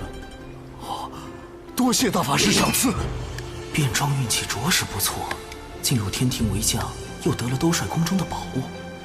看这银耙生有9齿。等等，9齿？9齿钉耙？难道变装就是今后的天蓬元帅，西天取经的二师兄？这么个大阴果留在东帅宫外种豆啊，得小心应对。跟我来吧。老师已等了你半日。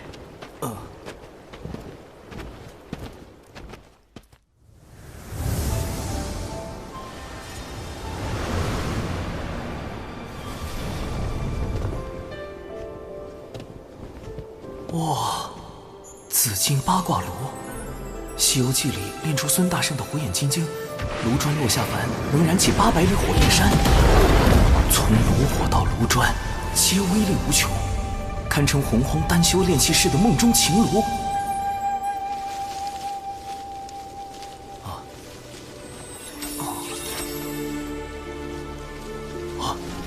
斗帅空中，竟一草一木都内蕴无穷。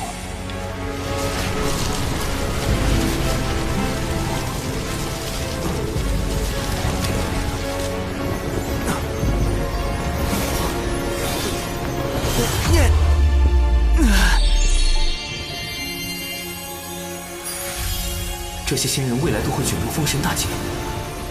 太上老君给我看这个，是想告诉我什么？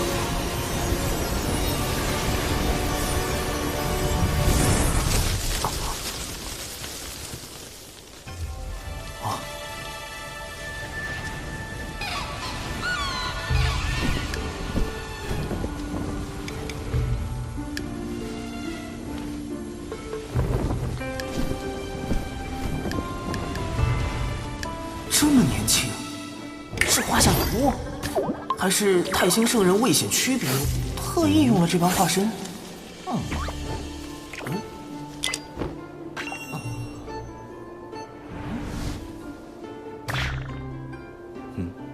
怎么愣住了？弟子李长寿，拜见老君。坐。劫难将至，生机在天。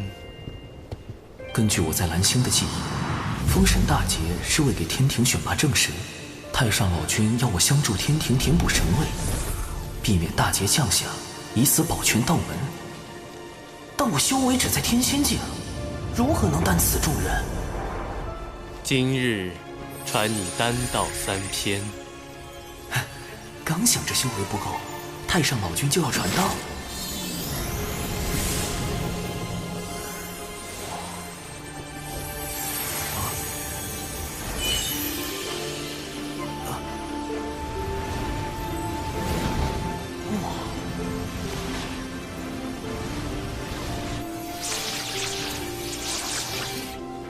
潜心悟道，勿要打扰。是，老师。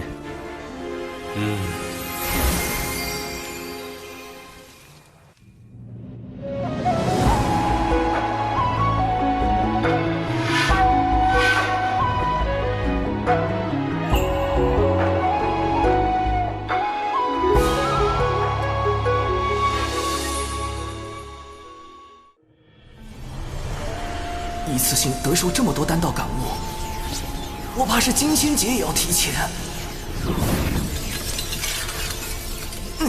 修为提升太快，道技不够夯实。现在渡劫无异送死，必须再改道花。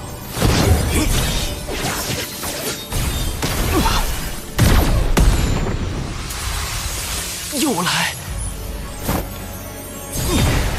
得老师传道，境界大增，确需夯实道技，再考虑渡劫之事。但我行走洪荒多年，就没见过为了夯实道阶而自斩道花的。长寿行事也太过谨慎。108瓣道花透彻到近乎透明，难怪老师会格外关注长寿。这家伙不只是谋略过人，本身也有跻身道门高手之列的潜质。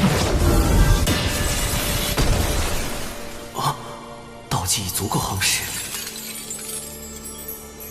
道基如此圆满，金仙界定凶险万分，稍有不慎，就是生死斗消。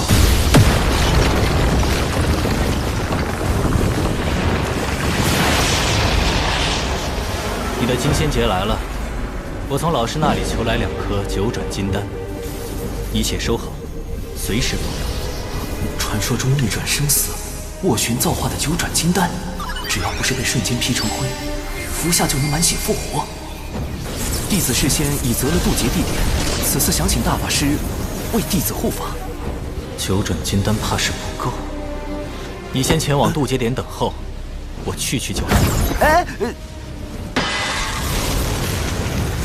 我等得了，姐等不了啊！大法师，你要去哪儿啊？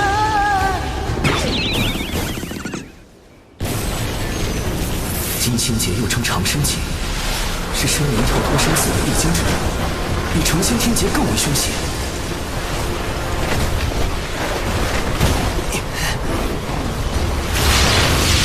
劫运已在凝聚，大法师怎么还不来？斩刀花也没用，修为实在降不下来。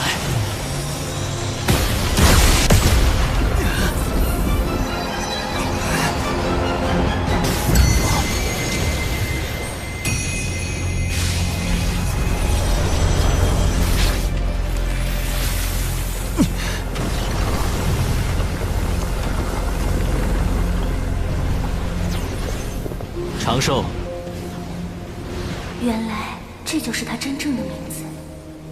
长庚、长寿，不一个意思吗？这家伙也太怕死了。大法师，你怎么就暴露了我的真名啊？因云霄师妹的混元金斗能助你安稳渡劫，我才特去将师妹请来。此前几次与长庚道友交谈，云霄颇有感悟，心中对道友很是敬重。海神真是好大的面子，大姐一向不问外事，这次竟然……多谢云霄仙子。云霄仙子真是人美心善，9转金丹加混元金斗，内服外用双保险，渡劫成功率提升至98%。劫云这么快又来了，长庚道友，我和玄都师兄会在劫云外守着，若你察觉不对，可随时呼救。绝对不需要，就让我耍个帅吧。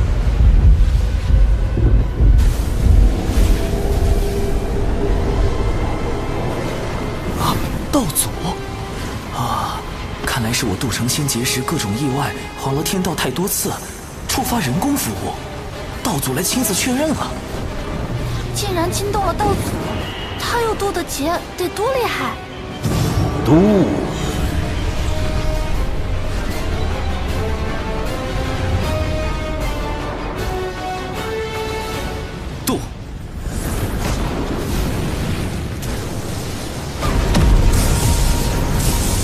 道门弟子李长寿精气苍天，弟子入道门修行至今，历经艰险，终得道境。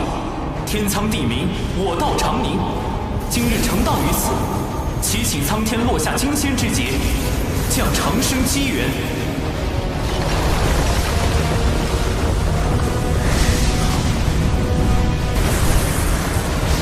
这是金仙劫排名第1的万灵天劫，再往上，唯有道祖亲自降下的紫霄劫了。竟修出了一个无极大圆满的道基，无极圆满，乃成圣之姿。这般道基引来的万灵天劫，自古就未显露过几次，更鲜有生灵能撑过去。长庚道友，今日只怕危险重重。所以这一次，得做好在金仙劫下抢人的准备。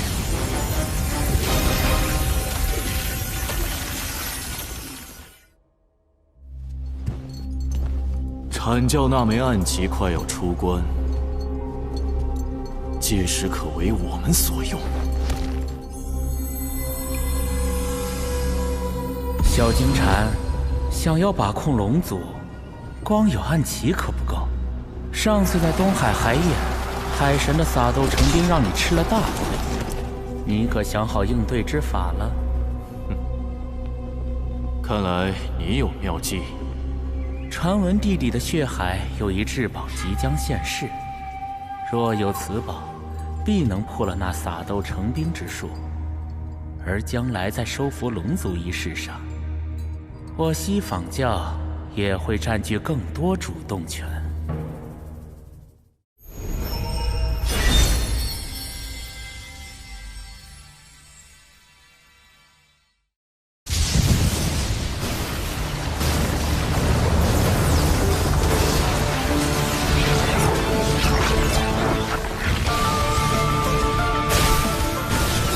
这些景象乃天雷化化，威力极强，不能应接。道门神通之血晶惩罚。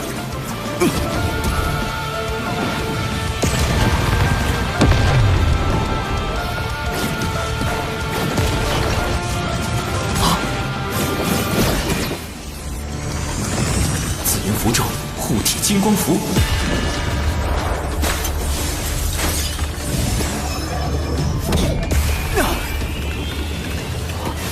还是暴露了。原来这才是你本来的模样。这人心眼那么多，怎么是个不到200岁的小娃娃？长庚身处大教之争，错一步便是万劫不复。故此，玄斗师兄放心，我等不会将他的真容泄露出去。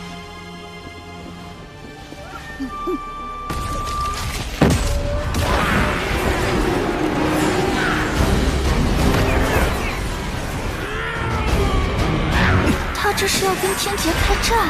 纸人军团，仙斗大军，出动！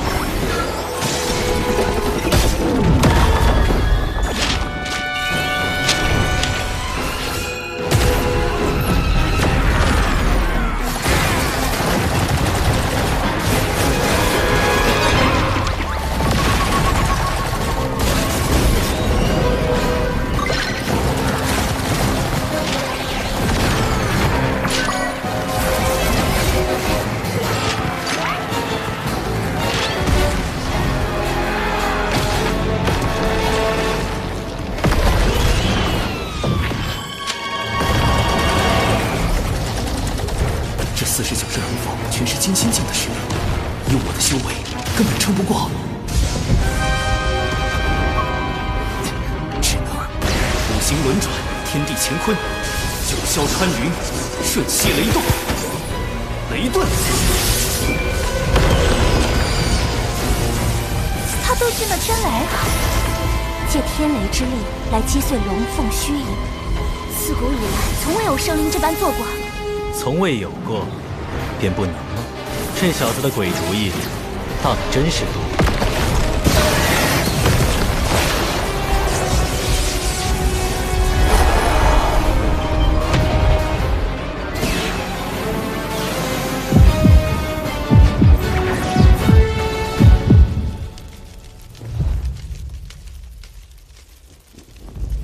他怎么站着不动了？这是心结，乃心魔所化。若道心不坚定，便无法从中脱离，直到被天雷劈成灰烬。啊，师傅！孽徒，你果然隐瞒了修为。您都知道了。我带你入渡仙门，盼你成为人族之榜样，莫以弱小而欺，莫因豪强而惧。可你呢？弟子隐瞒修为，只是不愿沾因果。未曾害人。群妖攻山时，以你之能，本可救下诸多同门，但平心而论，你可有竭力去救？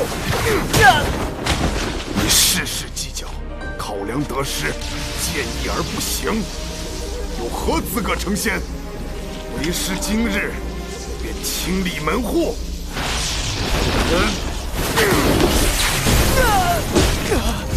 他伤势太重。再不醒来，就真被劈成渣了。我去救人。再等等，天劫既是路缘，也是机缘。若出手干预，只怕会耽搁他的修行。不受死！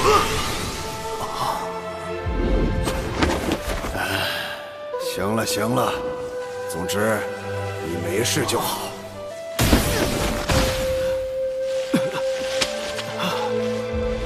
气我，骂我，打我，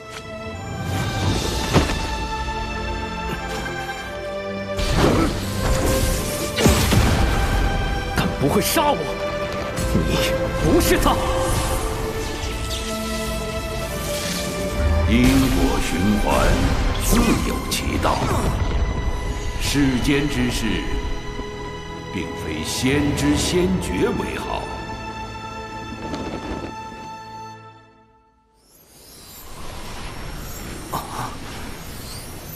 我度过金仙劫了。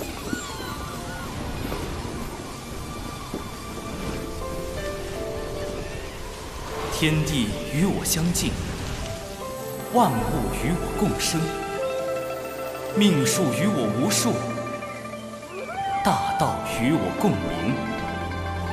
自此月出六道，人殊无此姓名。五行阴阳同生，炼神还须自在。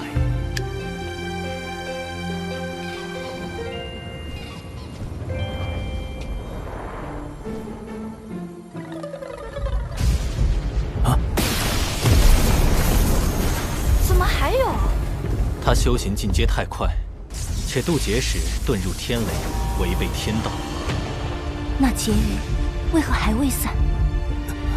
谢天道责罚，还来！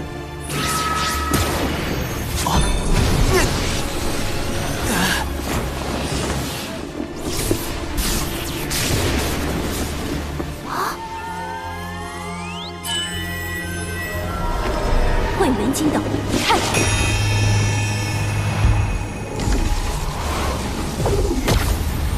天道当真容不下他。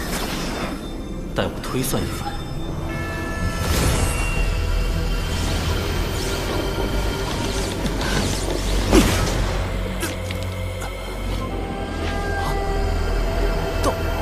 道祖，桃花斩9次了吗？这是来算账了！为了延缓金仙劫的到来，我用斩道花之法晃了天道9次。弟子是想稳妥点。9成8的把握在度是吧？你咋不10成把握飞升大国？换得你了。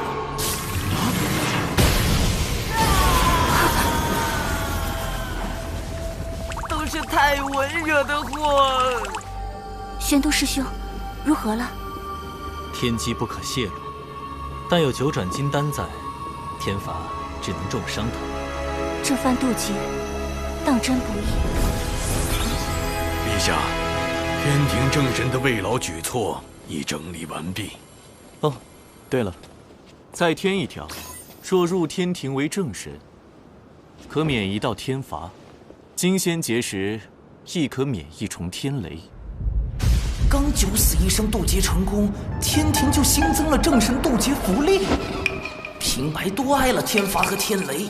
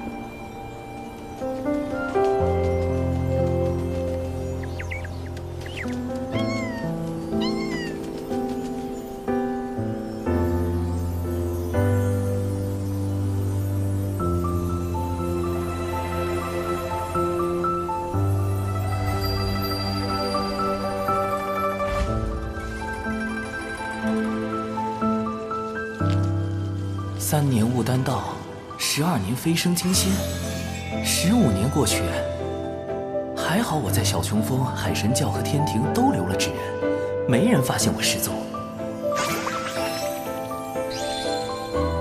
云霄仙子，我已无碍。这12年，感谢仙子守关。你也曾助我兄妹，而今玄都师兄将你托付于我，我亦当尽心。我常以化身走动各处，有诸多隐情。金仙节之事，放心，我知您与西坊教不断交手，颇为不易。我已叮嘱2位妹妹，绝不外传。如此真心待人，我亏欠他的因果也越发多了。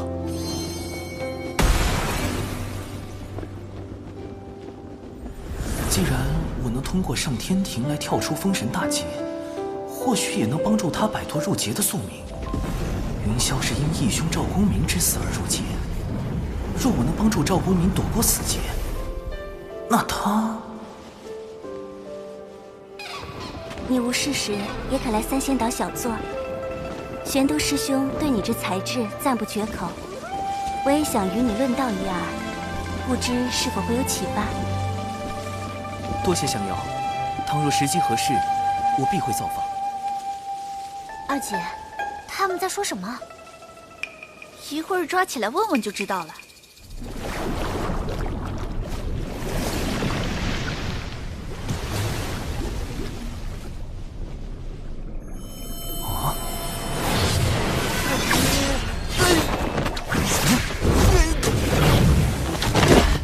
这怎么突然要灭口了？不知琼霄前辈、碧霄前辈有何指教？这是真眼宝珠，宝珠为绿色，证明你说的是真话。若变为红色，小心我金角剪无情。你是男的？是。为何总以化身示人？怕死。胆子这么小，还敢接近我大姐？可是受玄都师兄指使。原来他们是怕自家姐姐太过单纯，被人算计。这方式可以狠3小。不是，你对我大姐可有非分之想？没有。你说谎了。晚辈还能如何回答？难不成要说对云霄前辈有非分之想？那你是承认对我大姐有非分之想了？不要慌，年轻人。毕竟我大姐那么温婉，虽然有时候很唠叨，还总管我们，随便禁足就是几万年。她凶起来更可怕，喝醉了还爱跳舞，舞姿，不好说。跪下！人呢？三霄仙子的性格果然很让人措手不及。如今我已修成金仙，且有了天庭神位，是时候启动上天庭方案第2步了——小琼峰流浪计划。帮小琼峰全员谋神职，流浪到天庭，最好是能把小琼峰也搬上去，挨着兜率宫，这样就能和太上老君做邻居，安全感简直爆棚。到时候一起躲过封神大劫。天庭招人的基本要求是突破到真仙境。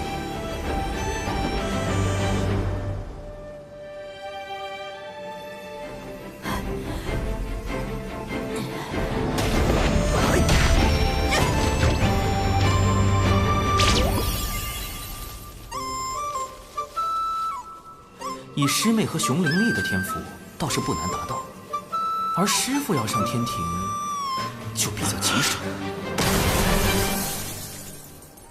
晚江与师伯之死始终是师父的心结，也是他修为无法突破的原因。想要帮助师父提升到真仙境，就得先找到晚师伯。我曾在蒯斯的记忆中看见晚师伯仍有魂魄留存于世，或可设法寻找他的残魂，了却因果。长寿，怎么师姐之事，连掌门都被惊动了？我们人脉太少，要在偌大天地间找一丝残魂，只能请掌门出面。师傅，咱们这是去哪儿啊？寻残魂，需去6道府。巫妖大战时期，生灵一批批惨死，无数孤魂在世间徘徊。巫族祖屋后土娘娘于心不忍，化作6道转生盘，镇压在洪荒大地深处，率巫族高手建立6道府，掌管众生魂魄。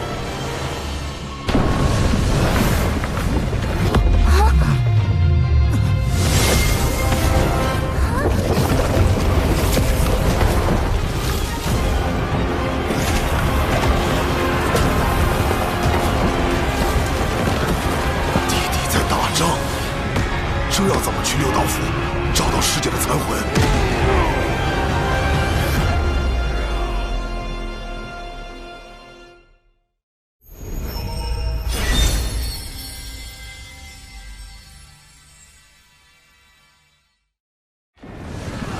那些战士都是巫，小心，他们杀过来了。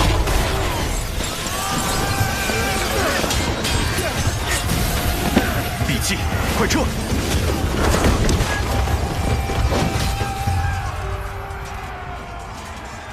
巫在和谁打仗？毒箭又是谁放的？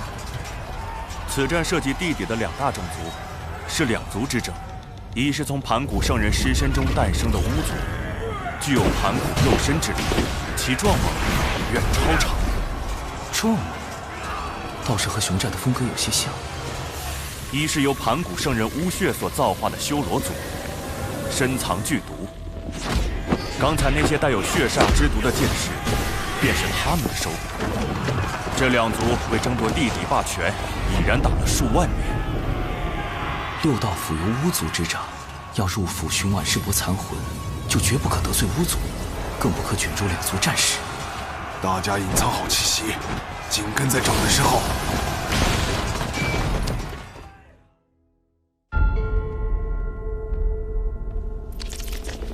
这里就是巫族的6道府吗？怎么一个守兵都没有？都出去打仗了？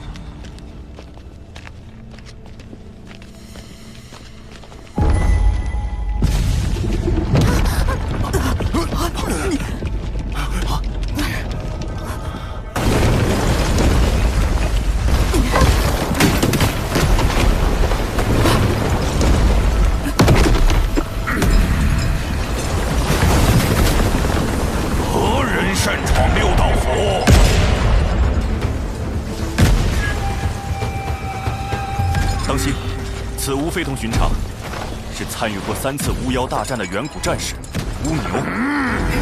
搁这儿发言，本帅削死你！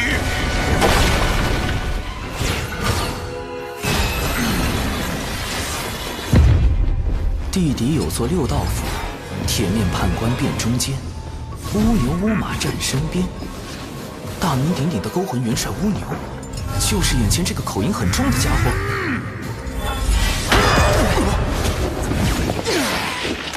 巫牛元帅，贫道乃渡仙门掌门，今日前来并非寻衅，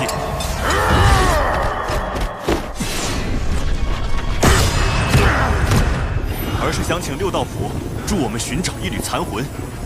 还请元帅看在道门圣人老爷的面子上，行个方便。用圣人压我？这里是6道府，后土娘娘庇护之地。本帅不吃这套，谁知道你们是不是修罗族打算假扮的？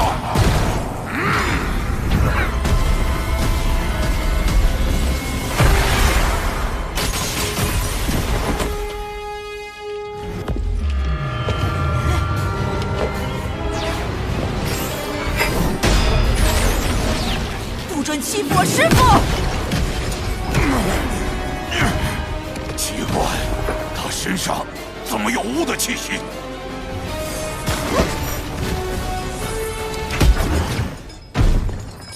巫牛这是有意为难我们。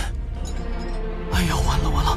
掌门怒气值飙升，要是和6道府闹翻，再想找晚世伯残魂就难了。掌门，冤家宜解不宜结，请容弟子一试。单枪匹马过来，你很狂啊！横寿！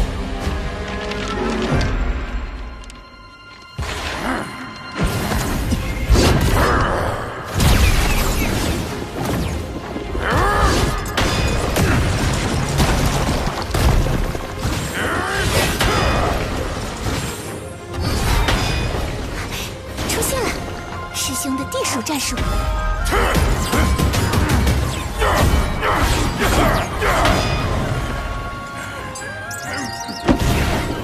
晚辈长寿，见过乌牛元帅。你小子玩我呢！天道法器，这不是天庭才有的吗？元帅，可听说过天庭海神？就是那个给东海找来天兵的海神。没错，他是我朋友，此物便是他赠予我的。他说玉帝陛下正有意帮扶巫族，若让他为六道府美言几句，或可请100万天兵助六道府抗衡修罗族。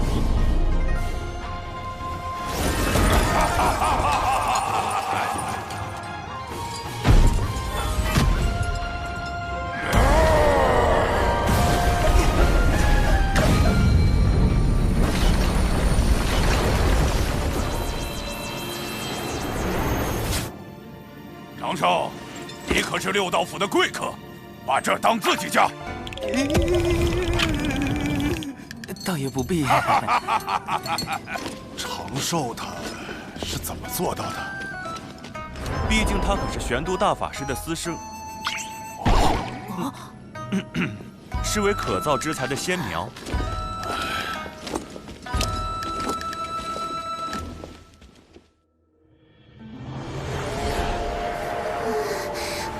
好重的阴气，连风都像带着哭声和惨叫。阴气似乎都来自这些井。这便是我六道府的回魂井，每口井都连接着五部洲各地，也是本帅捉拿魂魄的通道。但凡还有一丝魂魄，这里都能找到。世界王于北居五洲，我们需要找到对应那片区域的井。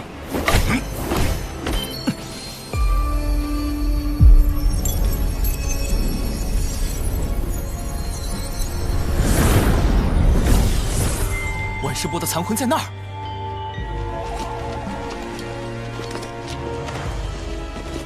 六道镇上，勾魂拘魄。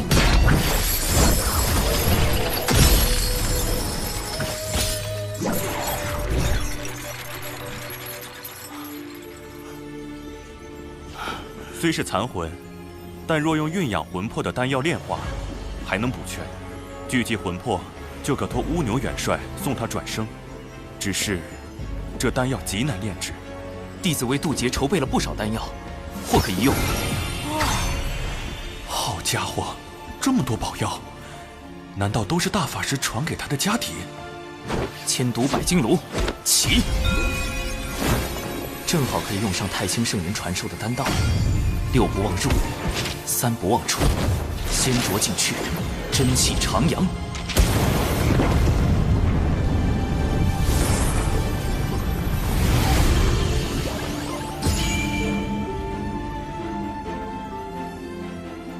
世界，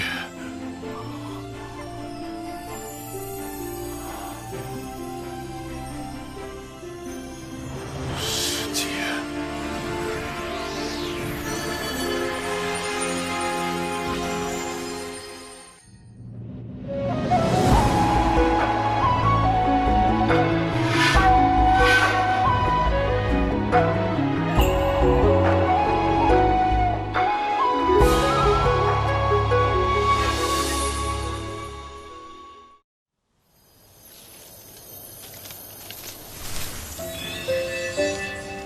一别900年，师姐，我来晚了。师弟，是我不争气，这些年只修成浊仙，苍老成这样，给师姐丢人了。谁说你老了？师弟分明是长大了。师姐，我好像总是差一步，距离门内前10差一步，距离成仙差一步，明明只差一步，但好像永远都追不上。急什么？修道本就应顺其自然，切不可执迷。况且，师姐我会帮你的。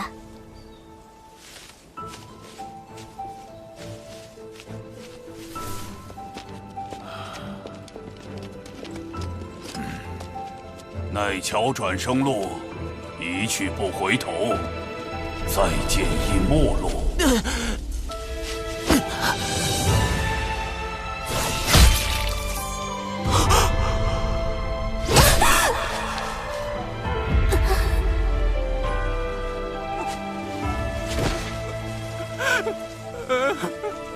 他因你而死，过桥便相隔今生来世。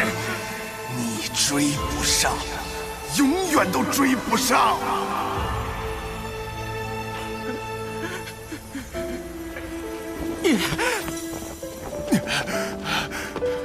师姐，当年快死要杀的是我，该死的明明是我，该过奈桥的也是我。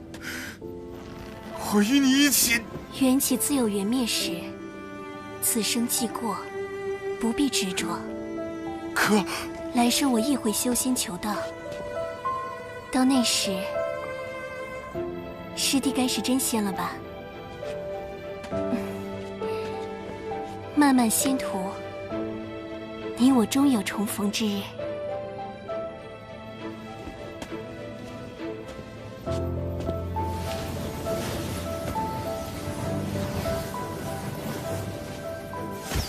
喝下忘忧汤，忘却红尘万丈。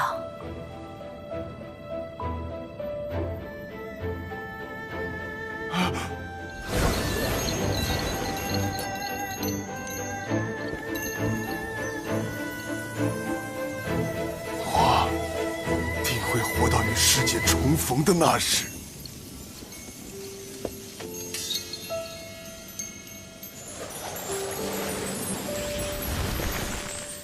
师父和婉师伯这一生太苦了。情之一字，牵扯出多少因果？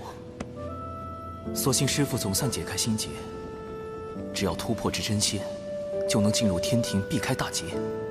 届时师父与婉师伯，总有再续前缘的机会。太清圣人传消息来了。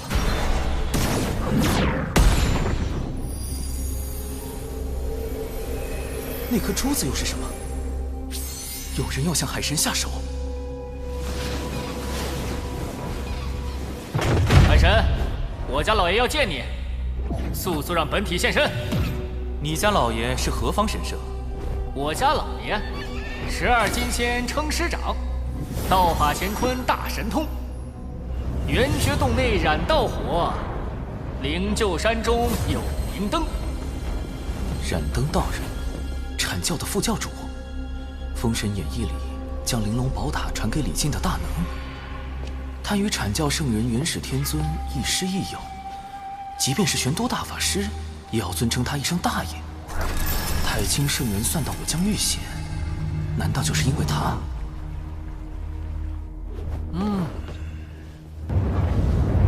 小神没空，请便不送。不知燃灯寻我所为何事，得找人打听一下。黄龙真人是阐教12金仙之一，他应当知道些消息。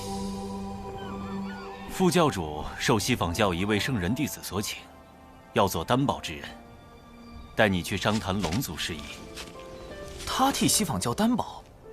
此前西坊教派文道人挑拨道门三教内斗，引发三教震怒。我人教的玄都大法师一状告到三圣面前，逼西坊教与文道人划清界限。截教的公民前辈差点冲上灵山寻仇，好在有云霄仙子出面阻拦。阐教的副教主怎么……我也觉得奇怪，大家都对西坊教不满，不知副教主怎么想的，竟和西坊教圣人弟子交起了朋友。燃灯在封神大劫后，带着几位阐教金仙叛出道门，摇身一变成为西坊教的燃灯果神。他身上恐怕藏着很多秘密，与他交好的圣人弟子，莫非是金蝉？不瞒黄龙前辈，因东海之事，西方教金蝉已经记恨于我，还曾派锁神蝶追查我的根脚。如今燃灯副教主又让我本体现身，他莫不是想替金蝉害你性命？我去找他理论。黄龙前辈别急，稍后燃灯副教主应当会亲自来寻我，还需麻烦前辈躲在暗处，用声影球将我与他的会面尽数记下来。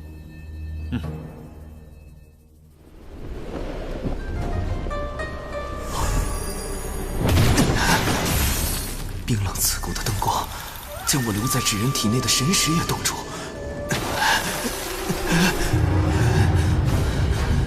这就是燃灯的本命法宝灵柩灯吗？好一个棺材灯！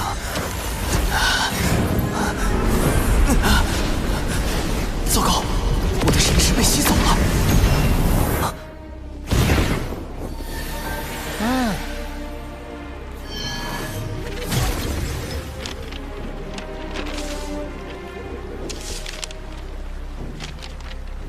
有阐教副教主出手，海神，你我终将再会。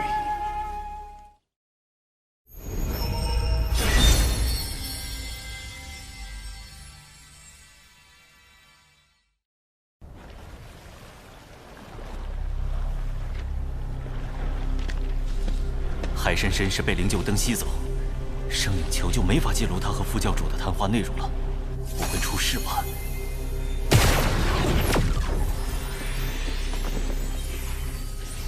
你赶跑了我的童子，我就只好用灵柩灯将你带来了。我们且聊聊，若聊得不痛快，反正灵柩灯已收，你随时走便是。我现在走了，反而落下个不尊长辈的名声，先与他周旋一二。原来您真是燃灯副教主，晚辈看这童子面露奸诈，还以为是什么歹人。怎么也无法将他与品格清高的阐教副教主联系到一起啊！我好心邀请你，是你怎么？是我天庭不成你阐教的情，还是我挑起天庭与阐教的纷争？前辈，你这童子话没说几句，就给我扣了个挑拨的帽子。你那童子一向嚣张跋扈，是该有人制止他。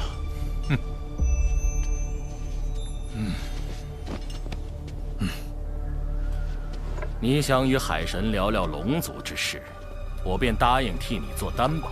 好不容易把他邀来，你便翻脸不认人了。这两人，龙族尚未加入天庭，要聊龙族之事，你找错人了。若龙族有难，道友也打算袖手旁观吗？你什么意思？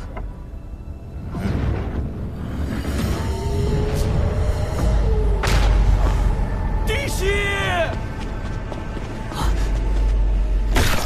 师兄罗祖，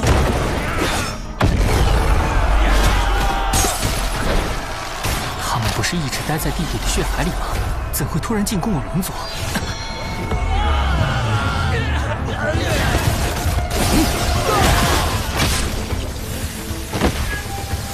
教主哥哥提前安排的仙斗鞭，竟都被腐蚀了。修罗族此时进攻东海龙宫，必是金蝉的手笔。神字指人，奏请玉帝出兵。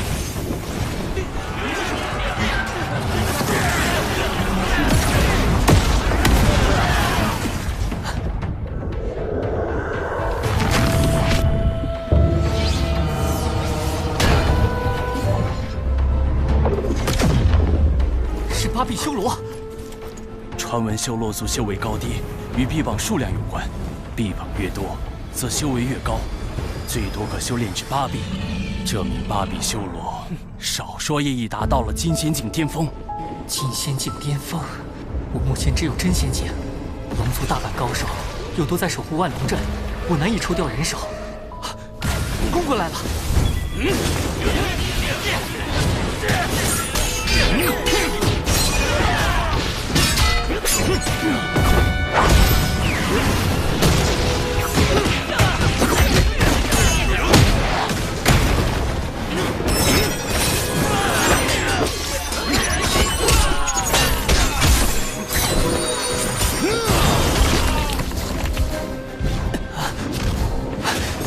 八臂修罗好厉害，和他一个人打，像是同时在和8个人打一样。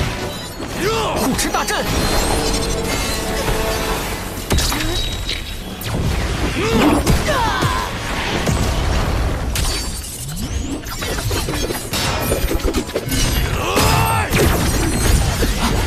紫炎符阵，3元玄火剑阵。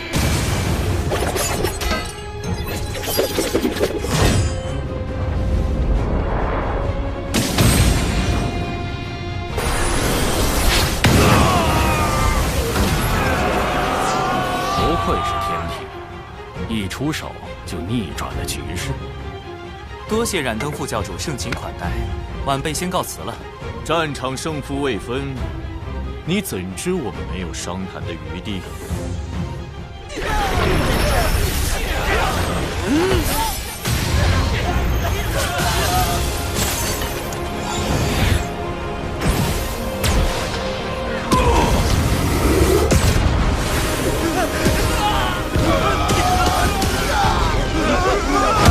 第4绝即护持大阵，好险！好厉害的动物，那珠子到底是什么来历？不好！这毒物竟能腐蚀元神，智人体内虽只有我的神识，但神识毕竟是元神的一部分，神识被腐蚀，元神易遭到波及，轻则断了修炼之路，重则有性命之忧。海神道友，你没事吧？可能是有点上火吧。唉，龙族危机未解，难怪海神小友会有此症，这是忧思过重啊。我有办法。如今龙族有4海龙宫，我们取西、南，道友取东、北。道友若答应，龙族之危可解，道友的上火之症自然也就痊愈，如何？不就是上火吗？随便止点血就行了，没那么严重。你看，这不就好了吗？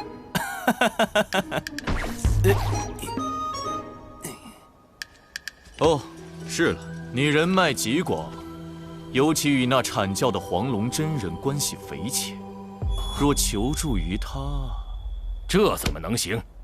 海神小友若请阐教之人前去相助龙族，岂非借道门之手成就他的升职之路？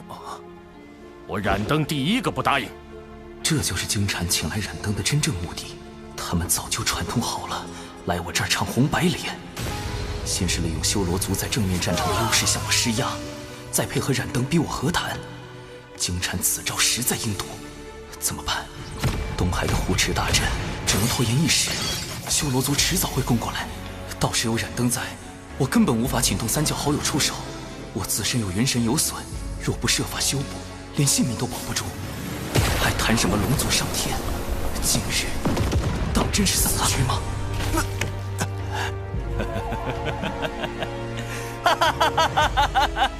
这点小事怎么可能麻烦3教好友？说不定喝点绿茶，吃点白莲就好了。不，会有办法的，一定有办法的。金蝉此去的核心是那颗宝珠。对了，宝珠既然是修罗族带来的，那和修罗族打了几万年交道的6道府，对此是不是会有了解？天字指人，出！我可以给道友一点时间考虑，道友可千万别让我失望。什么？千万不要吃葱姜蒜！他已油尽灯枯，看他能装疯卖傻到何时？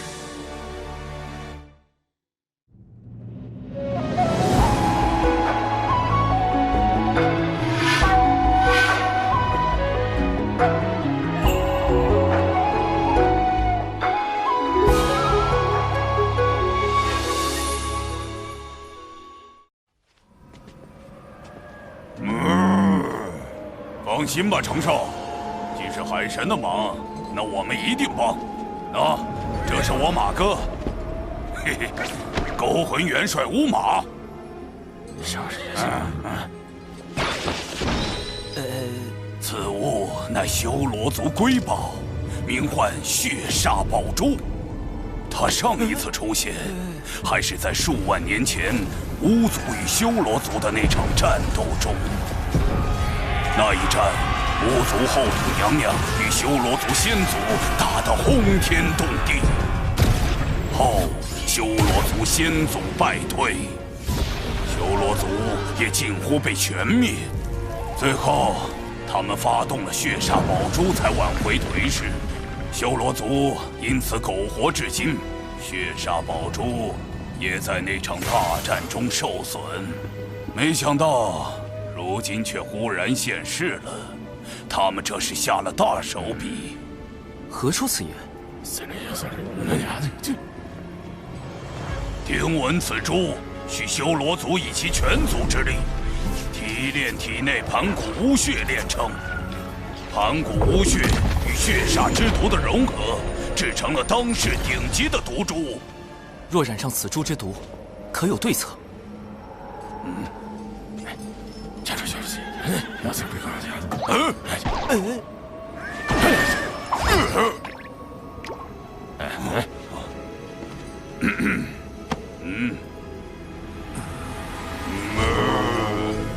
没有。那你们还说那么久？长寿啊，血煞宝珠毕竟是提炼盘古巫血所凝成的，除非能够请动道祖出手发动天罚，可当世又有几人能见到道祖呢？天罚，天罚，天罚是我想找就能找来的吗？渡劫的时候遭了那么多天罚，这会儿怎么就不来了？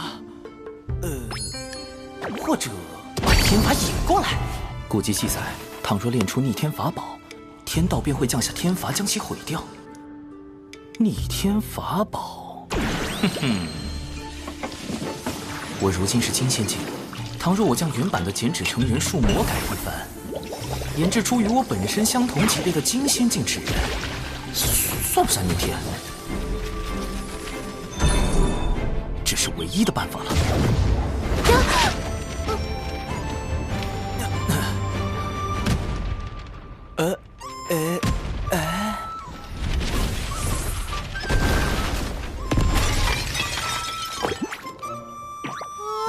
我的酒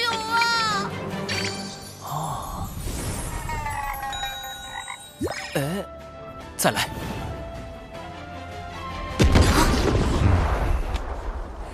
这是地脉内灵气冲撞所产生的灵爆，认吧。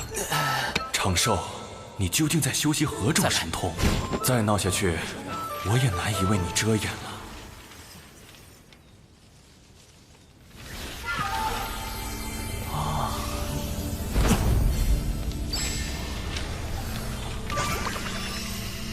成功了！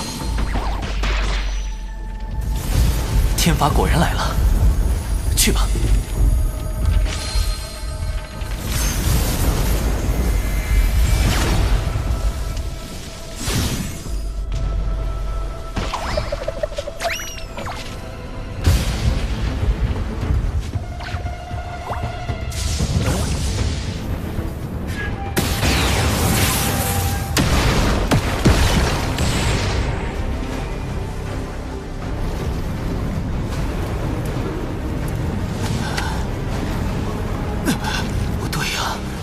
不应该毁掉纸人吗？怎么一直在劈我？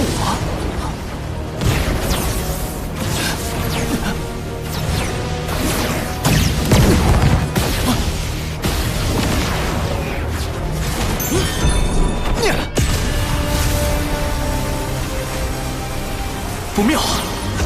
再这么被天罚劈下去，我的本体根本承受不住啊！纸人毁了可以再炼，命没了是真的没了。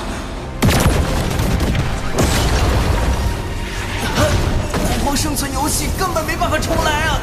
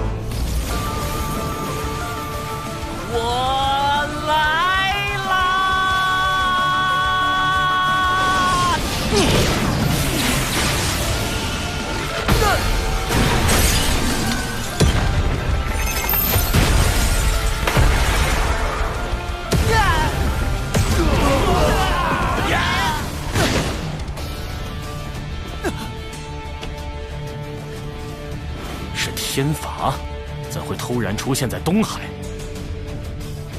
既然这样，就只能由我的本体把天罚引来了。所有人听令，进攻修罗族！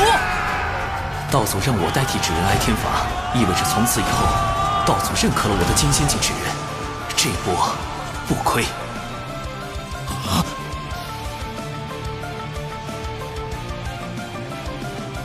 多谢二位款待，我的上火之症已经缓解，告辞。中计了，竟能设法引动天罚，回去血煞宝珠。海神真是个可怕的对手。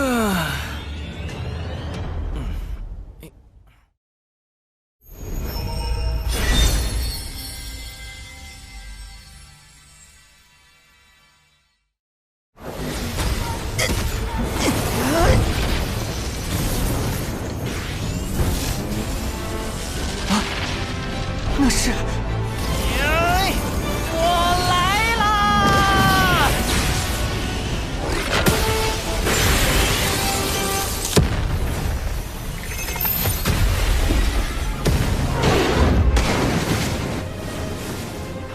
所有人听令，进攻修罗族！撤！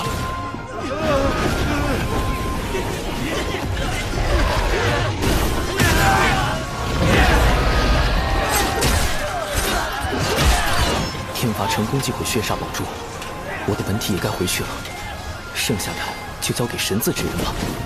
游龙探云步。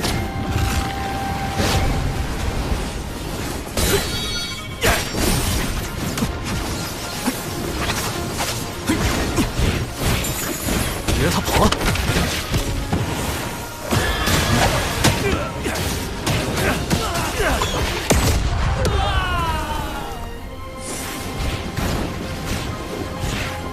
抓我，做梦！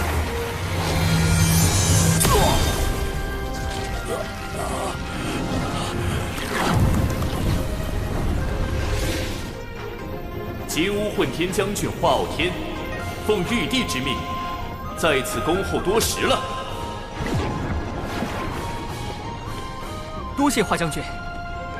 嚯，咱们的玉帝陛下戏瘾又犯了。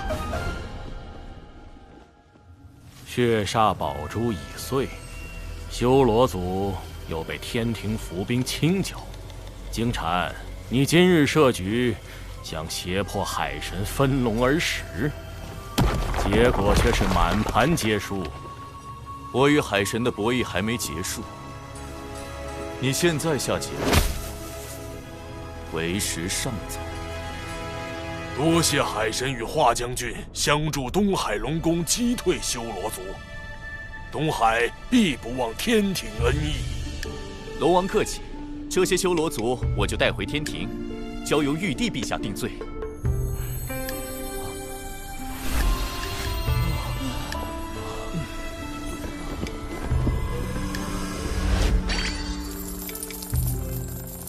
距离功德金身更进一步，稳稳的安全感。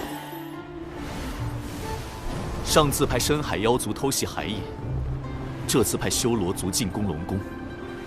诚如长庚你此前所言，西坊教若不能与天庭分龙而食，便不惜将龙族覆灭。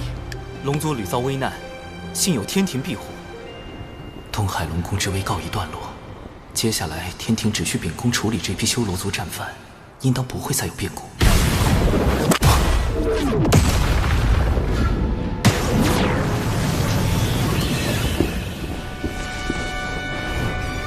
盘古陨落，左眼化为太阳星，金乌从中化身，而后巫妖大战，妖族百族汇聚不周山顶，组建上古妖庭。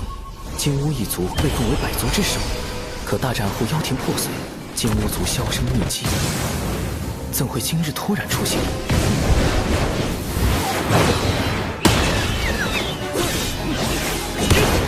我与金乌族从无交集。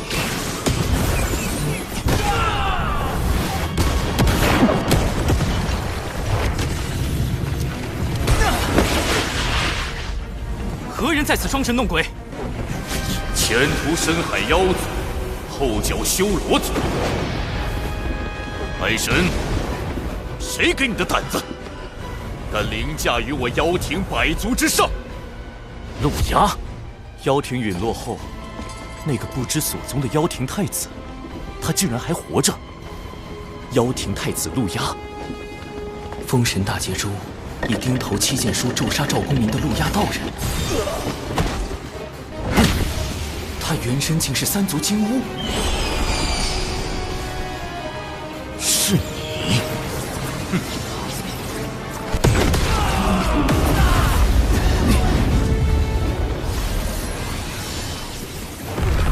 红葫芦，白毫光，光中显露眼眸，这是斩仙飞刀。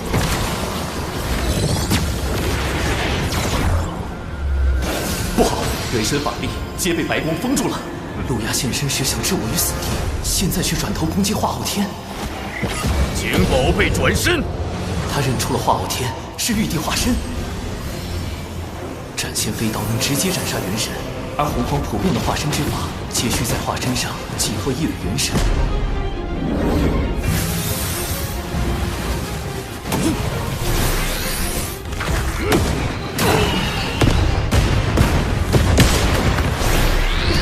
若化后天被斩，玉帝元神受损，我的罪过就大了。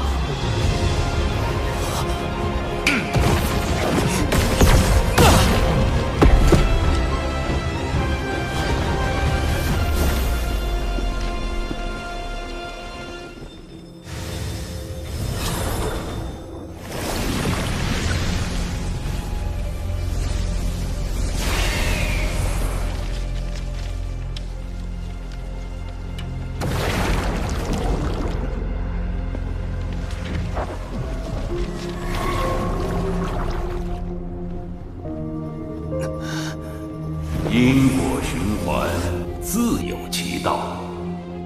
风，我好像忘记了什么非常重要的事。你敢掌握天庭海神？当务之急是对付陆压。天庭乃道祖所立，道友这般敌对天庭，莫非是要与道祖过不去？将死之人，废话太多。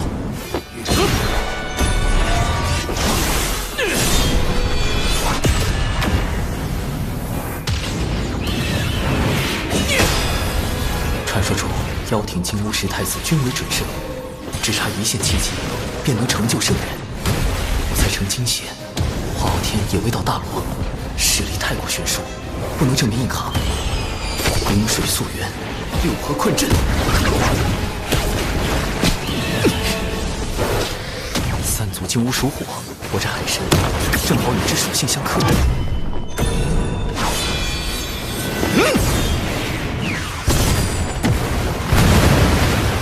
以为这就能困住我？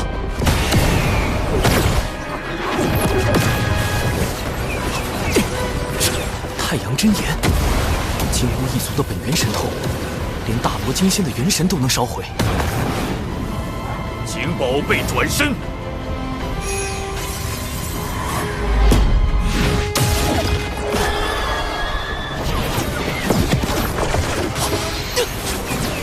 走了。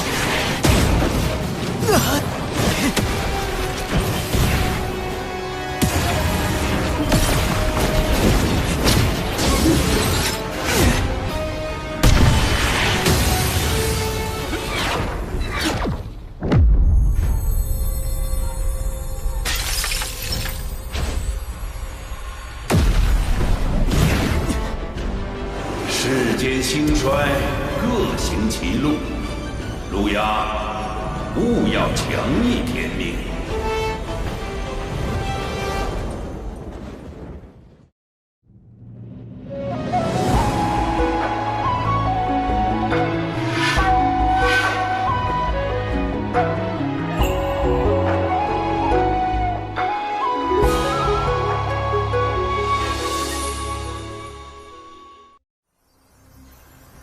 君竟然亲自出手，幸有道祖相护，否则今日之事难以善终。虽说道祖维护玉帝，却也并未计较陆压谋害玉帝化身的罪责，就放了陆压离开，总觉得这背后另有深意。不能想了，紫霄神雷警告：天地间若大战再起，必将生灵涂炭。天庭今后当慎重行事。是。陛下，道祖要天庭今后慎重，这话是何意？当初龙凤麒麟震碎洪荒，道祖为护住洪荒天地，补全天道，将自身与天道融合，从此代表天道意志，监管众生，最为公允。道祖此言，只为提点天庭行事，并无他意。道祖是否也因以身合天道，才未能与同时代的盘古一般，成就混元大道之境？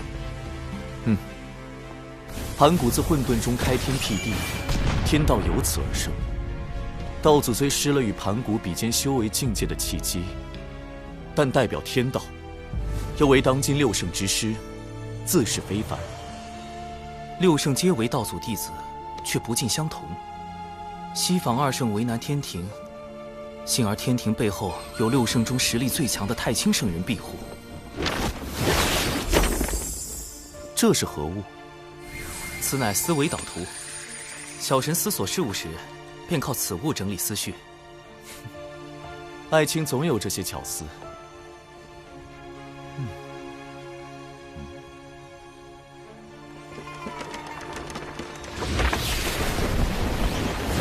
六圣中，人教太清圣人派出化身太上老君驻于兜率宫，为支持天庭之意。阐教圣人元始天尊，截教圣人通天教主，虽与太清圣人同为道门三圣，却对天庭不甚亲近。西方二圣已在收龙之事上，处处与天庭作对。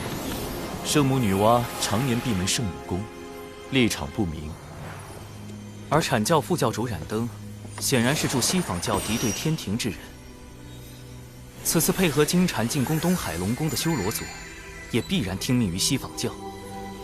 长庚爱卿，你认为修罗族为什么会听命于西方教？小神也不知。目前六道府与修罗族战事吃紧，西方教如果没有在此战中相助修罗族，那必定是从其他方面入了手。你此番让修罗族损失惨重，合作怕是要破裂了吧？我手上还有能让修罗族继续听命于我的宝物，不劳冉登副教主费心。况且我以为，比起修罗族，你会更关心突然现身的陆压。陆压乃妖庭太子，与道门无冤无仇，我何须烦恼？倒是天庭，本就根基不稳，如今陆压公然敌对，咱们这位玉帝陛下可如何是好啊？既然天庭形同虚设，那不如……西方教仅是拉拢了深海妖族与修罗族，就已重创龙族。若西方教能拉拢妖庭太子陆压，更可借陆压之手号令妖庭百族，后果不堪设想。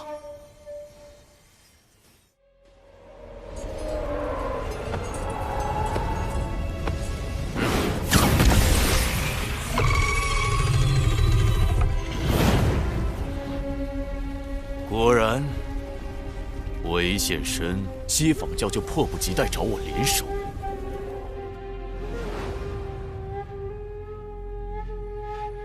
妖族气运微薄如那西山日暮，妖庭太子，你定然心有不甘吧？日有暮去朝来时，天命所归何处，尚未可知。西方教愿助太子，耀日换乾坤，重铸妖庭，入主洪荒。好天，有这么多人想要你的命，你这玉帝之位也坐不长久。我们走着瞧。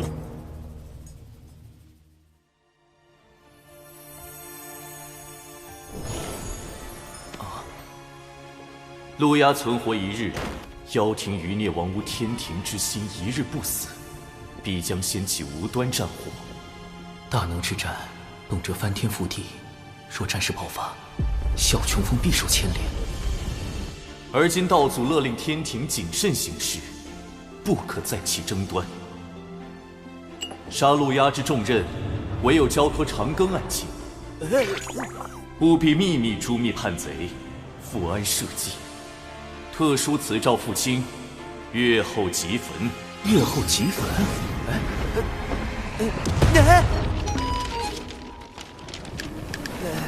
诏书都不留下啊！万一我杀陆压不成，反被他杀了，天庭只怕都不会承认我是奉诏行事。一个惊仙去杀准圣，李长寿，你可以改名李妖寿了。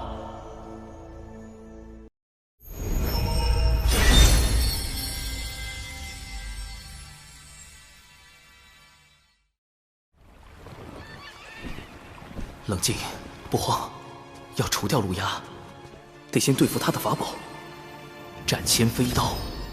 斩仙飞刀是物理攻击技能，但钉头七剑书却是诅咒技能，隔空便能将赵公明那样的准圣咒死。若想解决他，只有找到他的克星——落宝铜钱。此宝本是人皇大禹确立俗世买卖之事时打造的钱币，后因天道降下大量功德，使他有了大威能，可落除先天至宝和兵器以外一切的宝物。要寻得此宝，需拜访人皇大禹。前方便是火云洞，历代人皇隐居修炼之处。居然设置了进洞密码，还得破解藏在里面的卦象。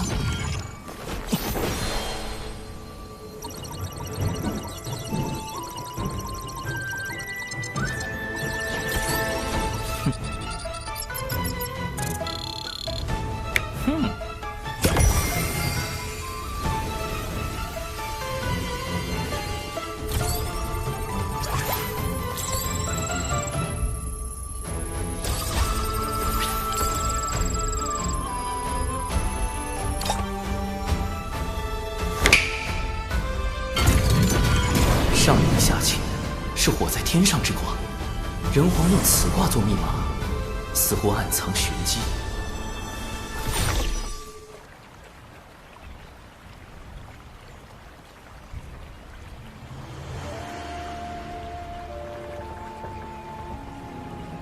晚辈长庚，现为天庭海神，特来拜会本族先皇。海神既是东周人族，为何以纸人行事？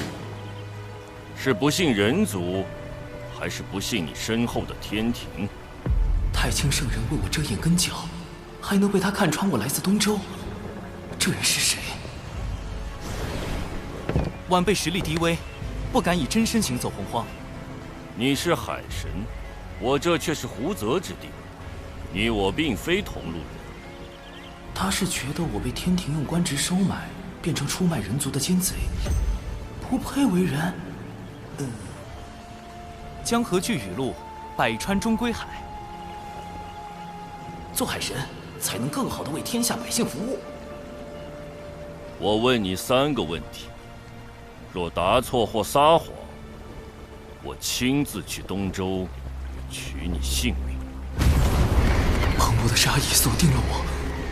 第1个问题，你乃天庭重臣，若天庭对人族降下灾祸，你当如何？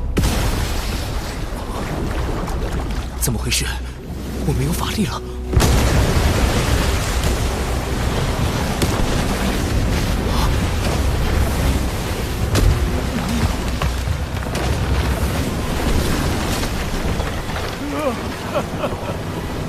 妖皇陛下，让老天爷听一听雨吧。9年大雨，粮食颗粒无收，我们连住的地方都没有了。妖皇，难道我回到了妖庭执掌天地的时候？老伯，小心！小伙子，别浪费力气，人是跑不过洪水，跑不过天的。附近没有修筑河堤吗？9年来，河堤塌了又建，建了又塌，都是天意呀。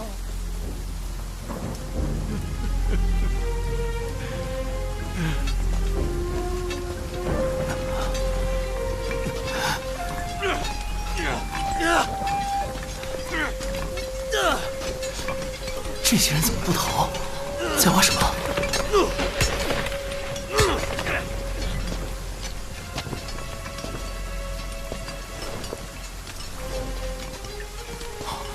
是了，绝山泄洪，排水入海。老伯，人无法决定天灾，但能以人力度灾祸。你看，他们都在和天搏命。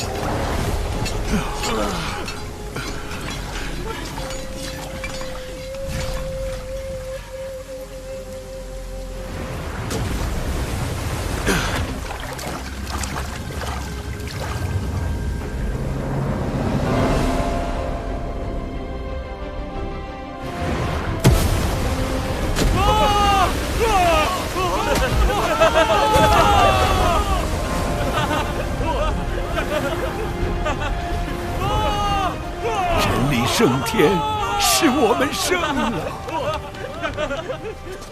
率领人族开山治水13年，敢问前辈，可是大禹陛下？我已非人皇，不过山中所里翁。幻境解除，妖庭借天道之力施伐人族，你认为人该不该与天争？当争。既如此，你何敢弃人而归天？因时制宜，争议有道。何意？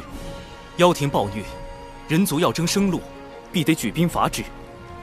但当今天庭大兴人族，人族要争的是长久，天人合一才是长久之道。天人合一？哼！天道无常，合一合起来。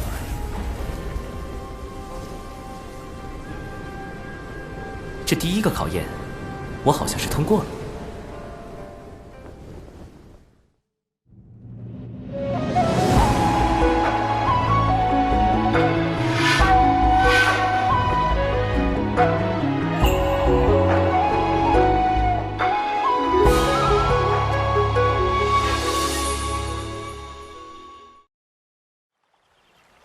第二个问题，假如你与你夫人有了分歧，是该隐忍让步，还是就此断情？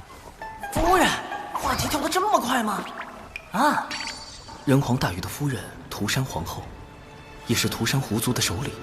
这个问题实际上问的是人族与狐族，或者与百族的关系处理。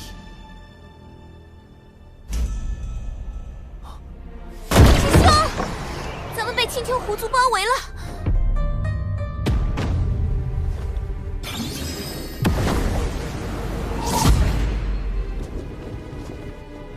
我青丘仙祖乃圣母宫上仙，外戚涂山氏是人皇大禹的皇后，你们竟敢私自囚禁我族功德狐女，速速将她交出来，否则我们便请圣母女娲、涂山皇后来主持公道。功德狐女，是那狐妖小兰。当初我假扮成师傅，与九无师叔打杀了一伙食人精气的妖怪，小兰就是他们的大姐。因她身怀祖传功德，不可斩杀，至今仍镇压在门内。这才是第二问的真正考验。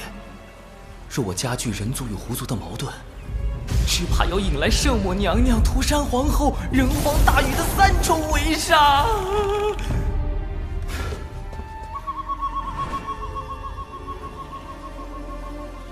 师妹看好师傅，切勿走出隔绝阵。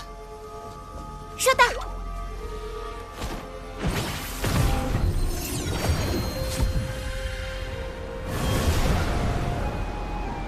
臭老头！你害我妹妹们的时候多威风呀！不出口恶气，我可不会离开渡仙门。季掌门，你看着办了。你威胁我们？奴家可不敢，但青丘狐族敢不敢？那就不一定了。道友心中恶气来自何处？你未约束姊妹作恶，导致他们业障缠身，此事你可认？我是有错，但杀了他们的人是你姊妹都已洗清业障转生，来世重回正途修行，可算善果。倒也有理。不对，你们还关了我这么多年。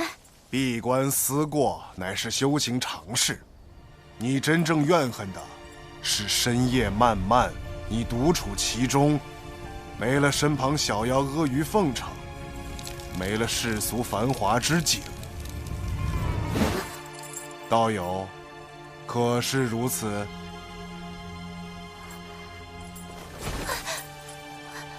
所以我恨的不是你们，是寂寞。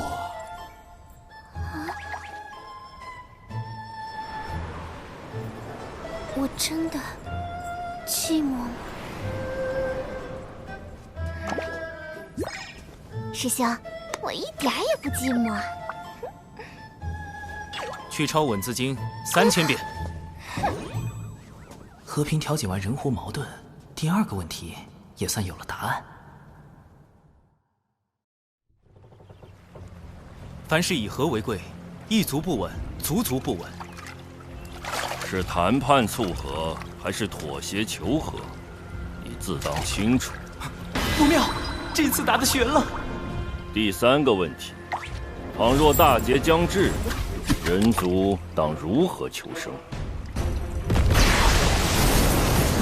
大禹前辈何来此问？你上天庭的真正目的，不就是为了土地大劫吗？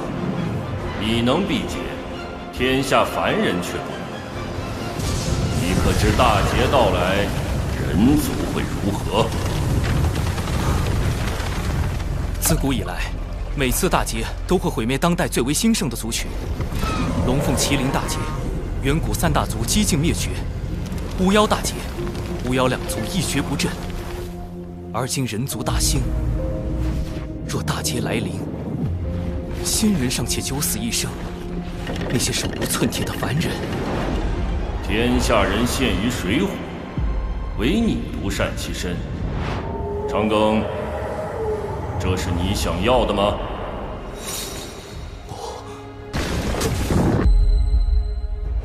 不，我想活命，也想更多人能活下去。可我还是太弱了，竭力谋划100年，也才刚刚触及天庭的门槛。在圣人，在天道面前，我始终都是蝼蚁。兄长们曾说，人字一撇一捺，撇是羸弱之躯，捺是铮铮傲骨。天不与光，遂仁兄钻木取火，妖绝人路，伏羲兄自古虔诚。瘟疫祸乱，神农兄尝百草著医书，武纵强敌，轩辕兄举剑伐之。吾等便是人族之薪火，薪火不息，人族不灭。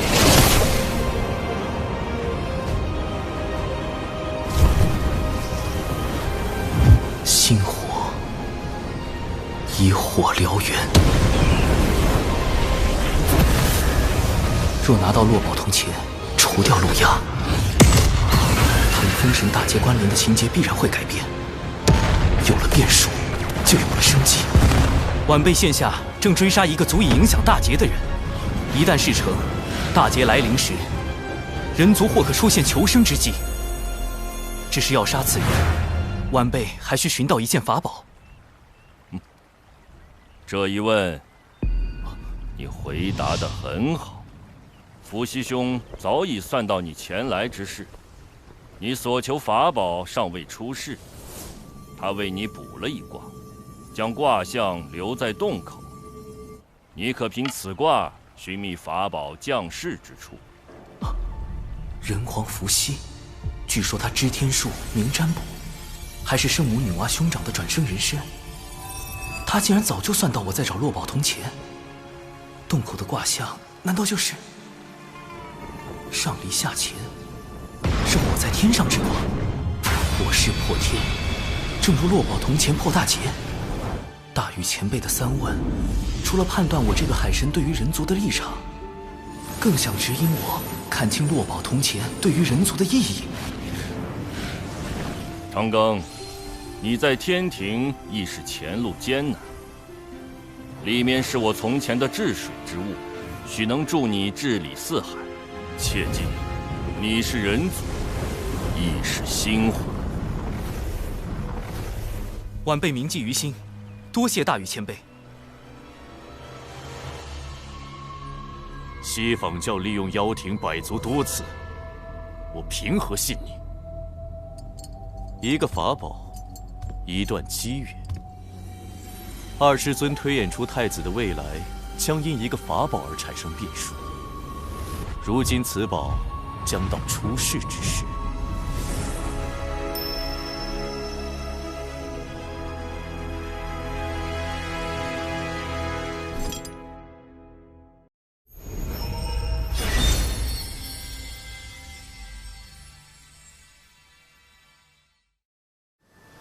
根据人皇伏羲的卦象可知，落宝铜钱的大概方位在北周，但要在短时间内找到它，还得借助另一个人——截教大师兄多宝道人。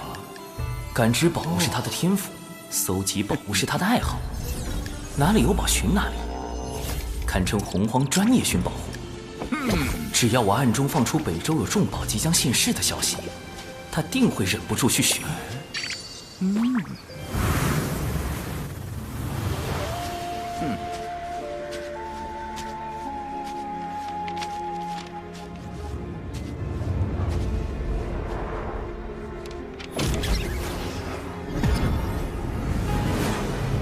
身体无法穿过，神识也被隔绝在外，看来此地另有乾坤。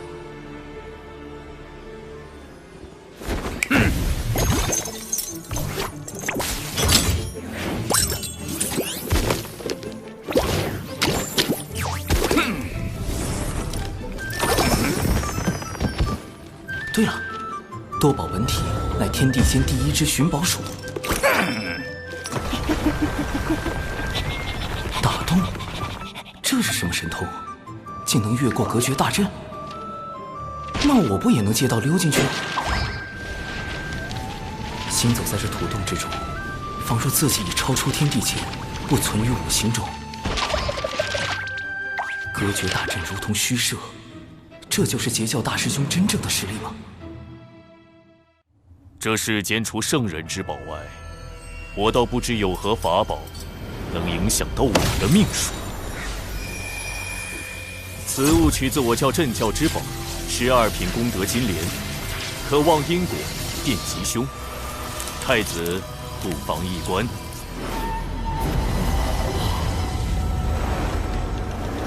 这是顶头七剑书。顶头七剑书集众位妖庭高手之力，耗费1000万年，方于近日炼成。哪怕圣人也未必知晓此书，竟然……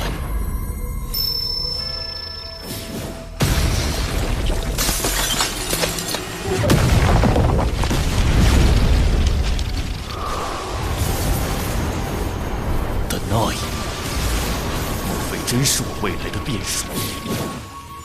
此宝将在何处现世？你们调查的挺清楚。磁铁城，妖庭百族中磁铁妖族的据点，落宝铜钱在妖庭的地盘。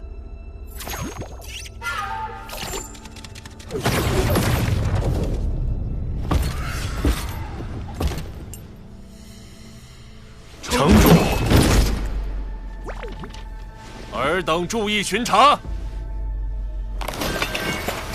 好险，刺铁城主的修为已到金仙境巅峰，而且警惕性极高。接下来必须小心行事。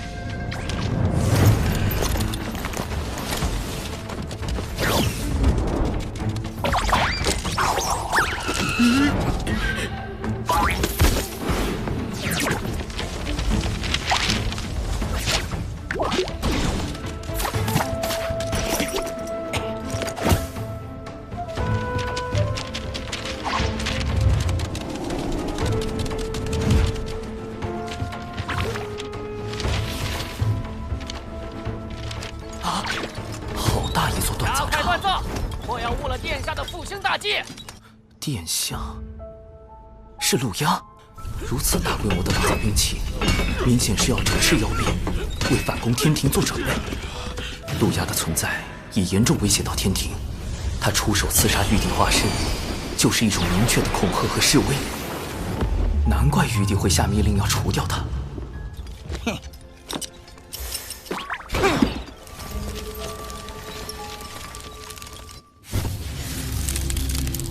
金莲有凶煞之气，预示此宝即将被取走，而太子的未来必将因此发生变动。那我便提前绝了这个可能，抢先拿到此宝。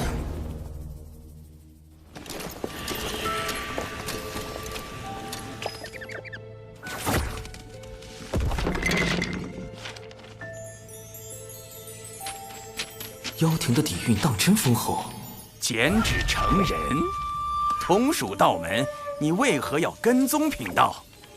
原来前辈早发现了，晚辈就是想跟着您寻些宝贝。你也是来寻那件重宝的吧？放弃吧，贫道肯定会比你先找到。这速度，不愧是专业寻宝货。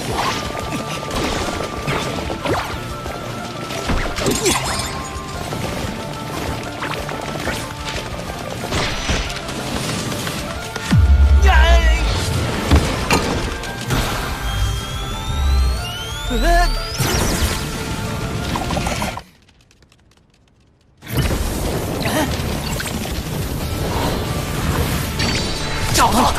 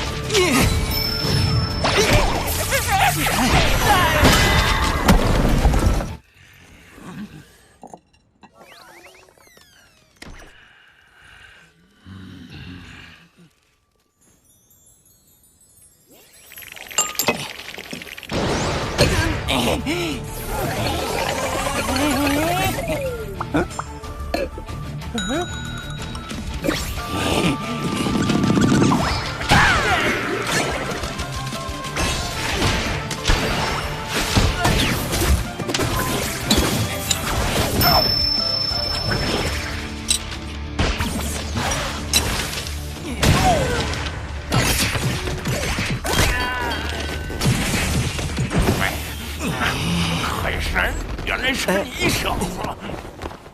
靠着海神积攒的人情，看看能不能和平解决珍宝问题。实不相瞒，晚辈承人皇指点，得知此宝与我人族颇有渊源。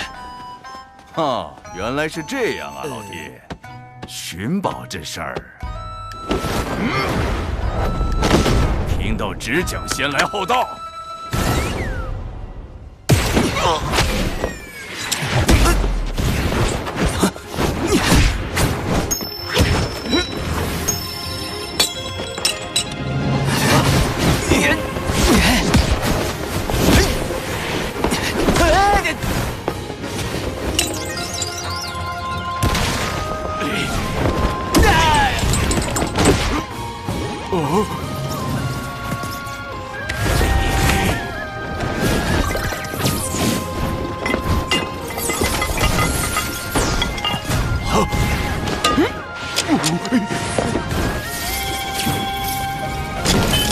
寻宝时绝不能闹出一点动静，这才叫专业，懂吗？懂，前辈。对不住了。哼，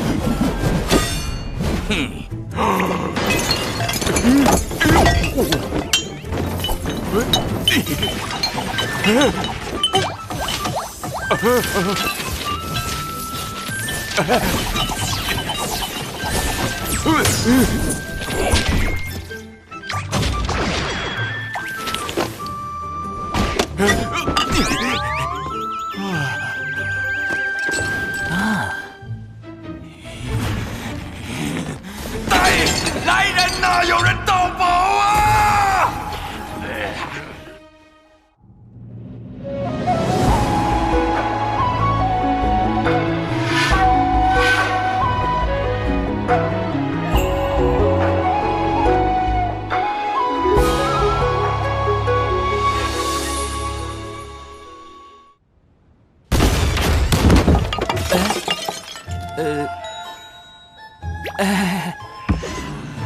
天庭海神，倒是辛苦你费尽心力寻得重宝，如此我也省了不少麻烦。莫非这就是改变我未来因果的法宝？前辈，看在一同盗宝的情分上，咱杀了海神，夺回宝物。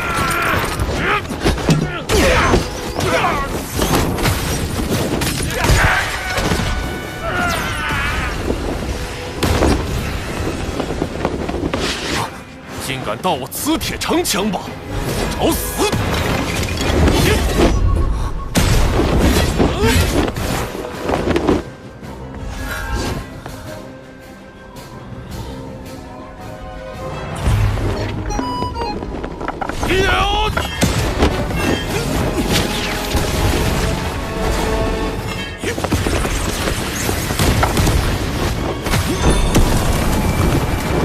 海神，此阵是这位妖庭太子所设，至少也得大罗金仙方能破开。金仙禁止，不过贫道所辟之洞，却可游走于天地之外，避开隔绝大阵。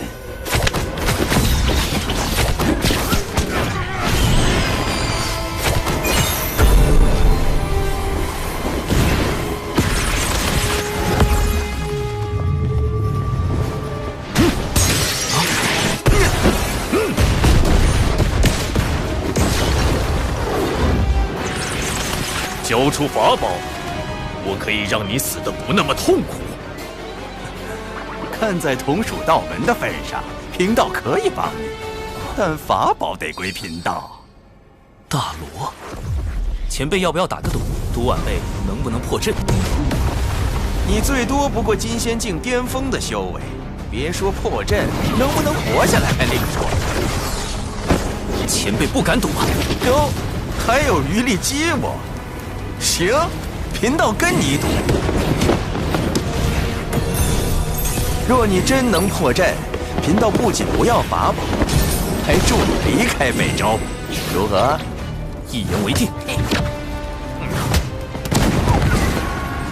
鲁鸦，你重组妖庭余党，意图行逆天之举，怎么这么怕被传出去吗？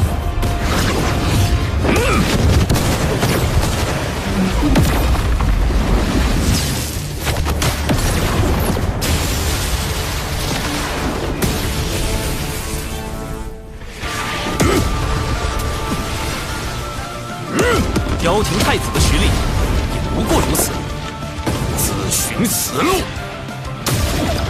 斩仙飞刀，不好，是宝物。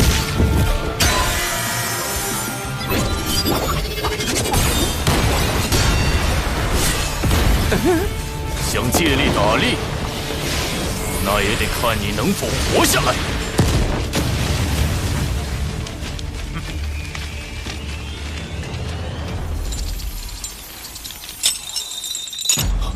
假的！追！慢着，本体还在城内。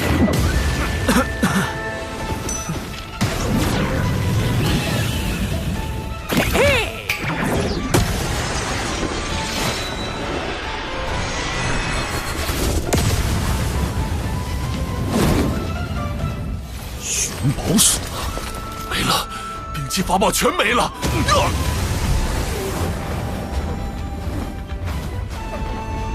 你什么时候换的法宝？群妖涌进宝库时，晚辈趁乱藏起了钱币和纸人，然后故意用假钱币制造混乱，将妖怪的注意力从宝库转移。嘿，好小子，果然够贼。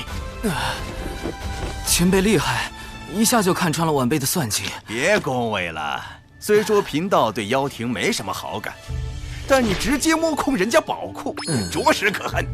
这些法宝原是送给前辈报答救命之恩，既然您不喜欢，晚辈就还回去了。哎，难得出来一趟，岂能空手而归呀？来，给贫道看看这些宝物。盗取磁铁城中的兵器，虽能在一定程度降低妖庭对天庭的威胁，但陆压蛰伏多年，定然收拢了不少妖庭势力。磁铁城对他而言，或许只是冰山一角。好在落宝铜钱已经到手，接下来必须尽快除掉陆压。即便错失了宝物，西方教还想与我合作？若能复兴妖庭，太子的因果自可扶正。但这一切的前提，是让天道认为妖庭比天庭更有实力掌控洪荒，而我西方教则会助太子收四海、统六道、育人族，让洪荒天地改头换面。西方教行此谋天之举，所图为何？我教有一大兴之计，名为西游，而道门是这个计划最大的阻碍。今日事关龙族存亡，还请教主哥哥相助。长庚爱卿，你有何对策？仓促之下，我只准备了98个应敌方案。你小子还真是狡诈啊！是稳健，稳健。长庚道友，需要我们做些什么？有危险，快！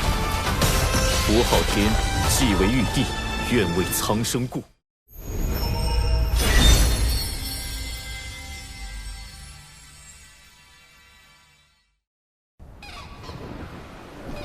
禀陛下，小臣日前追踪妖庭余孽陆压的下落，意外在磁铁城发现了妖族据点。原来陆压这些年来为复辟妖庭，一直在暗中打造兵器，整治妖兵。该据点戒备森严，在截教多宝道人相助下，小臣已将据点内兵器全部没收，详细清单已列在奏折中，请陛下过目。陆压储备良久，此番磁铁城失利，必定不会甘心。长庚爱卿，往后行事还需谨慎。是。我教有一大兴之计，名为西游。就在不久前，二位师尊算到西海龙宫内有一机缘。西海三太子乃是西游计划的关键人物之一，这便是你们屡次向龙族下手的真正原因。是，也不是。目下龙族有意加入天庭，这于我教而言相当不利。想来这也并不是太子您愿意看到的。太子不妨考虑与我教合作。你们西方教当真思虑周全，连龙族之事也替我想好了。那我麾下的妖族，你们是不是也要管上一管？太子多虑，我教定不会干涉妖庭内务。金蝉，上一次想开东海海眼的人是你吧？所谓此一时彼一时，您若与我教合作，龙族之事自可协商。龙族之事轮不到你们西方教插手，我很快就会去找龙族接洽。想合作就拿一些有价值的东西出来。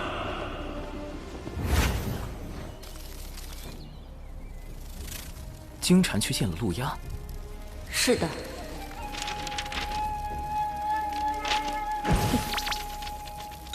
我知道了，你回去后继续盯住金蝉，这是重通三头猪蛛丝，可以辅助你监视他的行踪。多谢海神大人。我说这陆压怎么早不出现晚不出现，偏偏在我取落宝铜钱的时候出现，看来多数和金蝉有关。他们很可能已经达成合作，要杀陆压就得先找到他，但他向来行踪诡秘，没人能找到他，所以关键在于陆压接下来到底要做什么。他们达成合作后要做的第一件事又是什么？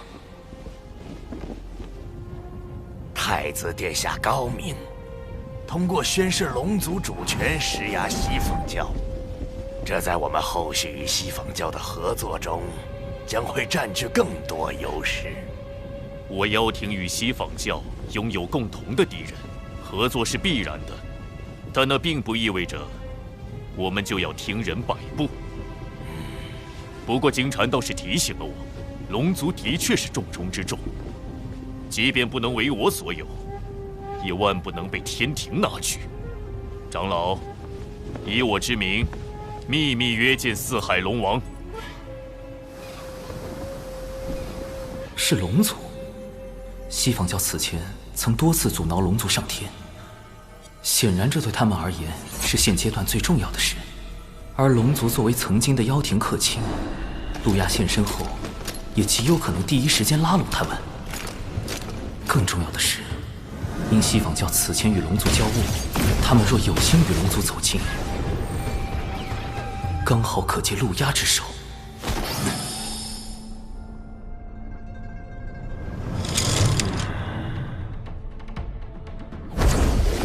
教主哥哥，你来的不巧。几个时辰前，父王和其他三海的叔叔们刚离开，他们去了哪里？不清楚。他们这次外出很隐秘，好像是接到了什么传信才过去的。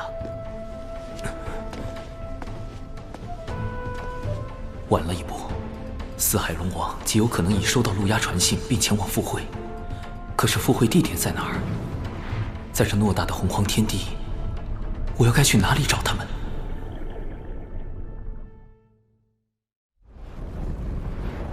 若诸位叔伯愿助我妖庭，来日妖庭复辟，我便设法令龙族无需世代以性命填海眼，如何？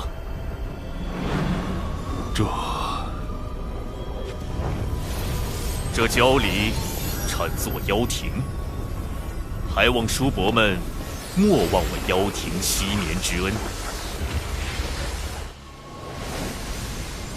大哥，陆压太子给出的条件非常诱人，真要跟他合作，但风险也很大。万一复辟妖庭失败，天庭恐怕还要追责我龙族。韦丞相，将陆压与我龙族会晤的消息散播出去，越快越好。大哥的意思是，目下正是龙族上天的关键时刻。妖庭陆压已经给出了他的价码，我倒要看看天庭玉帝又会开出什么条件。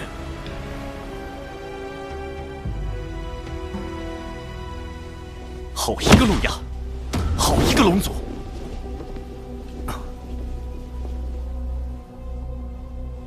陆压要拉拢，他龙族就去了。吾降下16神位。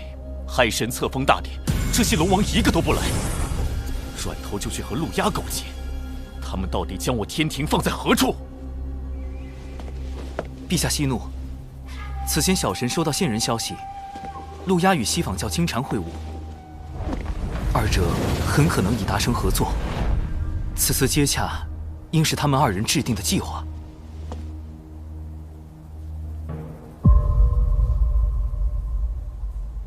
此事你事先知道，为何不告诉吾？完了完了，李妖兽，你被玉帝怀疑了。小神事先并不知情，只是根据线人来报，私下揣测，因没有实证，便决定先搜查证据，再向您汇报。陛下，如今龙族与陆压接洽的消息满天飞。必定有人在暗中推波助澜，不错。倘若是龙族所为，其目的必是借机抬高身价，向天庭攫取更多利益；若是陆压，则是借此施压龙族。妖庭既然赠龙族交离，我天庭是否也需表明态度？不错，长庚爱卿，传吾旨意。天庭瑶池即将举办蟠桃宴，邀四海龙王出席。这场蟠桃宴就交给长庚爱卿，你来主持。小神领命。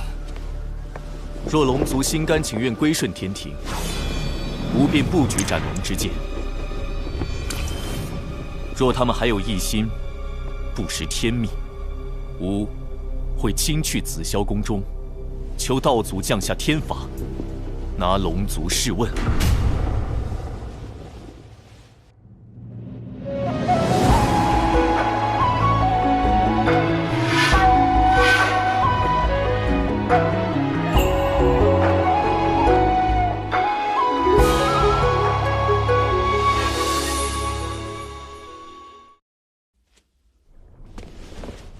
原来这就是陛下举办蟠桃宴的真正目的。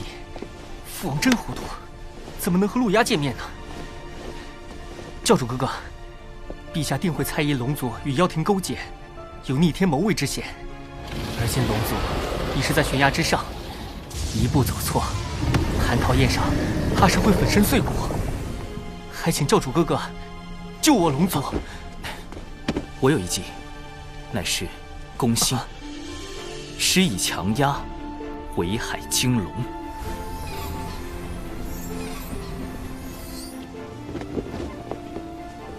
海神，这就是陛下钦点的天河水军副统领卞庄，往后他便由你差遣。末将卞庄，愿为海神效追仙子，不是，愿为海神效犬马之劳。这个卞庄怎么看起来不是很正常？无妨，请卞统领率10万天河水军前往四海操练，扬天庭之威。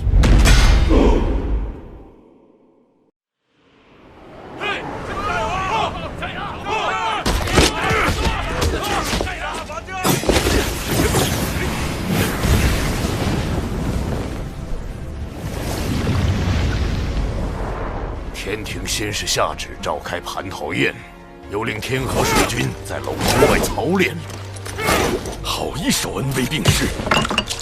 我故意透出龙族与陆压会晤是交离之事，天庭便立时要召开蟠桃宴，接下来就该加码了。龟丞相，将第2重消息放出去。是。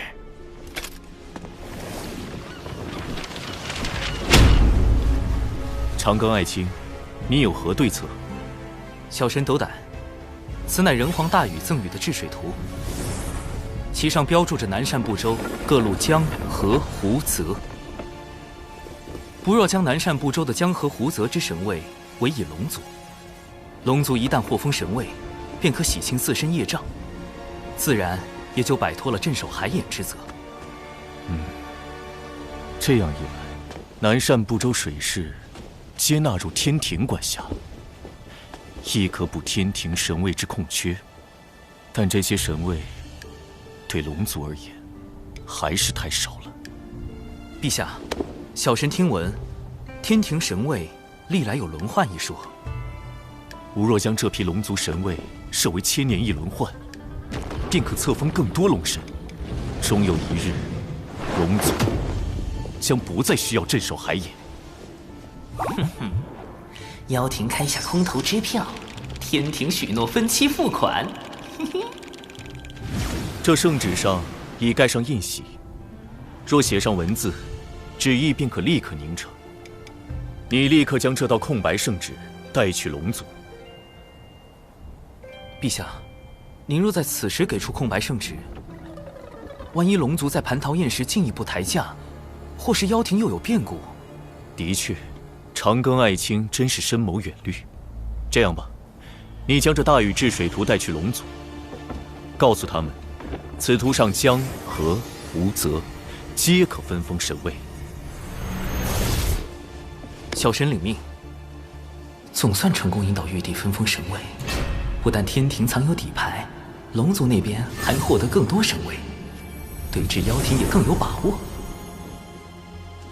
哎，这下应该算是打消了玉帝的猜忌吧。长冈爱卿，可愿收个徒弟？啊，龙吉，进来。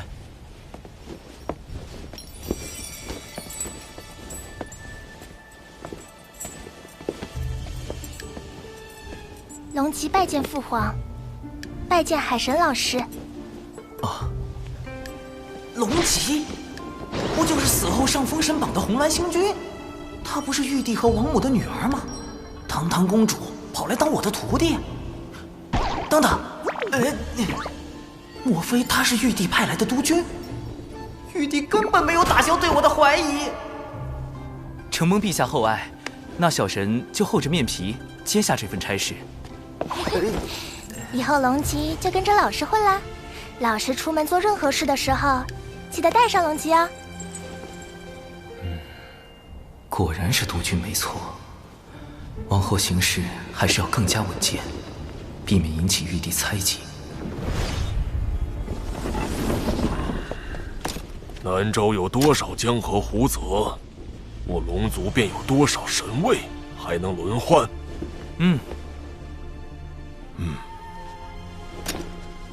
这海很宽，可封海神。好像哪里不太对。此河吾命名为乾隆河，可封河神。这好像是条小溪吧？好深的深渊啊！此地等封个江神。那是村里人自己打的井啊，伯！这个龙族，居然在我妖庭和天庭之间左右摇摆，利用我开出的价码自抬身价。太子殿下息怒，龙族既然不仁，那就别怪我们不义。不错，毕竟早在妖庭时，我便已知道龙族最大的秘密。一旦我破开海影外的万龙阵，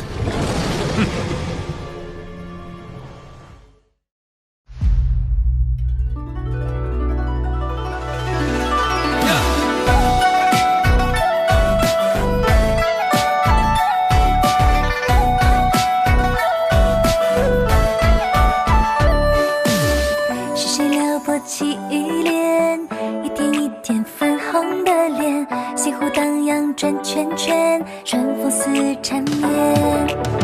谁的生字于心间，不同凡响为我了解，对着铜镜刻画思念，藏起笑出现。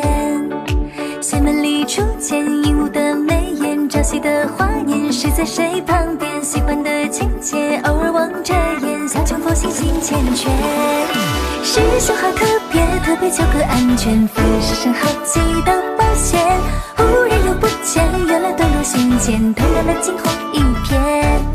师兄好特别，特别令人挂念，小明街的一道失恋，失眠不许愿，你能不能听见？细节道路见情缘。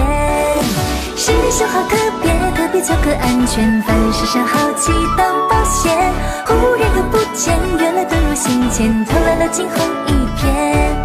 师兄好特别，特别令人挂念，小南街的一道失恋，失眠不许愿，你能不能听见？细节道路见情缘。